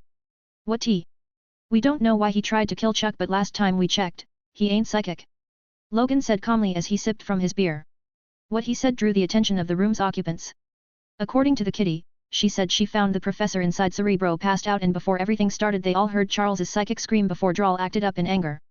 They didn't reach a conclusion of what actually happened, but the train of thoughts they all had were not in a nice direction. We don't know if that was what really happened. Scott argued. True, we don't. So until one of them wakes up we keep our thoughts to ourselves and have a good night's sleep before the bullshit that is tomorrow comes. Logan said as he finished his beer before walking out of the room. I for one say that's a suggestion as good as any. John seconded before he too picked himself up and dragged his aching body to his room. Hank, what do you think is happening to him right now? Ororo asked Hank, who walked up to the monitor and reviewed the information on it. From what I can see, nothing. He's in top shape. But it turns out that remark was not one they were expecting. How the hell could someone who was pretty much attacked with every strike they could dole out all the while being entirely murder-focused be all right? Even if he could heal, that last lightning strike from Ororo was beyond terrifying to not do something to him. What do you mean top shape? She asked. His energy levels are off the charts, but that seems pretty normal for him given his ability. His vitals doesn't show otherwise, basically all I can say is he's having a nap. That's it. I'm going to bed. Bobby was fed up with this shit. 40, Chapter 39. So. Some of you were dissatisfied with the chapter released yesterday, since I no doubt know that you were expecting a continuation of the thrashing Logan and his clique received in the chapter 2 days prior, but I want you to know that I had to end it where it did. Reason being that if Drawl continued fighting, then I think we all know what happens when the Hulk is succumbs to blind anger. The least you'll be expecting is citywide destruction. And also him killing Charles would fuck up most of what I had planned for the mutant part of the story. So if you were among those pissed at yesterday's filler chapter, then I dread to think what you'll do to me after today's. In a sexy era Oni-san's voice, please be gentle. Ahem. Drawl Saint Cross POV. In hindsight, I knew something like this could happen.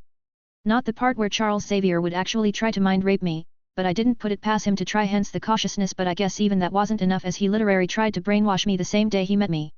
The only reason I didn't flip Jean off the first time she tried it was that it was only a probe, a truth-seeking probe. If she had tried it more than once then.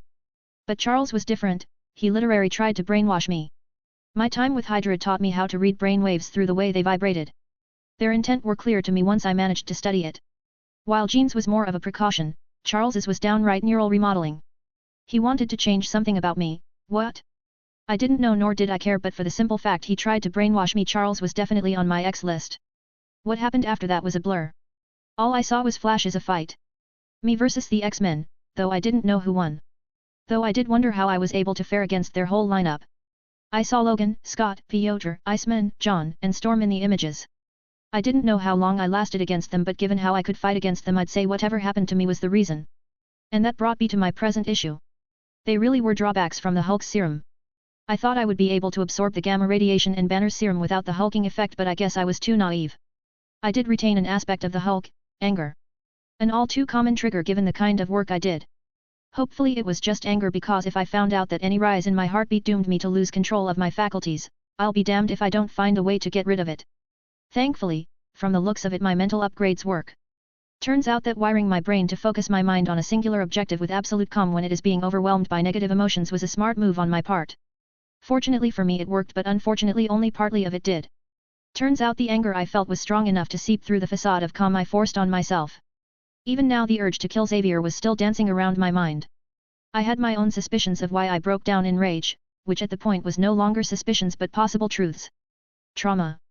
Turns out the trauma Hydra gave me wasn't completely dealt with, but just locked down in the deepest part of my subconscious.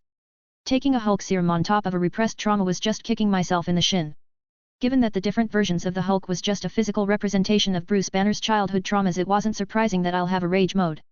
The only silver lining was that I didn't turn in a hulking red monster. I doubt my color would be green while I thrashed around in a murder spree.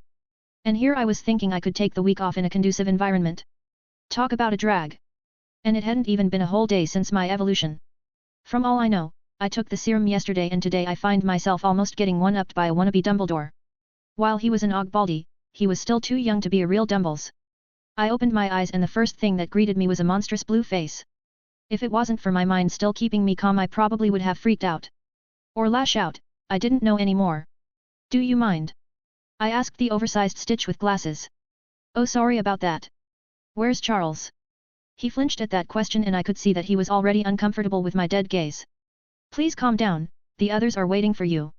He tried his best not to fidget, but I could see it in his whole person. I left the bed and widened my senses and immediately caught sight of the people, or rather the man I wanted to meet. I walked to the meeting room where all whole gang was waiting. The moment I opened the door, the entire atmosphere turned oppressive as whatever chatter they were having died down, leaving only the oppressive silence as I walked in, increasing the already rising tension. The moment I laid eyes on him, the anger in me flared once more, and I think they all noticed since they all took an attack stance. Whoa, calm down, bud. Logan tried to placate me, but all I felt was calm. It was contradicting to the anger I could still feel. I'm calm. I don't know about you, but your eyes says otherwise. Logan said, which prompted me to look at the screen on the wall and saw that yes, my eyes were red. Not Superman red, but more like Teen Wolf Alpha red. Seeing my eyes like that, I didn't even try to reel it in. Now wasn't the time. I looked at Charles, who had a regretful expression on his face which I called bullshit. Will you start or do you want me to? I asked Charles. The room became quiet at that. Mr. St. Cross, while I understand your anger, what I did was only for your go. I didn't let him finish as an arrow shot for his head that instant. If it wasn't for Colossus, who took the hit because of his fast reaction as he stood behind Xavier, the bastard's head would have exploded. The moment Colossus was hit, the sky outside changed colors, immediately taking on a dark atmosphere that complemented the room. Say another lie again and I promise you, you won't know when you died. Did he take me for a fool? He actually thought I would fall for that. His face had shock written on it, not expecting I would attack him so soon. Please calm. Arrows immediately appeared around me, which he took as a warning since he immediately stopped what he was trying to say. Right now I'm calm. For your own life I'd advise you not to push me. Why?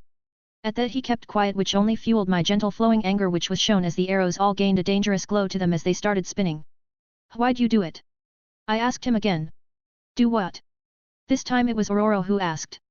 Your professor tried to brainwash me last night. I told them.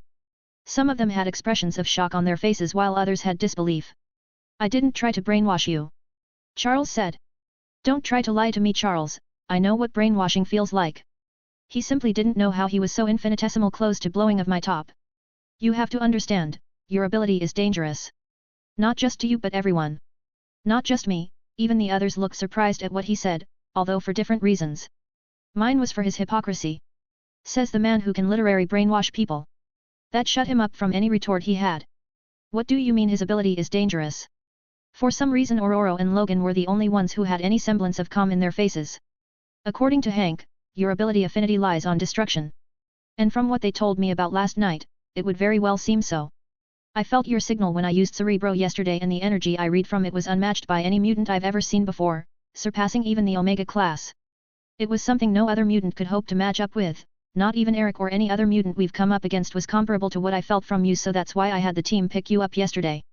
Concerned about whatever trauma or nightmare you were burdened with due to your abilities and past experiences, I sought to help you restrain your abilities so you wouldn't lose control of it and fall to the influence of your powers, as was seen by the unfortunate accident of last night.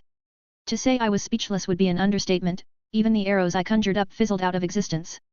Charles was full of shit. And it surprised me how none of them could tell. So in simpler words, you were scared of my power and decided it was your right to judge how I use it. God. You are more of an hypocrite than I thought.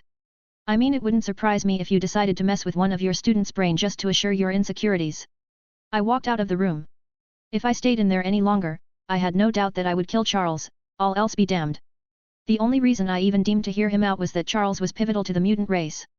If not for him and his team stopping Magneto and every other X-Men villain at every turn, then there would have been a witch hunt for the mutant race, which would have drove them to the brink of extinction. He was scum, true. But he was a necessary scum.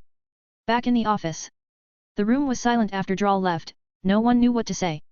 So you decided it was okay to brainwash someone you just met because you were scared of his mutant powers, Logan asked with a dead calm in his voice. Logan, you have to understand, his abilities are different. They are dangerous if he ever fails to control them. All I did was a necessary precaution should he fail to control it. And since when did we start judging people because of the dangers their ability possessed? Logan asked. For crying out loud, this is a goddamned school full with people of similar and diverse abilities. What is to prevent someone like Kurt from teleporting to the White House and killing the president? Or Ororo from destroying a city with a hurricane? Logan asked as his voice raised with every word. Everyone in this building is a threat to society should they ever feel the need, so are you just going to brainwash all of them so that they don't, or maybe you already did, who knows? What the fuck, man? How can you even say that? Scott was angered by Logan's last comment. Say what? He just proved he'd do it if he deemed it necessary, what's to say he hasn't done so before? There's gotta be a precedent, right? You seriously don't believe this is the first time sometime like this must have happened, do you? Logan retorted. And besides, how would we know if he's truly dangerous? For all we know, Charles just ensured he would. It was at that point that the silent Hank McCoy filtered into the conversation. While the matter of brainwashing is still very sensitive and I do disagree with it, I however agree with the fact that Mr. St. Cross is truly dangerous. What do you mean? Jean asked. I ran some test on him yesterday when he was still sleeping, and what I found out was worrying today the least. What did you discover? The silent Charles asked. Hank walked to the screen and slotted in an hard drive, and after a few clicks and tap, he brought up a presentation of a cell. I wanted to see how his body stored energy and also see if there were any similarities with his and Scott's when I came across this. He pointed at the cell and played the presentation. His cells are constantly in hyperdrive, storing massive amounts of energy from any nearby viable source, heat, cold, nuclear, fission, fusion. It's in a constant motion of absorbing and recycling energy that in a way should be impossible. So he's a power tank, we all know that. That you do, but not this. He clicked on the remote and this time it was another video of cells with chart, a comparison. This is a comparison with his cells and that of a normal human. The number of cells in the human body total above 37 trillion, with each producing 0.07 volts of electricity. It brings the amount of energy produced to over 2.6 trillion volts. Note that a bolt of lightning is around 1 billion in volts. He paused there to gain their attention as he clicked to display the next slide. This is his cell. What they saw wasn't a round concave cell but a miniature sun. The number of cells in his body are quadruple that of a human, and every single one of them produce more than the entire human body. Over 10 times the sum total of energy produced by humans is what a single one of his does. And the worst part is all of them, every single one are active and the energy from them can be harnessed. At any time. If science were to theorize every single human as walking nukes, then the amount of energy in his body is enough to destroy both Earth and Mars. While there may not all be science nerd, they understood one fact from what Hank said. You heard that, that dude is a freaking time bomb. Scott said. Yeah, but the doc also said that so is every fucking person on the planet. Logan immediately spat out. Gah. You saw how he was yesterday, and he's still growing stronger. Professor Charles wasn't wrong to put a stop to it. Scott still stubbornly defended. Scott, it isn't a matter of whether he was wrong or right, it's the aesthetics of it. It wasn't his call to make. If he keeps making decisions he believes are best, then that means we are all chickens at his farm, waiting to be butchered just because someone said so, or thought so. John said, having been silent throughout the whole thing. Fuck. The friction in Xavier's council has been set. Where will it lead? A/N, now do your worst? 41, Chapter 40. I'll be leaving the X-Men scene for a while to wrap up the Hydra arc, might as well rush it out of the way before focusing back on the X-Men side of things. All I can say is that a few people of interest will get what coming to them in due time, but not yet. MC wouldn't be able to deal with both the mutants and Hydra all at once. Drawl St. Cross POV. I left the meeting room and made way to my room. The only thing of value to me was the burner Fury gave me, and my shirt given that I was topless. I was prepared to leave the room, this entire mansion, when Storm met me halfway out. You need something? Nothing much, but I just wanted to apologize for how you might feel about what the professor did. Then you shouldn't be the one doing it, should you? I walked out of the room, leaving her by the door side. Wait. She called out to me. What now? I asked with an edge to my voice. I understand you might be angry at what the professor did. She started, but I stopped her. Anger didn't come close to what I was feeling, there was downright murder on my mind. I just wanted to tell you not to view others with the same prejudice you view Charles with. I raised my brows at that because I didn't understand where she was going with it. You said you haven't met many other mutants, what Charles did was a mistake. Don't try to take your anger on them, and while what he did was wrong, we really did wanted to help you. To be honest, I didn't know what she worried about for. Did she think I would go all hate on mutants just because of what Charles did? Sorry, but I am not about to be the alter ego of Eric. One was already enough. I appreciate the concern, but there is no need for you to worry, I am not that unreasonable. She smiled at that and stretched out her hand for a shake, which I took after a few seconds. No use making this harder on her than it already is. I never did fully introduce myself. My name is Aurora Monroe.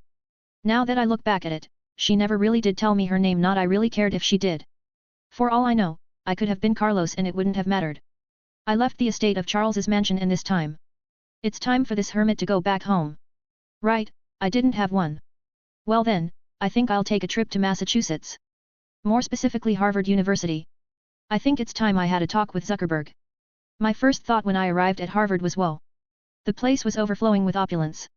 With snob and nerd kids walking up and down with their thick books and bags. I forgot how education was still a thing in the early 21st century, what with how serious they all looked. Sorry to burst your imaginative bubbles, but 70% of you have an unlikely chance to get your dream job. Turns out I never really liked school all that much. I walked around Harvard for a while, just taking in the sights and architecture before I went and looked for a nerd in a sea of nerds. With a little question here and there, I found someone who was willing to give me a tour of the place. What? Who said I couldn't enjoy my time? I mean, it's not like I have anything else to do other than hunt down Hydra. Speaking of Hydra, I really needed to get a life outside of the frontline commando vendetta that I had going on. But then again, I doubt I could get back the semblance of normalcy I once had. I doubt I could just laze around all day eating food and watching TV. Damn. I really miss them days. It felt like it's been forever since I just did nothing but lazed around. These past few months since I escaped Hydra has been one thing after another.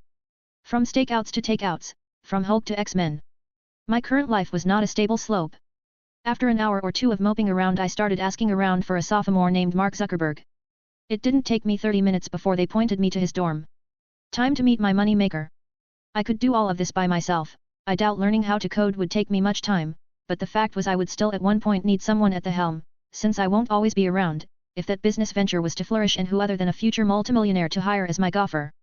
I got to Mark's dorm after a few points to his room. Turns out he's a total shut-in. Who knew? So now I'm in front of a lanky Zuckerberg who looks confused as fuck about why a total stranger was looking for him and not saying anything after he let him in. I stared at Mark for a while, not even relenting as he squirmed in discomfort, wanting to see if he was actually an alien, maybe a Skrull, or an Inhuman maybe. Ain't gonna lie, the dude looked sus as fuck. I used both my senses and X-ray vision to check out if his organs were misplaced or in the wrong place. Unfortunately he looked human. What a letdown. You excuse me sir, but can I help you with something? Guess he couldn't bear the stare any longer. Yes you can Marky. I heard him say that something about not being a Marky, but I didn't pay him any mind before I told the reason for my visit. I had a long thought about how to break it to him and have him spill about where he was with Facebook's creation, and the only thing that came to mind was to be a con. So that's what I went with. So I heard from a little bird that you had an innovative idea about erasing the distance between communication between people and connecting them together. Mind letting me in on your idea? Before anyone says I suck in interrogation and negotiations, I'll have them know that I have never done this before. Evidence to that, it looked like I came on too hard and he immediately grew cautious. Would you mind me asking why you are interested in my idea? Kid was a nervous wreck, but he didn't seem like a fool. This makes it a lot easier for me. If this venture fail, then I'll just invest and buy up all the little sucker's stock when he uploads the damn platform. Facebook wasn't my only money maker. I was prepared to wring out everything the media industry had to offer. Easy, I wanted to invest in it. If it's as revolutionary as I want it to be, then you'll be getting yourself a partner today. My words took him by surprise as he took a couple seconds to calm himself down. I don't mean to be rude, but why would you want to?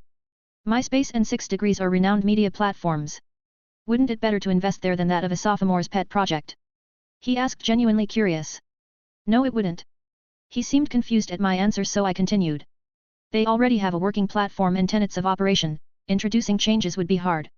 Not to mention that I doubt they would survive the next 10 years. Now he was looking at me with doubt. To tell the truth, I didn't come here just to invest in your pet project as you so put it, but also hire you. But before any of that, let's talk business. Marky and I talked for a while. The boy was smart, a genius in business even. So what do you think?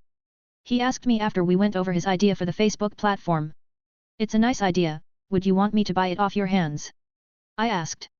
He had a thoughtful look on his face, weighing the pros and cons before he decided. I'm sorry, but I don't want to sell my idea. I wasn't the only one working on it, and selling it without their notice wouldn't sit well with them. He said. I wasn't that let down, nor was I counting on him to sell it in the first place. No problems. So let's talk investment. That however did seem to perk him up and he set his full attention on me. What do you say to $70,000 for 70% of the company? This was where information came in handy.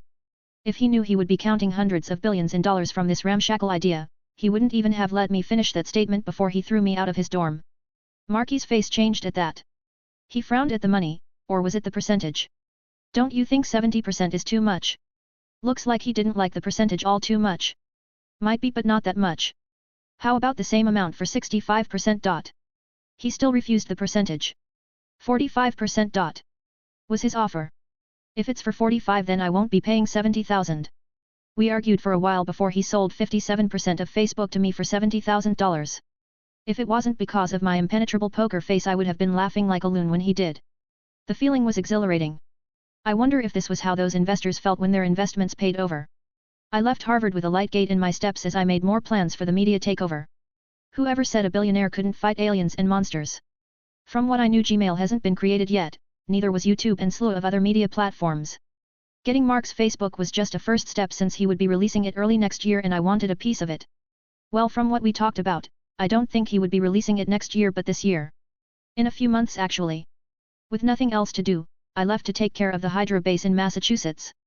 Just another Monday for me. 2 weeks later. Turns out Hydra are starting to get pissed off because of the numbers of raids I conducted on them during the last 2 weeks. 10 bases wiped out. That was 1/10 of the number of Hydra's settlement in the United States that I knew of. So why did I say Hydra was stating to get pissed off, other than the fact that they started chasing me through the city, to assassination attempts to bombing attempts, oh, and snipers. Don't forget the snipers. That one almost blew my head off. It was pure luck that I was able to survive that hit considering that I attempted to dodge it at the last second. Thankfully the wound it gave me didn't incapacitate me for long and I was able to kill the fucker. That was the closest I had been to death since I escaped Hydra and it really painted how I still wasn't invulnerable to bullets yet. I was able to rescue some people, children and adult alike, from 2 of the bases I raided. All in all it was a successful week. That it was, until Fury called me asking for a hand since according to him I decided to take my ill-gotten vacation and sightsee across America, which told me that yes, Fury was tracking my movements. At least some it. We didn't meet at the old safe house, instead he directed me to a shopyard where Clint was waiting for me. You could have called, you know. Clint said as soon as we met each other. I could have, but I didn't really had the time these past few weeks. I said. Yeah, we figured. I was confused by what he said, so when I asked him, he said due to my triumphant return, Hydra went helter-skelter and wriggled some tentacles which Fury, like the hawk he was, latched onto them without letting go. So while I was going to town with the raids on Hydra, Fury and his clique were cleaning up all the scrubs inside S.H.I.E.L.D. and taking down some ministers and politicians who were in bed with Hydra. So that caused them to move in a frenzy and made them increase their attacks on me. What of Bucky? I asked, only now remembering the brainwashed Winter Soldier. To be honest, he wasn't all that memorable. Yeah, we haven't been able to make any headway with him yet. That's too bad, he would have been a nice asset for Fury. He entered one of the vessels in the yard and after some bullshit password and scans, a compartment opened underground. I sometimes forget how secret organizations love their underground base. Look who finally decided to show up.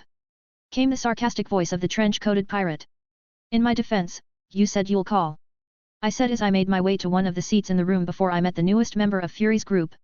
This is Agent Hill, I picked her up from the armed forces. He gave a small introduction.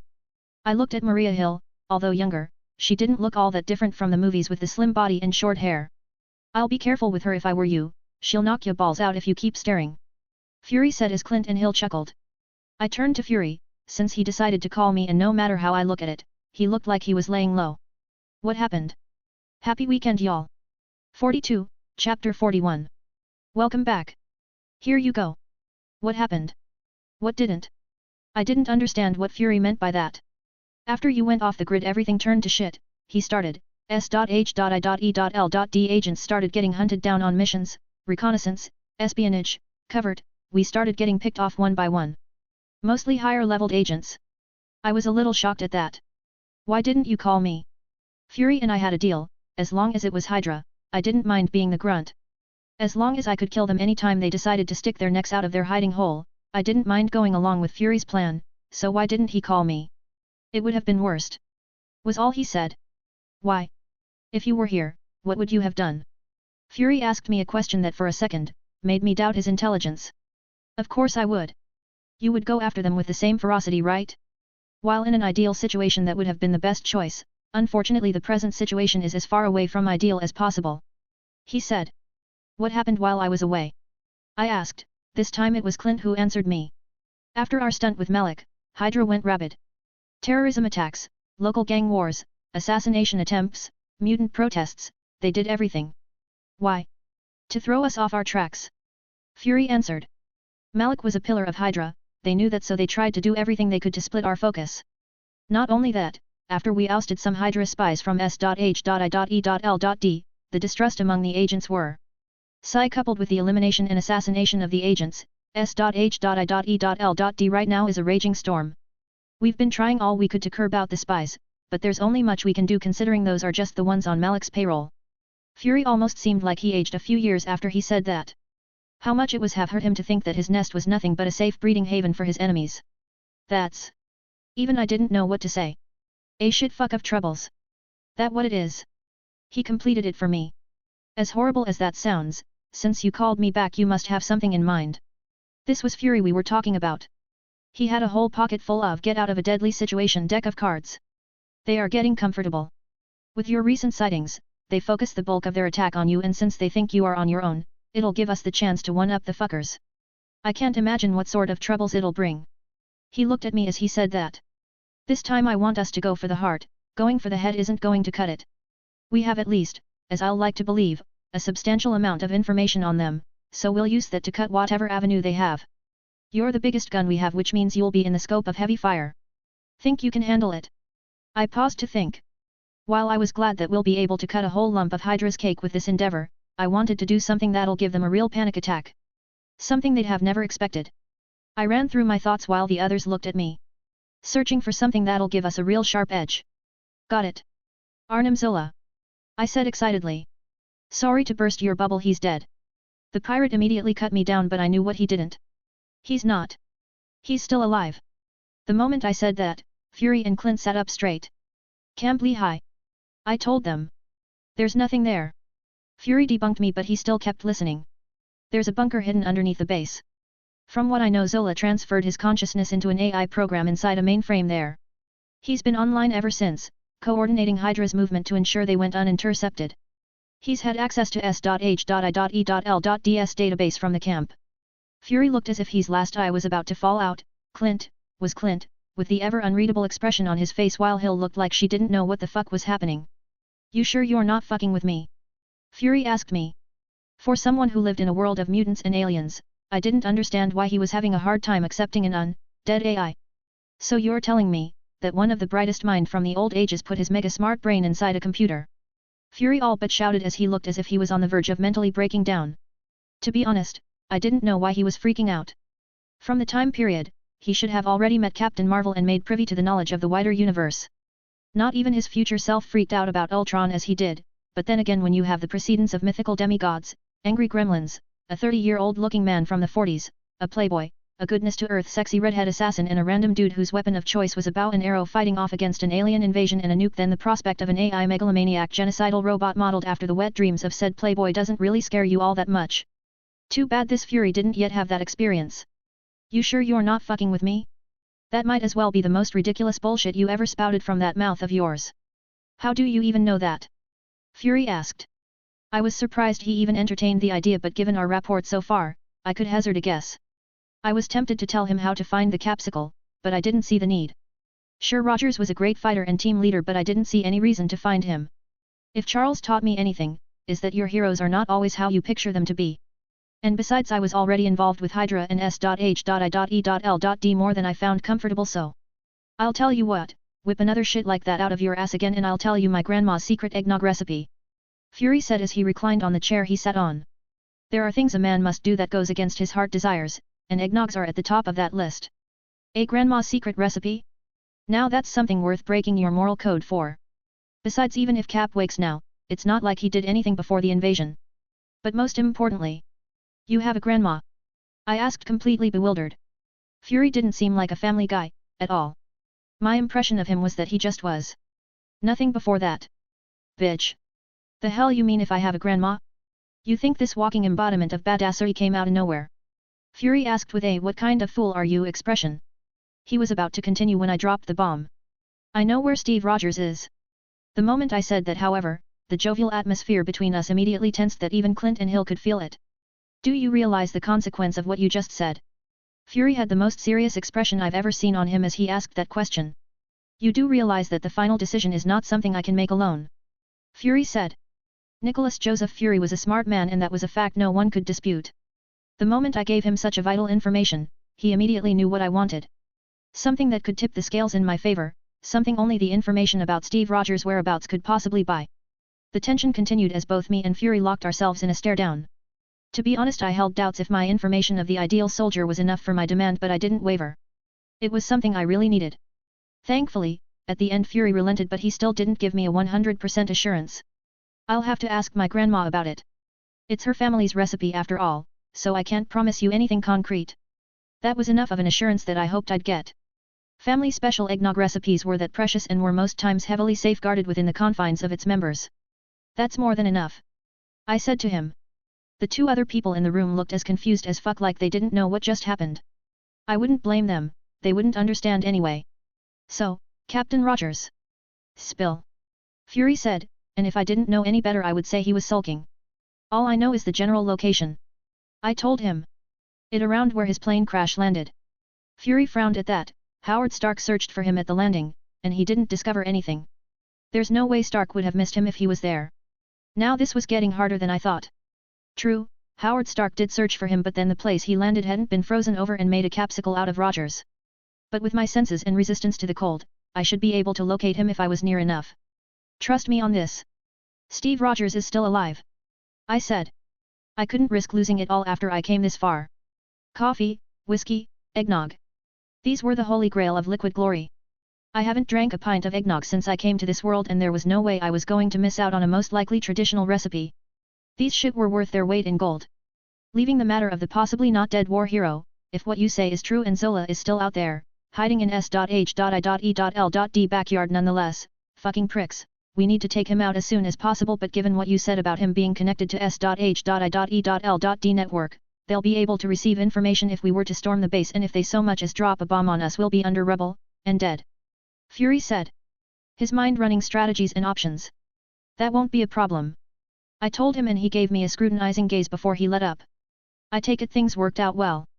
Of course Clint would tell him about me trying to increase my powers, and I didn't really see a need to hide that fact, so I nodded. Seems like we all have our roles cut out for us, he said. How do you plan on taking out Pierce? I asked him the all too important question. We've left Pierce so far, and I wasn't happy at the fact that the leader of the current Hydra was still up and about while we ran after offshoots.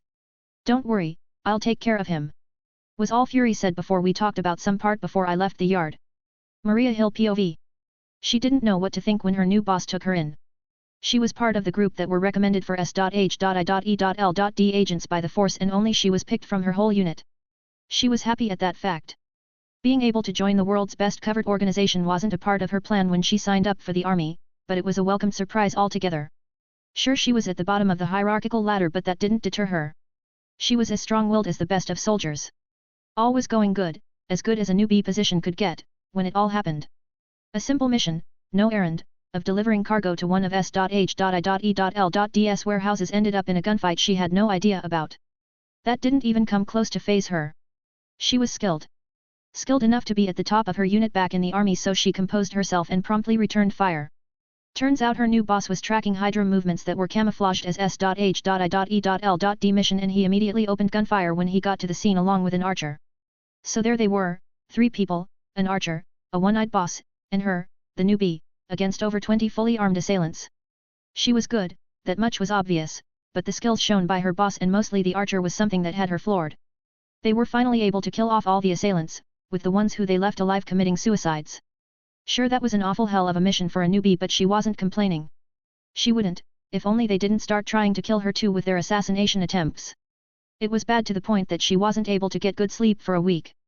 Thankfully, Clint came to her rescue the day she thought she was finally going to croak, and ever since then, she'd been working to, get this, uproot a global terrorist organization who apparently had survived since the 1900s. Will he be alright on his own, sir? She was skeptical about this mutant who was speaking so casually with her boss, but it wasn't her place to speak when the conversations were going on. If he says he'll be fine, then he'll be fine. It wasn't her boss who answered but Clint. She hadn't personally fought against mutants, but she had been debriefed about a lot of them. But just like the general human population, not all mutants were strong. Hell, almost all of them had basic human physique and strength parameters. But there was also those who didn't. Now those were the ones to watch out for. Speed, flight, super strength, invulnerability, energy manipulation, kinetic manipulation, elemental manipulation, and the worst of them all, fundamental force manipulators. Space, gravity, electric and magnetic force. Those were the ones they were advised to stay the hell away from. Take someone like Magneto for example, 99% of the any military in the world was useless against him, just for the simple fact that he could control metals. That was what she called bullshit. So she couldn't help but wonder. Is he that strong? She asked. This time it was Fury that answered. If we were to classify him based on his mutant ability, then he'd be a level 5 threat. Based on what he can do? I'll put a minimum on level 7. That's just my gut feeling though. A level 7 danger threat. So far Magneto was the only classified level 8 and the guy was a behemoth. Well, at least her coming days won't be boring. I used the level 1 to 9 threat classification since Marvel never really classified it distinctively. You shouldn't pay it any mind since it won't have any meaning, not much, anyway. Finally was able to put the clinch on the Patreon site. Patreon.com/DearAultheoManus. It currently has up to 5 chapters ahead. I'm burnt out. Really need to sleep. 43, Chapter 42. If you want to support me and make me feel really good about myself, do consider visiting the Patreon site. It currently has 20 advanced chapters. Patreon.com/DearAultheoManus. And also don't forget to vote, I still need the stones. Also check out the Q&A auxiliary I posted and give me your thoughts. Drawl St. Cross POV. I left the yard feeling really good about myself. I had every reason to. Honestly, I was getting tired of Hydra. They were like that reality check you never want to have after waking up from a nice dream. It was high time we got rid of this Hydra problem once and for all. Any more of their incessant attacks and I might just lose my top and blow a gasket. Camp Lehigh was an old decrepit base that S.H.I.E.L.D once used for training their agents, and underneath it was where Tony and Steve got the Tesseract and the Pym particles during the time heist arc of the Endgame movie. But right now it was abandoned. Locating Zola was easy with my X-ray vision, and all I had to do was punch my way through the floor of a building to the base hidden underneath it. All I had to do was destroy every computer device here since I didn't want to take chances, but before I could get started on my task. Hello Subject I-039, codename, Dragwer. Came a automated German accent as the screens behind me lit up showing a running algorithm in the form of a face, Arnim Zola. Would you look at that? If it isn't the man who lived, Arnim the son of Zola. I didn't know if he got the reference, but I was sure he didn't pick up on the sarcasm, because if he did then he wouldn't have. Indeed your words are true, spawn of Michael St. Cross. I still live. Though I would like to know how you came about the knowledge of existence. Zola asked me. Oh, it's no secret actually. Tortured some poor sod until he spilled every little secret he ever knew. I told him. Ah, I see. The boy Ernst is it? Unfortunate what happened to him. He deduced, one I didn't bother to correct. Oh, you have no idea. You should have seen the expression on his face when he croaked. It was full of agony and disbelief. I told him and couldn't help the smile that plastered onto my face as I recalled Ernst's suffering. Maybe Clint was right, I did enjoy it when I ripped Hydra scums apart with my bare hands. Tell me something. Why all this? The terrorism, the killings, the war. Why chaos? What does it get you? I asked. I really wanted to know. Why they did what they did. Were they just inherently chaotically evil aligned, or was there a deeper meaning other than what the MCU gave us? I don't understand. Isn't it rightful of lower beings to be governed by their betters? We were chosen, exposed to the secrets of the great stars beyond, we are heirs of the world. The mandate we prophesy is to guide the ants below us to greatness. They either serve or die. For our noble goal, no price is too high to pay, instead they should be glad that their meaningless lives were used to further a cause greater than they would ever know. He screamed as the AI construct of his face glowed with fervent fanatism. The only impression I had of him was that he was heavily brainwashed. They all were. I didn't know what else to ask him. Here in front of me was the big brain behind Hydra's survival, and I didn't know what to think. A little favor. Do you mind printing me a copy of everyone of importance in Hydra? I asked with little to no expectation of a favored answer, which was clear when he didn't deign me one. Well, at least I tried. Time to get smashing. I grabbed a nearby pole and got ready to swing it when Zola spoke. No use. I was confused by what he meant by that and was about to dismiss it when I heard humming sounds. I used the time we spoke, to contact the heads of Hydra and right now they are about to fire missiles on us. You might have an impressive regeneration but from the previous data we've gathered on you we know how to counter it. This will be your end. The only grace given to a rabid dog is death. Ha ha ha ha ha. Fuck. Was the only thing I could say before I was flung away by the force of the explosion. Broken bones were getting healed and I was immune to this intensity of flames so. Pain. Burning pain. They continued raining down missiles on the base intent of burying me alive and that was when I noticed. The very flames from the missiles were inhibiting my healing.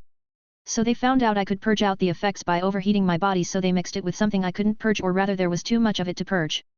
Fuck. I slowed down every motor function and motion in my body, because if I didn't I would be burnt to a crisp or exploded to mush. Given that it was only my regeneration factor they could temporarily reduce, I still had my temperature resistance and every other weapon in my arsenal but I needed to get out of here. If I continued laying in here, the rebels would break all my bones so I needed to get out ASAP, but the problem with that was that they most likely had jets and foot soldiers no doubt to stop me, and given my bunked regeneration I would be easier to kill. Honestly my regeneration was my most impressive ability to date. Damn it. Hydra just knew how to piss me off. Think Drawl, think. How do you get out of an encirclement as big as this with debuffs? Got it. Since they aggroed me, it was only right that as an high-level boss, I go berserk. And one of the best things about being able to manipulate your emotions is you can crank up any one of them to 100 in a matter of seconds. But I didn't need full rage, I needed something that would let me stay in focus even if minimally. If 100% was what I used against the X-Men, then how about 70%? The moment I did that, I felt as if I was inebriated, I was drunk on the feeling. It felt as if I was flying, nothing felt solid. It was intoxicating. I was tempted to push through to 100% but I didn't need that, not yet at least. Now the only thing on my mind was kill. Kill. Kill Hydra. I could feel the empowering wrath coursing through me. It felt like I wasn't myself and at the same time I was. All it would take was a step and I'll be off on the deep end. A mindless monster of carnage. The bombing had stopped. It was time. I was in the back seat of the controls, but it felt as if I could make suggestions to my body, to my subconscious, and it'll carry it out if it was optimal or if I forced it. It was like typing on an autocorrect keyboard, sometimes it corrected you and sometimes you force it to go along with your mistakes. I x-rayed the area and me and saw that I was surrounded. Well Zom. Holy shit. Since when could I shoot laser beams from my eyes? The beam immediately passed through a jet, destroying it, and went to another, doing the same. They were 4 jets and if I wanted to increase my chances of escaping. Escape? Why would I need to escape? They were the ones who needed to escape. With that error of thinking cleared out I target the other jet as I picked up motion in a sprint. The basic skill of being in Hulk was their high and long jumps. I ran and lifted myself from them ground but was only able to get a few meters in height. The jet seeing as I came out of the rebel started opening fire but I ignored it as I put my arms over my face while the other bullets entered my body, but different than before and what I was expecting, the machine gun bullets from the jet couldn't pierce my body. Sure they entered but they couldn't pierce through it. I let out a savage grin at that realization and for one last time put everything into my legs as I leapt. A crater of cracks formed on the ground as I bounced off with a boom, eyes on my targets, as I heated up my body in red. And that was when I noticed the second change. Instead of my veins glowing through my skin, this time real cracks of red was what appeared on my body. The cracks were fully noticeable to anyone, about 2 centimeters in width, spread throughout my body. I immediately knew the answer, it wasn't that I was evolving but that the Hulk serum was finally working. My body was changing to accumulate more of the energy inside my cells. The base potential of the Hulk was that of a universal level threat, maybe a low-tier multiversal. That was just the base potential. With a raging shout, I punched my way completely through the jet and turned midair to fire off a projectile arrow that killed the pilot of the last jet causing it to sway unsteadily before it crashed to the ground, killing the nearby soldiers in an explosion. The surrounding soldiers all went silent at the way the 4 choppers were destroyed. It was only the force of my landing that roused them all up to attention. I could feel that effect of whatever they mixed with the bomb was negligent to me this form. I really need to get a weapon. Punching and tearing through flesh with bare hands is not fun. The soldiers this time were more determined than before and they immediately rained fire on me. Without waiting for them to gift me their bullets, I sent another laser beam towards a cluster of soldiers while I formed arrows around me and sent them flying with accurate precision as each lodged itself into a target before swallowing their neighbors in an explosion. The fight, if it were to be called that, was just a one-sided slaughter. An hour later and all that was in the visible vicinity was fire, trucks, armored vehicles, and human bodies. It was a massacre. I stood there, red cracks covering my body with red wisps of flames coming out of it, red eyes and tattered clothes. The only thing I could feel was a simmering rage, the more I fought the more it got harder to control to the point I lost control during most part of the battle, and anytime I got back to my senses all I saw were crushed bodies, limbs everywhere, innards decorating the already red battlefield. The more I found out how fragile they were, the more I got angry, and the anger hit a peak. All I saw was a red explosion and everything and everyone was destroyed. Even that release only served to further anger me. I kept lapsing in and out of control as I stood there, destroying everything I could see, turning the already ruined field to crater holes. I continued doing that until a movement caught the peripheral of my vision. A walking monstrosity. Its hands were disproportionate and bulky. It looked humanoid, with black rods around its neck. The moment I saw it, I didn't have to think twice. An Hydra experiment? That was enough for me to immediately rush at it in a fit of anger as it responded with unintelligent grunts. The collision was strong enough to cause a crater where we stood, which only pissed me off as I release a beam of red at point-blank range, but what happened next, instead of surprising me, only made me angrier. It absorbed the lasers into its body and started causing spikes to grow in different parts of its body. The moment I took to look at it, he slammed at me with a spiked fist, sending me flying across the field. I was trying to my best to push past the threshold and lose myself to the anger. It was just a feeling, but I felt if I did, I would go on a rampage regardless of who came to stop me. And stopping me was only what could stop me from killing whoever came across my sights. I tried as much as I could to dial down on the anger, but it didn't work. My mind was in shambles. I got up and looked at the thing Hydra sent. There were 3 choices I had: to use it to vent, to get killed by it, or to kill it and continue my rampage. My bets were all on the first one. With that resolve, I jumped at it and punched at his face even as my fist collided with the spikes and continued punching, releasing sonic booms with each strike. To its credit, with whatever minimal intelligence it possessed, it headbutted me and dove me to the ground before giving me a resounding courtesy of what I gave it. It was bigger than me, and the spikes on his fists did a lot of damage to me. Even if I lasered it, all it did was strengthen it and increase the pressure on me. And worse of all was that I couldn't think clearly. I was losing my concentration, randomly causing my body to only fight on instinct. It continued the pounding as I laid underneath it, trying to control my anger. Stop. Stop. Stop. And then everything stopped. /n there will be no cloning in this FIC. I was tired AF when writing this chapter that I just put whatever came to my head. 44, Chapter 43. Read up to 20 advanced chapters. Patreon.com/DearAulTheoManus. Everything was white. Crystalline white. Cool spring breeze. That was what it felt like. That was what everything around me felt like. Even my simmering rage started cooling down. And that was when I opened my eyes.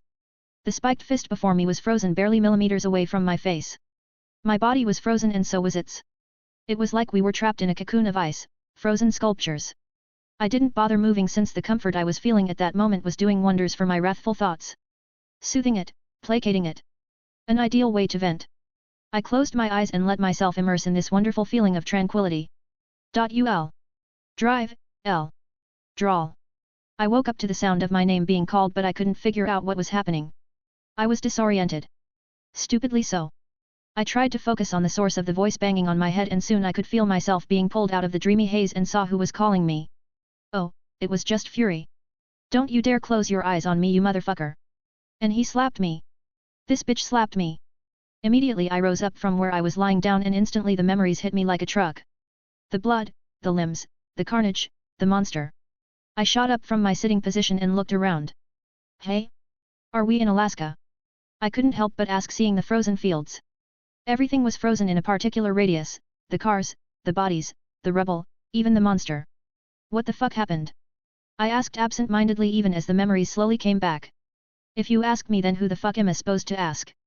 If it wasn't for the fact that I was still under the influence, then I would have thought I saw concern in that one eye of his. I glanced down at my lower body that had a carapace of ice all over it and shook myself free. Like a domino effect, the cracks spread across the ice, covering my legs onto the frozen monster before everything crumbled. I was still wobbly, but I managed to stand up and took in a good look around the entire place. A frozen picture of destruction was what this scene told. You did all this? Fury asked after I took everything in, to which I nodded. Damn. You are one strong fucker, you know that, right? What happened to Beauty and the Beast here? I scoffed at that and told him what happened. Fuck. They created that thing? And it hooped your ass? Asked the stupefied Fury. Technically, I couldn't fight back due to some complications. Was all I could say. Details. We walked for a while before I started talking. You came here along. What? Fuck no.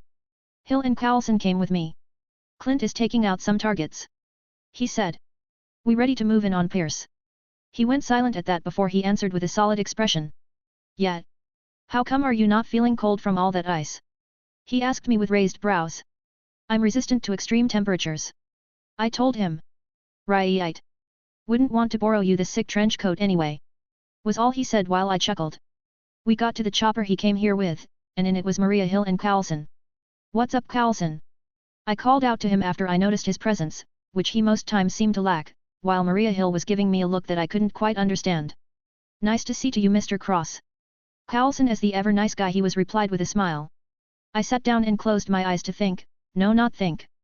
To let my mind wander, but due to the stares I could practically feel I had no choice but to entertain my audience. What? I said as I caught Hill and Fury staring at me. Fury wasn't even trying to be subtle while Hill wasn't being subtle enough. The fuck you mean what?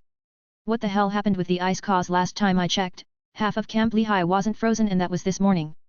And also I'm pretty sure August wasn't a white month. I let out a sigh at that. Fury could be such a hound dog.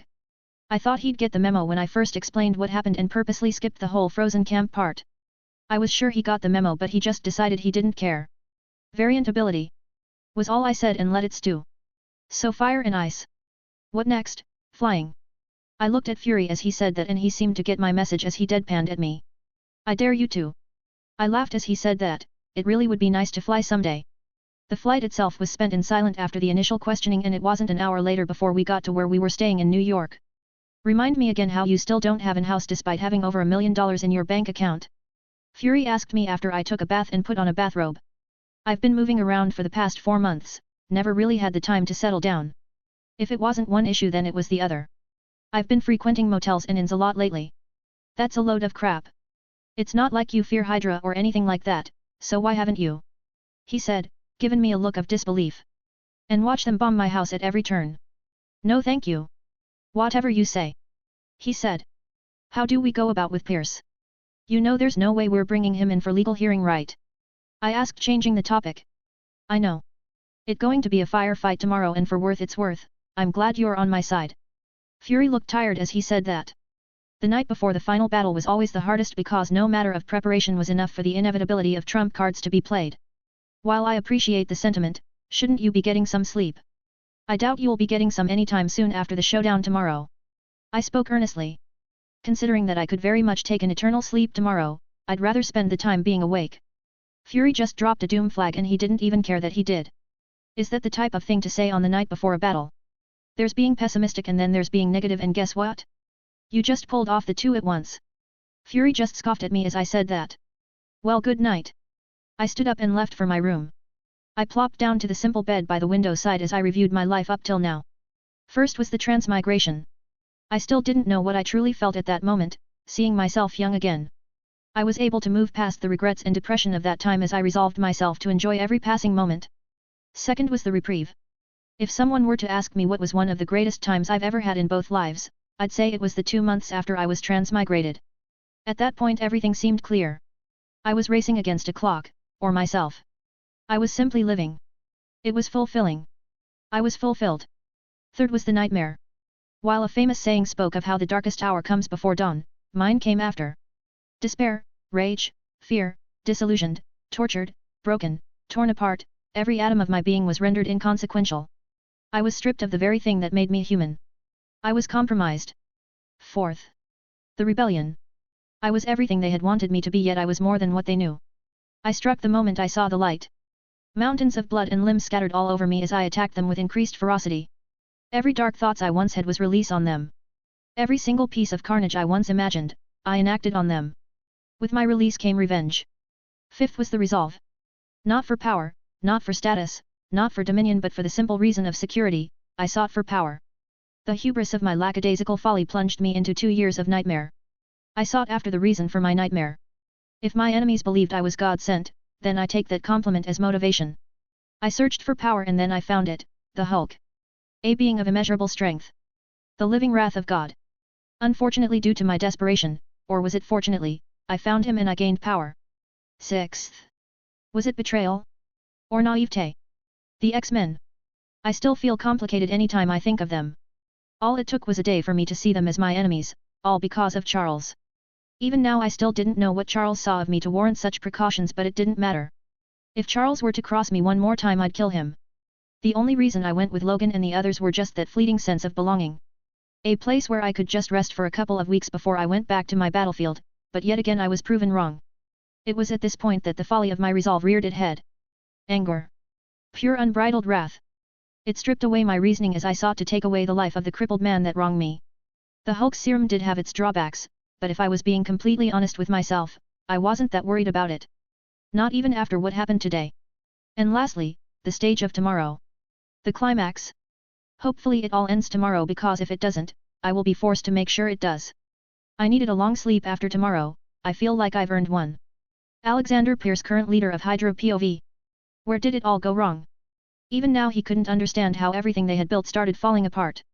No. He knew. The Dragr. Their perfect weapon, now turned against them. The dog they fed had become rabid and forgot the grace and favor they bestowed on him, and before they could even figure out what went wrong, an entire base blew up. Ernst was dead. Bloom was dead. It was only due to his patience that he didn't immediately lash out and took over S.H.I.E.L.D. by force. Not when Fury still had his uses. Unfortunately, the Dragr was able to escape before S.H.I.E.L.D. arrived at the site of the bombing. That was when the real clusterfuck started. He didn't know how, but the Dragr was able to escape their surveillance and eliminated an entire base in New York. 2 more on the second day. Even the regeneration-inhibiting bullets they made from their research on him somehow proved to be redundant. It was as if he was evolving past it. There was a new Project Whitehall started based on the readings of his evaluation on the Dragr. The project was greenlighted a few weeks before he escaped. Forcefully reloading the X gene of another mutant with that of the Dragr's. It was supposed to be the opus of their organization. Ernst had wholeheartedly collaborated with Whitehall on this. But alas, before they even began the research the Dragr escaped and Ernst died. All they had now was crumbs of what was left of the information regarding I-039. It was the only thing they could work with. He trusted Whitehall and that trust had paid off. All he had to do now was wait for I-039 to be captured and then they could begin creating their perfect immortal army. But would the Dragr give them that reprieve? No. He attacked like a mad dog, killing their soldiers all to the last man standing. He was like an injured animal, cornered, using even his teeth and bones to attack just to cause additional damage to his oppressors. And before he could react, Malik was caught. He would admit that he was blindsided. Their focus had been too much on the Dragr and he failed to watch Fury's movements. He had started doubting Fury, but Fury came to him himself, privately, and explained why he acted like that. The Dragr had been in touch with him and gave him some names. He had immediately ordered a strike response team to apprehend him, but not even Fury knew where he was. He was skeptical at that point. And as if to assuage his suspicions, Fury gave him the names the Dragr gave him. Arnim Zola.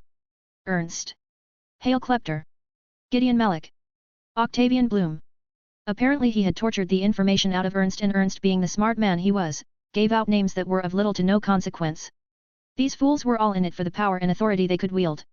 And besides, he was sure no one knew of Zola's survival. But this wasn't enough to assuage his worries. Who knew what kind of secrets the Dragr knew, so he ordered a hunt for the Dragr. Not just a hunt, a wild hunt. They created the best smokescreen by killing random people and managed to throw S.H.I.E.L.D. off till they caught a sight of him in Michigan, but he was gone before they could track him down.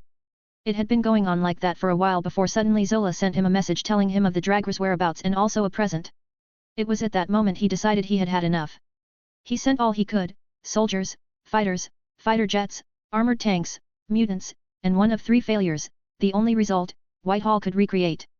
He looked down at the screen in front of him. The signals were down, even that of their experimental failure, all were dead. He sipped from his shot of whiskey before he made a call. This had gone on for far too long. 45, Chapter 44. Read up to 20 chapters ahead. Patreon.com/DearAultheoManus. Dral St. Cross POV. The plan was to attack the last Hydra base in New York where, according to Fury, there had been suspicious movements. S.H.I.E.L.D. couldn't take Hydra down on their own. It wasn't even funny since S.H.I.E.L.D. was a breeding nest for Hydra. It was like using a clean wool to wipe out ink from a clean sheet of paper, both would get smudged. So I was needed to be the pivotal force in Hydra's downfall. If we were to be honest, I was the only thing standing between S.H.I.E.L.D.'s defeat at Hydra's hand. I mean, our team consisted of me, Fury, Clint, Coulson and Agent Hill.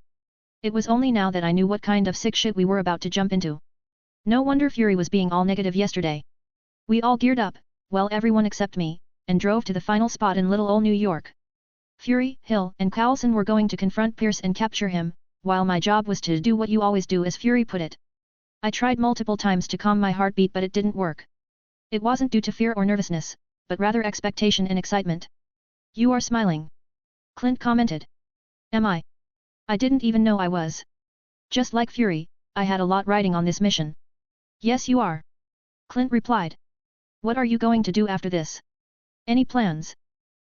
I did have a few things sorted out. Probably open a media company.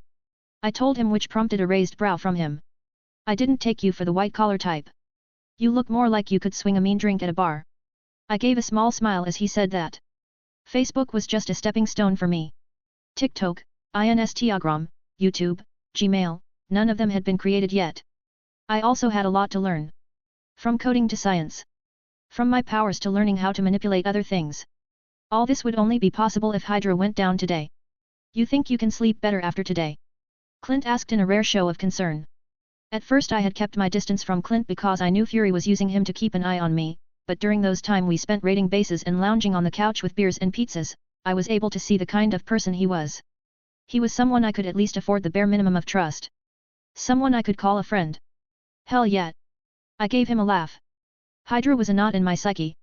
They were something needed to make unimportant. I won't delude myself into thinking I could kill every last member of Hydra on Earth. But I was confident that I could drag them back down to the crevices of the Earth they crawled out from, but then again they would just make a base out of it. The car we were in was a Shelby Mustang with Clint at the wheels. Our destination, an abandoned mental facility. Or most accurately, the base underneath. Like always, I'll first go in while Clint took care of the stragglers, at least that was how it was supposed to be if not for the warhead heading for us. Looks like they were expecting us. Clint spurned the wheel and the car swerved in subservience, putting me in a straight line for the missile. No shit, Sherlock. I quickly formed an exploding arrow and sent it to the missile while Clint continued driving, trying to get us closer to the base. Since when could you do that? Asked the surprised Clint as he saw me send out other exploding arrows to the base ahead. For a while now. Pretty neat, ain't it?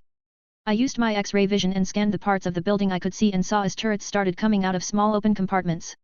With my enhanced vision and optic acuity I was able to fire off another volley of arrows that exploded on impact, rendering the turrets useless. Clint stopped the car and came down while I already jumped to the top of the building, since it wasn't that high. I didn't know if this would work since I haven't ever tried it, except during the time I was angry. I used my X-ray vision, but instead of just slightly enhancing the ocular nerves with gamma rays, I pushed in a fucked-in amount of energy and just let it pass out through my eyes.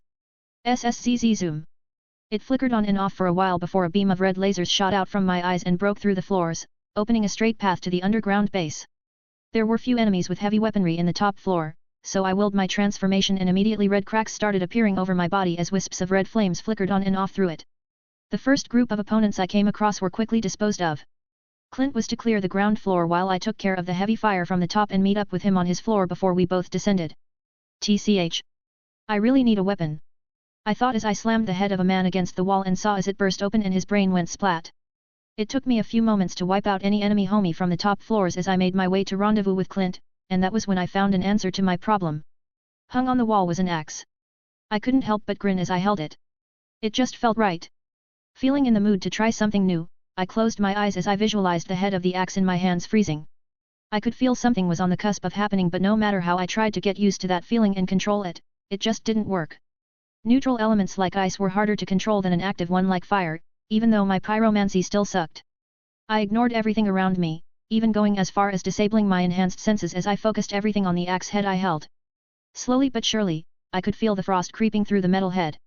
I didn't try to control the frost but just let it flow around the surface, and when I felt it was completely covered, I pushed in more ice energy and opened my eyes. What laid on my hands was a frozen metal head axe. It wasn't just frozen too, but had a larger ice casing around the head of the axe, making it almost bigger than the entire axe. Ha ha ha ha. Yes. Aside from the questionable practicality, its cool appearance already had me sold on what my choice of weapon would be. In a stroke of happiness I jumped down from the floor I was to where Clint was waiting for me. Where the hell did you find something like that? Clint asked as he saw all too eye-catching weapon in my hand. I just made it. Like it. I could practically see the shit-eating currently plastered on my face. Too eye-catching. Was all he said before he looked at the hole in front of us. You know they're probably waiting for us, right? Could very well be a trap, Clint said as he knocked 3 arrows onto his bow. Ready? I nodded. I jumped down the hole and surprise, it was like a whole battalion in here. They didn't even give me a second to take in the view before I was bombarded with everything they had. The force from the explosions and hail of bullets pushed me backwards during my fall, and even then they didn't let up. It turns out I was right. My body was growing stronger, almost every day in fact. My 2 anger outbursts seemed to have pushed the growth further a few points ahead. My body was literally covered in bullet wounds, but none of them were enough to fully enter inside my skin, as they all stopped halfway while some outright bounced back. I made sure to cover my new weapon so it wouldn't be destroyed by the rain of aggression until the bullets stopped. They never learn. Boom. With Clint creating the perfect breather I needed, it was time to break my new weapon in. Before they could reorganize themselves during the small chaotic explosions, I leapt at the group near me and brought my axe down on the first 3 within my reach as 3 different heads flew into the air. I spotted someone trying to turn a turret at me, and immediately, on instinct, I let my energy flow through the axe and threw it at the motherfucker, and the strangest thing happened. The moment the axe pierced him through, it froze the area around the wound. Without thinking much of it, since I could do a lot of that later, I jumped at the frozen man and yanked the axe out of him. It really froze through. The others were already coordinated as they once again opened fire in me, while Clint took out their snipers and any long-range damage dealer he could find. Without paying any attention to Clint, I began my slaughter fest. Heads, limbs, midsections. Everything flew off as I swung my axe with wild abandon. Battles were really a place for a fighter like me to grow. I was learning, adapting, as I fought. Every swing of mine were refined before the next one, creating perfect synchrony with all of my abilities. Close range went to the axe, mid-range for my lasers, while long range for my arrows. I didn't even know when a layer of frost appeared over my torso, even as it shone in a mixed hue of silver blue and haunting red. My slashes froze every skin they cut through, blood and bones, while my flames burnt till there was nothing. The whole base smelled like smoke and death. There was some mutants mixed between the soldiers, but I didn't care. Most of them didn't even have the chance to use their abilities before my axe reaped their lives. All in all, Clint and I had annihilated this base. The number of bases in America now was less than 20. Although it was still much, it wouldn't be so for long.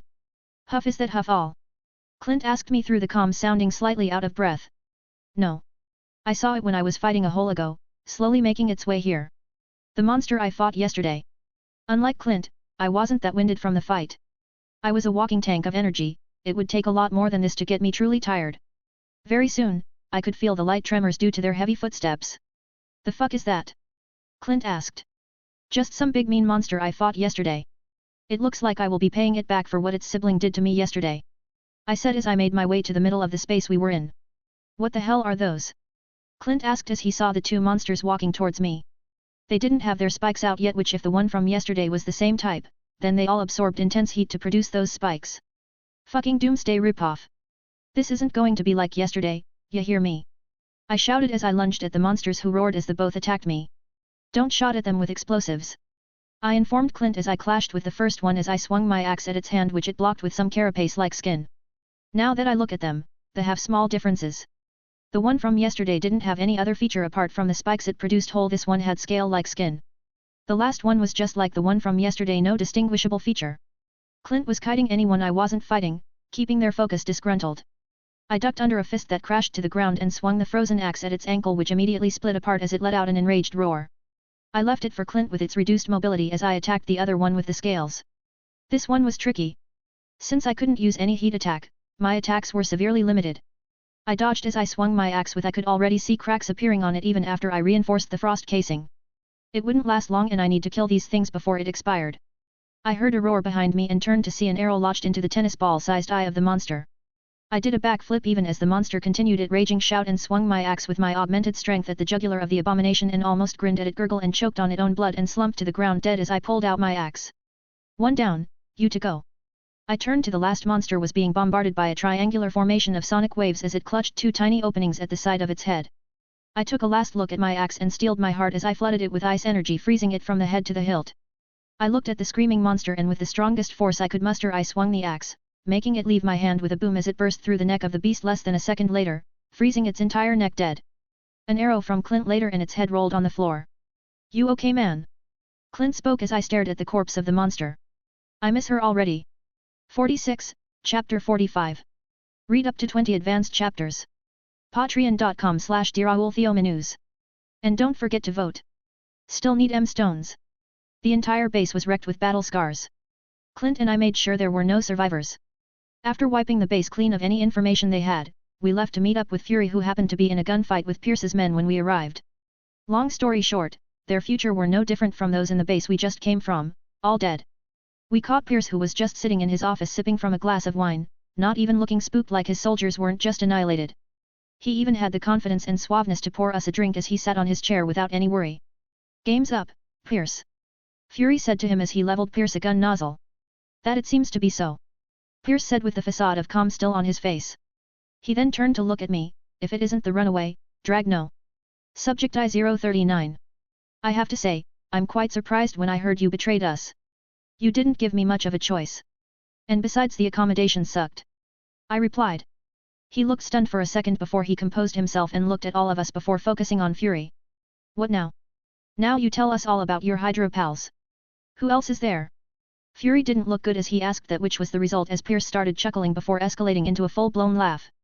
"You think this is funny, hey?" Fury asked threateningly. "This all look like a game to you, doesn't it? I bet we all must look like a bunch of clowns in your eyes, ain't it so?" He looked like he was just a second away from pulling the trigger. "If you must really know, then yes you do." Pierce started. "I had high hopes for you, Fury, but at the end all you amounted to was this.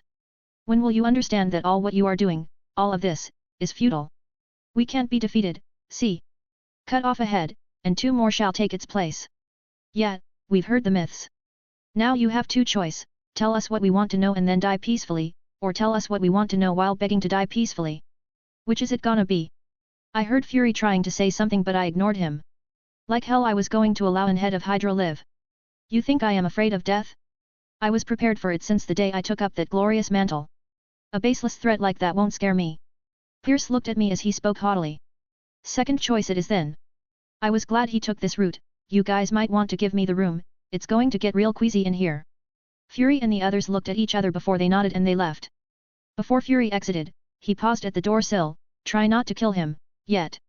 I nodded at him. I looked at Pierce, who now had a neutral look on his face. "Don't worry, little foxy. I'll make sure you squeal very loud." I ignored Pierce and looked around the office as I searched for any tort interrogation device, until I found it. Perfect. I looked at the corkscrew atop the mini wine bar at the corner of his office and grinned to the point that I was sure all my 32 teeth were showing if Pierce's visible displeasure and fidgeting was any giveaway. "Now then, let's start now, shall we?" 1 hour 47 minutes of using a searing heated corkscrew to slowly open up new holes in his body while also using same corkscrew to fillet the skin of his palms and feet, layer by layer, and the old man couldn't take it anymore. He screamed like a banshee in a church as he told me anything I asked. Fury would sometimes pass me a question and Pierce wouldn't take more than a second to tell me what he knew. The new recruits. The next head candidates. Political targets. Storehouses and bases. And the Hydra network. Pierce broke down in tears as he gave me the last part. A network Zola put together for the high-ranking members to access. For someone like Pierce, he had access to everything that concerns Hydra. From the mobs to the global takeover plans. Maybe that was the reason he broke down. 70 years of planning all gone down the drain. Well, I wouldn't blame him. I mean, I gave him the Olaf treatment. It wasn't a surprise he broke it, heck even I did. After dealing with Pierce and taking his laptop, I left the husk of a man in his office and went to Fury. "I expect a cut." The bastard was loaded. "What did you expect? Motherfucker," was all Fury said, but the smile threatening to break out from his lips said otherwise. I left the building and went outside. It might have just been me, but the air sure smelled different.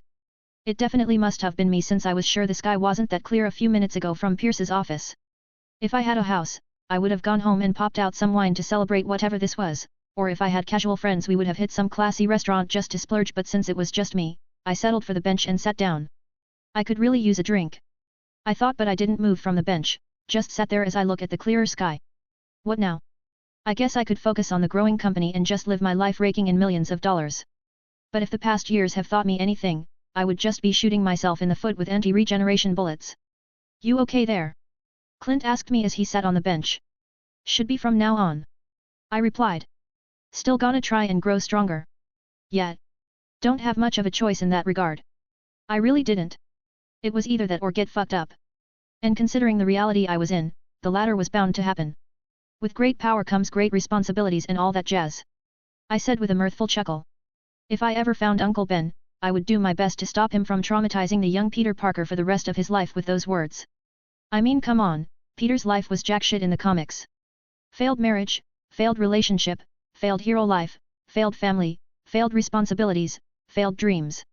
Small goal, stop Peter Parker from being a hero. Ha ha ha. Fucking old people and their sense of medieval heroics. You know, no one's giving you responsibilities, it's what you make for yourself. Clint in a rare fashion said something profound. Tell that to Uncle Ben. Who? He looked at me with incomprehension. Nothing, just an inside joke. I think I'll just wing it. Planning shit is not for me, I'll just take it however it comes. Was all I said before we basked in the silence before Clint got called in by Fury. Time to rent a house, or buy one. The best part of having a global intelligence spy organization leader in the call logs is, turns out, getting the best deals real estate could offer.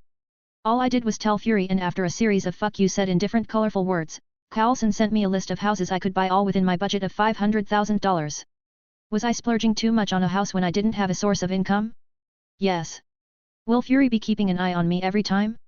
Most probably yes, as long as he doesn't wire my house with cams and speakers, then we're cool. I told him that up front. And I trust he is at least wise enough not to get on my bad side just for peaks. Does any of the above two matter?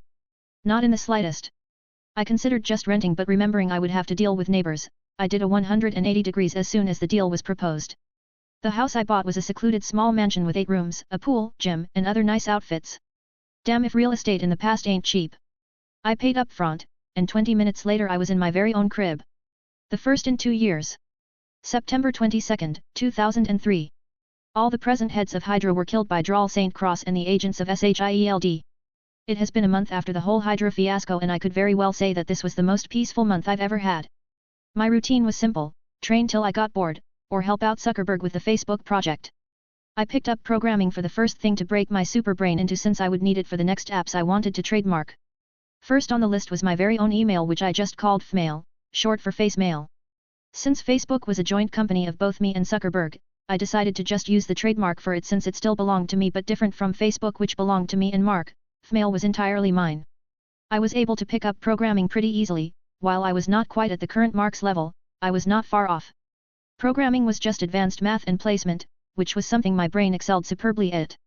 And different from Mark and Bill Gates, who had old versions in OS for their systems, I had the virtual image idea of what they would look like in the next 15-20 years.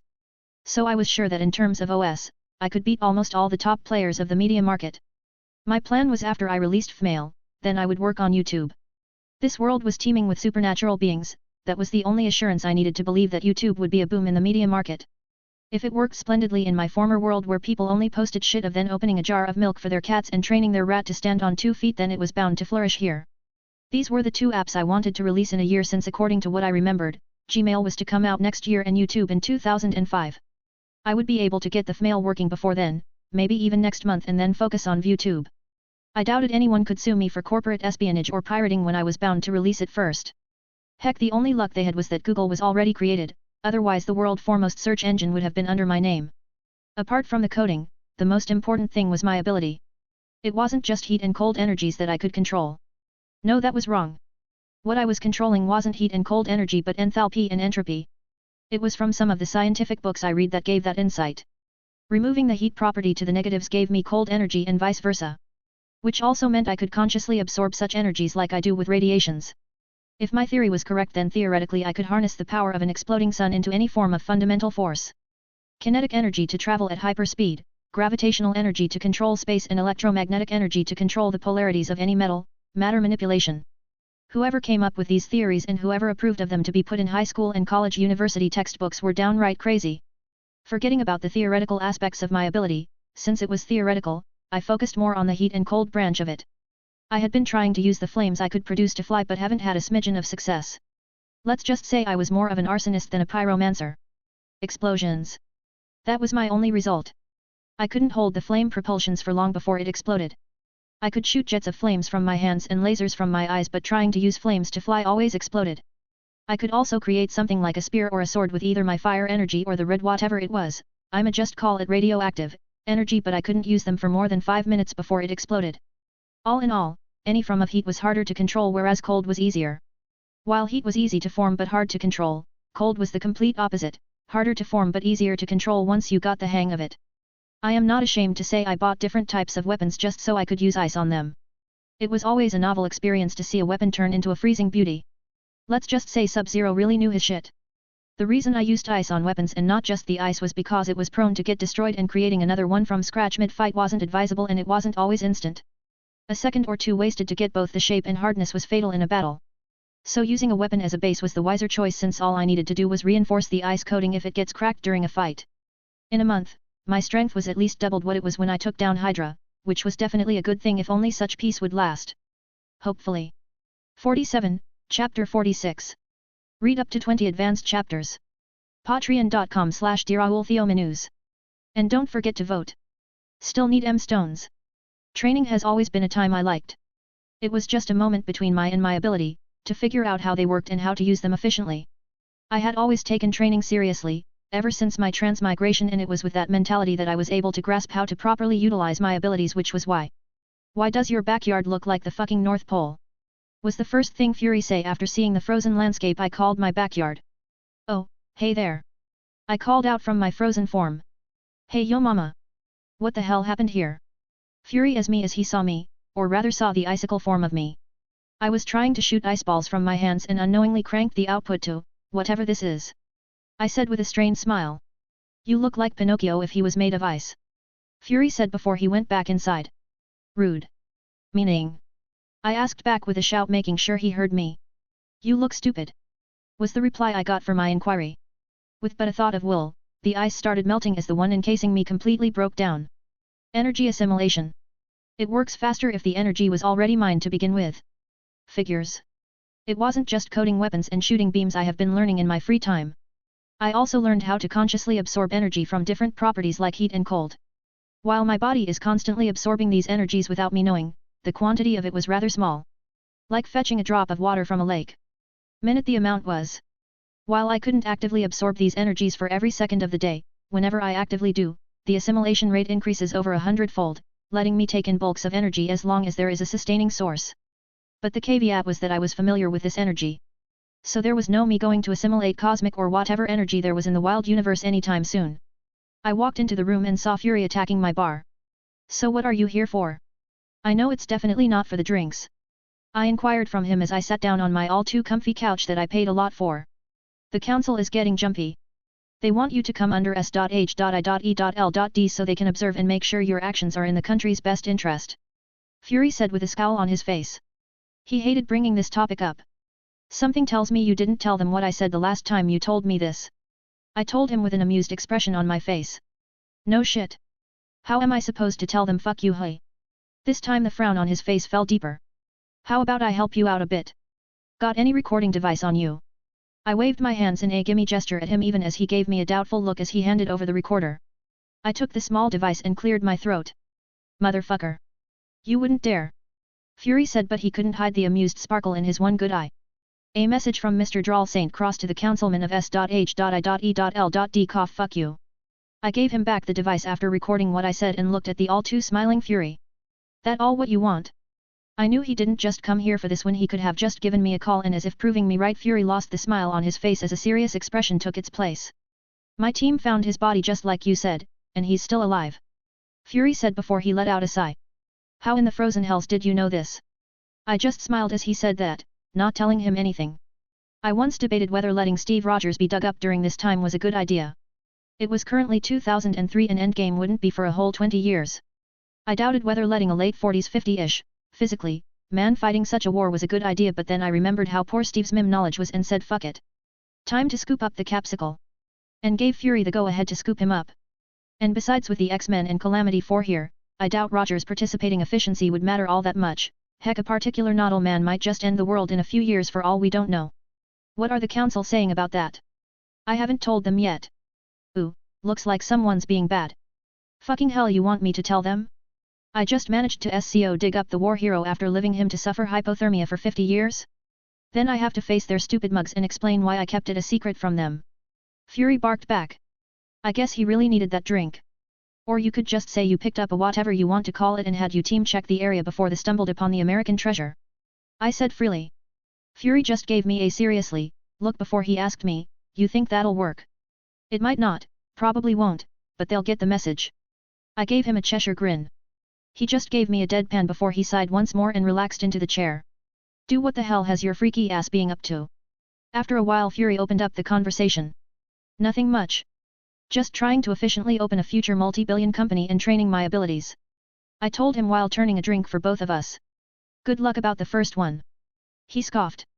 Well, I wouldn't hold him against it, not now at least. That's not an encouraging sentiment now, is it? I sipped from my glass of old-fashioned cocktail. And also not very realistic. He didn't even care and just continued being. Typical Nick Fury. The fuck do you mean by that? I mean it wouldn't hurt to believe in me is all. I would rather believe a rat doing backflips than that opportunist dream you got there. He said. And what's wrong with that? And besides, it's not a dream but a fact. I stopped dreaming years ago. I was being literal and figurative with that statement.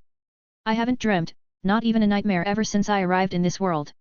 So what do we do about the frozen beauty? Fury asked. How the hell is any of that my business? I looked at him confused. What the hell did Cap and S.H.I.E.L.D had to do with me? Why not decide after you wake him up? He has been asleep for the last 50 years, you know. I told Fury, who had a thoughtful expression before he nodded. Anything else? What, you driving me away? Not like you have a girlfriend or something. Fury looked at me with disdain in his eyes. This bitch. You fucking didn't. I did, you fucking pussy. So what? When was the last time you got laid? The way his eye widened at that question was hilarious, and it took all I had in me not to laugh. Serves him right. How dare he look at me with disdain? I'll be taking my leave now. He said in an even tone before he got up and walked out the door, with prompted me to laugh my sorry ass out. If I didn't know what happened, I would have thought that expression on his face was intimidating. I calmed down after a while from my laughing fit as I sat on my couch and thought of what to do next. Continue training or reading? Maybe work on the codes? Decisions. Back to training it is. I walked back to my wet backyard. That sounds wrong, and this time, instead of trying to shoot an ice beam, I tried to create a ice construct, which I was able to do easily. I created a spear, and after flooding it with ice energy, I sent it out and watched as it pierced the ground, only to freeze it seconds later. It worked as a pseudo ice beam, but I wanted the original.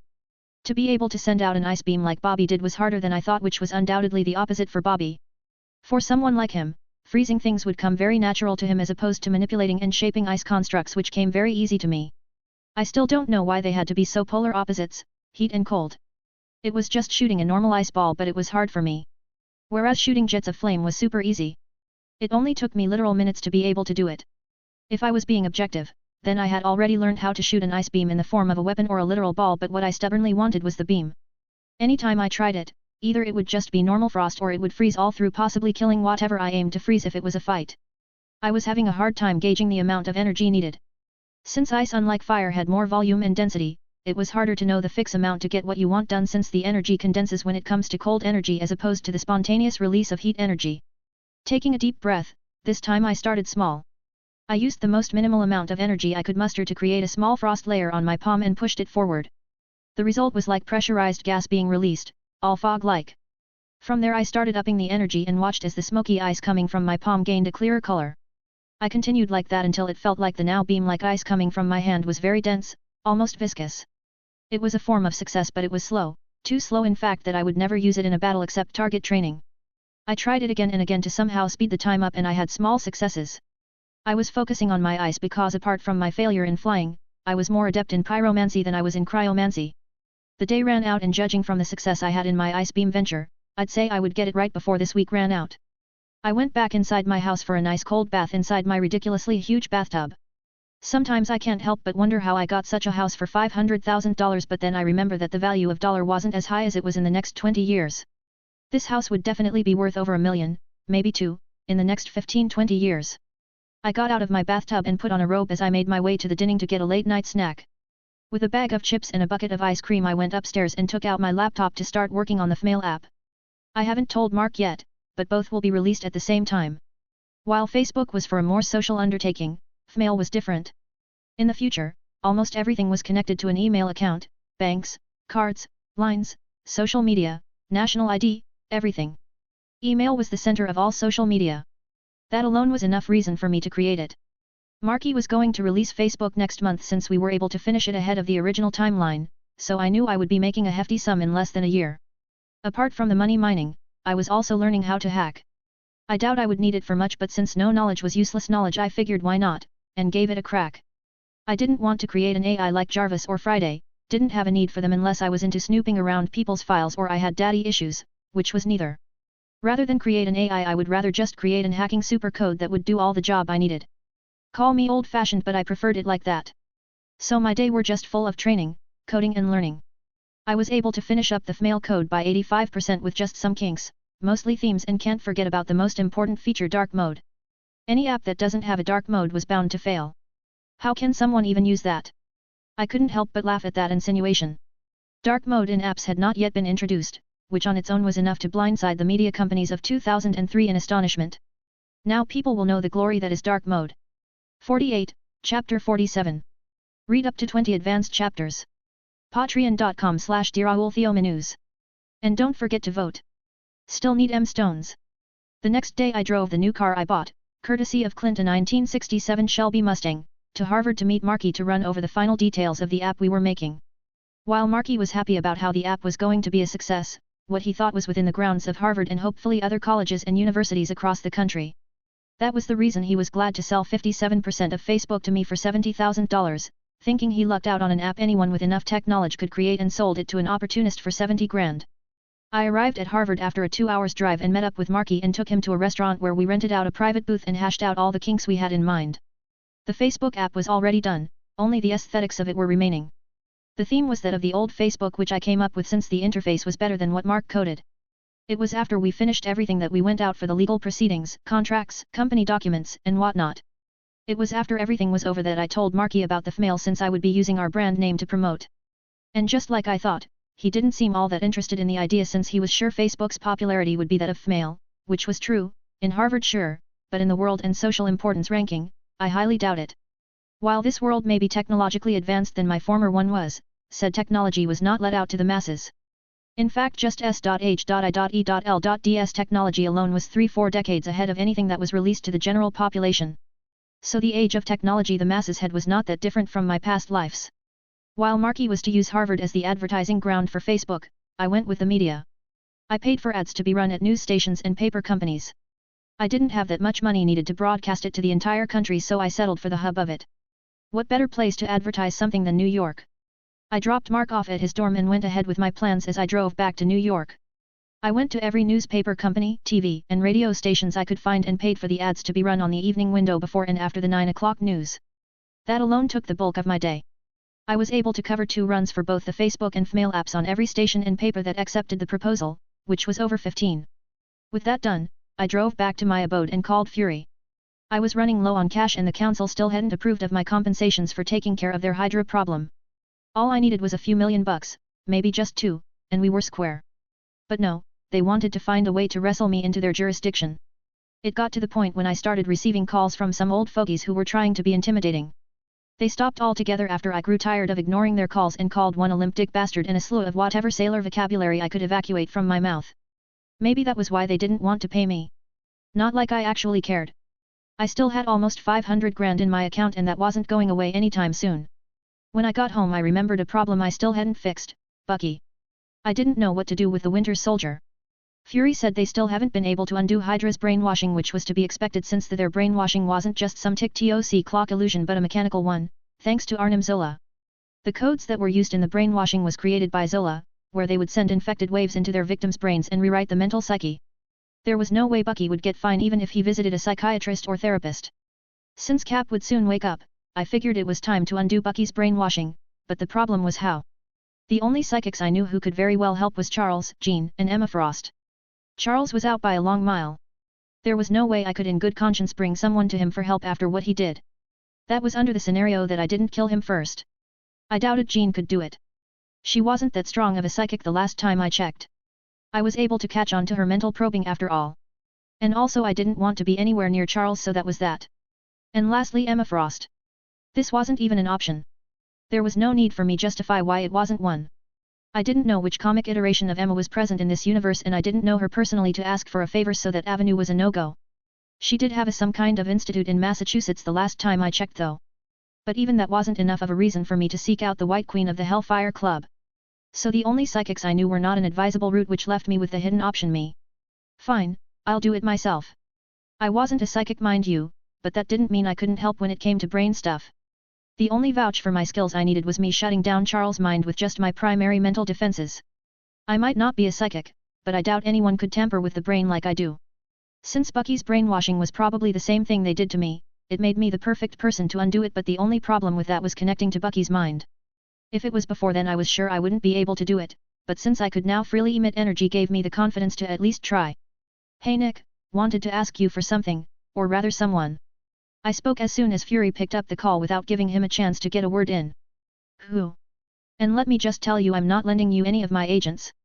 Fury said while I just shrugged. Doubt I would need them for anything anyway.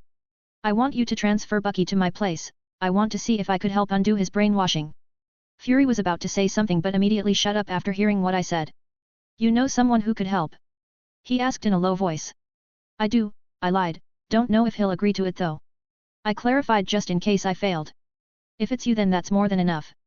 Fury said. I didn't even knew he trusted me like this. I'll have him transported before the day blacks out. Fury said before he cut off the call.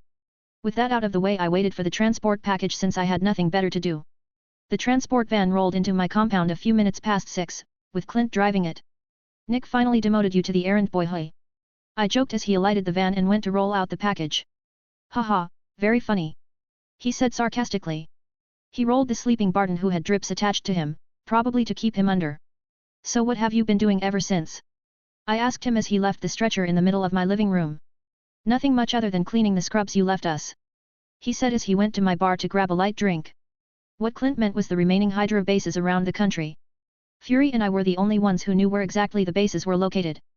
I didn't trust Fury's bosses with that kind of information, and after the recent Pierce incident, neither did he. Same with the Hydra network. Since Zola wasn't around to monitor who was using it, I was able to log on most of the times and snoop around undetected. What Fury and I found on that network was mind-boggling to say the least. In comparison, the world was a piece of log lying on the ground in the middle of the forest, all log-y and woody. Nothing wrong about it. But the moment you lift up the log, all you'll find underneath are the worms and whatever insects and termites you could find. That was Hydra. The worms of modern-day society. Fury had Clint, Agent Hill, and other agents of S.H.I.E.L.D. clearing out bases all around the country and confiscating their tech and whatever plans they had cooked up. From what I knew, Whitehall, Strucker, and many other notable names were already apprehended. Well, the former died after I found out he was the one who made those monsters. There was no reason to leave him alive.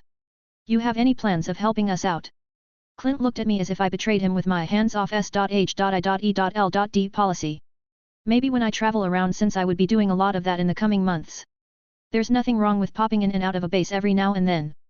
I said with a maybe gesture of shrugging my shoulders. So what do you plan to do with this guy over here? Clint pointed as Bucky as he asked that question. Try to undo his brainwashing, hopefully. I answered him without giving out any specifics. Then I'll be out of your hair. God knows Fury's gonna call me in the next few minutes if I don't check in at the post. Clint said as he finished his drink and walked out the door as he made to drive out. After Clint left, I looked at the sleeping Bucky as I drew a chair near his stretcher. After taking in a deep breath, I brought my hands to his head and closed my eyes as I concentrated. I didn't know what and how to do what I wanted to do, so I treaded with extreme caution. For all I know, I could mistakenly swap our minds and bodies, which would suck major. I tried to spread out my senses the same way I did when I fought and tried to connect with Bucky with it, keyword being tried. It doesn't work. I don't know how many hours I've spent trying to connect to Bucky's psyche, but all of them ended in failure. It was like I was doing something wrong. I removed my hands from the sides of Bucky's head and placed one of it on the middle of his third eye. I tried other methods after that, but none seemed to work, but no matter what I did wrong, I felt I was getting something. It was a small fleeting feeling, maybe it was just my optimism, but I held on to it and tried again. I tried another approach after I felt like I was doing it all wrong. Since the energy in my body was property-less, it meant I could use it in any fashion, so that was what I did. I tried using the energy in my body to boost the mental powers of my brain, and immediately, a grating migraine assaulted me. I felt dizzy as the world around me gained more vibrant colors. I could see, hear, and smell things from all around the mansion. The more I felt these things, the more the vertigo assaulting me grew, which prompted me to reduce the amount of energy I was sending to my brain. The moment I did that, the strain on my brain lessened as the headache became milder. Not focusing on that, I brought my hands up to Bucky's head once again and tried connecting to it. It felt as if I was on a roller coaster as the world spun and turned before I felt myself being sucked into what felt like a murky room. Hey! This is way different than what I imagined. I thought as I saw what I could call Bucky's consciousness in this murky room with me. Different from my preconceptions about how other humans' consciousness would look, Bucky's looked unamusing.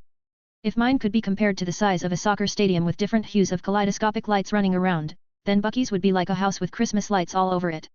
So my mind is truly different from that of a normal human. Is it just compared to humans or mutants in general? I thought as I gazed at Bucky's subconsciousness. Bucky's subconscious had no defense whatsoever to an intruder, which I think was the same for almost anyone, since Wanda was able to mess up the minds of the entire Avengers group. The only person who could muster a slight resistance was Thor, and even then he still succumbed to it. The mind really is important. Seeing how Bucky's mind was unprotected made me really thankful that I went to heaven and beyond when creating my mental defenses. If one of the best psychics on Earth couldn't break through it even with Cerebro, then I doubt any of your run-of-the-mill mutant or arcane masters could. Well then, time to purify a corrupted mind. 49, Chapter 48. Read up to 20 advanced chapters. Patreon.com/DearAulTheoMenus. And don't forget to vote. Still need M stones. I teleported through Bucky's mind as I made note of where his mind was mostly affected. Normally I wouldn't be able to move like this in someone else's mind, but given the mental defenses, or lack thereof, of Bucky's subconscious, it was like a walk in the park for me.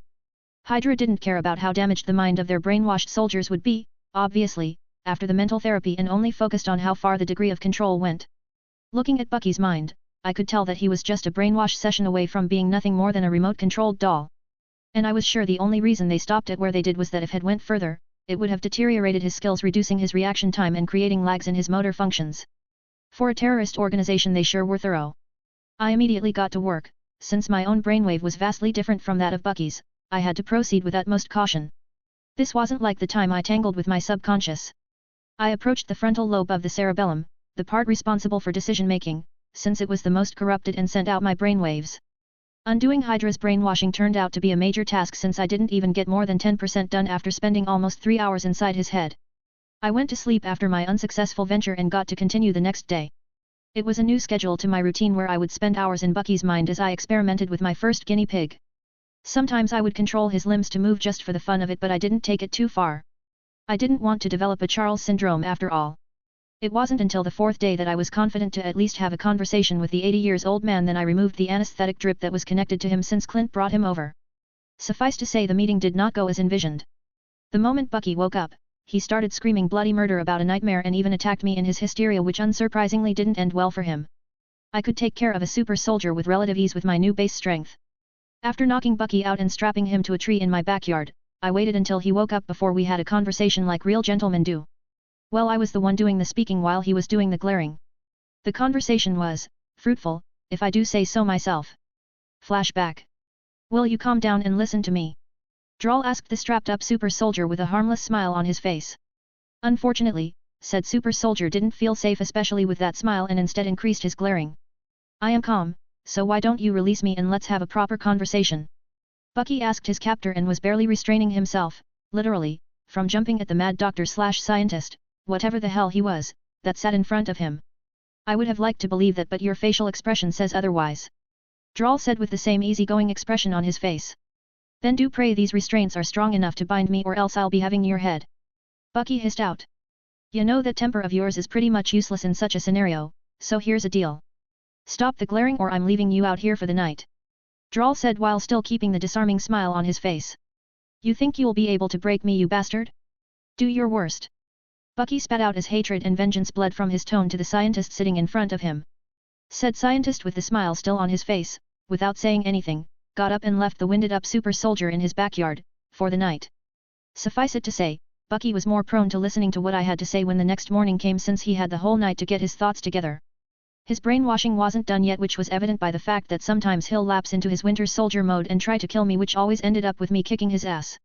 Hell, I even used my ice beam, which I recently could do, although not perfected yet, to freeze up the berserk soldier. After clarifying that I was not an enemy to Bucky extensively, I freed him from his bonds that morning and explained to him the shit about Hydra. Safe to say Bucky was livid. I explained to him the part about the brainwashing, and while he reluctant and doubtful of me to be anywhere near his psyche, another relapse of his was enough to grant me access to his brain, in a not-so-creepy way. We then spent the next few days going over the last of Hydra's imprint on his head.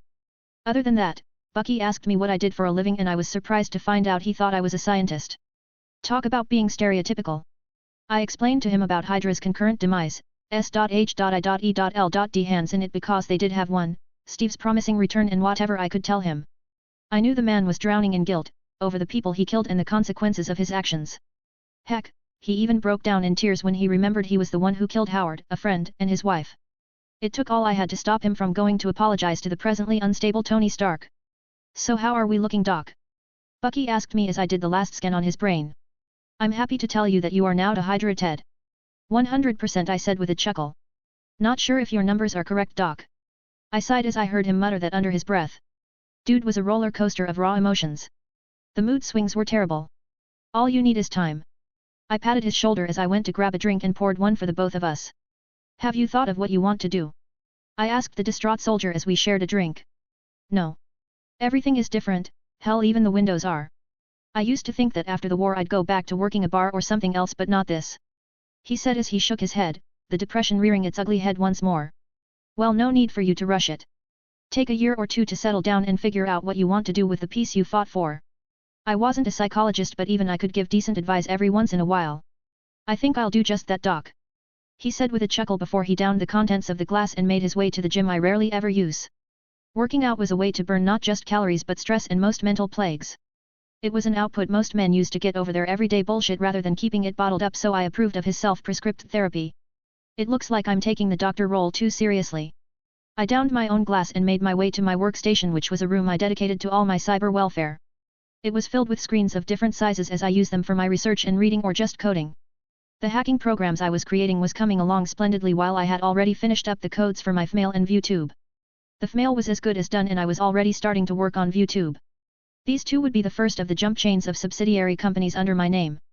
I was also working on WhatsApp, which was like a cooler version of Messenger and Instagram. These were the apps that I wanted to release in the coming years when Facebook gains enough traction to stand as a giant media platform.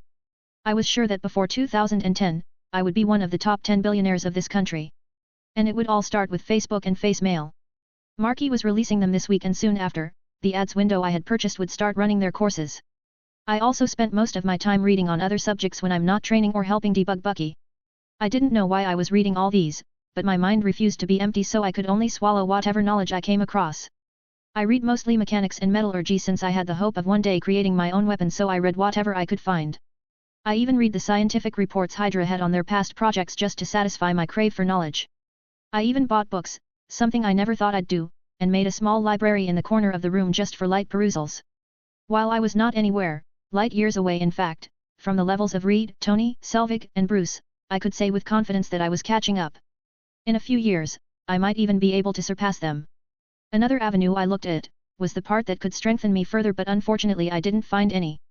The Extremis project was more than a decade away, and apart from the semi-inviolability, it had no benefit to me. The only highlight of it was the ability to regrow limbs, which was something I would have loved to get, but unfortunately it would be years before the research was completed. Eating the heart-shaped herb was just asking for world war. There was no way the stuck-up in their own cage Wakandans would ever agree to such a thing. Not to mention that it was completely useless to me. It provided no benefits whatsoever that I didn't already have and surpassed. The same with the radioactive spiders. If I had to wait 10 years just to get spider powers, then there would have been no need for me to escape Hydra this early on. What was that you said? Adamantium skeleton? I wouldn't touch that shit, not even with a 20-mile pole. What the heck is it gonna do? That was even forgetting the fact that my regeneration was not yet as strong as the Wolverine's, as I'm pretty sure I can't shrug off an atomic bomb yet, so the possibility of me surviving the procedure was in the negatives. I mean, Logan almost died during the procedure, and I'm not sure if counting on my adaptive power were enough of an insurance to survive. And besides, apart from the fact that it can't be molded again when cooled and its ultra level of denseness, I see no objective reason for me to want an adamantium skeleton. The best possible way was the broccoli serum, and I've already got it.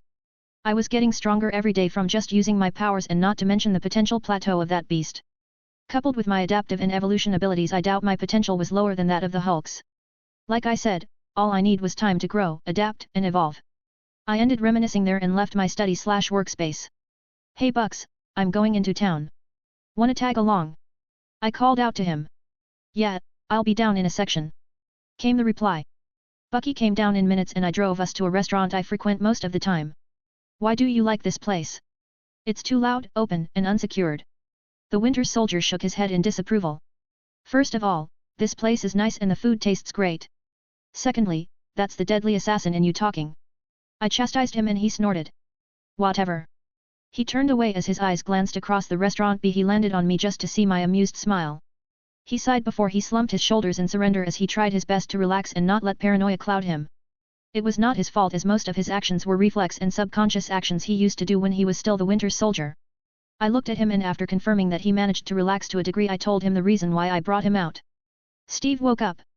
50, Chapter 49. Read up to 20 advanced chapters. Patreon.com/DearAulTheoManus. And don't forget to vote.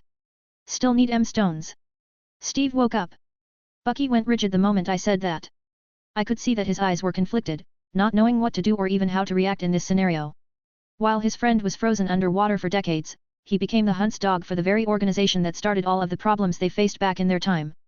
It's okay, you know. I said as I knew what line of thoughts were running through his head. It's not that simple. He said as he dropped his head to the table and held it with both of his arms. Bucky wore long-sleeved shirts under a jacket and gloves so that his mechanical arm wouldn't be seen. Then why don't you make it simple? I told him as I focused more on my hamburgers and the banana-flavored drink in front of me. You think that's gonna solve anything? I don't think it will. He said as he finally focused his chess pizza. Apparently he's never tried it. It won't, but it'll at least make things a lot easier, don't you think? I hummed out as focus was already taking by the meaty goodness in front of me. One thing I was thankful for was that I couldn't get fat. My body absorbs the excess energy from my nutrient intake and stores them in my cells for later use, only keeping the part needed for maximum bodily function.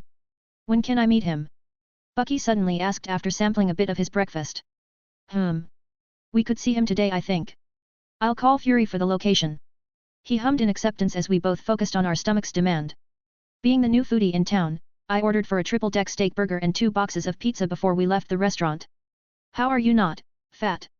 Was what Bucky asked me as he saw me little feast, to which I only replied good genes. The day was pretty much uneventful as we did nothing but drive around town and enjoying the sights since we both were pretty much bona fide shut-ins. In fact, everyone I knew was a recluse of sorts. Carlson was a ghost. Clint was a loner.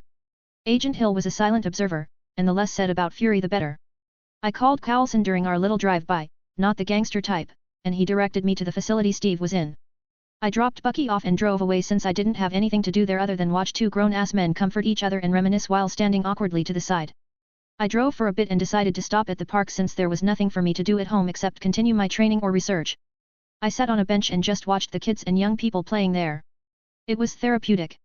I do things like this pretty often so as not to get tunnel-visioned and only focus on getting stronger. If I stayed cooped up in my mansion only for training and working, I felt I would lose that last touch I had on my sanity. Killing Hydra was a good way to vent and get my mind off things, but it was a bad option. It would make me justify killing as the only way to resolve a dispute, which was a one-way lane to being a murdering psychopath, so I took time like this to unhinge. Saved me from all the stress and complications that was the Marvelverse. It was also times like these that I found myself falling back into old habits of brooding too much. It says a lot about my mental state when I don't have a single normal friend and have killed more than 1,000 people in the past 6 months. At least, here I don't have anything to disrupt my peace. Hello there, friend. I said it too soon, didn't I? I turned to look at the middle-aged man who sat beside me with a smile on his face, but something told me I wouldn't like the way things would go. Can I help you with something, pal? I didn't try to be rude, nor did I try to be welcoming, because if he could read the undertone he would know that I was not interested in what he had to say. Maybe you can, but I'm sure I can help you with something. He said as he turned his gaze forward as we both watched the scenery in front of us. I don't know what you plan to sell, but I'm not interested. I didn't have time for this charade as I made to leave. We can help you. The dude said, and I couldn't help but frown at his insinuation. We as in a group, was never a good thing to come across in any kind of reality, not to mention Marvel of all realities. Hey, at least it wasn't DC, right? God only knows how fucked you are the moment a group decides to come for you. So with his implications, I was naturally cautious. And who is this we, if I may ask? I asked as I sat back down on the bench. At least this way I would have more information on the kind of people who had their sights on me and prepare for whatever confrontation would arise, because I'm not a fool not to see the shady flags this dude was already raising. Quite perceptive, are we? We mean you no harm, as we would only like to extend an invitation. The dude said cryptically. Again, you still haven't told me who you are. I reminded him with a cold expression on my face. No need to show hostilities, Mr. St. Cross, for you and I are the same. He said, but this time he turned to look at me with the smile on his face gone, replaced by a serious expression. Meaning? Now this dude was giving me the creeps. It was only because we were in public then I refrained from forcing the answers I need out of him. Mutants. Was all he said as my eyes immediately squinted as a last warning. I was done playing his games, if he didn't give me a concrete answer then I would be forced to get one out of him. Your last chance? Who are you? I asked him as I punctuated every word. He got the message as he stopped beating around the bush to answer me. I'm part of a mutant organization that focuses on helping mutants all over the world. And we would like to extend an invitation. Not interested. I immediately cut him off and got up to leave the moment I knew what he was selling shit. Yeah right, as if I would be dumb enough to fall for that shtick twice after that failure of an home run Charles pulled. We've read you files. I frowned and stopped as he said that. The experiments, the tortures, we know. You are not the only one who went through something like that. We are trying to save others who went through the same thing you did and we would like for you to join us. He said as he too stood up and looked at me waiting for my decision. Sorry pal, but I'm more of a freelancer than a hero. Try the sales pitch somewhere else. I walked away towards my car not even giving him the chance to try and convince me because they would be none. I got into my car and looked out the side mirror to see if he was still there in surprise. Dude already pulled a Batman the moment I turned around. Then again, I was happy about this meeting since it proved that I was being watched. If an organization like he claimed had my files then this was bad. I had all Hydra-related files with me in my encrypted to hell system and I knew for sure that more of Hydra's files and research products concerning me were in the base I blew up in South Carolina, so I didn't have to worry about a double me since the only one who even attempted something remotely to cloning, or rather duplicating my abilities were Whitehall and I made sure he was dead. So as long as I'm concerned, my DNA was secured but that wasn't the problem. The problem was that they somehow had my files and the most worrying thing about that was that they would know what my ability entails. Adaptability and evolution. Any high school student with even a bit of brain power would understand how far that kind of ability could grow with just the right condition, and I was not comfortable with that kind of information up in the air so I had to find out who that leak came from and the likely targets it would go to. Sigh just when I thought I could finally rest for a hole before the crazies started showing up. Thankfully I knew where to start to solve this mess, the Hydra network. Since Zola wasn't around to maintain it, I was able to scrub everything byte of data on it and transfer them to my own network. From what I've read, Hydra did deals with a lot of different organizations all through different names, and the organizations I was remembering didn't assuage me of my worries but instead increased it. While some weren't bad, some were downright dangerous, which goes to show how truly immortal the organization known as Hydra could be. Stark Industries, Hammer Technologies, Baxter Building, Trask Industries, Oscorp, Department of Defense. These were just some of the big pies Hydra had their hands on, and that was the legal part of it. The illegal part? I'd rather not say. Let's just agree on the fact that Hydra loved to breed chaos, so any terrorist organization that was above a certain level of competence, it was wise to know that Hydra had their grubby hands in it. I knew where to start but didn't know the route to take. Any route I took would either lead me to my targets or lead me astray from them. A risky gamble. I couldn't help but crack a smile at that simple thought. I wasn't afraid of taking a gamble. I got home after a few minutes of blasting through the speed limit, and given my inhuman dexterity, avoiding cars and accidents were all too easy when I took the wheels. I immediately went to my workstation and after activating my security protocols in case of any instance of hacking, I surfed the dark web. I accessed the Hydra files I had and immediately began investigating, or more accurately trying to figure out which was a more viable target. I crossed out names, most I didn't know, and some that I think are not prime suspects in this case. The list was as long as it was extensive, making me spend time and time again to review every single bit of information sent across both parties. Most time they were dead ends since Hydra was very careful not to be traced, so they would use multiple targets just for securing a seemingly legit deal. Heck, most times the involved party didn't know they were working for Hydra. It was at this point that I found something that sent chills down my bones. It was an event that was dreaded across the entire fanbase of the Marvel comic. The potential of this particular event would make the Terminator look like a bedtime story. The Sentinel program. Of course Hydra was involved in any plan that featured borderline racial genocide. I didn't know how far the Sentinel program was, but I was sure I didn't want it to exist. From what I could find, Hydra and Trask would cooperate in the endeavor to end the threat of mutant kind. The only thing I could be thankful for was that Ernst was very stingy with my DNA, so I was clear on that front. But what I wasn't clear on was my data. While I was sure Hydra wouldn't send out the data of their most prized soldier to even their allies, I wasn't sure what other party had come across it. A mutant organization, who I'm presently thinking to be the Brotherhood, already had my information. Just the idea of what I could do was enough to send them my way. While I haven't been able to locate the leak and block it, maybe due to my skills or most likely the ridiculous amount of data involved, I had however found my next target of action. Just for the fact of not having a murder robot that had the ability to adapt, chasing me across the world, believe our Trask had to die. And from what I could see, S.H.I.E.L.D were in on it too, not that I was that surprised about it. Them knowing or not knowing the specifics or the true goal of Trask's research didn't matter. It wasn't as if S.H.I.E.L.D was an innocent party as far as interest was involved. There were just the lesser of two evils and also there were more tolerable. 51, Chapter 50. Read up to 20 advanced chapters. I should be able to get it up to 25 today. Just need some editing. Patreon.com/DearAulTheoManus. Bucky Barnes the Winter Soldier, Reformed, POV. Bucky was a mess and he knew it. The whole Hydra thing was a deal-breaker that only served to drag him deeper into this quagmire of self-hatred. The few days he spent with that quack of a doc was something he was really thankful for, and also something he didn't know he needed until now. At least that was one person who didn't judge. The doc was an enigma if we're to say his honest impression. Never had eyes of judgment, never did his emotions fluctuate unsteadily, even when he vented out his frustrations he did so in an orderly manner, an efficient manner. It made him hard to read but also made him easier to talk to. The doc was also weird. Sometimes he would be happy and vibrant and the next second he would seem like an old man with a forlorn expression he had. Even his speech pattern was prone to change. It took him 2 days to come to the conclusion that the doc was bipolar. His mood swings were erratic but somehow orderly. The doc, or rather Drawl as he called himself, was one to wear his heart on a sleeve even though Bucky knew how far that was from the truth. He would admit that he was getting comfortable in the company of Drawl, so he didn't quite know how to react when he was told of the news of Steve's awakening. He was happy, ecstatic even, but he didn't know how to express those. It wasn't like the old days where they would laugh their recent fuck-ups over a drink and forget about it. According to how Drawl put it, this is the 21st century, shit wasn't how they used to be.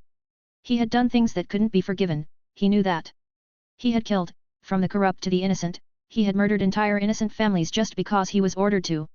Brainwashed or not, those were his crimes and they couldn't be forgotten and pardoned over a simple "it was not your fault." He shook off those depressing thoughts as he was directed to meet Steve. He could feel the wariness of the Agent Hill who was acting as his guide. Her hands were by her side in a normal fashion but he could see how her hands twitched every time he turned his head or made to say something. The act was unnecessary since if he wanted to, he could make sure she was immobilized before she even reached for her gun. He wanted to tell her that but figured there was no need to call her out on her precaution. "He's inside," she told him as they came to the front of what looked like a hospital door. He stood in front of what could be called the biggest door of his life. Steve was in there, not looking a day older than the day he went under according to what Drawl said. He was meeting the same Steve who they went on the same mission before that train wreck. The Steve who was still unknown to all the disgusting things he did. Well, not anymore. "Excuse me, is there a problem?" He turned to see Agent Hill still at his side looking at him in increased wariness and confusion. "Yeah. No. Any advice on what to expect?" he asked the agent who looked increasingly confused at that. It took her a moment to compose herself before she answered him. "You're the only person he knows, so that alone is a plus. If you want advice then just tell him what you can since he'll find out sooner or later, that's a step as good as any." He took in a deep breath and pushed the door open. The room was remodeled in an old-fashioned setting, looking nothing like the hospital rooms of nowadays. In it was a small table with a flower vase on top of it and by its side was a bed. He looked around the room for the figure he could still remember, although vividly, and his breath caught in his throat as he saw the man standing in front of the window. The image seemed to overlap with that of a scrawny-looking youth who looked extremely malnourished, and then he turned. In the youth's place was a man he remembered all too well. The eyes were the same and so was the smile. "Hey Bucky." He didn't know what happened but all he knew was that the next second they were trapped in a hug. A brother he thought forgotten. A comrade he thought dead. A leader he thought buried in an unmarked tundra of the Arctic. "I thought I lost you." His voice was cracked but he didn't care. Nothing mattered in this moment except his memories and his brother. They stayed like that for a while before Steve said. "It's pretty crazy, isn't it? Last thing I remember was fighting Schmidt and Hydra and then crashing somewhere in the Pacific. Now I wake up and they tell me it's been 50 years. I half expected you to be all grown up and grey." "Me too, but I guess time did pull a number on us both," he said. "I thought I lost you, Bucky." Bucky chuckled at that and looked at Steve with a serious expression on his face. "There's something I have to tell you, Steve." He couldn't wait, he couldn't just keep quiet not when the amount of guilt he felt increased as he saw how Steve still treated him like before. So he told him everything about what he remembered. How Zola found him and brainwashed him for Hydra, how the new leaders of Hydra used him like a hunt dog as he slaughtered his former countrymen. How he killed his friends and innocents. He told it all. He didn't know what to expect. He expected many things to happen but he didn't know which was more plausible in this kind of situation, but what he did know was that he didn't expect the expression of intense fury on Steve's face. If it was directed at them then that would have been in line of what he expected but the rage present of Steve's face was directed at something else. "Hydra. Was all Steve said through his gritted teeth, and was all Bucky need to know. At least he had someone who still wanted to stand by him. What of S.H.I.E.L.D? If Hydra infested them like you said, do you still think they can be trusted? Steve asked after calming down. To an extent, yes. We definitely can't trust the council, but there are a few people who we can work with. Bucky was an assassin and also a prominent fighter, so was Steve. Trust was something they both knew only they could give. For an organization like S.H.I.E.L.D, even if it had been to Hydra Ted, was not something they could trust at the drop of a hat, Bucky knew. There are still Hydra bases scattered across the world, right? I'll help you destroy them all. Steve looked at Bucky with conviction. You just woke up after sleeping for 50 years, Bucky started, but Steve cut in. That is more than enough time to rest. Look Steve, the war already ended. To me it was just yesterday. Bucky sighed at that. You are going to make it harder than it already is, aren't you? This is not your fight, Steve. It's my atonement. But Steve was not fazed. Then I'll help you atone. Bucky looked at him for a moment before he gave a low laugh. Then I'd better help you get rid of those sleepy muscles. Who knows what that long nap did to it? They talked for a while before they left the ward as they needed to see someone. The one-eyed director. Good to see you are already acclimating to the environment, Captain. Fury said as they walked into his office and gestured for them to take a seat. I thank you for the hospitality, Director. Steve replied as he and Bucky both sat on the presented seats. Is there something I can help you with, Captain? Fury asked the decapsicled captain. I want in. Was all Steve said while Fury had a confused look on his face. I'm sorry, but you'll gonna have to spec. The hunt for Hydra, Director. I want in. Steve said with a tone that said he wouldn't take no for an answer. Right. I guess you've heard all about it then. Just for clearance, the Council have no information on where the bases are and also no vital information about Hydra and what they plan to do. Not just Steve but even Bucky frowned at that. Why? Bucky asked. So they don't pull one over my eye. It's a precaution to dig out any other Hydra spy and also put the Council in their place and stop them from interfering too much with our work. Fury explained. His entire tone was serious, from which could be inferred that he and the Council were presently not in good terms. We are spread too thin for my liking, and the only person I can trust that's not within the walls of S.H.I.E.L.D is too happy with his hard-earned sabbatical. Hold the fuck up. Fury's face contorted into a disturbing grin as he fished out a burner phone and rang someone. What's up, Nick? Came a voice which Bucky immediately recognized as the Quack's. Say, what exactly are doing now? Fury asked. The voice went silent for a while before he answered. I found an Hydra trail and I don't like where it's headed one bit. Instead of being worried about the Hydra trail, Fury's smile became wider as he said in a sing-song tone, how about I help you out a bit and you help me with a little pickle I've got on my hands? I don't see any problem with that. Sure, why not? Good. They'll drop by your house in the evening. Sure, no prob. What do you mean they? Who's they? Talk to you later. Fury cut the call with a satisfied expression on his face despite the protest of the recipient. The Quack's not gonna be happy, you know that, right? Bucky said, but even he couldn't prevent the small crack as his lips tugged upwards. And what is he gonna do about it? Bite me. Fury retorted. So what now? I don't know about you guys, but I definitely wouldn't trust a quack doctor, much less seek his cooperation in any way. Steve said, leaving the two men in the room stunned. I can now see why Drawl wanted to wake you up as soon as possible. Fury said to Steve, making the elder man confused. That aside, you still aren't in the clear, Captain, and I believe that Drawl would help in painting a good picture of your capabilities. Not that I'm doubting it, but the world has become a lot stranger ever since you disappeared, and your new chaperone would be the best person to catch you up to speed. Fury said without even giving the man room to protest. He wanted to fight, so they had bring him to his top shape.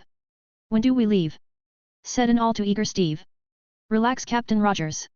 This isn't wartime, it's time for retribution. And the best way to deliver it is slowly so your enemies can feel it clearly. Fury said as he stared at the man. He could understand, as looking from Steve's perspective, he was in the fight of his life just hours ago, and now it looks like while he was busy sleeping, the enemies he gave his life to fight had encroached the country he fought for. Steve didn't look pacified, but he relented since he knew he was being too hasty. Now if you'll excuse me, I have a lot of work to do. Fury said as he dismissed them. What do we do now? Steve asked Bucky. Relax, Steve, how about I just show you around? Steve nodded and Bucky took him out to the city he only saw from his window. It was a lot different from the New York City he knew. From the car to the houses to the people and even the clothes they wore, everything was different to the point that he felt off. It different from what I remembered. Steve suddenly said as they walked through the city. Everything is. Guess that what happens when you disappear for 50 years. The world keeps spinning on. Bucky said. How about a drink? Bucky said as he led his to a bar named Charlie's Bar. What do you want? The barman asked them as they sat in front of the counter. How about a welcome home drink for him and I'll take what you can throw an old face. Bucky said. A tequila sunrise for the young man and an apple scotch you. The barman said with a smile as he started mixing the drink.